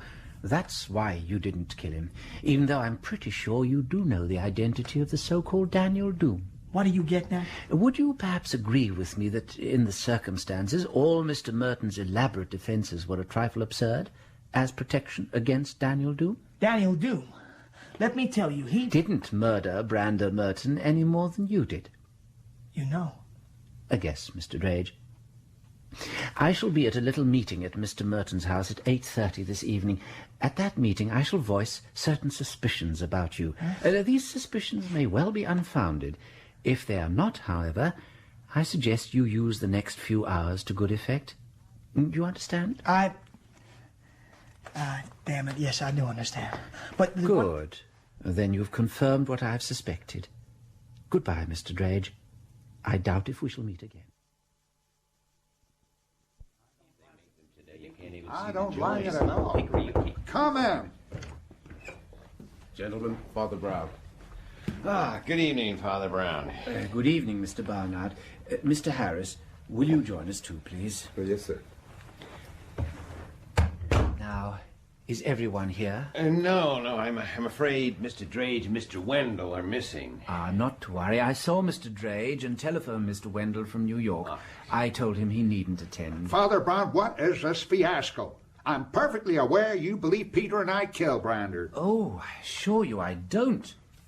Why, you practically told us. No, Captain Wayne. You told me. I felt it extremely unlikely that you went careering over the castle in a huge, noisy machine while an elderly gentleman leaned out at a perilous angle and unerringly shot a red Indian arrow through a skylight. But I had to suspect everyone, and you had to prove your innocence. And how the hell did they do that? You were there, Mr. Barnard. You recall how, until they actually knew of the crime, they virtually fell over each other in explaining to us how they could have committed it. Yeah. Until they realized what they were accused of. Now, a guilty person would never have behaved like that. Besides, how did they steal the Coptic cup? Did they yank it up on a fishing line? But the Coptic cup is missing. In a sense. But I suspect it still lies hidden in whatever secret place Brander Merton concealed it. I don't believe he ever took the cup out today. Then who did kill Brander? Wait, it wasn't Norman Drage? Yes, you're right. It wasn't Norman Drage. Now, Drage is a criminal, but he didn't commit this crime. He was blackmailing Mr. Merton. Journey. Yes. His were the letters you saw Merton tearing up, Colonel. Well, he wasn't likely to kill the goose that laid the golden eggs. So, who did it? Well, Mr. Barnard, you were out of the room when the murder occurred. You had plenty of time to go up to the roof and come down. And from what you told me of the nature of Mr. Merton's business affairs, I've no doubt that as his confidential advisor, you could find a way to benefit from his death. This is outrageous. No. You were my principal suspect.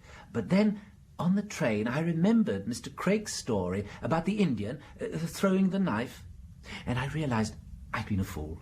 What? Surely, if a knife can be used as a missile, then a missile, such as an arrow, could also be used as a knife. Sure. Brander Merton was stabbed to death with an arrow pushed into his neck like a poignard. Like what? But I'm told he kept some arrows in his office as souvenirs of his days on the frontier. He did. He sure did. Why didn't I think? Because, Mr. Craig, if an Indian has a knife, you naturally expect him to stab with it. If a man has an arrow in his neck, you expect it to have come from a bow. Especially if the murderer has the presence of mind to open a skylight and place the body beneath it. But, gentlemen, before I go on, I must tell you the substance of John Wendell's telephone conversation with me. He has given me permission to tell you. He has gone off to be alone with his conscience. I'm sorry to tell you that John Wendell caught up with Daniel Doom and killed him. Well, I'll be. Good old Wendell. If he croaked Doom, he did a good day's work. But Mr. Wayne, did not Daniel Doom deserve a fair trial? You can't blame a man for downing a crook like that, Father Brown. Of course not. No, you can't. Say, how did he get him, huh? Oh, he stabbed him with an arrow. John Wendell Horde, for that was his full name, Holy Toledo, was, he admitted to me, obsessed with catching his father's murderer. Now, Drage somehow discovered that Brander Merton was Daniel Doom and blackmailed him. Doom? And when John Wendell realized who Doom actually was, partly, I fear, through some hints I dropped, well, he confronted Merton with it. There was a struggle, and he seized the first weapon that came to hand. Brander was actually Doom himself? I don't believe it. Craig, do you believe it? Yes, I do. What? I've known Brander 40 years, and when he wanted something, nothing would stop him getting it, and he sure wanted that cup. Now, he's done some dirty things in his time, but get that, Harris? See who's calling? Yes, Mr. Craig. Mr. Merton's residence. It's for you, Father Brown. Oh, thank you. Hello, yes? Oh, dear me. Oh, yes, thank you. Oh, I feel I'm terribly to blame. I deeply, deeply regret to tell you, Mr. Wendell has taken his own life. God have mercy on his soul. And on mine. Gosh, oh golly. Well, I hate to say it, but I reckon that's a relief. What in God's name do you mean? It means that now we can hush the whole thing up, Father Brown. Well, I, for one, am ready to tell the truth to the proper authorities. Oh, no. We couldn't have a thing like this getting out. Surely not. Why, Brander Merton was a thing like the President of the United States. He was Daniel Doom, a mad murderer for whom you had no pity, whom you thought was rightly slaughtered without trial. Very well, then. If Daniel Doom has got his deserts, Brander Merton has got his deserts. If that was good enough for Doom, by all that is holy, it is good enough for Merton. Take your wild justice or our dull legality, but in the name of Almighty God, let there be an equal lawlessness or an equal law. I asked poor Wendell to examine his conscience. I feel I must examine mine. I ask you, gentlemen, to do the same. In The Arrow of Heaven by G.K. Chesterton, the part of Father Brown was played by Andrew Sachs, Barnard by Ed Bishop, Harris by Guy Gregory, Wendell by Andrew Branch, Norman Drage by Sean Prendergast, Brander Merton by Richard Durden, and Peter Wayne by Johnny Myers, Matt Craik by Harry Taub, and the Customs Officer by Tim Reynolds.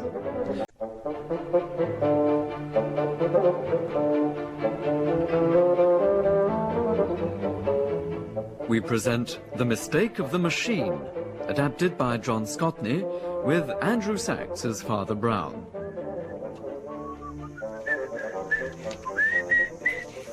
Hey, what in tarnation? Where's my flashlight? Hey, who's there? Hey, you, come here, come here. Now, stop. No, leave me, please. Oh, why? Now, come here now. I got a gun, I don't mind using it. No, don't shoot me, I didn't. Oh, Jesus. Oh, well, I just wonder where you're running from, friend. At this time of night, too. That's it. Now, slowly does it. Into the light of my flashlight here. Let's have a look at you. Look, don't. Keep your hands high. See, you sure are one very unlucky Irishman to run into me this time of night. Who the devil are you? The name's Greywood Usher. I'm governor of the jail here. And I guess I got a pretty fair idea who the devil you are, stranger. Come on now, this way. And I strongly advise you don't try anything funny. Help yourself to sugar, John. Oh, thank you, yes. Do you know, this is the first proper cup of tea I've had since I arrived in America.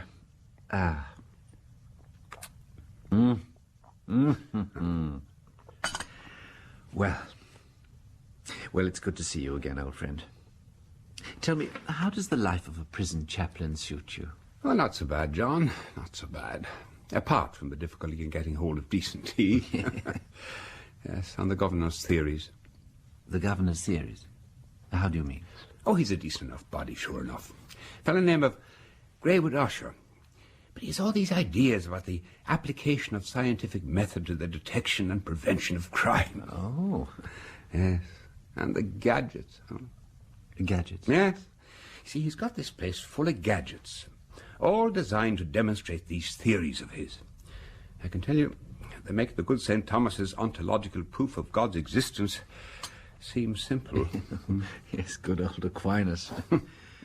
I wonder how many times at the seminary we sat up half the night arguing about him. Yes, and setting the world and Mother Church to rights. Oh, they were grand days. Grand days. That they were. How on earth did you know I was in Chicago, Jim? I read it in the Pink Press. The Pink? The terrible so-called society papers they have here. The famous Father John Brown is visiting our city. Oh, really? Yes, and I thought to myself, can that be the little stubby English fella I knew all those years ago when we were both studying for the priesthood? Dear, oh dear, all this fuss, it's terribly embarrassing. Not to worry. You've been eclipsed by another visitor from over the water. Come to grace our fair city, as they say here. Oh, see for yourself. Good heavens. The newspaper really is pink. Huh. Last Trick Todd. Last Trick Todd, society's brightest widower, is once again on the freak dinner stunt. This time it's a slum evening. What on earth is all this about? It's an Edith's idea. They all go about in fancy dress. Last time, they had to dress up as babies or nurses. I saw them myself. His house, Pilgrim's Pond, he calls it. It's just down the road from here. Now, this time, it's a slum dinner. They all have to go as tramps, down and outs and so forth. Oh, good heavens. Yeah, but that wasn't the part I meant. Here, look. Listen to this. Tonight, the hospitable Todd entertains Lord Fauconroy, a true-blooded British aristocrat fresh from England's Oak Grove. Oh, say, how can they use language? Go on, come on. Read the rest of it yourself. Let me see. Lord Fauconroy is said to have been in the States in his youth. Fashion rumours a maybe reason for his return. Fashion rumours a maybe reason for his return in the person of Last Trick's only child, Miss Etta Todd, who comes into a fortune of $12 million. Yes, and they call themselves Republicans. Now, what do you make of it, John? I think the journalist who wrote it should be put on a charge of murder. What? For murdering the English language. Oh, come in, please. Father O'Connor? Governor. I didn't know you had company. Yes, come in. We were just talking about you, so we were, weren't we? Sit down. Thank you. Governor, this is an old friend of mine from England, Father Brown. Father... Say, are you the Father Brown, the noted criminologist? Well, I don't know, am I? Well, didn't I read about you in the pink newspapers? Oh, dear, yes, I rather fear you may have done. Oh, Father Brown, let me shake you by the hand. It's... Yeah, Usher's the name, Graywood Usher. It's an honor to have you in my jail. Thank you. If you can spare the time, I'd sure like to discuss a few matters of mutual interest with you, but right now I got some pretty urgent business with Father O'Connor here. Now, Father, this is important. In your visits to the Sequa convict settlement, did you ever come across one Oscar Ryan? Now, you must know him. He's an Irish Catholic. Oscar Ryan? Yes. No. What? I don't think so. Oscar Ryan? Well, it does sound... Yeah. No, sorry, no. Now, that is a pity. I was hoping you might be able to identify him. After all, he is a Catholic. You sure you don't know him? Well, I'm sure I've come across the name somewhere, though. Why, you sure have. It's right there in that newspaper you got in your hand. There, you see. Convict escapes from Sequa. That's a convict settlement, Father Brown, about 30 miles from here. Now, I see. Apparently, this fella, Oscar Ryan, overpowered the warder on the north wall and took his gun and jumped down. They only had one guy on patrol on account it's so steep and dangerous there. Didn't they find a note or something? But they sure did. Here, it's in the paper. The warder was found bound and gagged. Beside him was a note reading, "I've taken the gun, but will use it only for self-defense. I mean no harm to any man but one. I'm keeping the bullet for Pilgrim's Pond." Pilgrim's Pond, Jim? Isn't that where the... Yes, it is. Anyway, boys, have I got news for you? Jack Hill, he's the governor of Sequa, see? He's sure gonna eat dirt when he hears what I gotta tell him. He sure is. And what's that, Mr. Usher? Why, don't you see? I got him. I got Oscar Ryan in cell 25. I got the guy that bust out of his jail. Locked up safe in mine. I was out walking. Like to walk in the evening, gives me time to think. That's when I get my best ideas. Anyway, I saw this figure. Reckon I know an escaped convict when I see one, after all these years. How, Governor? Why, the obviously stolen, rough, ill-fitting clothes, the furtive, frightened manner when I turn my flashlight on him. It becomes second nature. You should know that. Didn't recognize him when I first saw him, though. Then I realized it had to be Ryan. Why? Well, first there was the Irish accent. Ryan is Irish. But there are plenty of Irish in these parts, Governor. I'm glad it wasn't me you saw. But he was also in the environs of Pilgrim's Pond. It wasn't a quarter of a mile behind him. And that's the place Ryan said he was making for in his note. And what about the gun? The gun? But yes. Didn't he also say in the note that he was keeping a bullet for Pilgrim's Pond? I'm sure a bullet isn't half so useful without a gun. Well, we found no gun on him. Luckily for me, I reckon. He must have got rid of it for some reason. Or perhaps it had fulfilled its purpose? Well, I don't know. Well, say, I better go and tell old man Todd the heat's off. You gentlemen feel like strolling over to Pilgrim's Pond with me? I'm afraid I've things to do, Governor. Father Brown, I greatly appreciate your company and conversation. Well, yes, I'd like a breath of air. I find prison slightly, enclosed. As I said, Father Brown, Ireton Todd is quite a character. He's one of those millionaires who rose on stepping stones. Oh, yes, of our dead selves to higher things, perhaps. Yes, that's it. You know, you English don't do justice to the climbing and aspiring power of our more remarkable citizens. Oh? Yeah, now you see a good-looking gray-haired man in evening dress, and you don't realize that 10 years ago he might have been in a tenement or in jail. Todd's like that. He made his pile pretty fast with the automobile craze. 10 years ago, he was nothing. You see, I looked him up in our records. I'm proud of our record system. Mm-hmm. I invented it myself. Oh. Yes, and I got the jackpot.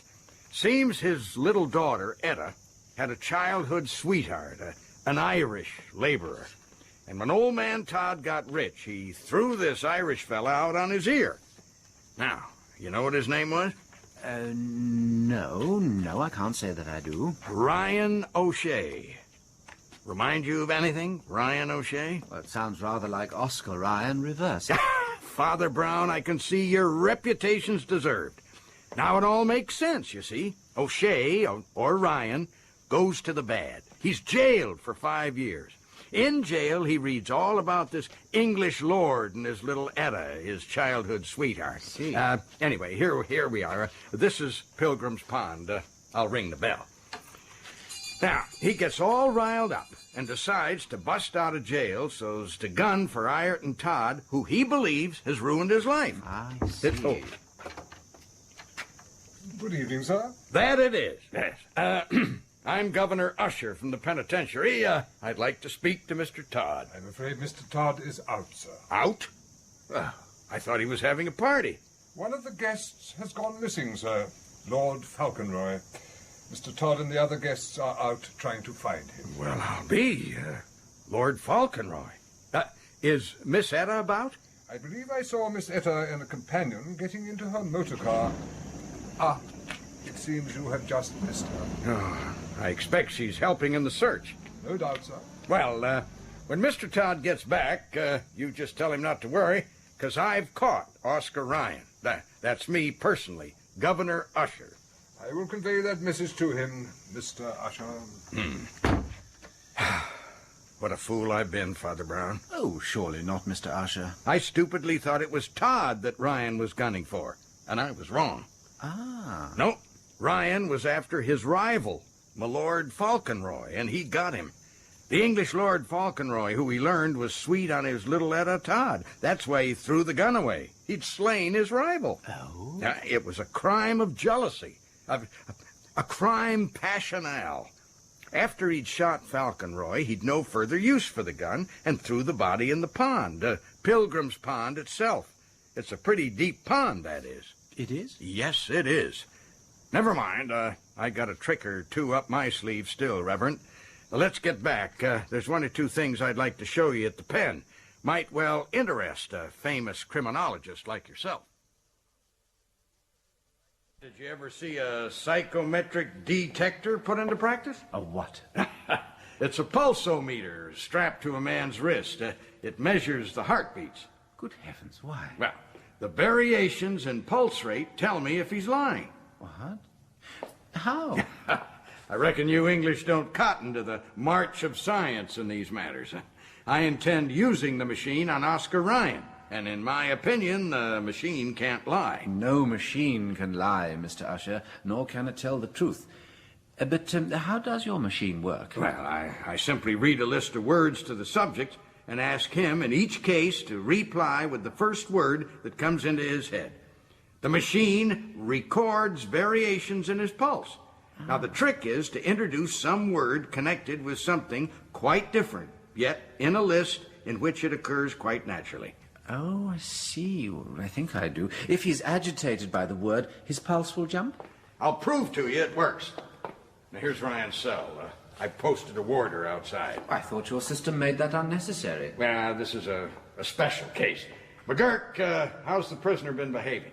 Not too badly, sir. He seems a bit resentful. He keeps on demanding to make a telephone call. A telephone call?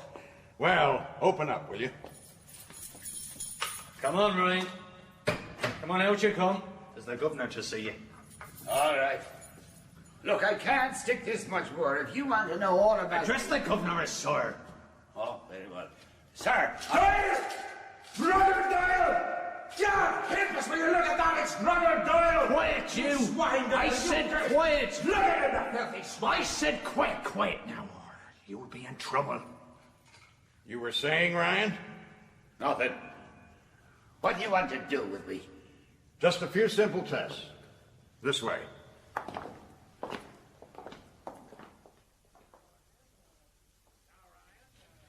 Now, Ryan, I'm going to say some words to you, and I want you to reply with the first thing that comes into your head. Very well.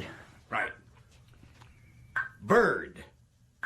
Brain. Oh. Robin. Good fellow. Owl. Waverley Pen.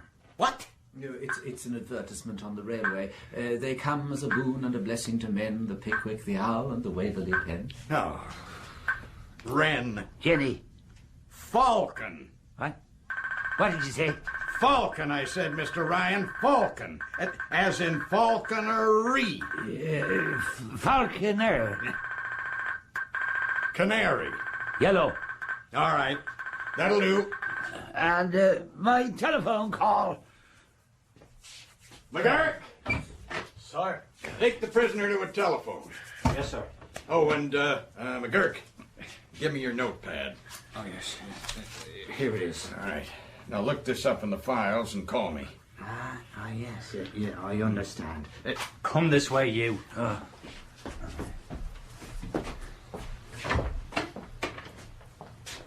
Well, Father Brown, you saw the way that needle jumped when I mentioned Falcon.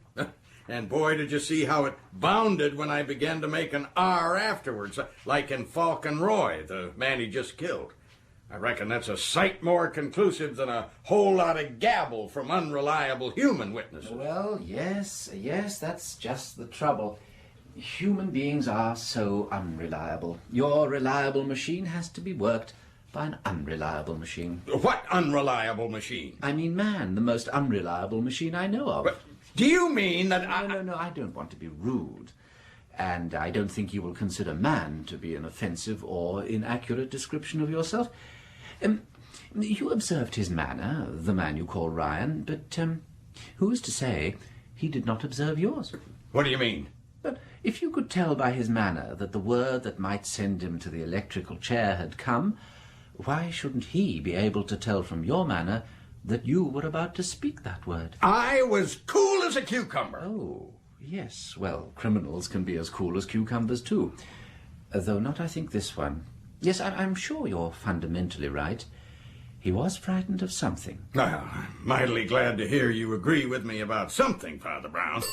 Oh, that must be McGurk. Yes, McGurk? Ah, good. That's fine.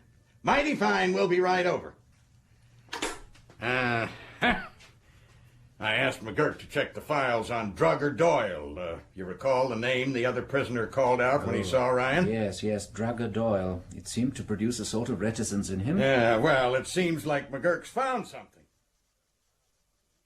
Doyle, William Michael, origin unknown, query Ireland. There, you see?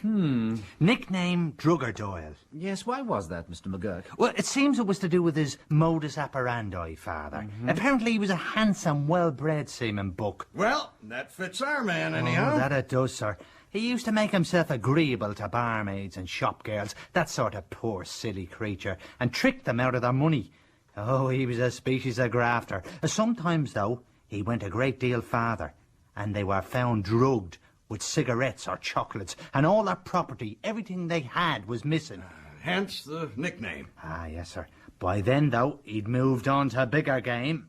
The spoiled daughters of the rich. You know the sort. Rich little darlings whose parents can't refuse them anything, and Dirk, I'll have none of your socialism here. Oh, sorry, sir, sorry. Anyhow, he was sent down several times, never got too long a sentence. Then one day, he overdid the dose.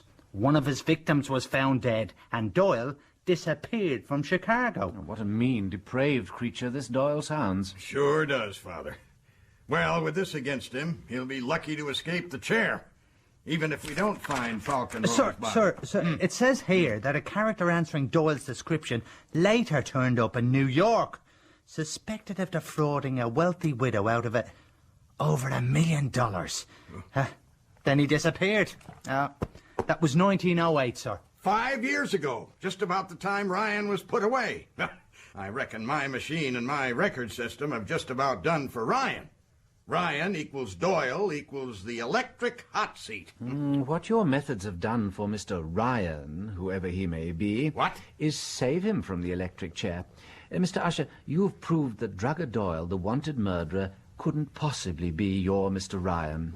How do you mean, Father? Why, bless us all, because Oscar Ryan is unlikely to be guilty of all these mean, cowardly acts.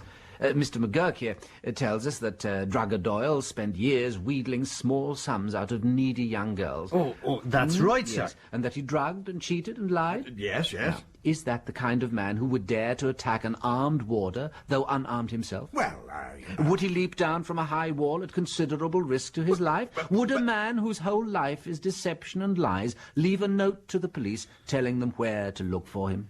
You mean the message about Pilgrim's Pond? Yes. Doyle would only have said he was going to Pilgrim's Pond if he had no intention of going near the place. Saints alive, the two men's characters are utterly different. Drugger Doyle would never risk his life and his freedom to carry out an act of vengeance. So the man I've got isn't Drugger Doyle? No, that's not what I said. I said Oscar Ryan isn't your man. Well, then what... Saving your cloth, Father, what in hell do you mean? You remember your prisoner made a telephone call? And unless I'm very much mistaken, he's already got his response. Who is it? Come in. It's only me, Governor. Father O'Connor, I'm extremely busy. Well, now, I'm truly sorry, Governor, but I've someone here who insists on seeing you. Yes, I do. Now, see here. Don't you talk to Governor Russia like that. Father O'Connor, I fully appreciate that as a priest, it is your duty to tend to tramps and hobos or whatever kind of down and out this fella is, but... Are you, Usher, the idiot that came to my house? What? See here, Usher. You leave go of my guest. Keep him here for a split instant longer, and you'll feel pretty mean. I reckon I'm not a man with no pull. Who is this hobo? Is the cosmos cracked or something? Now, see here, Usher, I won't... Who the hell are you, you bum? The gentleman's name is Mr. Todd, Mr. Ireton Todd. I fear you don't read the society papers properly, Mr. Usher. Remember, there's been a slum dinner at Pilgrim's Pond tonight, and one of the guests disappeared. Mr. Todd is a good host. He's come to collect his guest without even pausing to take off his slum fancy dress. Wait a minute. What guest do you mean? Why, Lord Falconroy, of course. Didn't my butler tell you? Lord Falconroy? Yes. Mr. Todd, I apologize that I didn't recognize you, but I've got to tell you that I'm sorry to say that your guest, Lord Falconroy, is dead. Dead? The man's mad. See here, you. Lord Falconroy telephoned me not 10 minutes ago. I think, Mr. Usher, that Lord Falconroy is not dead. I think I understand you, John. He is, in fact, gentlemen, in cell number 25. Thank you. Someone's making sense at last. Cell 25. I'll go and collect him myself. Hold on there. Are you saying that the man in rags I caught was Lord Falconroy? That's right. dressed in his fancy dress costume for the slum dinner. You said your machine couldn't make a mistake, and in one sense it didn't. But the other machine did, the machine that worked it. You assumed that the man in rags jumped at the name of Lord Fauconroy because he was Lord Fauconroy's murderer. He jumped at the name because he himself was Lord Fauconroy. Then why the blazes didn't he say so? Well, perhaps he felt his flight and panic were hardly patrician. Yes, perhaps in his terror he was glad to escape from the avenging arm of Oscar Ryan into the comparative security of a prison cell. I suspect he was just going to tell you who he really was when that fellow in the other cell opposite saw him and found another name for him. You mean... Now, wait here. The man I caught really is Drugger Doyle? Lord Fauconroy is Drugger Doyle? It seems a strong possibility. Yes, I think it is probable that Lord Fauconroy and Drugger Doyle are one and the same. Oh, I've no idea what you lunatics are talking about. But I demand that you release my guest immediately. No, Mr. Todd, I will not release Lord Fauconroy. Oh? I'm holding him pending investigation of a murder that occurred in... you got the file there, McGurk? Yes, sir, here. Thank you. In 1905 in the state of Illinois under his then alias of Drugger Doyle. You'll answer to this, Usher. I'm quite prepared to do that, Mr. Todd. Mr. Todd, have you informed the police that your daughter is missing? How the hell did... No, sir, I have not. My daughter is a very independent young lady. She frequently goes off without telling me. She can look after herself. She'll be back tomorrow. I see. And were any of the guests at your slum dinner dressed as convicts, may I ask? Yes, it was my daughter's show. She had quite a few of her friends dressed like that. Look, I've had enough of this nonsense. I'll be round to see Fauconroy in the morning with my lawyers. Good night. Well, I shall be quite surprised tomorrow if the pink papers don't report something like astounding elopement of escaped convict with heiress, her childhood sweetheart. Well, I'll be. I guess Etta arranged this whole freak dinner just to cover her getaway with Ryan. But why did Ryan want to kill Fauconroy? Well, it's all in the foil, sir. It seems before Todd got rich, Etta was one of the poor girls that Doyle deceived. And when Etta told Ryan who Fauconroy was, he decided to combine avenging her with their elopement. Why didn't he kill him, John? Oh, I imagine Fauconroy fled when Ryan threatened him, and the lovers weren't prepared to jeopardize their plans to elope by pursuing him. Love mattered more to them than hatred, it would seem. That is something. Imagine Lord High Fauconroy being a fake. Oh, he's no fake. What? No, he's a perfectly genuine peer of the realm.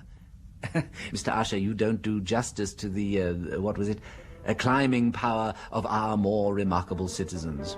You see a good-looking grey-haired man with a title, and you don't realize that 10 years ago he might have been, in jail. In The Mistake of the Machine, by G.K. Chesterton, the part of Father Brown was played by Andrew Sachs. O'Connor by T.P. McKenna, McGurk by Billy Boyle, Usher by Don Fellows, The Prisoner by Brian Haynes, Todd by Ed Bishop, The Butler by Manning Wilson, and The Convict by Stuart Organ.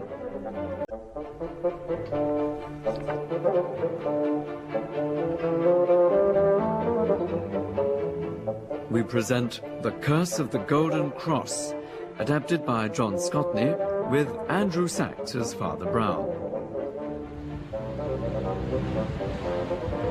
620 miles yesterday. I was nowhere near it. Me neither. How about you, Professor? I beg your pardon? What is this? Oh, well, surely you know, Professor. Each day they run a kind of sweepstake on how far the ship has traveled. What a curious notion. Some people will gamble on anything. Hey, look who's coming up for air. Poor old Father Brown. Oh, he sure looks one very sick priest.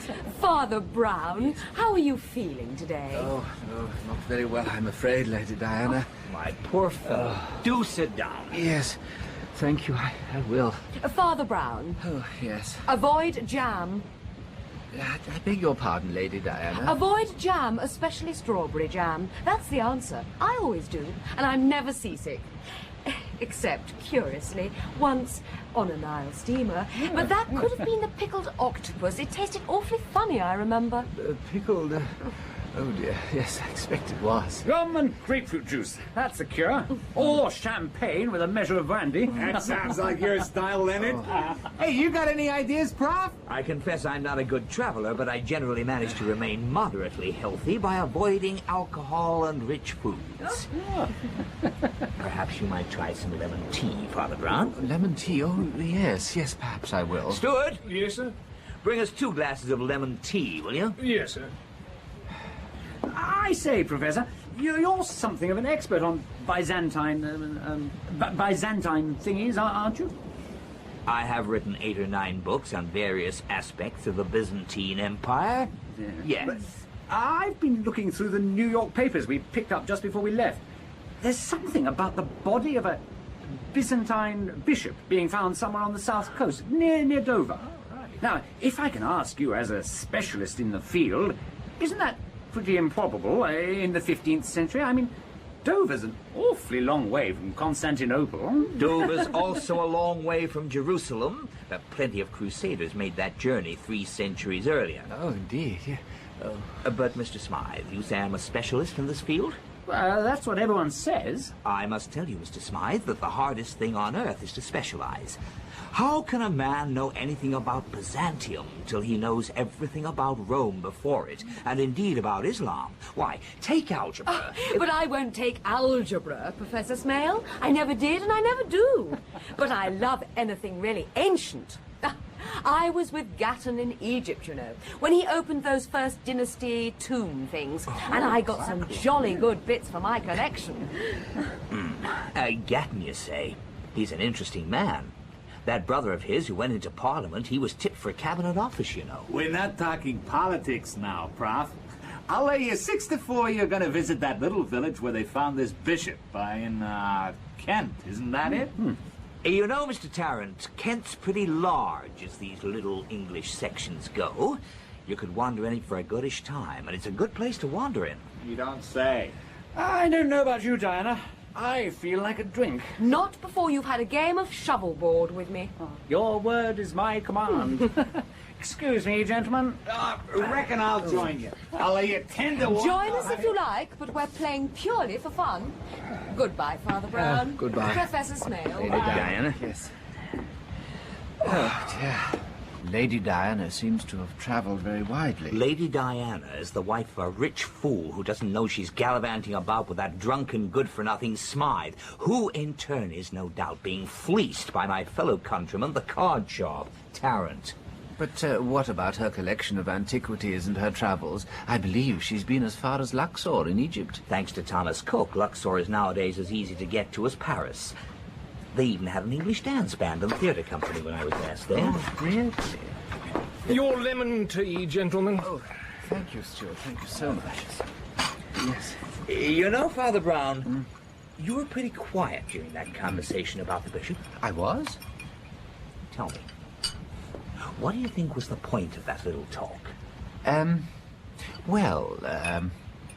Well, it seemed to me that the company made 3 attempts to get you to talk about the corpse of a bishop found in Kent. And you, on your side, offered to talk about algebra, then politics, and then the Kent landscape. In short, you thought I was ready to talk about any subject but that one. You were quite right. Ah, yes. Oh, this lemon tea is excellent, Stuart. Thank you, sir. Now, see here, Father Brown. I've only known you a few days, but I consider you are about the wisest and straightest man I ever met. Oh. So I'm going to tell you why I was careful. Yes. No, plain scared of mentioning anything about the find. The con man Tarrant, by the way, he was right to guess that that's why I'm going to Europe, to look at it. Ah. A couple of years ago, I was in Egypt. I got a call from Gatton. One of his colleagues had been doing some work on the 20th dynasty pharaohs. Their tombs are hollowed out deep in a reasonably remote valley. That's the Valley of the Kings. Exactly. All of these tombs were robbed in Roman times, but he'd found some evidence that people had been living in one in the 1st century. Oh. Of course, being an Egyptologist, Gatton wasn't interested in anything later than 1000 BC, but he thought his finds might interest me. And they certainly did. I found the walls were covered in this symbol. Here, I'll draw it for you. Oh, yes. There. Ah, yes, yes. It's the ichthus, the fish, the early symbol for Christ. Yes, Father Brown. I believe that this tomb was used by the earliest Christian groups in Egypt to escape persecution, just like the catacombs in Rome. Only the catacombs were used as a refuge for the 3rd century persecution of Diocletian. These dated from Nero's persecution, only 20 or 30 years after Christ's death. Good heavens. I made my way along a maze of subterranean passages which led to a heap of broken vessels. Buried under this heap, I found a small gold cross. On the back was the same realistic fish design. Ah. Father Brown, I realized with awe that I was holding probably the earliest known item of Christian regalia, a cross that, for all I knew, might have belonged to St. Paul himself. Then the nightmare began. How do you mean? I started back. Everyone walking along stone passages knows what it is to be followed by phantom feet. The echo of one's own steps flapping along behind. The echo didn't worry me until I stopped to examine one of the painted figures on the wall and found the other feet did not stop.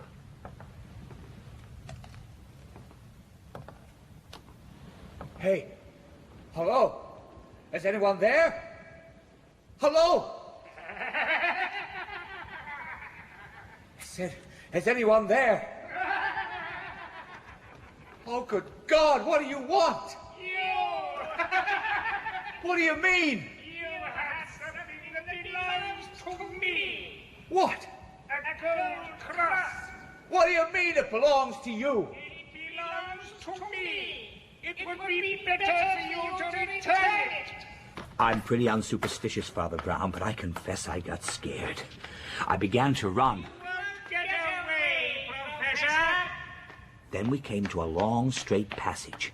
I could just make out a shape at the end. Stop there. I can see you. I warn you. I've got a gun. No! I said stop. Stop or I shoot. Very well.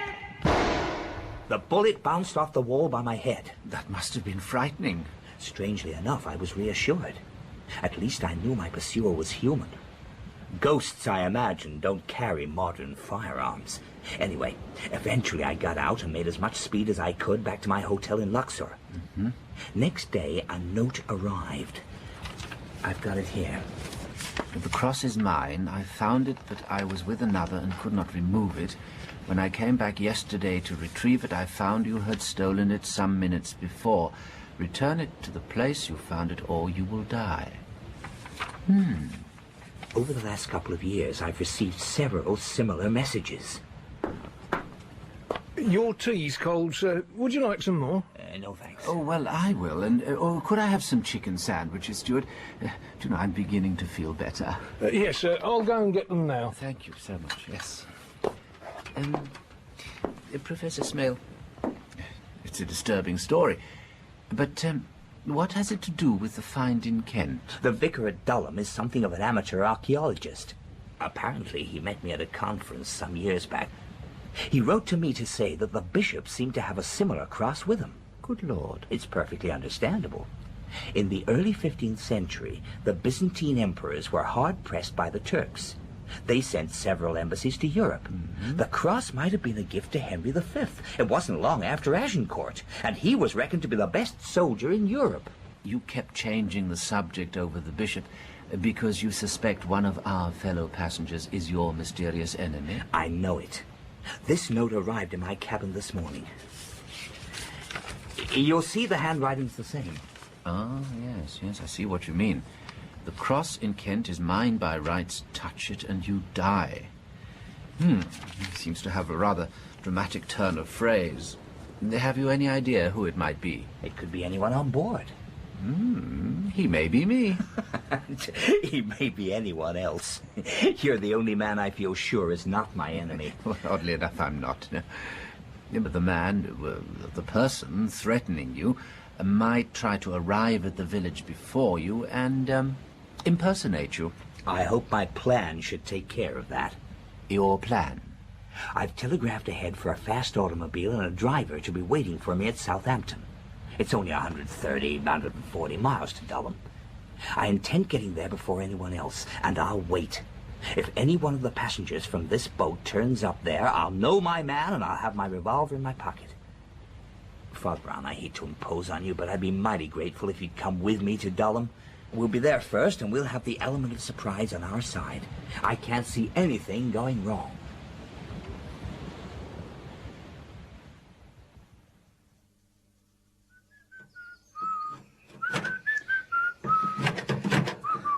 What in heaven's name is wrong with this automobile, driver? Can't say as I can say, sir. Oh, hang on. Oh dear, oh dear, oh dear. Oh dear. Worse than I thought, sir. Can't fix it on my own, I'm afraid. Damned automobiles. We've been here an hour and 3/4. I wonder where the devil the nearest railroad station is. I say, can you hear? Yes, it sounds like another motor car. Oh, yes, look, I say, stop! Hey! Stop, please! Stop! Thank you! Can we help you, chap? Yes. I say, Father Brown and Professor Smale. Mr. Smythe, Lady Diana, this is very fortunate. What are you doing in these parts, Smythe? My dear Professor, your Byzantine bishop was simply too exciting to be missed. We simply had to come along. Anything we can do to help, driver? Best thing I can ask you to do, sir, is telephone this number. They'll send someone to tow us into Dover. Will do, old man, will do. Now, Professor Smale, Father Brown, unless you want to walk the rest of the way, you'd better hop in. There's plenty of room. Oh, thank you so much. You come too, Professor. You must tell us all about this bishop, this discovery at Dulham. Oh, very well.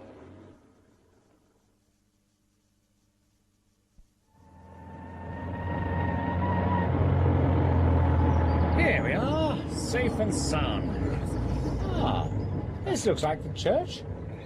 Look at that. There's a telegraph office by the little station. Excuse me, I'll just go and telegraph the motor car company about the breakdown. I won't be long. He seems very nervous, the professor. Yes, I think he is. Oh, look, over there, that roped-off hole by the church. That must be the excavation. Ah, come on.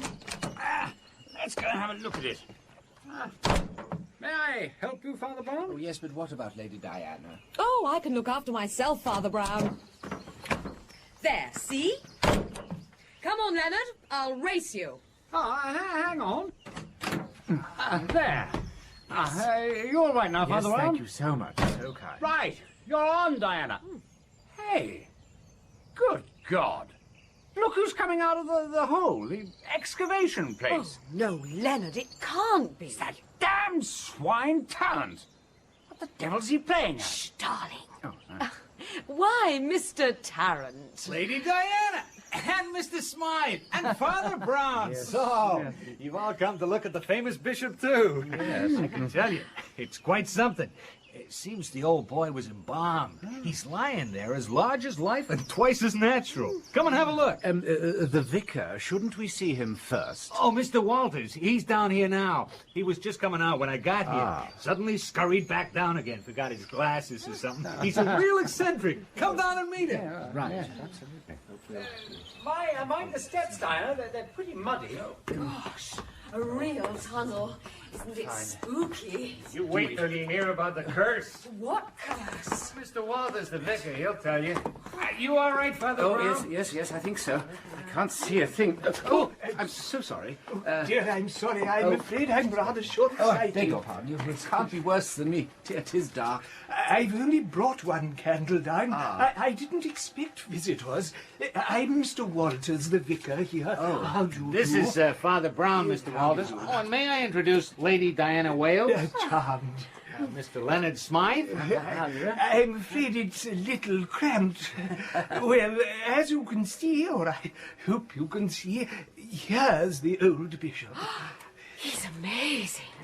He looks almost alive. This. Yes, apparently the Byzantines had brought the craft of embalming to an almost modern level. Can I have a closer No, look? I beg you. The coffin lid is only propped up by a stick. It's not safe. Oh, but I must. Stand back, darling. That lid looks pretty heavy. Look at those vestments. They must be cloth of gold. Right. I've never seen anything like it. But what's this about a curse, Mr. Walters? Briefly, it seems that one Guy of Geysers was lord of the manor here when the bishop passed through. Yes. Guy, who was something of a ruffian, attacked him and mortally injuring the old bishop, and robbed him of all he had, including this gold cross. Wow. But before he died, the bishop proclaimed a curse on Guy and all others who should desecrate the sacred relic. And did he die? Yes. Guy died horribly of the plague a few months later, but not before he had disposed of the cross to a Jewish moneylender. You're going to tell us something horrible happened to the Jew? Yes, but first, Guy's son, who had become a monk, perhaps because he was disgusted by his father's banditry, made the Jew hand the cross back. And how did he do that? Apparently the Jew was his vassal. Oh? Yes, but you said something about the Jew dying a horrible death. Oh, yes, by that time the Jew also had the plague, and he too died. Oh. The son returned the cross to the tomb, and to stop anyone touching it, added his own curse to that of the bishop, that anyone who so much as lays a finger on it will also be accursed. And here I am, holding it in my hand. Hello? Who's there? Hello?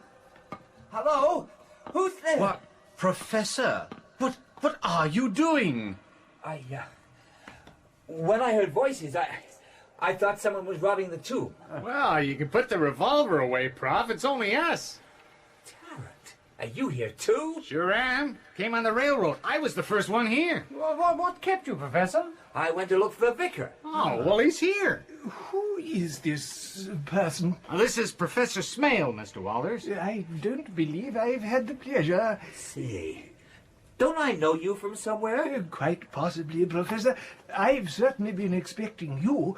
If you'd care to come over here, I can show you the cross. This way. Sorry. Sorry. Yeah, but my eyes aren't used to the light yet. Over here by the bishop. I'm afraid there's only the one candle. Over here. Hang on. Don't all crowd round. What happened? I couldn't quite see. One of us, my God, it could have been me, must have caught the stick propping the lid up. Oh my God. Come on, let's try and get the lid up. Right here. This is terrible. I must get help. I must get help. Come on, I think we've got it up now, Mr. Smythe. Will you pull him out? Of course. That's it. Yes. There. All right. Yes. He better be carried up into the air. I reckon there's a chance for him. Hey, give me a hand. We'll carry him out. Okay. Yeah, that's right. Right. Watch it. Gently does it. Yes. Careful now. Careful. There. Put him down. Put gently. That's it. Under his there. He isn't dead, but I think it's pretty bad. Yes. Mr. Smythe, would you go and get help in your motor car? Bring a doctor? But hasn't the vicar gone? Yes, well, I think you should go as well. Yes, Come on, Diana. Don't argue. we'll be as quick as we can. Thank you so much. Well, I've done what I can for him. Yes, that was very professional, Mr. Tarrant. You obviously know what you're doing. My business, you have to know a bit about this sort of thing. I guess you must have realized I'm not what I seem. Well, I thought of it about halfway through the voyage. I imagine you're a detective employed by Lady Diana's husband to follow her and Smythe. Are you? Sure thing, Father Yes. Brown. Yes. That's why I came here. Well, not to see the mummy. I came because I heard they were coming here. The lovebirds. By the way, why did you send them off after the vicar's gone to get help? Oh, I sent them off to get a doctor, as I said. You see, you're not the only person who isn't what you seem. How is he, Doctor? The Professor? Yes. Well, I've given him a draft and he's resting now. Oh, good. He's very weak, but much better than he was this morning. It was your prompt action that saved him, Mr. Tarrant. Indeed. Now, if you'll excuse me, I must get back. I'll come again tomorrow. You're all staying here at the inn? Yes, we thought it best, just for a day or so, until we're sure about Professor Smale's condition. Well, you'll find it a pleasant enough place. If you can enjoy yourselves in the circumstances, there are some excellent walks by the cliffs. Oh, thank you. Oh, good evening. Good evening, Doctor. Thank you so much. I don't think we shall be walking by the cliffs again, not after what we found there just now. What do you mean? It's the bishop's curse. It's taken the vicar just as it did the professor. What in the world has happened now? Mr. Walters, the vicar, has committed suicide. I don't believe it. We've just found his black hat and clothes by the cliff top. He appears to have jumped into the sea. I suppose the shock of what he did unhinged him. In fact, I was just going to telephone the police to tell them of the vicar's death. I already have telephoned them about the vicar's death. I expect they'll be here soon. What? Well, how did you know? Well, when? About an hour ago, Mr. Smythe, as soon as I felt able to leave the professor's bedside. But we've only just... How do you mean? Well, Lady Diana, you've travelled to the ends of the earth in search of ancient history, but what do you know about our own history? The men who built your own parish churches, framed our laws, gave their names to our towns. Now, I don't claim to know that much myself, but I do know that no Jew could have been the vassal of a feudal lord. They were all directly under the king. And in any case, in the early 15th century, there were no Jewish moneylenders in England. The Jews had all been expelled 100 years before by Edward I. You mean the story of the curse wasn't true? Indeed, I do mean that. It had nothing to do with the Middle Ages. It was made up by somebody whose notions of medieval life came from novels and melodramas. It was probably invented on the spur of the moment. You mean the vicar made it up? I mean the vicar's murderer did. What's this about the vicar's murderer? I mean, how do you know he was murdered? Can't even be completely sure he's dead, or we haven't seen the body. But you have seen his body, dressed in the bishop's golden robes and lit by a single candle, and you've seen his murderer. Spinning us a romantic tale about a curse before dashing off and abandoning his stolen clothes on the cliff top. Indeed so. My God. Do you mean the corpse was actually the dead vicar and the man we talked to was his murderer? Yes. It sure was good of you to come to my lecture, Father Brown. Not at all, not at all. It was extremely enlightening. In fact, I'm surprised you gave it, only 6 weeks after what happened to you. Ooh, one has one's duty to one's students. Do you think he'll hang? No. No, he's clearly a monomaniac, completely insane. How did you realize it was him? Well, I'm rather short-sighted, but like you, I thought I recognized him. And then it occurred to me that it isn't uncommon for actors to take jobs as ship's stewards between engagements. And you had mentioned there was a company of actors in Luxor when you were last there? Yeah. Which was why he was able to impersonate the vicar so effectively. Yes, and also perhaps explains the melodramatic quality of the notes. But why do you think he killed the vicar?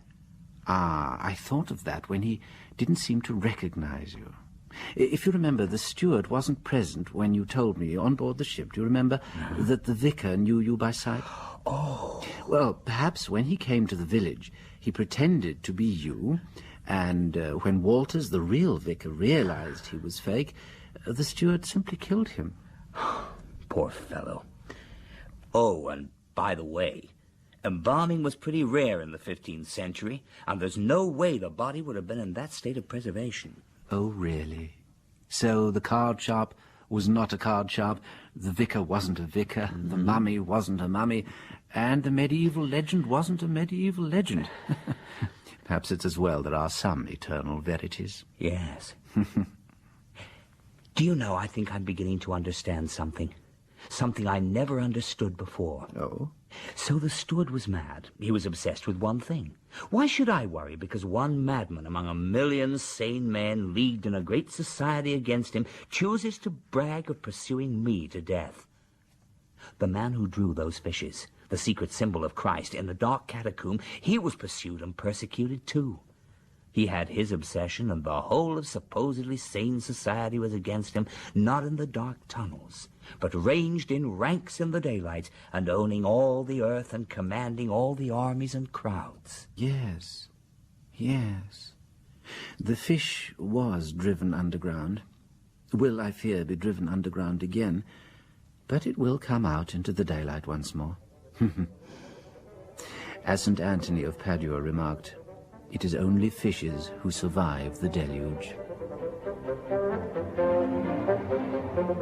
In The Curse of the Golden Cross by G.K. Chesterton, the part of Father Brown was played by Andrew Sachs, Professor Smale by Tim Reynolds, Mr. Tarrant by Peter Marinka, Lady Diana Wales by Natasha Pine, Leonard Smythe by Peter Wickham, the steward, the vicar, and the voice by Terry O'Brien, the driver by Jonathan Taffler, and the doctor by Eric Stovell.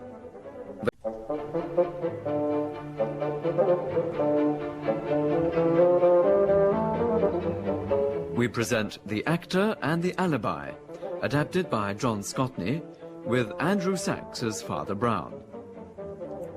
Excuse me? Sorry, sir. The box office is shut at the moment. Oh, no, I'm sorry. I don't want to see the play. No? Not many do, I'm afraid. Well, what can we do for you? I had a message from your Mr. Jarvis. Ah, well, I'm afraid he's rehearsing on stage at the moment. Well, he said a Mr. Mandeville needed my help. Of course, Father. It went out of my head, it did. Oh, I'm sorry. What with all the bother of the first night, Mr. Mandeville's at the back of the house, through here. Ah, thank you. Only, if you'll be as quiet as you can, they're in the middle of rehearsing. Yes, of course. It's Father Brown for you, Mr. Mandeville. Oh, hello, Father Brown. Thank you for coming so quick. Well, if you'll excuse me, gents. How do you do, Mr. Mandeville? Mundan Mandeville, Father. So licensee and proprietor of the Hippolyum Theatre. Well, really, the name's Potter. Only you've got to call yourself something posh in this business, haven't you? I suppose so. Mr. Jarvis said you needed my help, Mr. Mandeville. That I do, Father Brown, that I do. It's Miss Moroni, a very beautiful, very talented little lady, but, well, you know, Italian background and the old Latin temperament. They're all mad, I reckon. Dearest, we'd be awfully grateful if you'd be a little quieter. We are trying to rehearse, and it does affect the concentration so. Sorry, dear heart, only it's Father Brown, the priest. He's arrived. Oh, Father Brown, it's very good of you to come. All right, everybody, break for 5 minutes. You bring Father Brown up here, Mother dear. Yes, my love. This way, if you would, Father. Oh, I meant to ask, how come that you know Ashton? Ashton? Oh, Mr. Jarvis. Well, he's a Catholic. He comes to Mass sometimes. Now, Ashton about a Miss... Catholic, is he now? Oh, Father Oh, Brown, do please come up. Mind the steps. They're on the temporary. Yes, thank you so much. Yes, careful now, Father Brown. That's it, that's it. I really don't know why my husband troubled you, Father Brown, but thank you for coming.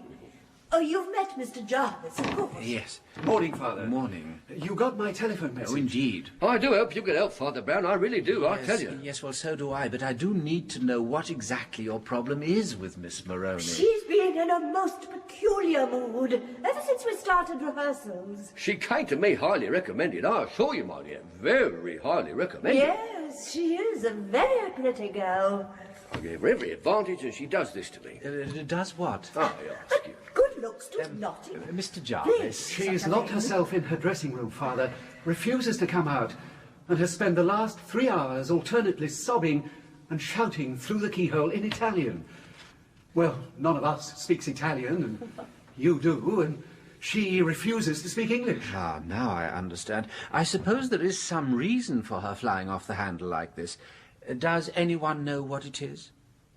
Dissatisfied with her part, I believe. I can only say, Father Brown, that she has been quite impossible all week. And I gave her what ought to be the best part. It's supposed to be what stage-struck young women want, isn't it? To act the beautiful young heroine and marry the beautiful young hero in a shower of bouquets and cheers from the gallery. But she is far from grateful. Women of my age naturally have to fall back on playing matrons.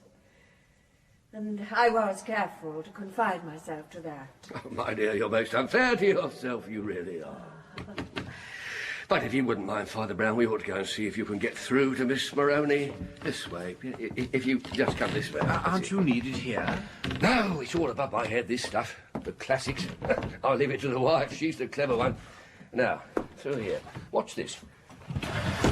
Oh, good heavens. Yeah, it's clever, isn't it? Demon King used to pop out through there. Come on, we'll let him get on with it. The Demon King, you said? Yeah. I miss all that, you know. I've had this theatre 20 years odd, since 92. Oh, 1892. I was, what, 28 then.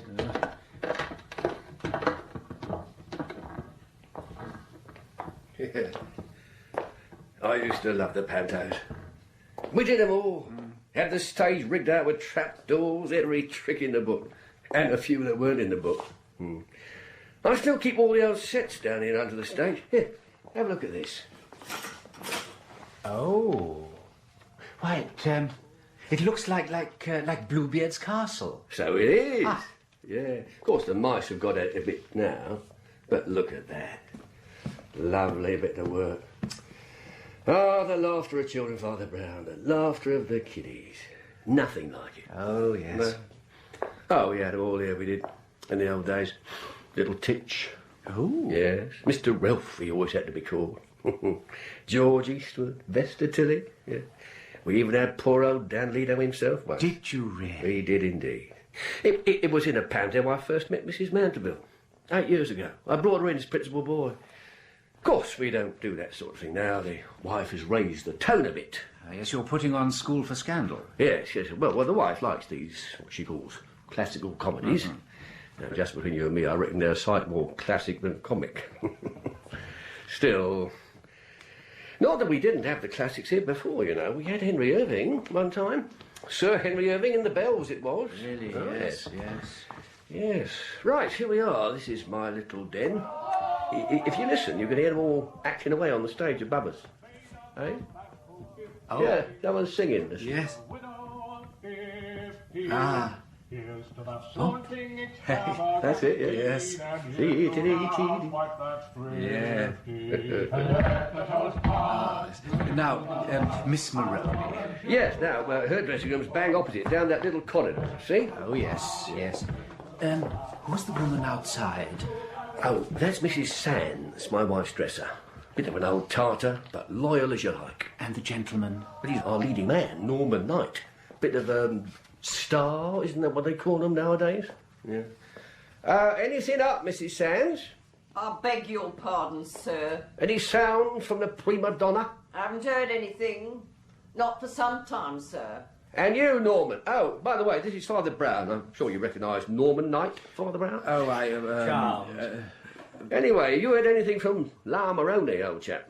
Earlier on, there were a few what sounded like curses, but then the rest, shall we say, was silence. Oh, bloomin' heck. Do you think she could have done herself in, Father Brown? Well, if she'd been a German, gone away to think quietly about metaphysics and Weltschmerz, I should have been... Yes, Weltschmerz. I should have been all for breaking the door down. Well, these Italians don't really die so easily, and are not liable to kill themselves in a rage. Somebody else, perhaps. Yes, possibly. It might be as well to take ordinary precautions if she comes out with a leap. Oh, blimey, that's just what we need. Hello? Who's there? It's me, Governor. Oh. There's someone here wants to see you. Well, tell him I'm busy, will you? Andy. Oh, God. Hello, Lady Miriam. How kind of you to call. Allow me, Lady Miriam Talbot. What this a is... divine costume. Don't tell me you're playing Canon Chasuble. Or is that some other play, Monday? Poor dear Oscar. My mother knew him, you know, when he was all the rage before... No, Father Brown's not an actor. He's a real... It's... Wait a minute. Don't tell me. It's Norman Wright, isn't it? Norman Wright? Knight, Lady Miriam, Knight, not right. What's not right? No, he's not... He's a Night, my lady. Oh, what a gaffe. A night. I'm so sorry, Sir Norman. Now, you do forgive me, don't you, Sir Norman? Yes, Lady Mirabelle. Monday. I can't come tonight, and I don't want to. Yes, well, I don't mind. like writers, and I especially like actors, eh, Sir Norman? But I don't like plays. They're a bore. Yes, As well, I say, I can't come tonight, and I don't want to. But I've never seen a rehearsal in ordinary clothes. Yeah. Might be a bit funny, you know. You simply must let me see a rehearsal. That'd be different. Lady All those funny people in the wrong clothes. Somehow nowadays, Sir Norman, one can never find a thing one's never seen. Will I not act? I'm sorry, gents, if you'd excuse me just a minute or two. Of course, Lady Miriam, I can give you a box for the rehearsal if you wish it. Topping, Monday. Thanks awfully. Not at all. Perhaps your ladyship would come this way. I wonder whether Mandeville can be so much of a cad he actually prefers that sort of woman. Prefers her to... yes. Perhaps we'd better relieve Mrs. Sands, Mr. Knight. Yes. It's all right, Mrs. Sands. You can have a rest now. Oh, very generous of you, I'm sure. Pity no one thought of letting me off earlier, and I might have got a bite to eat. Goodbye, then, gentlemen. Our Mrs. Sands is rather a rough diamond. Has she been with Mrs. Mandeville long? Oh, yes. She was with her touring the classics before she met Mandeville. I think Mrs. Sands thinks this place is rather a come-down for her mistress. As between ourselves, it is. Oh? I certainly wouldn't dream of playing here if it wasn't for the opportunity of acting with someone of Mrs. Mandeville's talent, and, I may say, character. Ah. What she's doing married to the sort of man who brings in little Italian... Yes, yes. Speaking of little Italians, I feel I really ought to perhaps try to make some sort of contact with Miss Moroni. Yes, go ahead. Yes. Scusi, signora. Scusi, signora Moroni. Sono un amico di signora Mandeville. Porca puttana! Vattene all'inferno e lasciami in pace! Eh, Non capisco perché la gente non si rende conto che io... Yes. What's she saying? I think I'd rather not translate it, but at least we know she's alive. Oh, and kicking, it seems. Kicking? Well, she seems to be breaking glass with her feet. A looking glass, perhaps. Oh, dear. Ah, Mr. Mandeville. Hello, Father Brown. Sorry about that. What news from in there? Well, we've established she's still alive. She hasn't committed suicide. Oh, well, that's a relief. As old Baden-Powell said on Mafeking night, eh? Yeah. Well, do you think I should get Sam, the stage carpenter, to get the door off its hinges? No, not if you want her to act in the play. No? If you force the door, she'll raise the roof and refuse to stay in the place. If, however, you leave her alone, she'll probably come out from mere curiosity. You're a clever man, Father Brown. But of course he is, dearest. Come along, Jarvis. Yes, Mrs. Mandeville. Dear Father Brown, I'm sorry we had to abandon you. Mr. Jarvis and I had to finish that scene.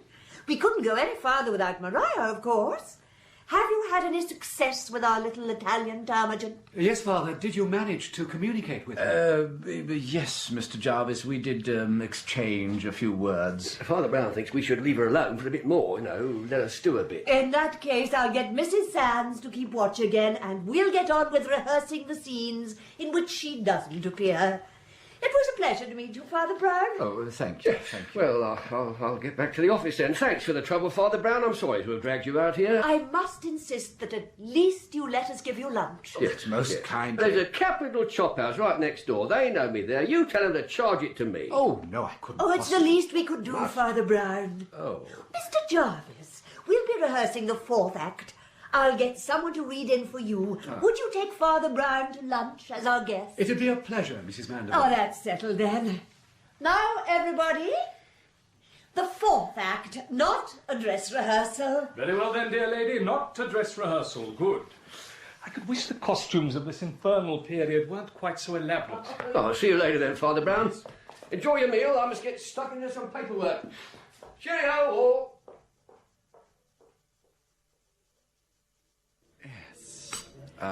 Anything else, gentlemen? We've some very tasty stilton. Oh, no, thank you. I couldn't eat anything else. Yes, Mr. Mandeville was right. This is an excellent place, and really it is most generous of him to pay for the meal. He's a strange one, Mandeville. Used to be as jovial a philanderer as ever sauntered down Piccadilly. But now... There's some sort of shadow in his life. Maybe something on his conscience. And I doubt whether it has anything to do with his fashionable flirtations. Well, look at the way he treats his poor neglected wife. Neglected? Oh, yes. It's pathetic the way she sometimes admits she wished she had a more intellectual life. Yet, she always does her duty. But I'm afraid I must be getting back. Waiter! Yes, Mr. Jarvis. This is to go on Mr. Mandeville's bill. Yes, sir. Waiter, you know Mr. Mandeville well? Oh, yes, sir. Though he doesn't come in as often as he used to before he was married. But then we don't go to the theatre nowadays. Not since he stopped doing pantos. Ah, yes. Wonderful they were, them pantos. They had Dan Leno as the dame once, Father. Oh, yes, yes. My wife was in that. She was the princess. Was she, sir? Yes. I'm afraid I can't recall her, sir. Oh. We only had eyes for the old dame. How marvellous she was. He was. Of course. That's it. That's what's the matter with our Italian friend. Is Miss Moroni a good actress, Mr. Jarvis? Oh, yes, I'd say she is, rather. She has quite a reputation, in fact. Yes, we must get back. Did I have my umbrella, waiter? I'll just get it, sir. Thank you so much. You know, there is generally a perfectly good reason for mad Italian rages. The Latins are far more logical than we are. Hello? It was an excellent... Hello? Thank you. What? I think this gentleman wishes to see you, sir. Why, Inspector Bagshaw, what are you doing here? I could say the same of you, Father Brown. You seem to get everywhere. Well, we do consider ourselves the Catholic Church, Inspector. I'm sorry, I don't quite follow. Anyway, look, I'll tell you why I'm here. That theatre you were at this morning. There's been a murder. Not Miss Moroni. No, not Miss Moroni, Mr. I don't believe I've had the pleasure. This is Mr. Jarvis. He's one of my parishioners. He's also an actor. Delighted to meet you, Inspector. Mr. Jarvis, the actor.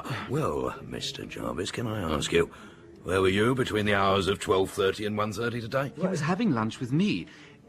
Was there? Oh, well, one more to cross off the list of suspects. No offence meant, Mr. Jarvis, but you were my last hope. No. Inspector, and will you I can please tell let us you, in- it's not Miss Moroni who's dead, though she has gone missing. What? When Mr. Knight found the body, they decided to break her door down. Well, it's understandable. Anyway, they found she'd gone, smashed a window and climbed out. Good Lord. Then who is dead, Inspector? It's Mr. Mandeville, sir. Mr. Mandeville? Stabbed in his office when the door was locked, and everyone apart from you, sir, was on stage. As witnessed per Lady Miriam Talbot, who was watching them. Never come across anything like it. And that old cow in the corridor... Mrs. Sachs? Oh, yes, that's right, that one. She swears blind no one went near his office. Anyway, I'd be glad if you gentlemen would come back to the theatre with me. Yes. I'd rather take your statements there. I left a young constable in charge, and you can't trust him these days.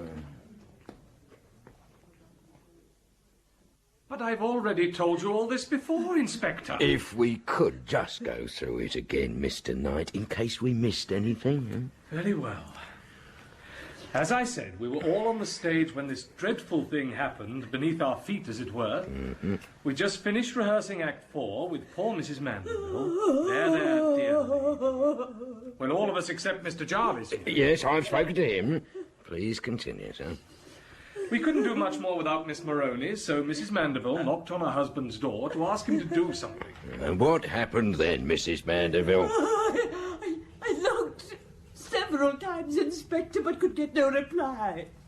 I was naturally concerned that my husband might have been ill. Yes, sir. Mr. Knight gallantly volunteered to break the door down. Which you then did, and found the corpse, and I quote, lying forward on his desk, stabbed in the neck with an old property dagger. Inspector, have a care for the lady's feelings. I'm very sorry, Mrs. Mandeville. I'm very sorry to distress you further. But is there any other entrance to Mr. Mandeville's office? How do you mean, Father Brown? Well, is there, for instance, another door? Oh, no. It was just a sort of wooden box built under the stage when we stopped doing those awful pantomimes. Oh, I'm sorry. I'm afraid this has all been rather a shock. Would you excuse me? Oh, of course, Mrs. Mandeville. Oh, Mrs. Mandeville. Oh, Mr. Knight. Thank you. I'm afraid I came over a little faint. Mr. Knight, perhaps you would be kind enough to... But of course, dear lady. If this inspector will allow me to leave. Yes, go on.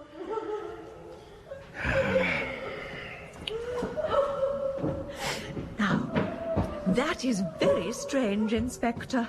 Oh, Lady Miriam. Now, what's that? What's strange? I'm sure Mundy told me his name was Wright, not Knight. I say, do you think that's significant? I doubt it, Lady Miriam. What I When should like exactly did you leave your box, Lady Miriam? Oh, the very moment they finished that thing they were doing. I mean, it was all jolly interesting, but I was getting a teeny bit bored. So I popped down to say thank you and bye-bye to poor Mundy. If I were you, Lady Miriam, I'd go and have a rest. It's all been a nasty shock. If Inspector Bagshaw has finished. Oh, yes. You go and have a lie down, my lady. Thank you. Thank you. Poor old Mundy. Poor old thing. What about me? Can I go too? Ah, dear Mrs. Sands, just one thing. What? You are quite sure that no one went into Mr. Mandeville's office? Like I said, I was outside all the time. Nobody came. I didn't fall asleep. Yes, and but before you ask me again, that Italian thing didn't come out neither. And I didn't hear no scream from him. Satisfied? Thank you. Now can I go? Don't leave the building. Ta very much, I must say. My opinion is that Mrs. Sands is a grumpy, gloomy sort of card. You think she's lying? Is that what you mean? No, I think I meant it more or less as a detached study of character. Well, if it's not her, it's got to be the Maroney woman, though, how she did it. What a conundrum. Oh, dear. I've just realised. I'd rather fear I myself was a witness to Miss Maroney not being the murderer. What? Yes, it's very foolish of me. Oh, I should have realised. You see, an hour or so before the murder, I heard her smashing something. I stupidly thought she was breaking a mirror. But I'm sure an actress would be much too superstitious to smash a mirror. Of course. Yes, she must have been making her escape by breaking the window well before the murder. So it has to be Mrs. Sands. Then God knows why she'd do it. Oh, I'm sure God would know if she had done it. But Father Brown, you said she was an unpleasant character. Oh, I certainly said that Mrs. Sands' sulky look was a study in character, but not in the character of Mrs. Sands herself. If you want to know what a lady is like, don't look at her, for she may be too clever for you. Don't look at the men around her, for they may be too silly about her. But look at some other woman who is always near her, and especially one who is under her. You will see in that mirror her real face. And the face mirrored in Mrs. Sands was very ugly. The true face of her mistress was mirrored there. Surely you don't mean Mrs. Mandeville? Everybody regards her as a person of the most exalted ideals, almost moving on a higher plane than the rest of us. I suspect that, like her servant, she is perhaps, as the inspector would say, something of a cow. Oh, come on. I'm sure Mrs. Mandeville's behaviour towards the Italian girl was beautiful. Oh, on the contrary. It struck me from the very first that she was being unfair to that poor Italian. And it was brought home to me in the chop house. Do you remember? The waiter had forgotten your wife as the beautiful princess, but only remembered Dan Leno as the old dame. Wait a minute. What's Dan Leno got to do with it? Well, Dan Leno had the star part. Isn't that the word? The matronly dame? And besides him, the beautiful princess was comparatively unimportant. Now, in The School for Scandal, the star part is also the matron Lady Teazle, the part Mrs. Mandeville so charitably gave herself, while the part of the beautiful young heroine, as she called it, must be Maria, which is hardly a part at all. Yes, that's true. Yes, if the Italian was, as you say, a first-rate actress who had been promised a star part, she really had some excuse for her Italian rage. Father Brown, I can't accept your view of Mrs. Mandeville. In all the time I've worked with her, she never complained. Oh, what you mean is Mrs. Mandeville told you she never complained. As she told Norman Knight, she never complained, and probably every other man in the company. But in private, oh, yes, she complained. And yet, really, what did she have to complain about? Nobody pretended that her husband drank or beat her or left her without money. And though he may have been something of a philanderer before he met her, I suspect he was so much in awe of her as to have been completely faithful as a husband. Yes, when one looks at the facts, apart from the atmospheric impression of martyrdom she contrived to spread, the facts were really quite the other way. Mandeville left off making money on pantomimes to please her. He started losing money on classical drama to please her. She wanted to play Lady Teazle in the School for Scandal, and she got to do so. And no doubt she arranged the scenery and furniture as she wanted. Yes, yeah, but what's that got to do with it? Oh, you've lost me again. What are you getting at, Father Brown? Can we go down to Mr. Mandeville's office, Inspector? Well, if you want to. You want to view the corpse? No. I want to view the ceiling. Ah, yes, look up there. I thought so. You see, Mr. Jarvis? Yes. Yes, I do see. Good heavens. Well, I don't. This used to be a pantomime theatre, Inspector. This office is built under the stage. It's full of all sorts of tricks and devices. Immediately above us is one of the trapdoors. That was how the murderer got in, down from the stage. But everyone was on stage. You think someone popped out in full view of everyone else? No, the plan could only work in the fourth act of School for Scandal. Of course, the famous fourth act. Look, I only went to a board school. Will somebody please explain? In the fourth act of the play, Lady Teazle spends a very long time hidden behind a screen when her husband arrives at an embarrassing moment. She's technically on stage, but... If Mrs. Mandeville had fixed for the screen to be around this here trapdoor, she could nip down, catch her old man unawares, pretend she had something to say to him, and... Oh. Yes, and that was Mrs. Mandeville's alibi. I think I'd better go and have a word with Mrs. Mandeville. What about motive, Father? Oh, I suspect we need look no further than Mr. Knight. You think she's in love with him? I do hope so, for really it would be the most human excuse. But I have my doubts. She wanted to get rid of her husband, an old-fashioned, vulgar, suburban hack, not even making much money. Yes, she wanted a career as a brilliant classical actress, married to a rapidly rising actor. She was always dogging her husband in private, hoping to use one of his former liaisons as an excuse for a divorce. He died because he wished to remain faithful to her, and she could not bring herself simply to run away with her lover. Her ladylike values demanded respectability, and she was prepared to kill for it. In The Actor and the Alibi by G.K. Chesterton, the part of Father Brown was played by Andrew Sachs, Munden Mandeville by Peter Jeffrey, Mrs. Mandeville by Sheila Grant, Inspector Bagshaw by Bill Wallace, Ashton Jarvis by David Brierley, Norman Knight by Charles Bailey, Lady Miriam Talbot by Fleur Chandler, the house manager and the waiter by Jonathan Scott, Mrs. Sands by Pauline Letts, and Miss Maroney by Karen Asco. The